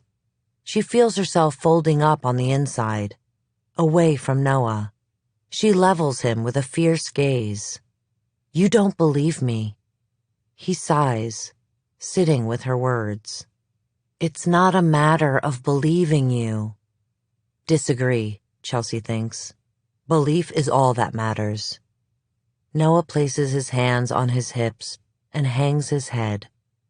Let's just go home, Chelsea. He draws his keys out, ready to walk, expecting Chelsea to follow. No, she says softly, firmly. No? He turns back to her and arches a brow. You're going to stay here? I'm not going to stay here. She keeps her gaze steady on Noah. I'm going after Ellie Black. No, you're not. He grits his teeth. There is a weird light in his eyes that Chelsea doesn't like. A fury she has not seen before. I am. She crosses her arms. Chelsea, stop this. Come home. He swings out a hand to grab her, and Chelsea jerks away. His face rearranges into a softer mask. This case is over. You need to let it go. Let all of it go. He speaks quietly. You have something going on beyond work. Something inside of you, Chelsea, he says. Things with your dad. This has nothing to do with my father. This has everything to do with your dad, he half laughs. You really can't see it, can you? He steps forward and addresses Chelsea directly, and it makes her want to recoil. The naked disappointment. Your dad was a self-aggrandizing asshole who took you hunting instead of letting you grieve. Chelsea's stomach lurches. Unforgivable tears rise in her eyes. She gazes at the plaid wallpaper, then shifts down to an outlet, a bare patch above it. Lydia had stuck a Lisa Frank sticker there, a neon tiger, when she was 5. Their father had been so angry. She whips the memory away. That's not true. It is. You're too scared to feel anything. You're too terrified to move on. You need to choose. Ellie Black, this case, this house, or me. Tell me now, Chelsea. She hangs her head. Her whole body burns with conviction. I have to see this through. Fine. Maybe you should stay here for a while. I'm not sure I can be married to someone who is not as committed as I am. She falters as she absorbs his statement. She shouldn't be surprised. Noah wants to be a priority in her life, a singularity. But Chelsea cannot revolve around him. It's like living on another planet, she remembers her mother saying after Lydia died. It's true. Okay. Okay. He blinks, stunned, lashes fluttering, and Chelsea fights a grimace. The urge to recant, but it is too late. She is far from Noah now, has been far from him for a very long time, drifting in open space. That's it. Give me a call if you change your mind, but I'm not going to stand around and watch you self-destruct any longer. He leaves, but she does not watch him go. She does not think about her marriage ending, how close she came to having it all. Chelsea's chin trembles, but she refuses to cry. She hears a car door slam outside, an engine starting, Noah driving away. She walks back and forth in the office, pacing instead of going after him. When her mother left, her father had holed up in his office. Let her go, he told Chelsea, and Chelsea had sat on his couch, both of them tense and silent as her mother packed her bags. When she was gone, her father had placed both hands on his desk and stood. Dinner time. We'll go out. Her phone rings. The sound is like a lifeline, something she can grab onto. She wipes her nose and breathes deep. stale air filling her lungs. She doesn't recognize the number, but it says Coldwell. "Detective Calhoun," she croaks. "Ellie didn't do this." Danny's voice explodes over the line. Chelsea stares at the wall, at the photographs. "I agree," she says. She moves to the map, letting the green expanse of the Olympic National Forest blur her vision. "I believe Ellie was being watched, controlled." She traces the red lines she made. "I'm going to find her before Homeland Security does. It's a long shot. I think she's headed to where she was kept, but the area, it's big. I'll come with you," he says. "No," Chelsea says on reflex. "It's too risky. Far too dangerous." "I am coming with you," he insists. "The other night, she asked me to drive her to the trail where she was discovered. It was weird. I knew something was off. I turned on the Find My Friends app on her phone when I checked if she had service. I know exactly where she is." At this, Chelsea jolts. Homeland Security will be able to track Ellie's phone, but before doing so, they'll need a warrant from a judge. Danny knowing exactly where Ellie is puts Chelsea and him a few hours ahead of them. She's outside of Olympia, heading north on I-5.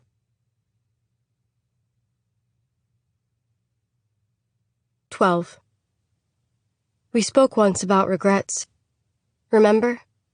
How you implored me, Detective Calhoun? Don't have regrets like me, Ellie. I wish I could say I don't have any. But I do. So many. Little snags in the tapestry of my existence. So, regrets. Yes, I have them.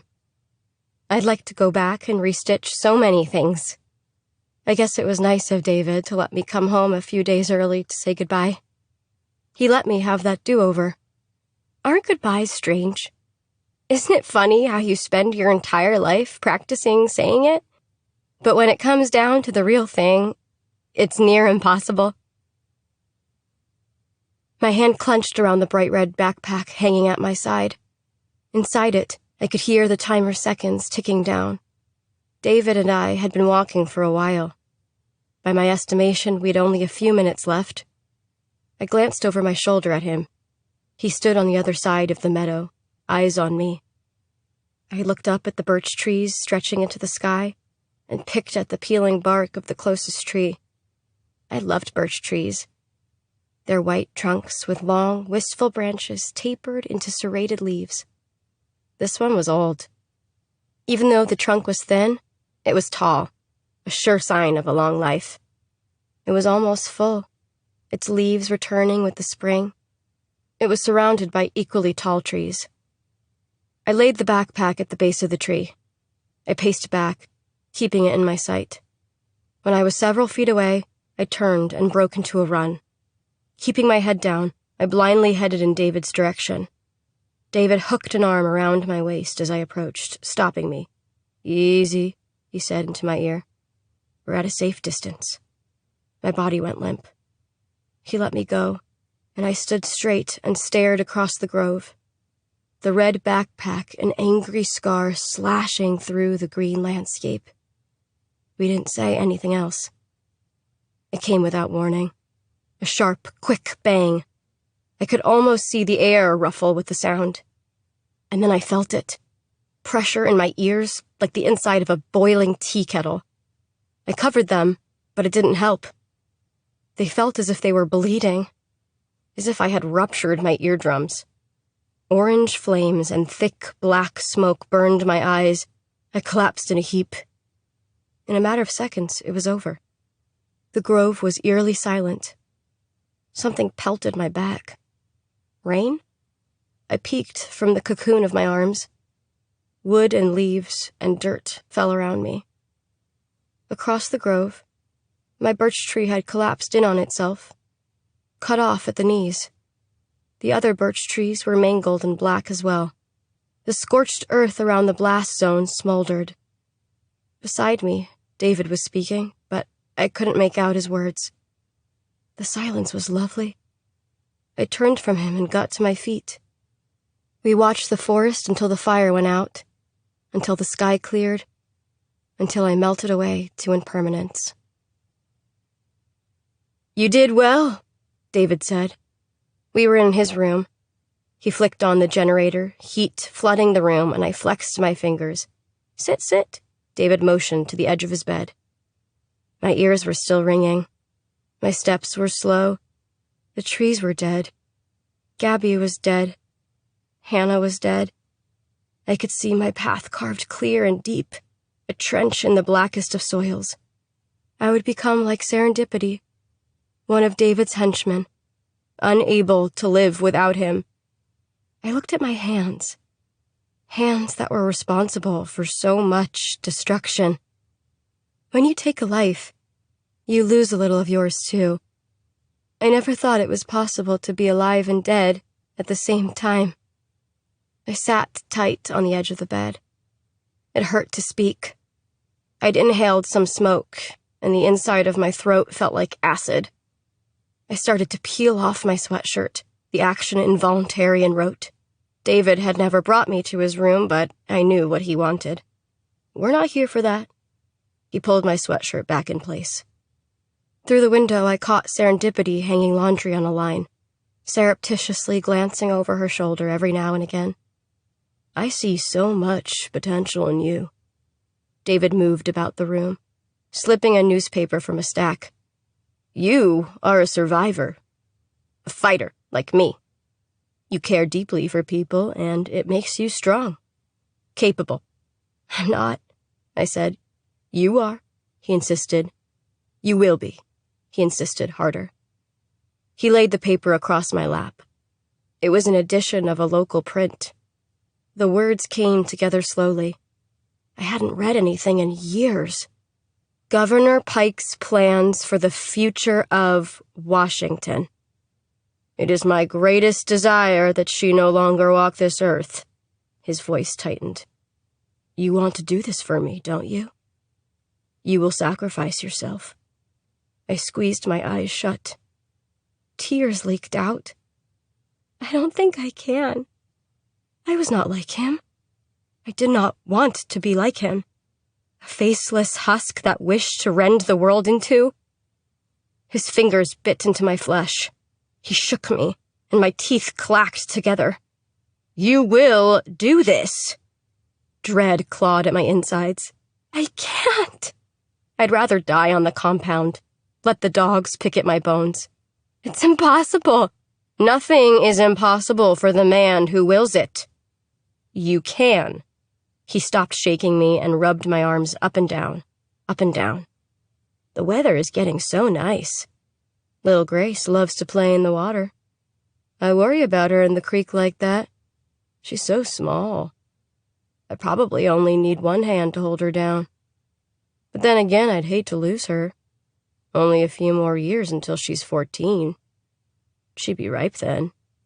Fear spiraled around me. "No," I said. "Don't hurt her, please." "Do you love Grace?" He tilted his head. "I do," I confessed, my stomach full of concrete. When I looked at him, his eyes almost seemed a different shade, a darker blue, wet with triumph. "Tell me, what would you do for someone you love?" "Anything," I said. "I would do anything." Then he bent forward and whispered a sweet promise. "I'll let Grace go. Your life for hers." My only value was in relation to David, what I could do for him.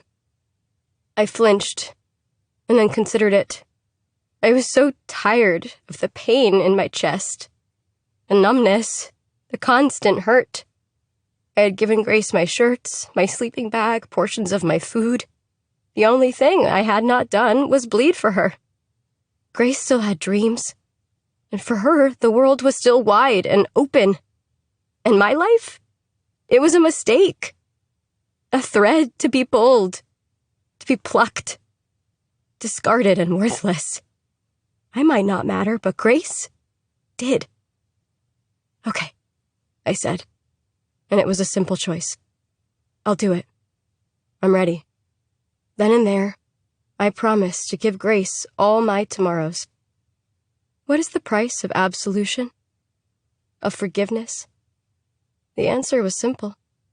A life for a life. Chapter 30. Left, up here. Danny points and Chelsea flicks on her blinker to veer onto 101. A sign reads Olympic National Forest Visitor Center, 68 miles. Her police radio is on, and it is heavy with chatter. An APB for a 1996 Corolla, Ellie's mother's car. A directive to not engage and wait for Homeland Security. The suspect is considered armed and dangerous. Chelsea blinks and imagines Ellie again, cornered by some cop with a sweaty trigger finger. Danny holds his phone, map open, blue dot blinking with Ellie's location. She is moving fast. There, an hour and 47 minutes behind her. His lips are pressed together in a single, fearful line. You don't have to come with me, Chelsea tries again. They haven't spoken much on the drive, both lost in their own thoughts. But every few minutes, Chelsea feels a pinch of hot regret. She should not have let him get in the car. You can give me your phone, and I'll drop you off somewhere. I can radio a local unit to pick you up. A shake of his head. I can't. He scrunches his eyes shut, and tears squeeze out. It makes Chelsea shift in her seat. His sensitivity somehow unbearable. I didn't show up for her once before. His resolve, his remorse, is plain in Chelsea's ears. She thinks about interrogating him at the station, approaching him at the bar, how she could have handled both situations differently. Better. She's part of the dark shadow passing through Danny. Listen, I'm sorry about the bar. I shouldn't have asked you to spy on Ellie. It's not how I usually operate. Yeah, well, turns out you were right to want to keep tabs on her. This is some fucked up shit. Danny stares out the window. It's pretty rural now. Houses set on acres of land, with horses and cows and even some llamas. The occasional gas station. No hotels. Look, I shouldn't have said what I said about your sister. It's not how I was raised. Throwing someone's personal tragedy in their face. His words hover in the car, combining with the musty air, and Chelsea swallows against a scalding in her throat. A red light on her dash blinks on. Shit, we need gas, she says. A mile down the road, she spies a gas station and turns in. Danny stays in the car. At the pump, she scrolls through her phone, checking various news websites. They're still using the footage from earlier this morning. Screenshots of the governor's mansion, a SWAT team lining up behind shields, dogs straining on leashes. Chelsea can't hear, but she is sure the anchors are speculating on Ellie's motives, so she may be tried in the court of public opinion. Chelsea's phone lights up with a text. From Noah. I'm worried about you. She deletes it. The passenger door slams, and Danny stands beside it. We've got a problem. Danny addresses her above the car. Chelsea nods at him. What? She removes the nozzle from the tank. What's wrong? She studies his grim face. I lost Ellie. She's out of service. Chelsea parks the car in the gas station lot. On the hood, she spreads out a map of the Olympic National Forest. Danny has a second map on his phone, too. With a black pen, she's circled Ellie's last known location, an old logging road that splinters off in 5 directions, then splinters again and again. It will take us hours to search each one, says Danny. Too long. This is impossible. Chelsea nods. She scans the horizon, looking at the tangerine and blush pink sky. She keeps waiting to hear the thump of a helicopter, for the radio to announce that they've found Ellie. She puts her hands to her hips and hangs her head. What is she not seeing? What question is she not asking? What string has she not yet plucked? Why the governor? She says aloud. She conjures an image of Pike, what she's seen on television. Polished and glossy-haired, waving to the cameras, staring at a podium, lip-curled, fervently promising women's rights. Chelsea remembers the precinct picnic, back to when she was a kid, to when the governor was not the governor, to when she was Abbott's wife. Chelsea sees her, sitting in the bleachers, baseball game in progress, a weird pained smile on her face, body wound tight, a tether about to snap. What? Danny asks at the prolonged silence. Nothing, Chelsea says. My boss used to be married to the governor. A long time ago. Your boss used to be married to Regina Pike? Chelsea shakes her head. That wasn't her name then. She changed it after she divorced him. Discarded her first name for her middle, traded in her last for her maiden. She was Destiny Abbott when I knew her. Danny's face goes ashen. Ellie told me they called her Destiny. What? A bony-fingered chill runs up her spine. Whoever took her called her Destiny. The memory reemerges. Destiny Abbott perched on the metal bleachers, back straight, hands gripped between her thighs clad in pedal pushers. The picture pans out. There is Abbott next to her, standing, hand balled into a fist, rooting one of their kids on. Is that right? How had Chelsea forgotten this part? One of Abbott's kids stumbles, botches a play. Abbott launches himself from the stands, stomps onto the field to scream at his child. At Doug.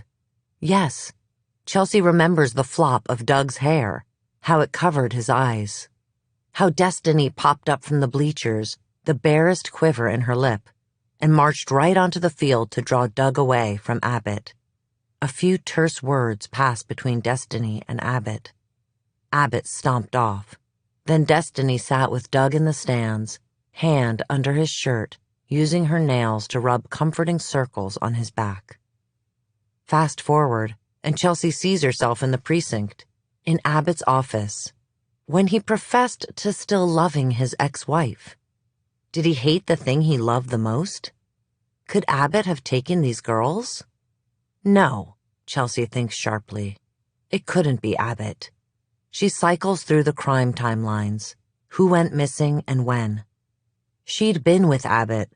No way he could have orchestrated this. But doubt lingers. See what you can pull up about Patrick Abbott. He's my sergeant, the governor's ex-husband. You think he had something to do with this? I don't know. Chelsea's mind is spinning. But whoever did this, it's personal for them. Very personal. Abbott and the governor's marriage didn't end well. Danny's thumbs move over his phone. There's a bunch about Abbott, mostly career-related stuff. He has 3 kids, 2 sons and a daughter. West, Douglas, and Annie, Chelsea fills in. Look up the kids. Start with West Abbott, she tells Danny, feeling a rush, the sensation of water breaking over rocks. Maybe mommy issues, Noah said. And Chelsea had laughed it off. But now she thinks of her own mother, how angry she'd been when she left, how she'd wanted to punish her. She flicks the thought away. Instead, she joins Danny in researching Abbott's kids. Information is sparse, not much online. Chelsea switches and logs into DMV records using her police credentials. West Abbott's last known address is an apartment building in Seattle, long ago demolished, an upscale grocery store in its place. Annie lives in Coldwell, same as Doug. His vehicles are listed. Vehicles? A Prius she has seen him drive to work. And another car. A 1995 blue Ford station wagon. Chelsea tightens with alertness. Doug owns a car like the one seen at Ellie's and another girl's abduction site. She thinks of Doug, seeing him sporadically at the station. He could have done this, but not alone. West Abbott. We need to find West Abbott. Chelsea hurries out. She is letting the wave carry her, certain she will end in the right place, certain she'll wash up near Ellie, at Doug's and West's feet. A Sunshine LLC is registered under his name. Danny cast Chelsea a bright-eyed, feverish look. Ellie, we listened to music one night. I put on the song You Are My Sunshine, and she nearly broke the record in half. He squints at Chelsea, keen assessment in his eyes. Chelsea inhales. She digs into Sunshine LLC. 2 businesses are listed, a farm co-op and a kennel. Chelsea stops. The dog hairs found on Ellie, the bite marks imprinted on Gabby's bones. Sunshine LLC operates a kennel. Here. It's a property in the Olympic National Forest.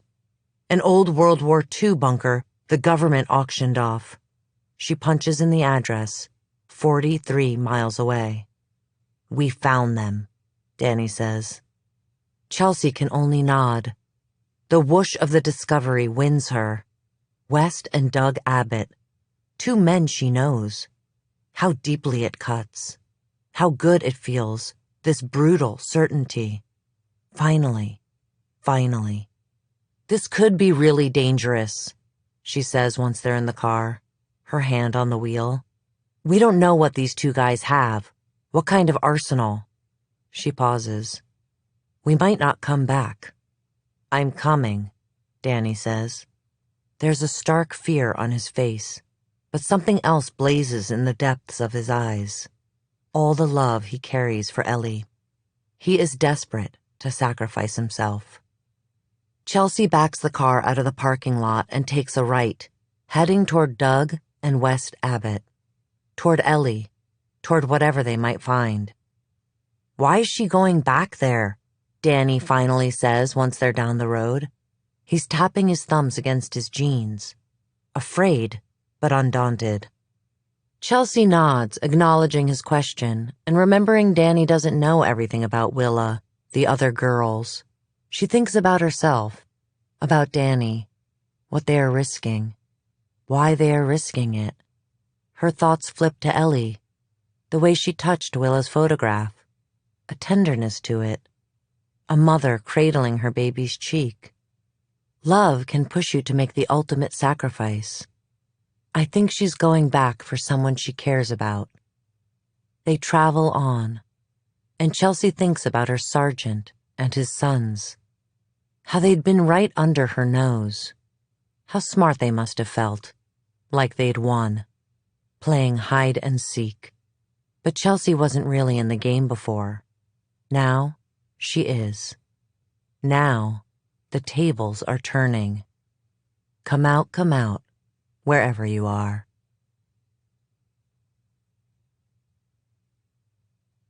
Chapter 31. Willa's arms are tired, her eyelids heavy. Even though Destiny always told her not to, she can't help herself. She sucks her thumb and rubs the sleeping bag between her fingers. The fabric is cool and soft. It makes her feel better. Ever since Destiny left, Willa has been sad, even sadder than usual, and lonely. She huddles deeper into the covers. Her feet are cold. If Destiny were here, she'd rub them. She used to like it when Destiny would use her thumbs on her big toes and arches. She would always say that it helped the nightmares stay away. It is a kind of magic, she remembers Destiny saying. Now the door creaks. The lock clicks. And Willa scrunches her eyes shut. It might be him. He is called David, but she calls him the boogeyman in her head. She hasn't seen him that much since Destiny left, but he comes to check in on her every so often. She hates it when he looks at her. It makes her feel itchy inside. Now a hand skirts over the sleeping bag and cups her shoulder. Hey there, Sleeping Beauty. Willa wiggles from the safety of her nest. It's Destiny. She's back. Willa grins and leaps, wrapping her arms around Destiny's waist. Destiny jerks and throws her head back, laughing. Willow rubs her cheek against Destiny's abdomen. She is real. She is real. She is real. Then, Willa feels Destiny's body tremble. Feels a kiss drop into her hair. Tears, too. Destiny pulls away and cups Willa's cheeks with both hands. Her touch warm and reassuring. Destiny, Willa says. Happy. She is so happy. Everything will be okay now. My name isn't Destiny, it's Ellie. And yours isn't Grace. It's Willa. Willa feels light and she smiles. My mom called me Willie. She thought it was funny. She stills. She should not have talked about her mom. She waits to be shushed. But Destiny, Ellie, she tells herself, smiles and kisses her forehead. It suits you. She leans down so they are almost nose to nose. Listen, she says, and she is serious. As serious as when Willa gets too close to the fire. We don't have very much time. We need to get out of here. You need to stay close to me and do everything I say. Got it? Willa nods, a little frightened. Where are we going? I'm going to try to take you home. Home? Yes, says Willa. I want to go home. Can I take my rock collection? This morning she found a white stone by the creek. It is smooth with tiny black marks, like a ribbon is woven through. It is her new favorite. She pretends it is a zebra. No, there isn't any time, Ellie says. We have to go now. And already she is shoving Willa's feet into shoes, a sweatshirt over her head. Come on. They grasp hands and Ellie pulls Willa into the dank hallway. That is more like a cave. Willa does not like the way it smells. Like bad food. I'm so glad you came back, Willa says. Hush, Ellie says. Quiet voices now. Willa drops her voice. I'm so glad you're back, she repeats. Charity never plays with me, and she doesn't share her food. Ellie stops short and Willa nearly runs into her. They are almost at the entrance now, near the steps that lead up into the compound. Ellie grips Willa by the shoulders. Charity is here? I thought she was dead. Willa nods at the room farthest down the hall. You can't see the door in the pitch black. Willa hates how it is always night in the bunker. She cries a lot. I can't sleep sometimes. Ellie reverses course and walks so fast that Willa needs to jog to catch up. Where are you going? I thought we were leaving. She peers up at Ellie. Willa does not hear the first thing Ellie says, but she does catch the end. Not without her. An hour after sunset has always been Hannah's favorite time of day. It is the prologue to night, the beginning of endless possibilities. She used to dance. She'd go to the underage clubs and loved how the bodies pressed against hers, all writhing together, a hot, sticky mess. It made her feel less lonely, even here. Dusk is still her favorite time of day. She does not dance anymore, but she does know 1 hour of peace when David retreats to his room to watch television. This is her 60 minutes without fear. It is what she lives for now. And she is alive. Barely. Here is the thing about Hannah. She grew up in the system. One of her foster moms used to call her Little Wolf because of the way she skulked around the kitchen and table right before meals. Hannah is accustomed to not having things. She has gone without food, without clothes, without bedding. She is a survivor. After she pulled a gun on David, Michael dragged her into the woods and held her there until David came. He spouted off some bullshit about loving her. She wobbled. Something wasn't right with her left leg. It hurt to put weight on it. She spat at his feet. Red slashed his cheeks, and he throttled her again. She opened her mouth to speak. He shook her and pressed harder, crushing her windpipe. You wish to beg, David said, and he released her. She fell down, gasping. "Beg me," he had said, inordinately pleased. David's favorite thing was women at his feet. She started, unsure what to say, how to save her life. Then 2 words came, squeezing through the folds of her subconscious. "I'm pregnant." It is what David wants more than anything. A child. He'd thrown her back in the bus, but fed her, then brought her back, and Ellie was gone. Hannah assumes Ellie is dead. Soon, Hannah will be dead too, because she is not really pregnant. She has played a trick on the devil, and he will collect 2-fold when he learns of it. David will not abide being made a fool. Now, there is movement outside of her room, and Hannah throws herself back against the stone wall. Coldness bleeds into her clothing as the metal door opens, and because she was just thinking of it, she imagines David has learned the truth, that instead of strangling her, he has something far more insidious planned. Fear makes her vision hazy, and she is unsure what she sees. 2 figures before her, small and hunched. Grace? Destiny? Hannah. Hearing Destiny speak jolts Hannah from her trance. Hannah crawls to the edge of the bed. "Destiny? Is it really you? How?" "Ellie. My name is Ellie." "Destiny. No, Ellie," swipes under her nose. "I could ask you the same thing." She shakes her head. "But there's no time. Can you walk?" She eyes Hannah, her stiff movements, the way she drags her left leg behind her. Hannah nods eagerly. "I can. I will. David, I don't know where he is." Ellie moves forward and loops Hannah's arm over her shoulders. They glance at each other, and Ellie's eyes are wide and white, like a frightened horse. What is lurking out there? Michael, David, serendipity. The woods seem just as hostile. Cold sweat breaks out along Hannah's hairline as they shuffle into the hall. Hannah leans against Ellie, and Grace comes around to grip Hannah's hand.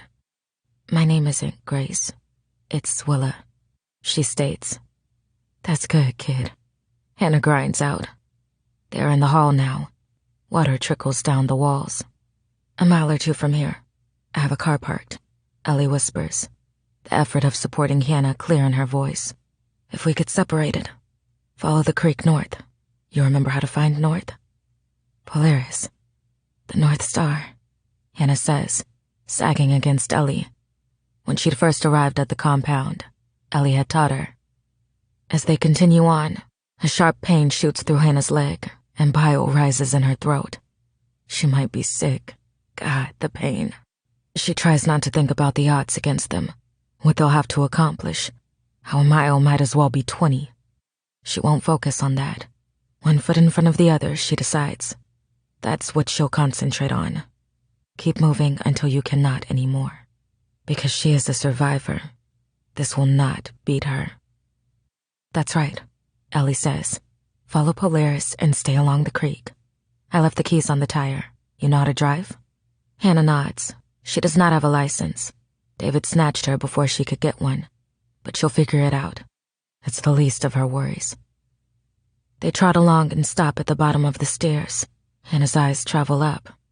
There are 15 steps in total. Sometimes David skips down them, 2 at a time. Hannah shakes, and Ellie grips her tighter. Does she remember it too? Gazing at the stars with hope. Mending woolen socks. Rabbit meat. Hauling cinder blocks. Fists. Blood. Betrayals. "What about the dogs?" Hannah asks. "They're in their kennels, but I let one out." "Star," Ellie whispers. Hannah remembers Ellie feeding the puppy. "Ready?" "Ready," Hannah replies. "No more talking," Ellie says to Willa, and Willa mimes zipping her lips shut. Hannah ducks from Ellie's hold and uses the wall as support, but Ellie catches her hand.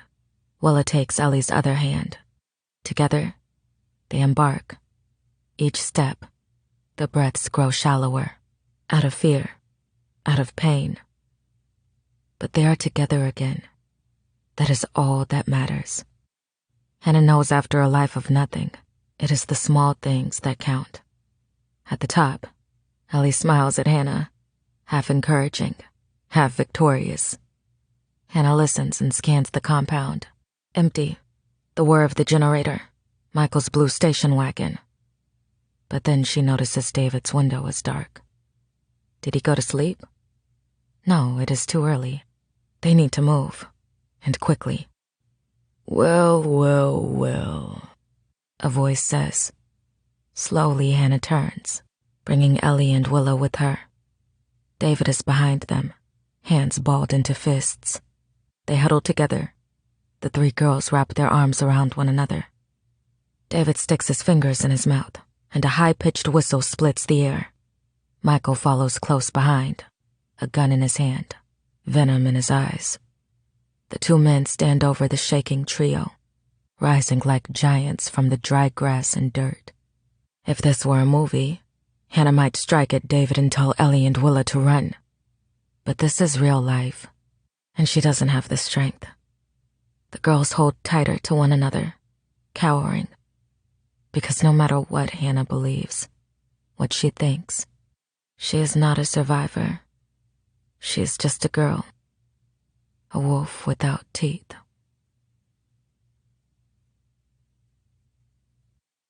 Chapter 32. It is pitch black, and the logging roads are dark and bumpy. Inside, the car is silent. Chelsea white-knuckles the steering wheel, hyper-aware of the trees rising around them, of how small they are in comparison. Finally, her headlights catch on a familiar vehicle. Kat's car. Chelsea dips her chin to the side of the road, where the Corolla has been haphazardly abandoned. Yep, Danny says, tight-lipped. The tense air in the car ratchets up a notch. Ellie is out here, somewhere in these woods. I am coming, Ellie, Chelsea keeps thinking over and over again. Hold tight. Hold on. Her chest fills with longing. I'm gonna turn my lights off. Danny shifts uneasily. Okay. Chelsea clicks off the headlights. The cab darkens, their cheeks instantly awash in the ink of night. Slower, they move on. Cell service went out a few miles back, but they drew a map on a napkin. Danny is holding it, the paper limp from sweat. The moon reflects off a white post. Mile marker 8. Chelsea eases to the side of the road. This is it. Chelsea makes out an old rusted gate marking the entrance. From there, it is about a mile trek. I want you to wait in the car. Danny sighs. No. Barking nearby rends his refusal. What is that? Wolves? Dogs, Chelsea says. Wolves don't bark, not like dogs. They make a huffing noise. Plus, wolves have been extinct on the peninsula since the early 1900s, killed by farmers because they threatened livestock. I can't have you come with me. You're a liability. And I need someone on the radio. She flicks it on, relieved the scanner still works. If I'm not back within an hour, you drive away and call for help. It is not the best plan, but it is the only plan. She shows him how to work the radio. Danny takes the radio and pinches his lips together. 1 hour. He glances at her, a plea in his gaze. Please bring Ellie back. 1 hour, Chelsea confirms. She exits the car, closing her door with a barely audible click. She pops the trunk and fishes out zip ties and a hunting rifle, tucking them away on her body, keeping her hands free. She rounds the car again and nods at Danny once before slipping into the woods. The air smells like wet dirt, and it is cold against her hot cheeks. Ferns and salmonberry tickle her ankles. She waits a half a second and tips her head to the canopy, to the starless sky. It is so familiar here, a second home. She understands this land, has stroked its boulders and bark, skirted her fingers against its unforgiving underbelly. Shoulders tight, she lowers her body and creeps forward in a crouch, keeping to the right-hand side of the road, using the brush as cover. She inhales, exhales, the natural sense beginning to mingle with the unnatural. Campfire, rot, decay. Up ahead, the road widens and splits, a pair of dark wings opening. Concrete buildings, suffocating in ivy, rise from the dirt-packed earth. Each structure radiates a hostile energy, meant for fear, for destruction, to kill. Garbage piles dot the landscape, stink oozing from them. There's a crumbling wall made of concrete blocks. Her stomach squeezes, and adrenaline somersaults through her veins. She assumes at least Doug and West are on the compound. But there could be more. Chelsea could be walking into an ambush. Ellie might already be dead. She shakes off the panic, the chill creeping up her spine. How to proceed? Chelsea calculates the best route. Wind rustles the trees, and surfing on it, a moan. A female whimper. Chelsea's muscles tighten, ready to run. But no. She cautions herself. Hears her father as they army crawl through the brush toward a doe and her fawn. Don't give up the advantage of surprise. Wait for it. Listen. Another cry. From the east, Chelsea surmises. She circles a building sunken halfway into the ground, chasing the thread of that whimper. The windows are barred, and a horrific stench rises from them. Beyond that is a row of kennels, the shape of dogs crouching, baring their teeth, gnawing at the metal bars of their cages. One of the kennel doors is open. The paw prints outside the kennel are fresh. She lopes past the dogs to a blank patch of concrete wall and peers around the corner. 3 girls huddle together. A sad, quivering lump in the dirt, illuminated by moonlight, but also a beacon to Chelsea. She recognizes Ellie, her ratty hair, that oversized jacket. Above them, 2 men rising like giants. One holds a gun, a red bandana covering his face. She recognizes the firearm, police issued, Doug Abbott then. The other is West. The years show on his body, fleshier, saggier. She cocks her rifle and steps into the clearing, keeping Doug and West in her lens. Coldwell PD, on the ground, she yells over the barking. The dogs are wild now, slamming their bodies against the kennels. West raises his arms. Doug, too, gun still in hand. Chelsea Calhoun, Doug says. His eyes are wide, spooked. How'd you find us? She edges forward. I'd love to tell you, Doug. Why don't you put the gun down, and we'll talk about it. You told me no one would ever find out. Doug addresses his brother, a tremor in his voice. Oh my God, oh my God, oh my God. You promised. He yanks the bandana down, visibly heaving, then puts his hands to his knees, gun jangling in his palm. West snorts. Get a grip, Dougie. His hands are still up, but loose, unconcerned. Look around. There's no one with her. She's alone. Kill her. Doug straightens, body inflating with hope. That true? You here without backup? The girls huddle closer together, bodies and eyes squeezed tight. Chelsea's hands are shaking terribly, but she keeps her voice even. A drop of sweat falls into her eyelashes, and she blinks it away. You going to do your brother's dirty work, Doug? Is that what you've been doing this whole time? Catching girls for him? Disposing of the bodies? I bet you're like one of the dogs in the cages, aren't you? Can't think for yourself? I'm not like him, Doug explodes. Tell her. He speaks to the girls. I fed you on the bus. I never touched you. The girls stay put, lost in a haze of terror. I believe you. Chelsea creeps forward a little more. Give me the gun, and we'll talk about it, she croons. Would you like to see your dad? I can make sure you do. Kill her, West commands. She's lying. All women lie. She's just like Mom, promising you one thing, then doing another. It happened so fast. A blur of motion. West drops his arms, pushing Doug forward, and at the same time, Doug raises his, gun in hand. Boom. Birds startle from the trees. The girls scream. The dogs howl. Chelsea's ears ring. And when she comes to, Doug is face down on the ground, blood pooling around him.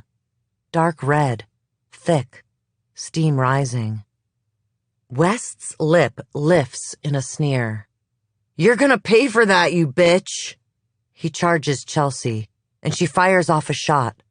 Her heart drops as she misses. It clips West's arm and lodges in a concrete tower. She aims again, but too late. West plows into Chelsea, pinning her beneath him. Her rifle clatters to the ground out of reach. His hands are around her throat, squeezing. Chelsea grips his wrists, but he is too strong. Distantly, in some muted past, she hears her father's voice. Other cops throughout the years. How will you defend yourself against someone bigger, someone stronger, in hand-to-hand combat? Black edges her vision. Now is the time. She only has seconds, she understands, before passing out. She releases his wrists and gouges his eyes with her thumbs. For one pulse, West loosens his hold, and Chelsea brings her knee up into his groin. He doubles over, and Chelsea claws her way from underneath him. Oxygen coming as if through a pinhole. She emits a strange whistling sound as she rises to all fours. Saliva gathers and drops from her mouth. Chelsea peers at Ellie, eyes and throat burning. Run, she grunts out. You fucking cunt! West is on the ground, on an elbow. Click. He has Doug's gun aimed at Chelsea. Go! Chelsea chokes out to Ellie, pain searing her throat. Go! Ellie just shakes her head. All three girls are still paralyzed. A low growl coasts across the compound, and a dog appears at the tree line, hackles raised, teeth bared. West laughs full-bellied. This is perfect. I'm gonna let it eat you. Chelsea clocks the distance to her rifle. 10 feet. She scrambles for it just as West sticks 2 fingers in his mouth and blows. The whistle is high-pitched, a savage call to arms. The dogs in the kennel bay, then whine, rabid to do their master's command. But the free dog stays. Chelsea grips the rifle. West raises his gun again. Ellie shudders, hugs Willa a little tighter. She props her chin on Willa's shoulder and stares at the free dog. Star, she whispers, then whistles low, the sound soft, like the final words of a lullaby. Like a crack of lightning, the dog jumps and tears at West's arm, holding the gun, shredding flesh from the bone. West shouts, a combination of pain and outrage. He thrashes, gun sliding out of reach while he tries to dislodge the canine. Shaking wildly, Chelsea rises to her feet and staggers to West. The dog is still in a frenzy, gnawing at West, who is curled in a ball. Chelsea raises the butt of her rifle, hitting West square in his temple. He goes limp. The dog ceases, backs up, whines, then lopes away into the forest. Chelsea kicks the gun from West, then drops to her knees. Feels his neck, still a faint pulse. She wheezes and takes the zip ties from her back pocket. She rattles off his Miranda rights, although she is certain he does not hear. She feels disconnected from her body, floating, calm. She zip ties West's hands, his ankles, thinks about how small he looks now, how weak. Rifle still in hand, she checks Doug. Nothing. gone as the leaves in the fall. She steals his bandana and wraps it around West's arm to staunch the bleeding. She wants him alive. That done, she approaches the girls. They tremble and hold one another, lost in fear, begging for asylum. "Hey," she says, soft and slow. The sudden calm is unnerving. "I'm going to get you out of here." Shaking and moaning. All of them are still terrified, still trapped in their memories, lost in this hellscape. "Come on now." She gentles her voice even more. It hurts to speak, hurts more to look at all of this. The carnage. What one human can do to another. Vaguely, Chelsea understands this will be something she will never get over. It will follow her. This ghost. A new haunting. As long as these girls have demons, Chelsea will too. Ellie begins to rise, stiffness in every inch of her body. Then another girl. Chelsea recognizes her. Hannah Johnson. Beaten and bloody, but breathing. And last, Willa, who clings to Ellie's hand. All of them here standing makes Chelsea want to drop to her knees and weep. She found them. She found them.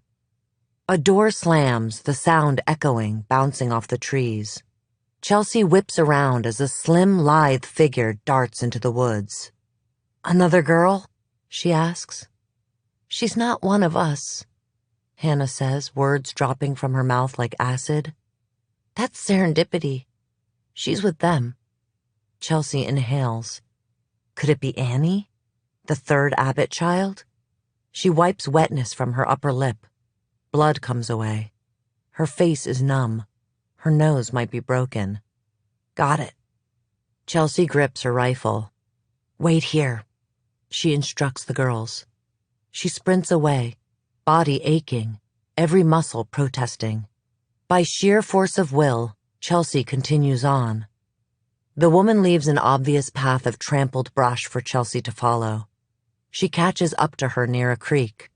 "Stop!" she shouts over the rushing water and cocks her rifle. "Stop!" Chelsea screams. Adrenaline courses through her veins. One last charge. That is all that is left in Chelsea before she shatters. Already she can feel herself coming apart, ready to disintegrate into nothing. The woman keeps running.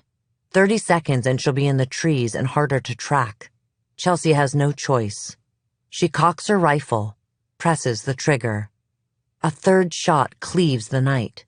She sees the woman's left leg buckle, then watches her fall, emitting a grunt of pain. Chelsea stomps through the creek, cold water soaking up to her knees, shocking her even more awake. She's no longer numb. She's aware of the pain in her body, like a vice is tightening each limb. "Hands on the ground," she barks. She can't see the woman's face. It is obscured by limp blonde hair. The woman places her hands flat, fingers digging in the dirt. Chelsea starts to read the woman her Miranda rights. "You have the right to remain silent." The woman begins to tremble. Chelsea whips zip ties from her back pocket. "Anything you say can and will be used against you in a court of law. You have the right to an attorney." Up above, the thump of a helicopter can be heard. Danny must have called the police. Chelsea kneels. The woman lifts her chin, and Chelsea goes slack. Dark brown eyes, straight eyebrows, a sculpted nose, fair hair, milk skin. Surprise dusts the woman's features. "Fox face," she says to Chelsea, and the truth registers, locks into place as sure and swift as a deadbolt. Not Annie, but Lydia, aged 15 years, resurrected, her long-lost sister, not a victim, but a captor, alive.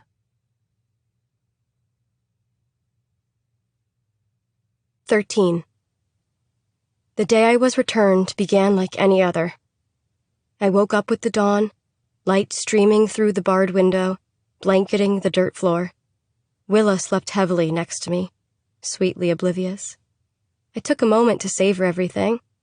Her sticky breaths against my neck, her tangle of hair between my fingers, the threadbare kitten shirt she still insisted on wearing. David opened my cell door and motioned for me to follow. I stroked her forehead and pulled the moldy sleeping bag over her shoulders. Then I hesitated. How could I leave her? Willa cracked open a sleepy eye. She sat up, hands rubbing her face. What's going on? I slipped off the bed and pulled on Hope's sweatshirt. Willa's blood still stained the front. I'm going somewhere, I said. Can I come? Sometimes I still hear her little voice in my sleep. The slight lisp, the way she depressed her R's. No. I moved to the door. Oh, when will you be back? She asked. I couldn't face Willa. My lips parted. I didn't have the words. I won't be back. She scrambled from the bed and latched onto me. Come back soon. Promise? She peered up at me, her chin resting on my chest. I nodded solemnly. Then I fetched a windbreaker from the corner and wrapped her up in it. It's going to be cold tonight.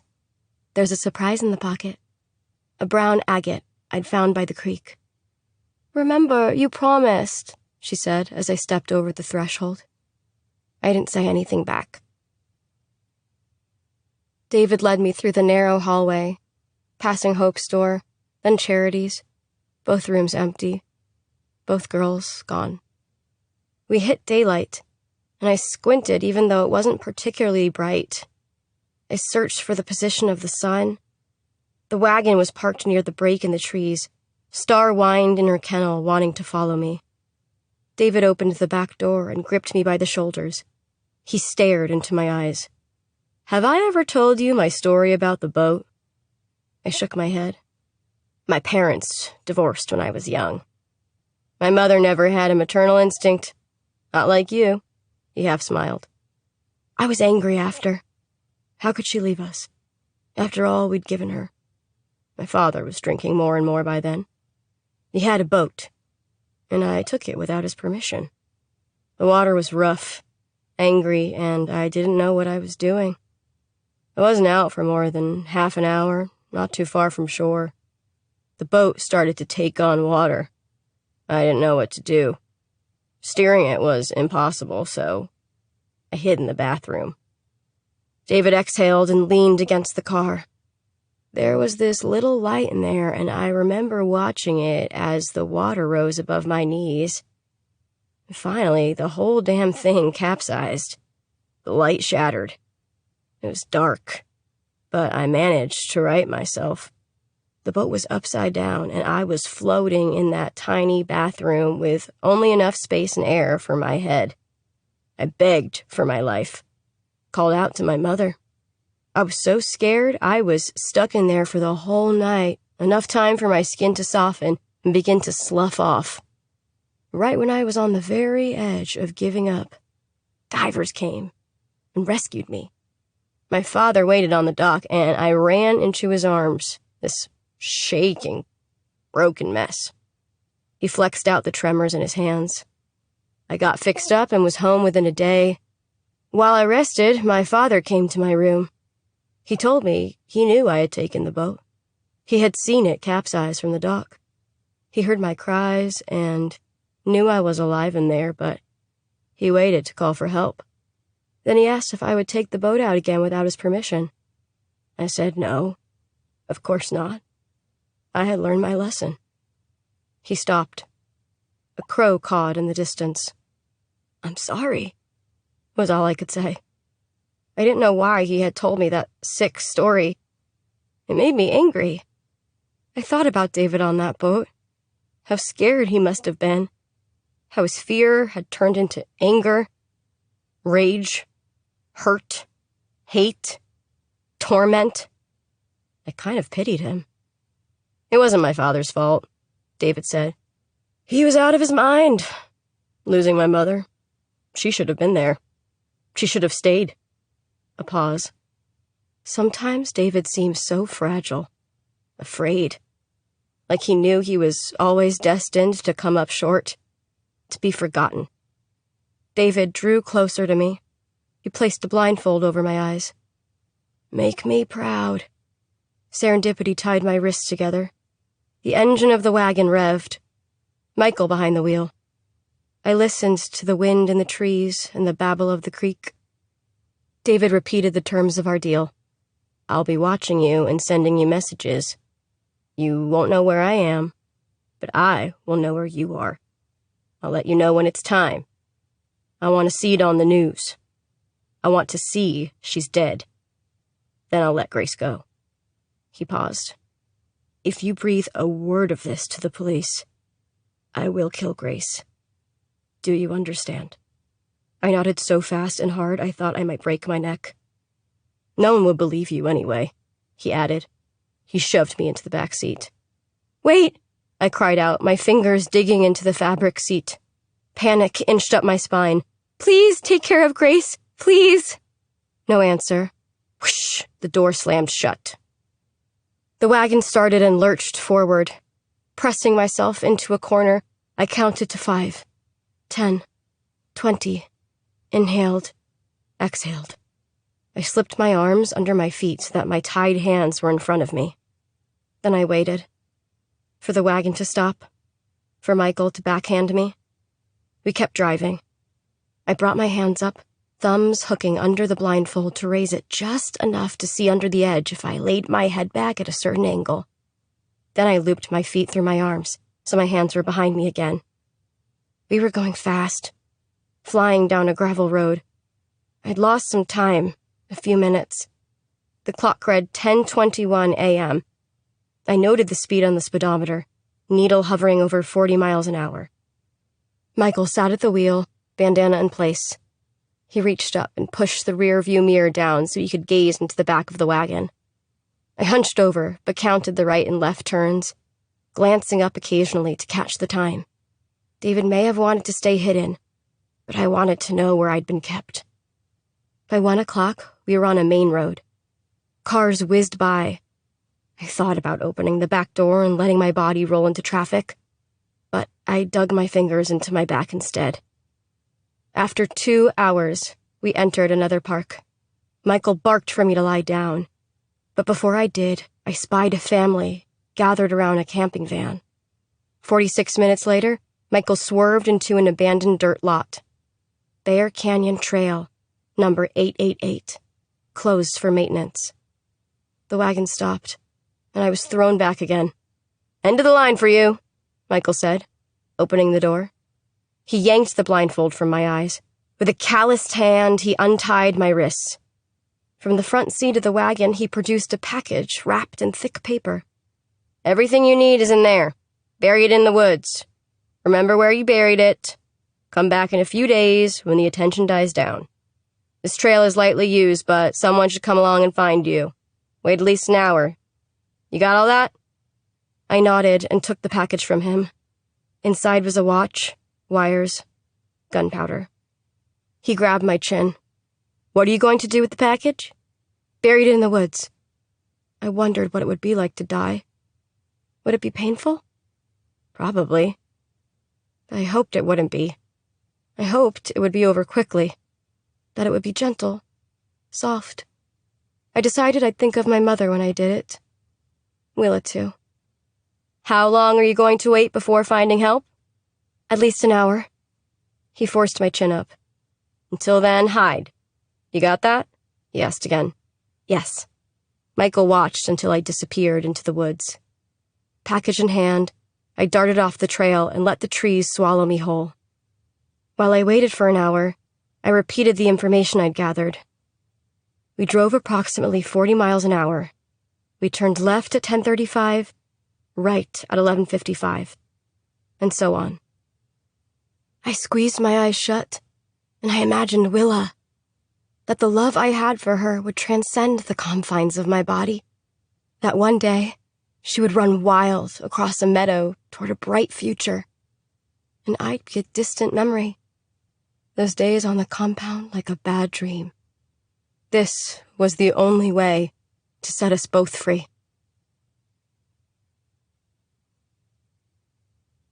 Chapter 33.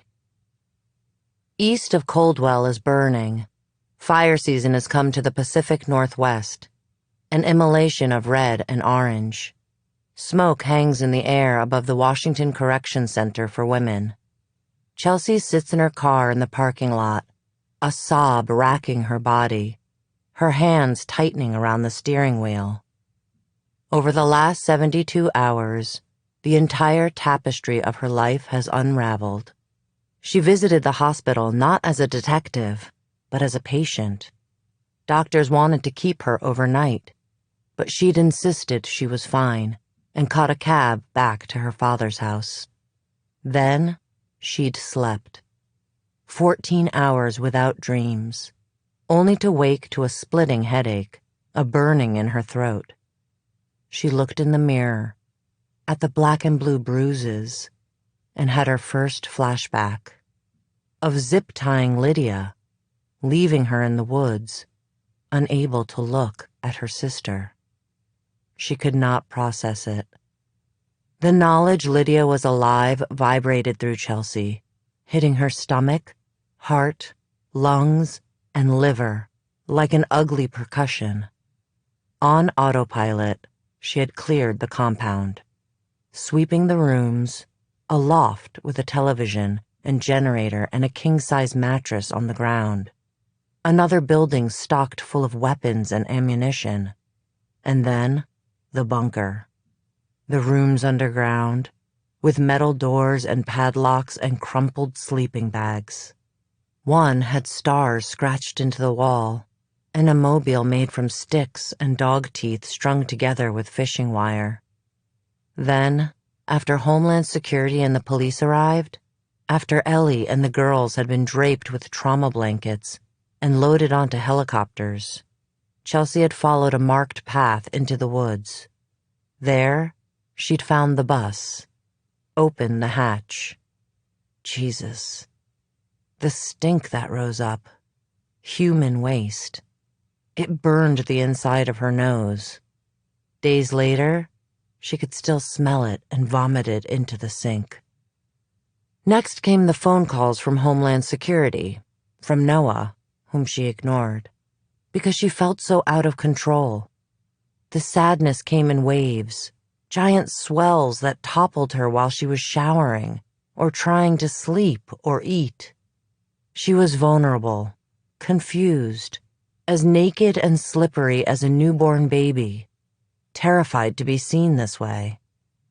Sergeant Abbott resigned and has been calling.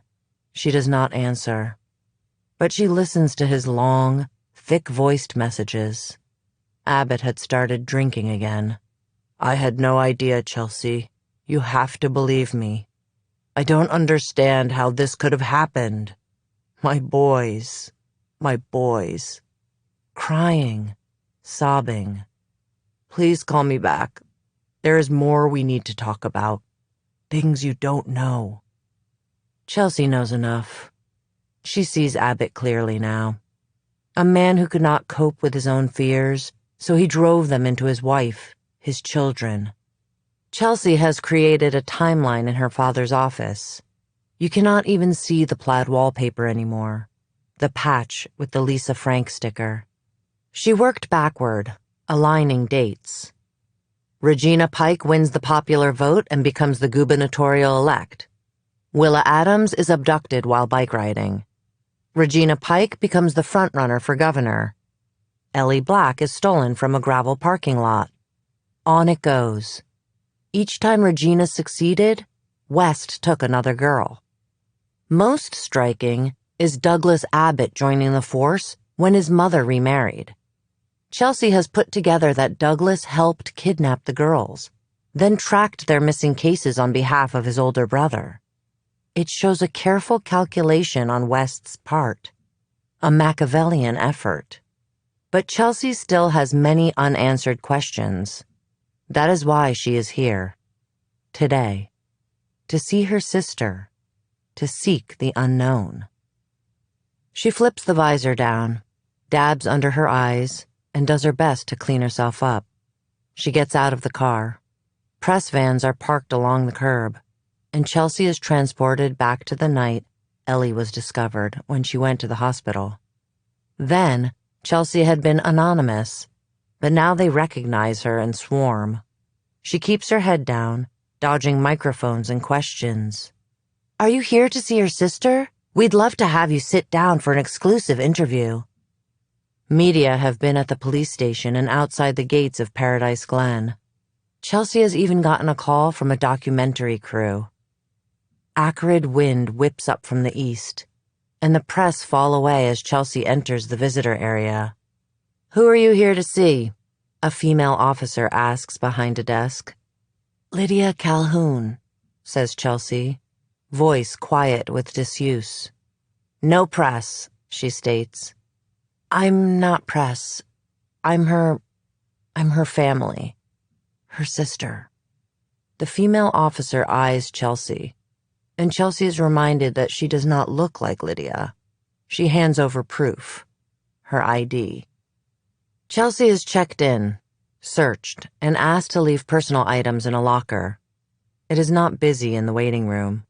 A dad with a toddler, a woman with tired eyes, a television behind scratched plexiglass is on, and Chelsea settles into a seat farthest from the other people.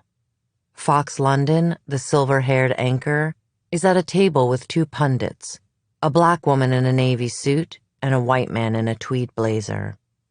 "It is something you might find in fiction," Fox London says, "but this is all too real. We've been covering this since last Saturday when an attempt to bomb Washington Governor Pike's mansion was botched. The suspect? Elizabeth Black. If that name sounds familiar, it should. Elizabeth Black went missing a little more than 2 years ago and mysteriously reappeared only recently. After Elizabeth Black allegedly bombed the governor's mansion, a statewide manhunt ensued. But it was a small-town detective, Chelsea Calhoun, who tied Elizabeth to her abductors. None other than Governor Pike's estranged sons, Douglas and West Abbott. And in a stunning showdown, killed one, arrested the other, and shot and found her own sister, Lydia Calhoun, who disappeared in 2007. Fox London pauses, whiplashed. Several bodies of missing girls recovered at various state parks have now been attributed to the brothers. Chelsea ducks her head, but she can still hear the broadcast. "Honestly, I'm not sure where to start with this," Fox says. "You didn't mention Oscar Swan," the man in the tweed blazer says. "Yes," Fox says. Oscar Swan's car and body were discovered at the bottom of a cliff at a popular lookout point 15 years ago in 2007. There was damning evidence that Lydia had been with him. Lydia Calhoun's clothing, even a part of her scalp and hair, was nearby. It had been assumed Oscar killed Lydia, then himself, that her body had been washed away in the tide. But questions have arisen whether this was some elaborate setup on West Abbott's part. Chelsea knows there are all sorts of conspiracy threads cropping up online. For years, Oscar Swan has been criminalized as a murderer, and his family is speaking out with a desire for his name to be cleared posthumously. "You know what I want to talk about?" the woman in the navy suit interjects. "I'd like to discuss what we think Governor Pike will be doing regarding Elizabeth Black. Rumors are swirling that the governor is urging charges to be dropped against Elizabeth Black, which would make sense given the circumstances," Tweed Blazer says. "I believe that's the best course of action. It's interesting, too, that Governor Pike is refusing to resign, given this scandal. Unlike her ex-husband, Patrick Abbott, the boy's father, who resigned his position almost immediately as sergeant of Coldwell Police Department," Fox mentions. "Why is there an expectation she should resign?" the woman in the navy suit slashes in. "She's a victim here, too." "Lydia Calhoun," an officer announces, swinging open a metal door. Chelsea jumps up. As she slips through the door, Fox London's voice reaches her ears. Tonight, join me for a special about the Abbott brothers. Raised in a small town, both had good grades and a solid family life. How did two men with such promising futures go wrong? Of course, Chelsea thinks. There is the obligatory effort to excuse Douglas and West. Their alcoholic father will be blamed. Their absent mother. But Chelsea saw West on that compound. He was in control the whole time. We'll also be discussing Lydia Calhoun, who lived with the brothers for near 2 decades. Was she complicit? Sources say the DA is considering charges. Chelsea is led to a larger room resembling a cafeteria. Tables and chairs are scattered about. It's completely empty except for Lydia in the corner. Chelsea gives her sister a nod and walks over. The officer stations himself against a wall underneath a mural of an ocean. "How are you?" Chelsea asks as she pulls out a plastic chair.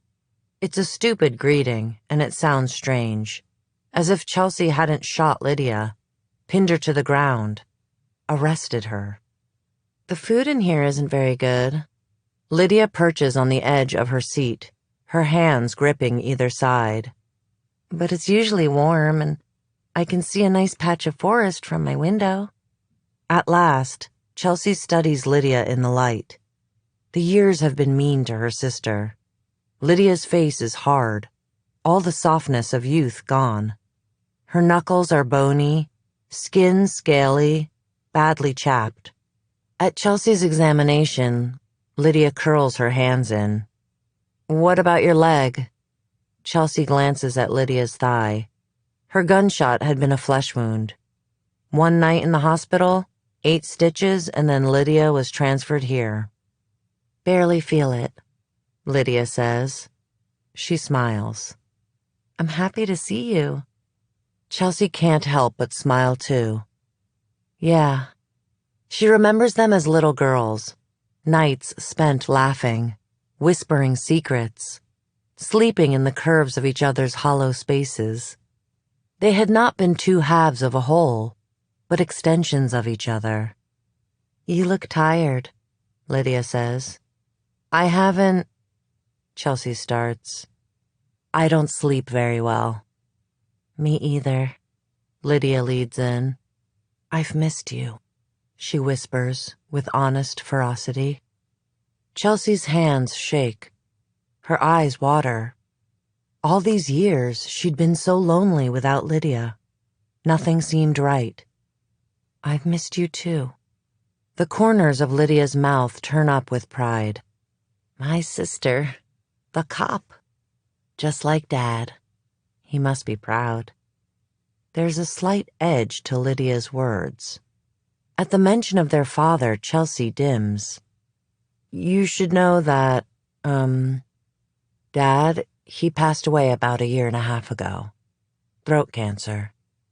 Is it terrible that Chelsea is glad their father is dead? That he does not have to see this is what has become of his children? Oh. A shadow crosses Lydia's face and she turns a cheek. Her head bobs. That makes sense. He used to smoke so many cigars. Was there a funeral? It was really nice. A lot of his old coworkers came. He's buried on a hill. Next to you, Chelsea almost says. A memory emerges from the cramped corners of her mind. Chelsea is watching Lydia's casket as it is lowered into the ground, her empty casket. They decided to have a funeral even though there was nothing to bury. Lydia's body was never recovered. It is the real reason Chelsea hates the beach. Why she won't walk it. Too afraid she'll find the remains, brought in by the tide. Another memory crops up. Her father by the gravesite muttering, "Such a waste. A waste of life, money, time, all of it." But Mom, she's still around, Chelsea hurries to say. She lives in Arizona. She's on her way. And she's going to visit you first thing. Chelsea had been quick to relay the news and hang up. But I kept the house. After Dad died, I mean. I've been staying there. And your room is the same. Everything is the same. Lydia screws up her nose. I always hated that house. What? They'd been so happy there. High on the hill. Lydia guffaws. I hated living there. And Dad, he was so mean to Mom. Chelsea blinks and feels the air stir around her. The start of a veil being lifted. Remember that time he threw a pen at her? Chelsea's natural reflex is to defend her father.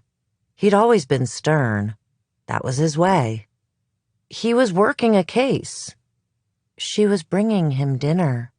She shakes her head. I don't remember that. The air continues to shift around Chelsea faster and faster. A memory whips by on a gust. When Lydia had put the Lisa Frank sticker in his office.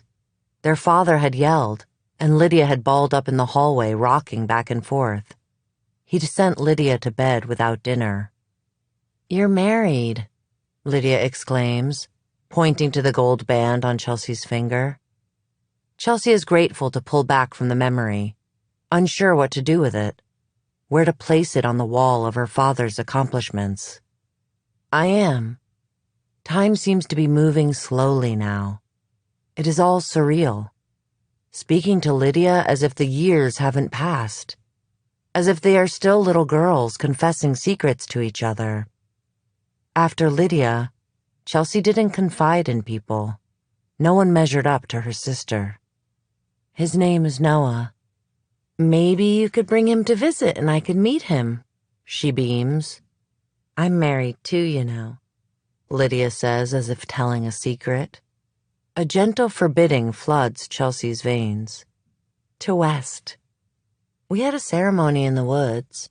Douglas officiated. I insisted. She drops her voice. I didn't want to do it unless we were married. Did you wear a white dress when you got married? I didn't get to, but it was still romantic. Chelsea studies Lydia, feeling suddenly unsettled. How did you two meet? It's the detective in Chelsea speaking now, asking questions. At the picnic, Lydia throws out. Chelsea wants to vomit. At the precinct picnic. So much had been set into motion then. I'm lucky I found West, Lydia goes on, undeterred. He never lays a hand on me unless he's truly angry. The first time was the worst. She lifts her hair up to reveal a bald patch. Chelsea curls her hands into her fists. Wes do that to you? Lydia hums. It wasn't his fault, she says. It was years ago. I went out with Oscar to make West jealous. She drops her voice. West doesn't share his girls. I should have known better. West was angry. He bashed in Oscar's head. Chelsea blanches and Lydia rolls her eyes. He didn't suffer. Then West pulled out your hair, Chelsea asked. Lydia smooths her hand over her hair. We had to make it look like I died with Oscar. His dad said... His dad? Patrick Abbott, Chelsea's former sergeant? Lydia nods. He said we had to leave some evidence behind. He told West it was the last time he'd cover for him. A flush of adrenaline courses through Chelsea at the knowledge Sergeant Abbott was involved in all of this. How long has he been covering for his sons? She remembers Abbott denying her the resources to track down the blue station wagon. Had he known then? Or before? It's been so difficult for West, not being able to see his father. So sad. Does the affection in her sister's voice mean Lydia would do anything for West? Even help him steal and keep girls? How did this happen? Why did no one ever tell Lydia that the most dangerous thing in the world isn't natural disasters or wars or weapons? It is unremarkable men with beautiful smiles and even bigger promises. Lydia, Chelsea says quietly, do you know what's happened? What West has done? Something shudders across her sister's face. He said it was my fault. I couldn't have a baby. She opens her hands. I got pregnant once. Her eyes shimmer with tears. Every word falls heavy and absolute, a barrier between the sisters. He wanted a family, one that couldn't leave him like his mom did. Chelsea shakes her head, realizing Lydia has not grown up. She has warped, twisted, and is very much still 15 in some ways. I can't hear this, she says. But then she thinks of Gabby, of Willa. West isn't speaking, and Chelsea needs to know. Why did he take Willa? She forces herself to ask. Who? Lydia's face screws up. Grace. You called her Grace. Oh, that? He wanted someone younger. I think he wanted to mold her. The other girls could be very rebellious. He wanted someone who would be devoted. And since I couldn't have a baby, she trails off, her eyes sad, then changes the subject. She puts a hand near her mouth as if whispering a secret. But then he saw how Destiny loved Grace and figured he'd use that instead. He can be so impatient sometimes. She grins. Do you want to know about the rest of them? Charity got into the car with Doug. All he had to do was offer her a ride. And Hope? West loved her and then hated her so much. She broke his heart. That's enough. Chelsea's face is a rictus of revulsion. She wonders how it is possible to still love someone who has done such horrible things. Right, Lydia says. Sorry, I forgot. The trial. Hey, do you think I might be able to see West? Have you seen him? Is he okay? He doesn't like sleeping alone. Also, I need a nail file. West hates ragged nails. He likes our nails rounded, smooth, like yours, but a little longer. Lydia, Chelsea says, hesitating, unsure how to handle this. Don't you get it? What West has done? To those girls? To you? He loves me, Lydia says. Then more harshly, he loves me. For 1 second, Chelsea hates her sister. But the feeling is gone in a flash, replaced by pity. The tide is coming back again, threatening to sweep Chelsea away. She stands, the chair scraping and nearly toppling over. I have to go. Mom will be here to visit tomorrow, and I'll come back soon. Without another word, Chelsea walks away. Chelsea drives from the prison but pulls over a few minutes later, skidding to a stop on the shoulder.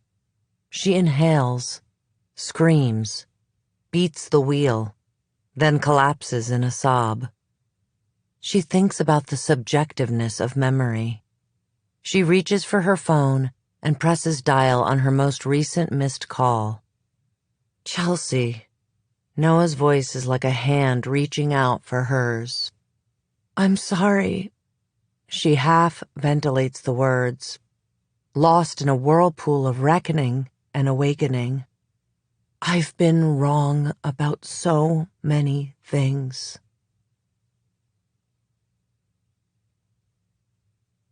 Chapter 34. Ellie drums her thumbs against the leather-bound notebook in her lap. You finished it? Dr. Fisher nods to the journal. Yes, she says, gazing out the window. The view at the psychiatric hospital is not nearly as nice as the view from Dr. Fisher's office. A parking lot with some maples evenly planted along the sidewalks, tall lampposts, a fence with barbed wire. Ellie has been caged again, this time in an inpatient program for 3 weeks. She'll be out soon. A matter of hours. Doctors say her medications are working now. The prosecution declined to press charges, and Ellie has written her full confession to be delivered to Detective Calhoun. She scribbled the last line mere hours ago. I squeezed my eyes shut and imagined Willa, that the love I had for her would transcend the confines of my body, that one day she would run wild across a meadow toward a bright future, and I'd be a distant memory. Those days on the compound like a bad dream. This was the only way to set us both free. Dr. Fisher has come nearly every day, sometimes for a session, other times just to visit. Today, she is here for a proper session. Ellie can tell, because her yellow notepad is out. The first few days, Ellie just sat across from Dr. Fisher, mute. Dr. Fisher says it's okay. Walking through the door is enough. Everything is her choice now. To speak, to stay silent, to scream. Sometimes she hates Dr. Fisher's positive affirmations. Dr. Fisher says that's okay too. But finally, Ellie began to tell her story, writing it down and speaking it aloud to Dr. Fisher, how she disappeared, the friends she had, the friends she lost, the deal she made to save Willa. She'd been so terrified when she was returned. It had been like walking on shards of glass. Michael left the postcards at David's behest. She was never far from his reach. Willa even closer. But when it came down to it, Ellie couldn't kill anyone. She botched the bombing and fled. Because she knew David would be watching, she'd felt her only choice was to go back to the compound and try to rescue Willa herself. Now, Ellie is inordinately tired and a little pissed off. She crosses her arms. It's been weeks. I've done everything they've asked me to. When do I get to see Willa? I don't know, Dr. Fisher answers evenly. She has her own work to do, just as you have yours. Ellie's jaw locks. Yes, but I need to see her. You've received updates, Dr. Fisher says. Letters arrived from Willa's mother, along with pictures. It's not the same, Ellie gripes. It is not the same as touching her, feeling her, making sure she is breathing. Did you remember to tell her mom that she's been learning to tie her shoes? That I taught her that song about bunny ears? Oh, one of her teeth got infected once, and I had to pull it out. She probably needs to see a dentist. Sometimes she has bad dreams, and she likes to be sung back to sleep. Ellie, Dr. Fisher says calmly. We've spoken about this. You don't have to protect her anymore. She is safe, and it is time for you to think about your own future. A shake of her head. Ellie throws up her hands. I can't. I'm not sure how to live with this. Missingness. She feels like an ellipsis, trailing off into nothing. It is a difficult thing to find hope again. Hope. At the word, Ellie crumples. Things she doesn't like to think about jump the barricades of her mind. Eating bitter seeds, screams in the night, muffled cries. You're thinking of her? It's all I think about. Gabby, Willa, Hannah. I couldn't save them. You were willing to sacrifice yourself for them. You went back to the compound, drew the police there. Now Douglas Abbott is dead, while West Abbott is awaiting trial. That is all very heroic in my book. Douglas Abbott. Michael. She remembered long after that he'd been the narcotics cop who'd come to the school the day she'd been arrested for pot in her locker. That's how he'd found her. The other girls. Through his job. Social media. Gabby had followed him, liking his stupid videos. Anger rolls again in Ellie's stomach. It doesn't matter what Dr. Fisher says, what dragon has been slain. The pain remains. Dr. Fisher leans forward. I was thinking, she glances down at her pad, that maybe we could do an exercise. What kind? I'd like for us to go back together in your mind and free Gabby and Hannah and Willa. Humor me? Ellie laughs, even though she has learned to trust Dr. Fisher. She'll follow Dr. Fisher wherever she leads. Here in this white room, they pass through the borders of Ellie's pain. Yeah, okay. Sure. All right then, Dr. Fisher says, then drops her voice an octave. Go ahead and close your eyes for me. Ellie does, feeling a bit silly. Good, she croons. Now, let's go back to the compound. Let's rescue Gabby. It is not that hard for Ellie to sink into the memory, to feel as if she is there again, among the concrete structures. She inhales, and there it is, the campfire and dogs, and the forest after the rain. Are you there? Dr. Fisher asks, and Ellie nods. Okay. Now, go to a day when you were all together. You, Hannah, and Gabby. Do you see them? It is fall, near winter, the day when the girls whispered their real names to one another. Their cheeks were warm from the fire, their hands itchy from harvesting the seeds. I'm there with them.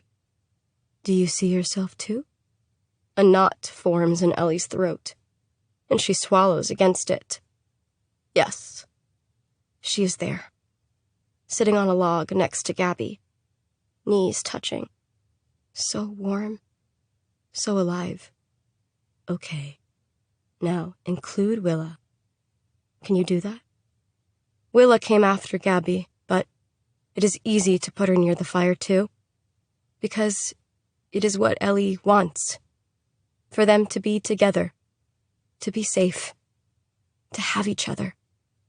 Take each one of them by the hand. Tell them that they don't have to stay there anymore. Ellie's eyes water. In her mind, she reaches out and lifts them one by one. Hannah, Gabby, and Willa from the logs. Come with me. Are they with you? Yes. What about David? Is he there? No, says Ellie. He's in his room. He can't hear us. Do you want to do anything to him? What do you mean? Kick him, hurt him, send him into space? Whatever you want. Ellie laughs. No, we just want to go. Dr. Fisher says, okay. She tells Ellie to walk Gabby, Hannah, and Willa from the compound. No one will stop you. So she does. For a long time, they travel through the woods with near-freezing rain soaking their clothes, crossing a burned patch of land where Queen Anne's lace once grew, over the top of a rusted bus. They arrive at a clearing, and it is day now, summer too, and they are not desperate for warm clothing. Their teeth are no longer chattering. Their lips are no longer blue. The fear slowly peels away. They turn to one another and dare to grin. Suddenly, all of their mouths are bursting with laughter. Ellie cups her hands over her mouth and shouts her real name. Then Gabby does too. Then Hannah. Then Willa. It feels good to be as loud as they want. They are not worried about being quiet, being called ungrateful, or watching for a swinging hand. They unravel themselves against the sun and sky and rolling open fields. Giddy and happy. You still with me, Ellie? Dr. Fisher's voice pierces the bubble. Ellie nods. She tastes the salt on her tongue. Her tears must have run into her mouth. I'm not ready to leave yet. She wants to stay in this golden place forever. It's time to come home. But you can bring them with you. How? Take them to your house. Knock down a wall and make rooms for them. Throat thick, Ellie builds a room next to her own for her friends. A place with a bed and a window that opens. The air is fresh and does not stink of garbage and animals. This is what she wanted, all along. For them to be free. together. They strip the clothes from their bodies and replace the garments with cashmere. Then they lay down in sheets that smell of lavender, and Ellie whispers promises she knows she can keep. We'll never eat dandelions or huckleberries again. No one will touch you without your permission. There will be no more plants that make you bleed. Hannah and Willa drift off to sleep, and there is no need to think about touching their chests to measure their breaths. Ellie knows they can rest, and when they wake up, all will be well. Gabby turns to Ellie, and they rub noses, stroke each other's hair, bask in it all. What would you like to say to Gabby? Dr. Fisher asks. I'm sorry. Ellie is sorry she could not save her. She is sorry that Gabby will never know the joy and agony of tomorrow. The feel of a gentle hand, the touch of her children, the spray of hot water, the first bite of a good meal. What does Gabby say? Dr. Fisher asks. I want her to say that I don't have to be sorry. It is not your fault, Ellie, Dr. Fisher says. Do you believe that? Ellie opens her eyes. Tears track down her cheeks. She opens her mouth and closes it. I'm trying to. We'll keep working on it. Until tomorrow. Dr. Fisher stands. They say goodbye. They'll see each other the same time the next day, but in Dr. Fisher's office. Because Ellie is going home. Her parents are waiting in the lobby. Hey, her dad says, slipping the bag from her shoulder. You ready? Her mom smiles. Okay? Ellie nods and climbs into the car. They set off, the rocking of the vehicle soothing Ellie as she fingers the pages of her journal. Soon enough, they are at the Coldwell precinct and asking for Detective Calhoun. Chelsea rounds the corner. My favorite family, she says, shaking Ellie's dad's hand and hugging her mom. That for me? She nods at the journal. It's all in there. Ellie hands it off. Good. This will help with the trial, Chelsea says. We're going for the maximum sentence, a lifetime in prison. West Abbott is pleading not guilty and has rejected a plea deal. Ellie wishes he would plead guilty, that he would go away and never come back. But he wants his day in the sun. And Chelsea has assured Ellie it will be his last.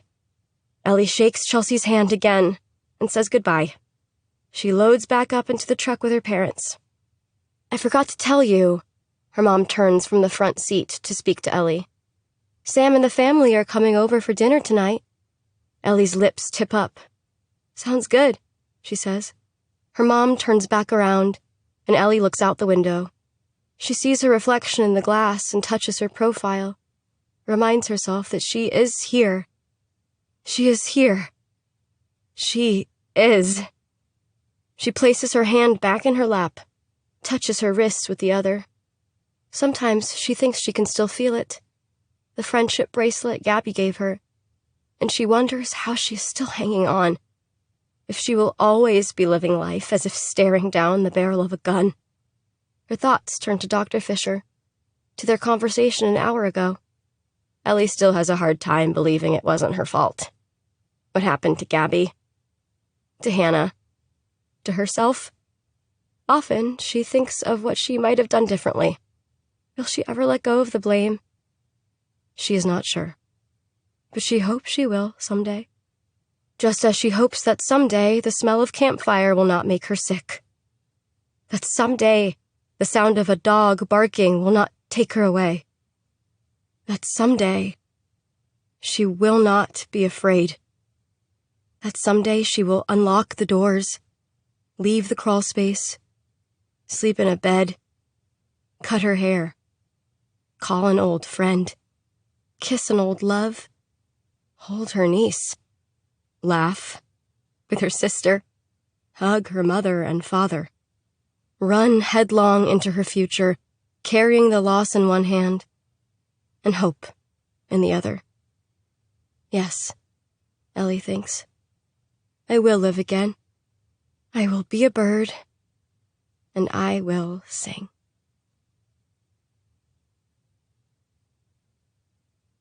Chapter 35.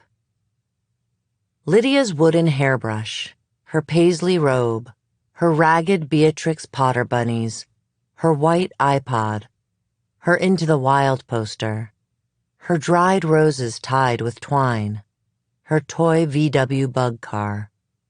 Chelsea places all of it carefully in a box and closes it. Last, Chelsea stands on a chair and unpins the freedom sign from above Lydia's door. Noah appears in the doorway, hefting a box. Almost done? It's almost 5. We have to get going if we want to drop off the keys to the realtor before they close. Chelsea nods, swallows. Just finished. I'll meet you outside. He carries on down the hall. I saw another reporter hanging around the gates earlier. You'd think they'd have given up by now, he throws over his shoulder. Chelsea does not answer. It has been 3 months since she found Ellie in the woods, since she killed Douglas Abbott, arrested West and Lydia.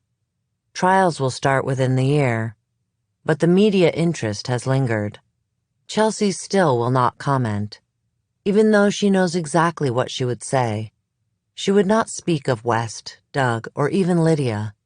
Nothing about her sister's guilt or innocence. The truth lies somewhere in the middle. She would say nothing about the governor or Chelsea's former sergeant, who has also been arrested and will be standing trial too.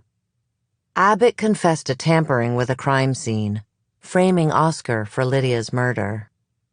But he swears that he did not know what his sons were doing in the woods. A jury will decide if he's telling the truth. Chelsea would speak of none of that. Instead, Chelsea would talk about the girls. All of them. She would say their names. Brittany, Teresa, Gabby. The ones who did not make it out of the woods. Willa, Hannah, Elizabeth. The ones who did. Even though they lived, even though Ellie didn't face charges, something has irrevocably been lost. She would ask the media, the world, when will it be enough? How society accepts women dying at the hands of men. Chelsea mourns girlhood. She drifts through the house, clicking off lights as she goes, taking her time. This is Chelsea's final goodbye, a wound closing. Sometimes these things heal naturally. Sometimes they must be cauterized. At last. At last. Through her parents' bedroom she goes. Nothing is left here. Just a bed frame, the mattress leaning against the wall. In the bathroom, she sits on the edge of a pink jetted tub. For a moment, she is 5 again. Lydia is 6. Water trickles from the faucet and bubbles float in the water. They're giggling. The memory sucks the air out of her lungs. Her throat rushes with anguish, and Chelsea does not push it down. She allows it to come. She lets the grief roll through her and crest. A foamy burst. Because what is grief but the other side of love? She wanders from the bathroom to her father's office at the very end of the hall. The room is empty now. Once she took comfort in this space. And now she's not sure. Sometimes she is angry at her father. Lately, memories have morphed. Good into bad. Bad into good. She sees him clearly now. Chief Calhoun, a man who destroyed his own marriage because he could not recognize his own faults. She shuts the door to her father's office. It does not escape Chelsea's notice, the similarities between Sergeant Abbott and her father. Both of them cannibals, devouring their wives, children, themselves. Or how similar her story is to West and Doug's, lionizing their fathers, vilifying their mothers. But West and Doug became adults worse than their father. And Chelsea? Better, she hopes. She thinks about the choices people make, the paths we carve of our own free will, the one she is about to forge. A new home in a new city. She stayed with Coldwell PD long enough to close the Ellie Black case. Then she'd quit. Chelsea and Noah are moving to Olympia. She doesn't have a job yet, but has applied to a few police departments.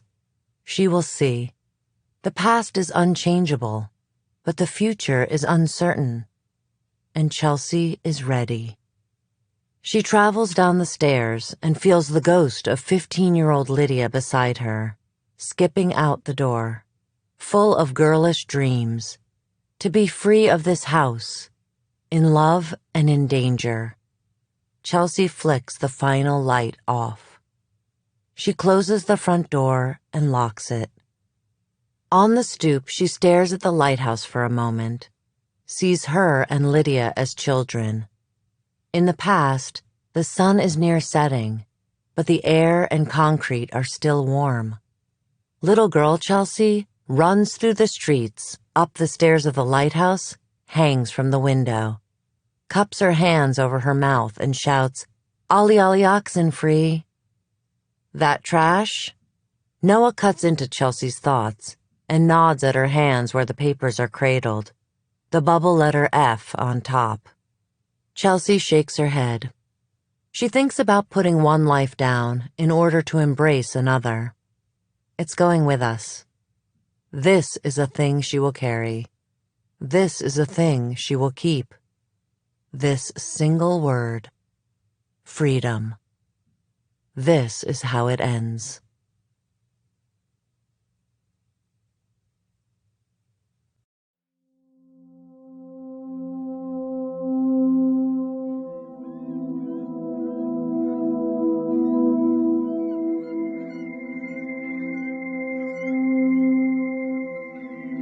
The Return of Ellie Black, a novel, was written by Emiko Jean and read by Mizuo Peck and Tessa Albertson, with Nicole Lewis, Rebecca Lohman, Joy Osmansky, Angel Peen, Sean Taylor Corbett, Erin Ruth Walker, and CJ Wilson. It was recorded by Michael Bognar and Kathleen Conti at CDM Studios and Sidney Fuqua at Simon & Schuster Studios in New York City. Editing, mix, and post-production by Like 2,000 Pounds. The casting producer was Taryn Acco Beato. The associate producer was Elisa Morales. The Return of Ellie Black, a novel, was produced and directed by Travis Tunn. This has been a presentation of Simon & Schuster Audio.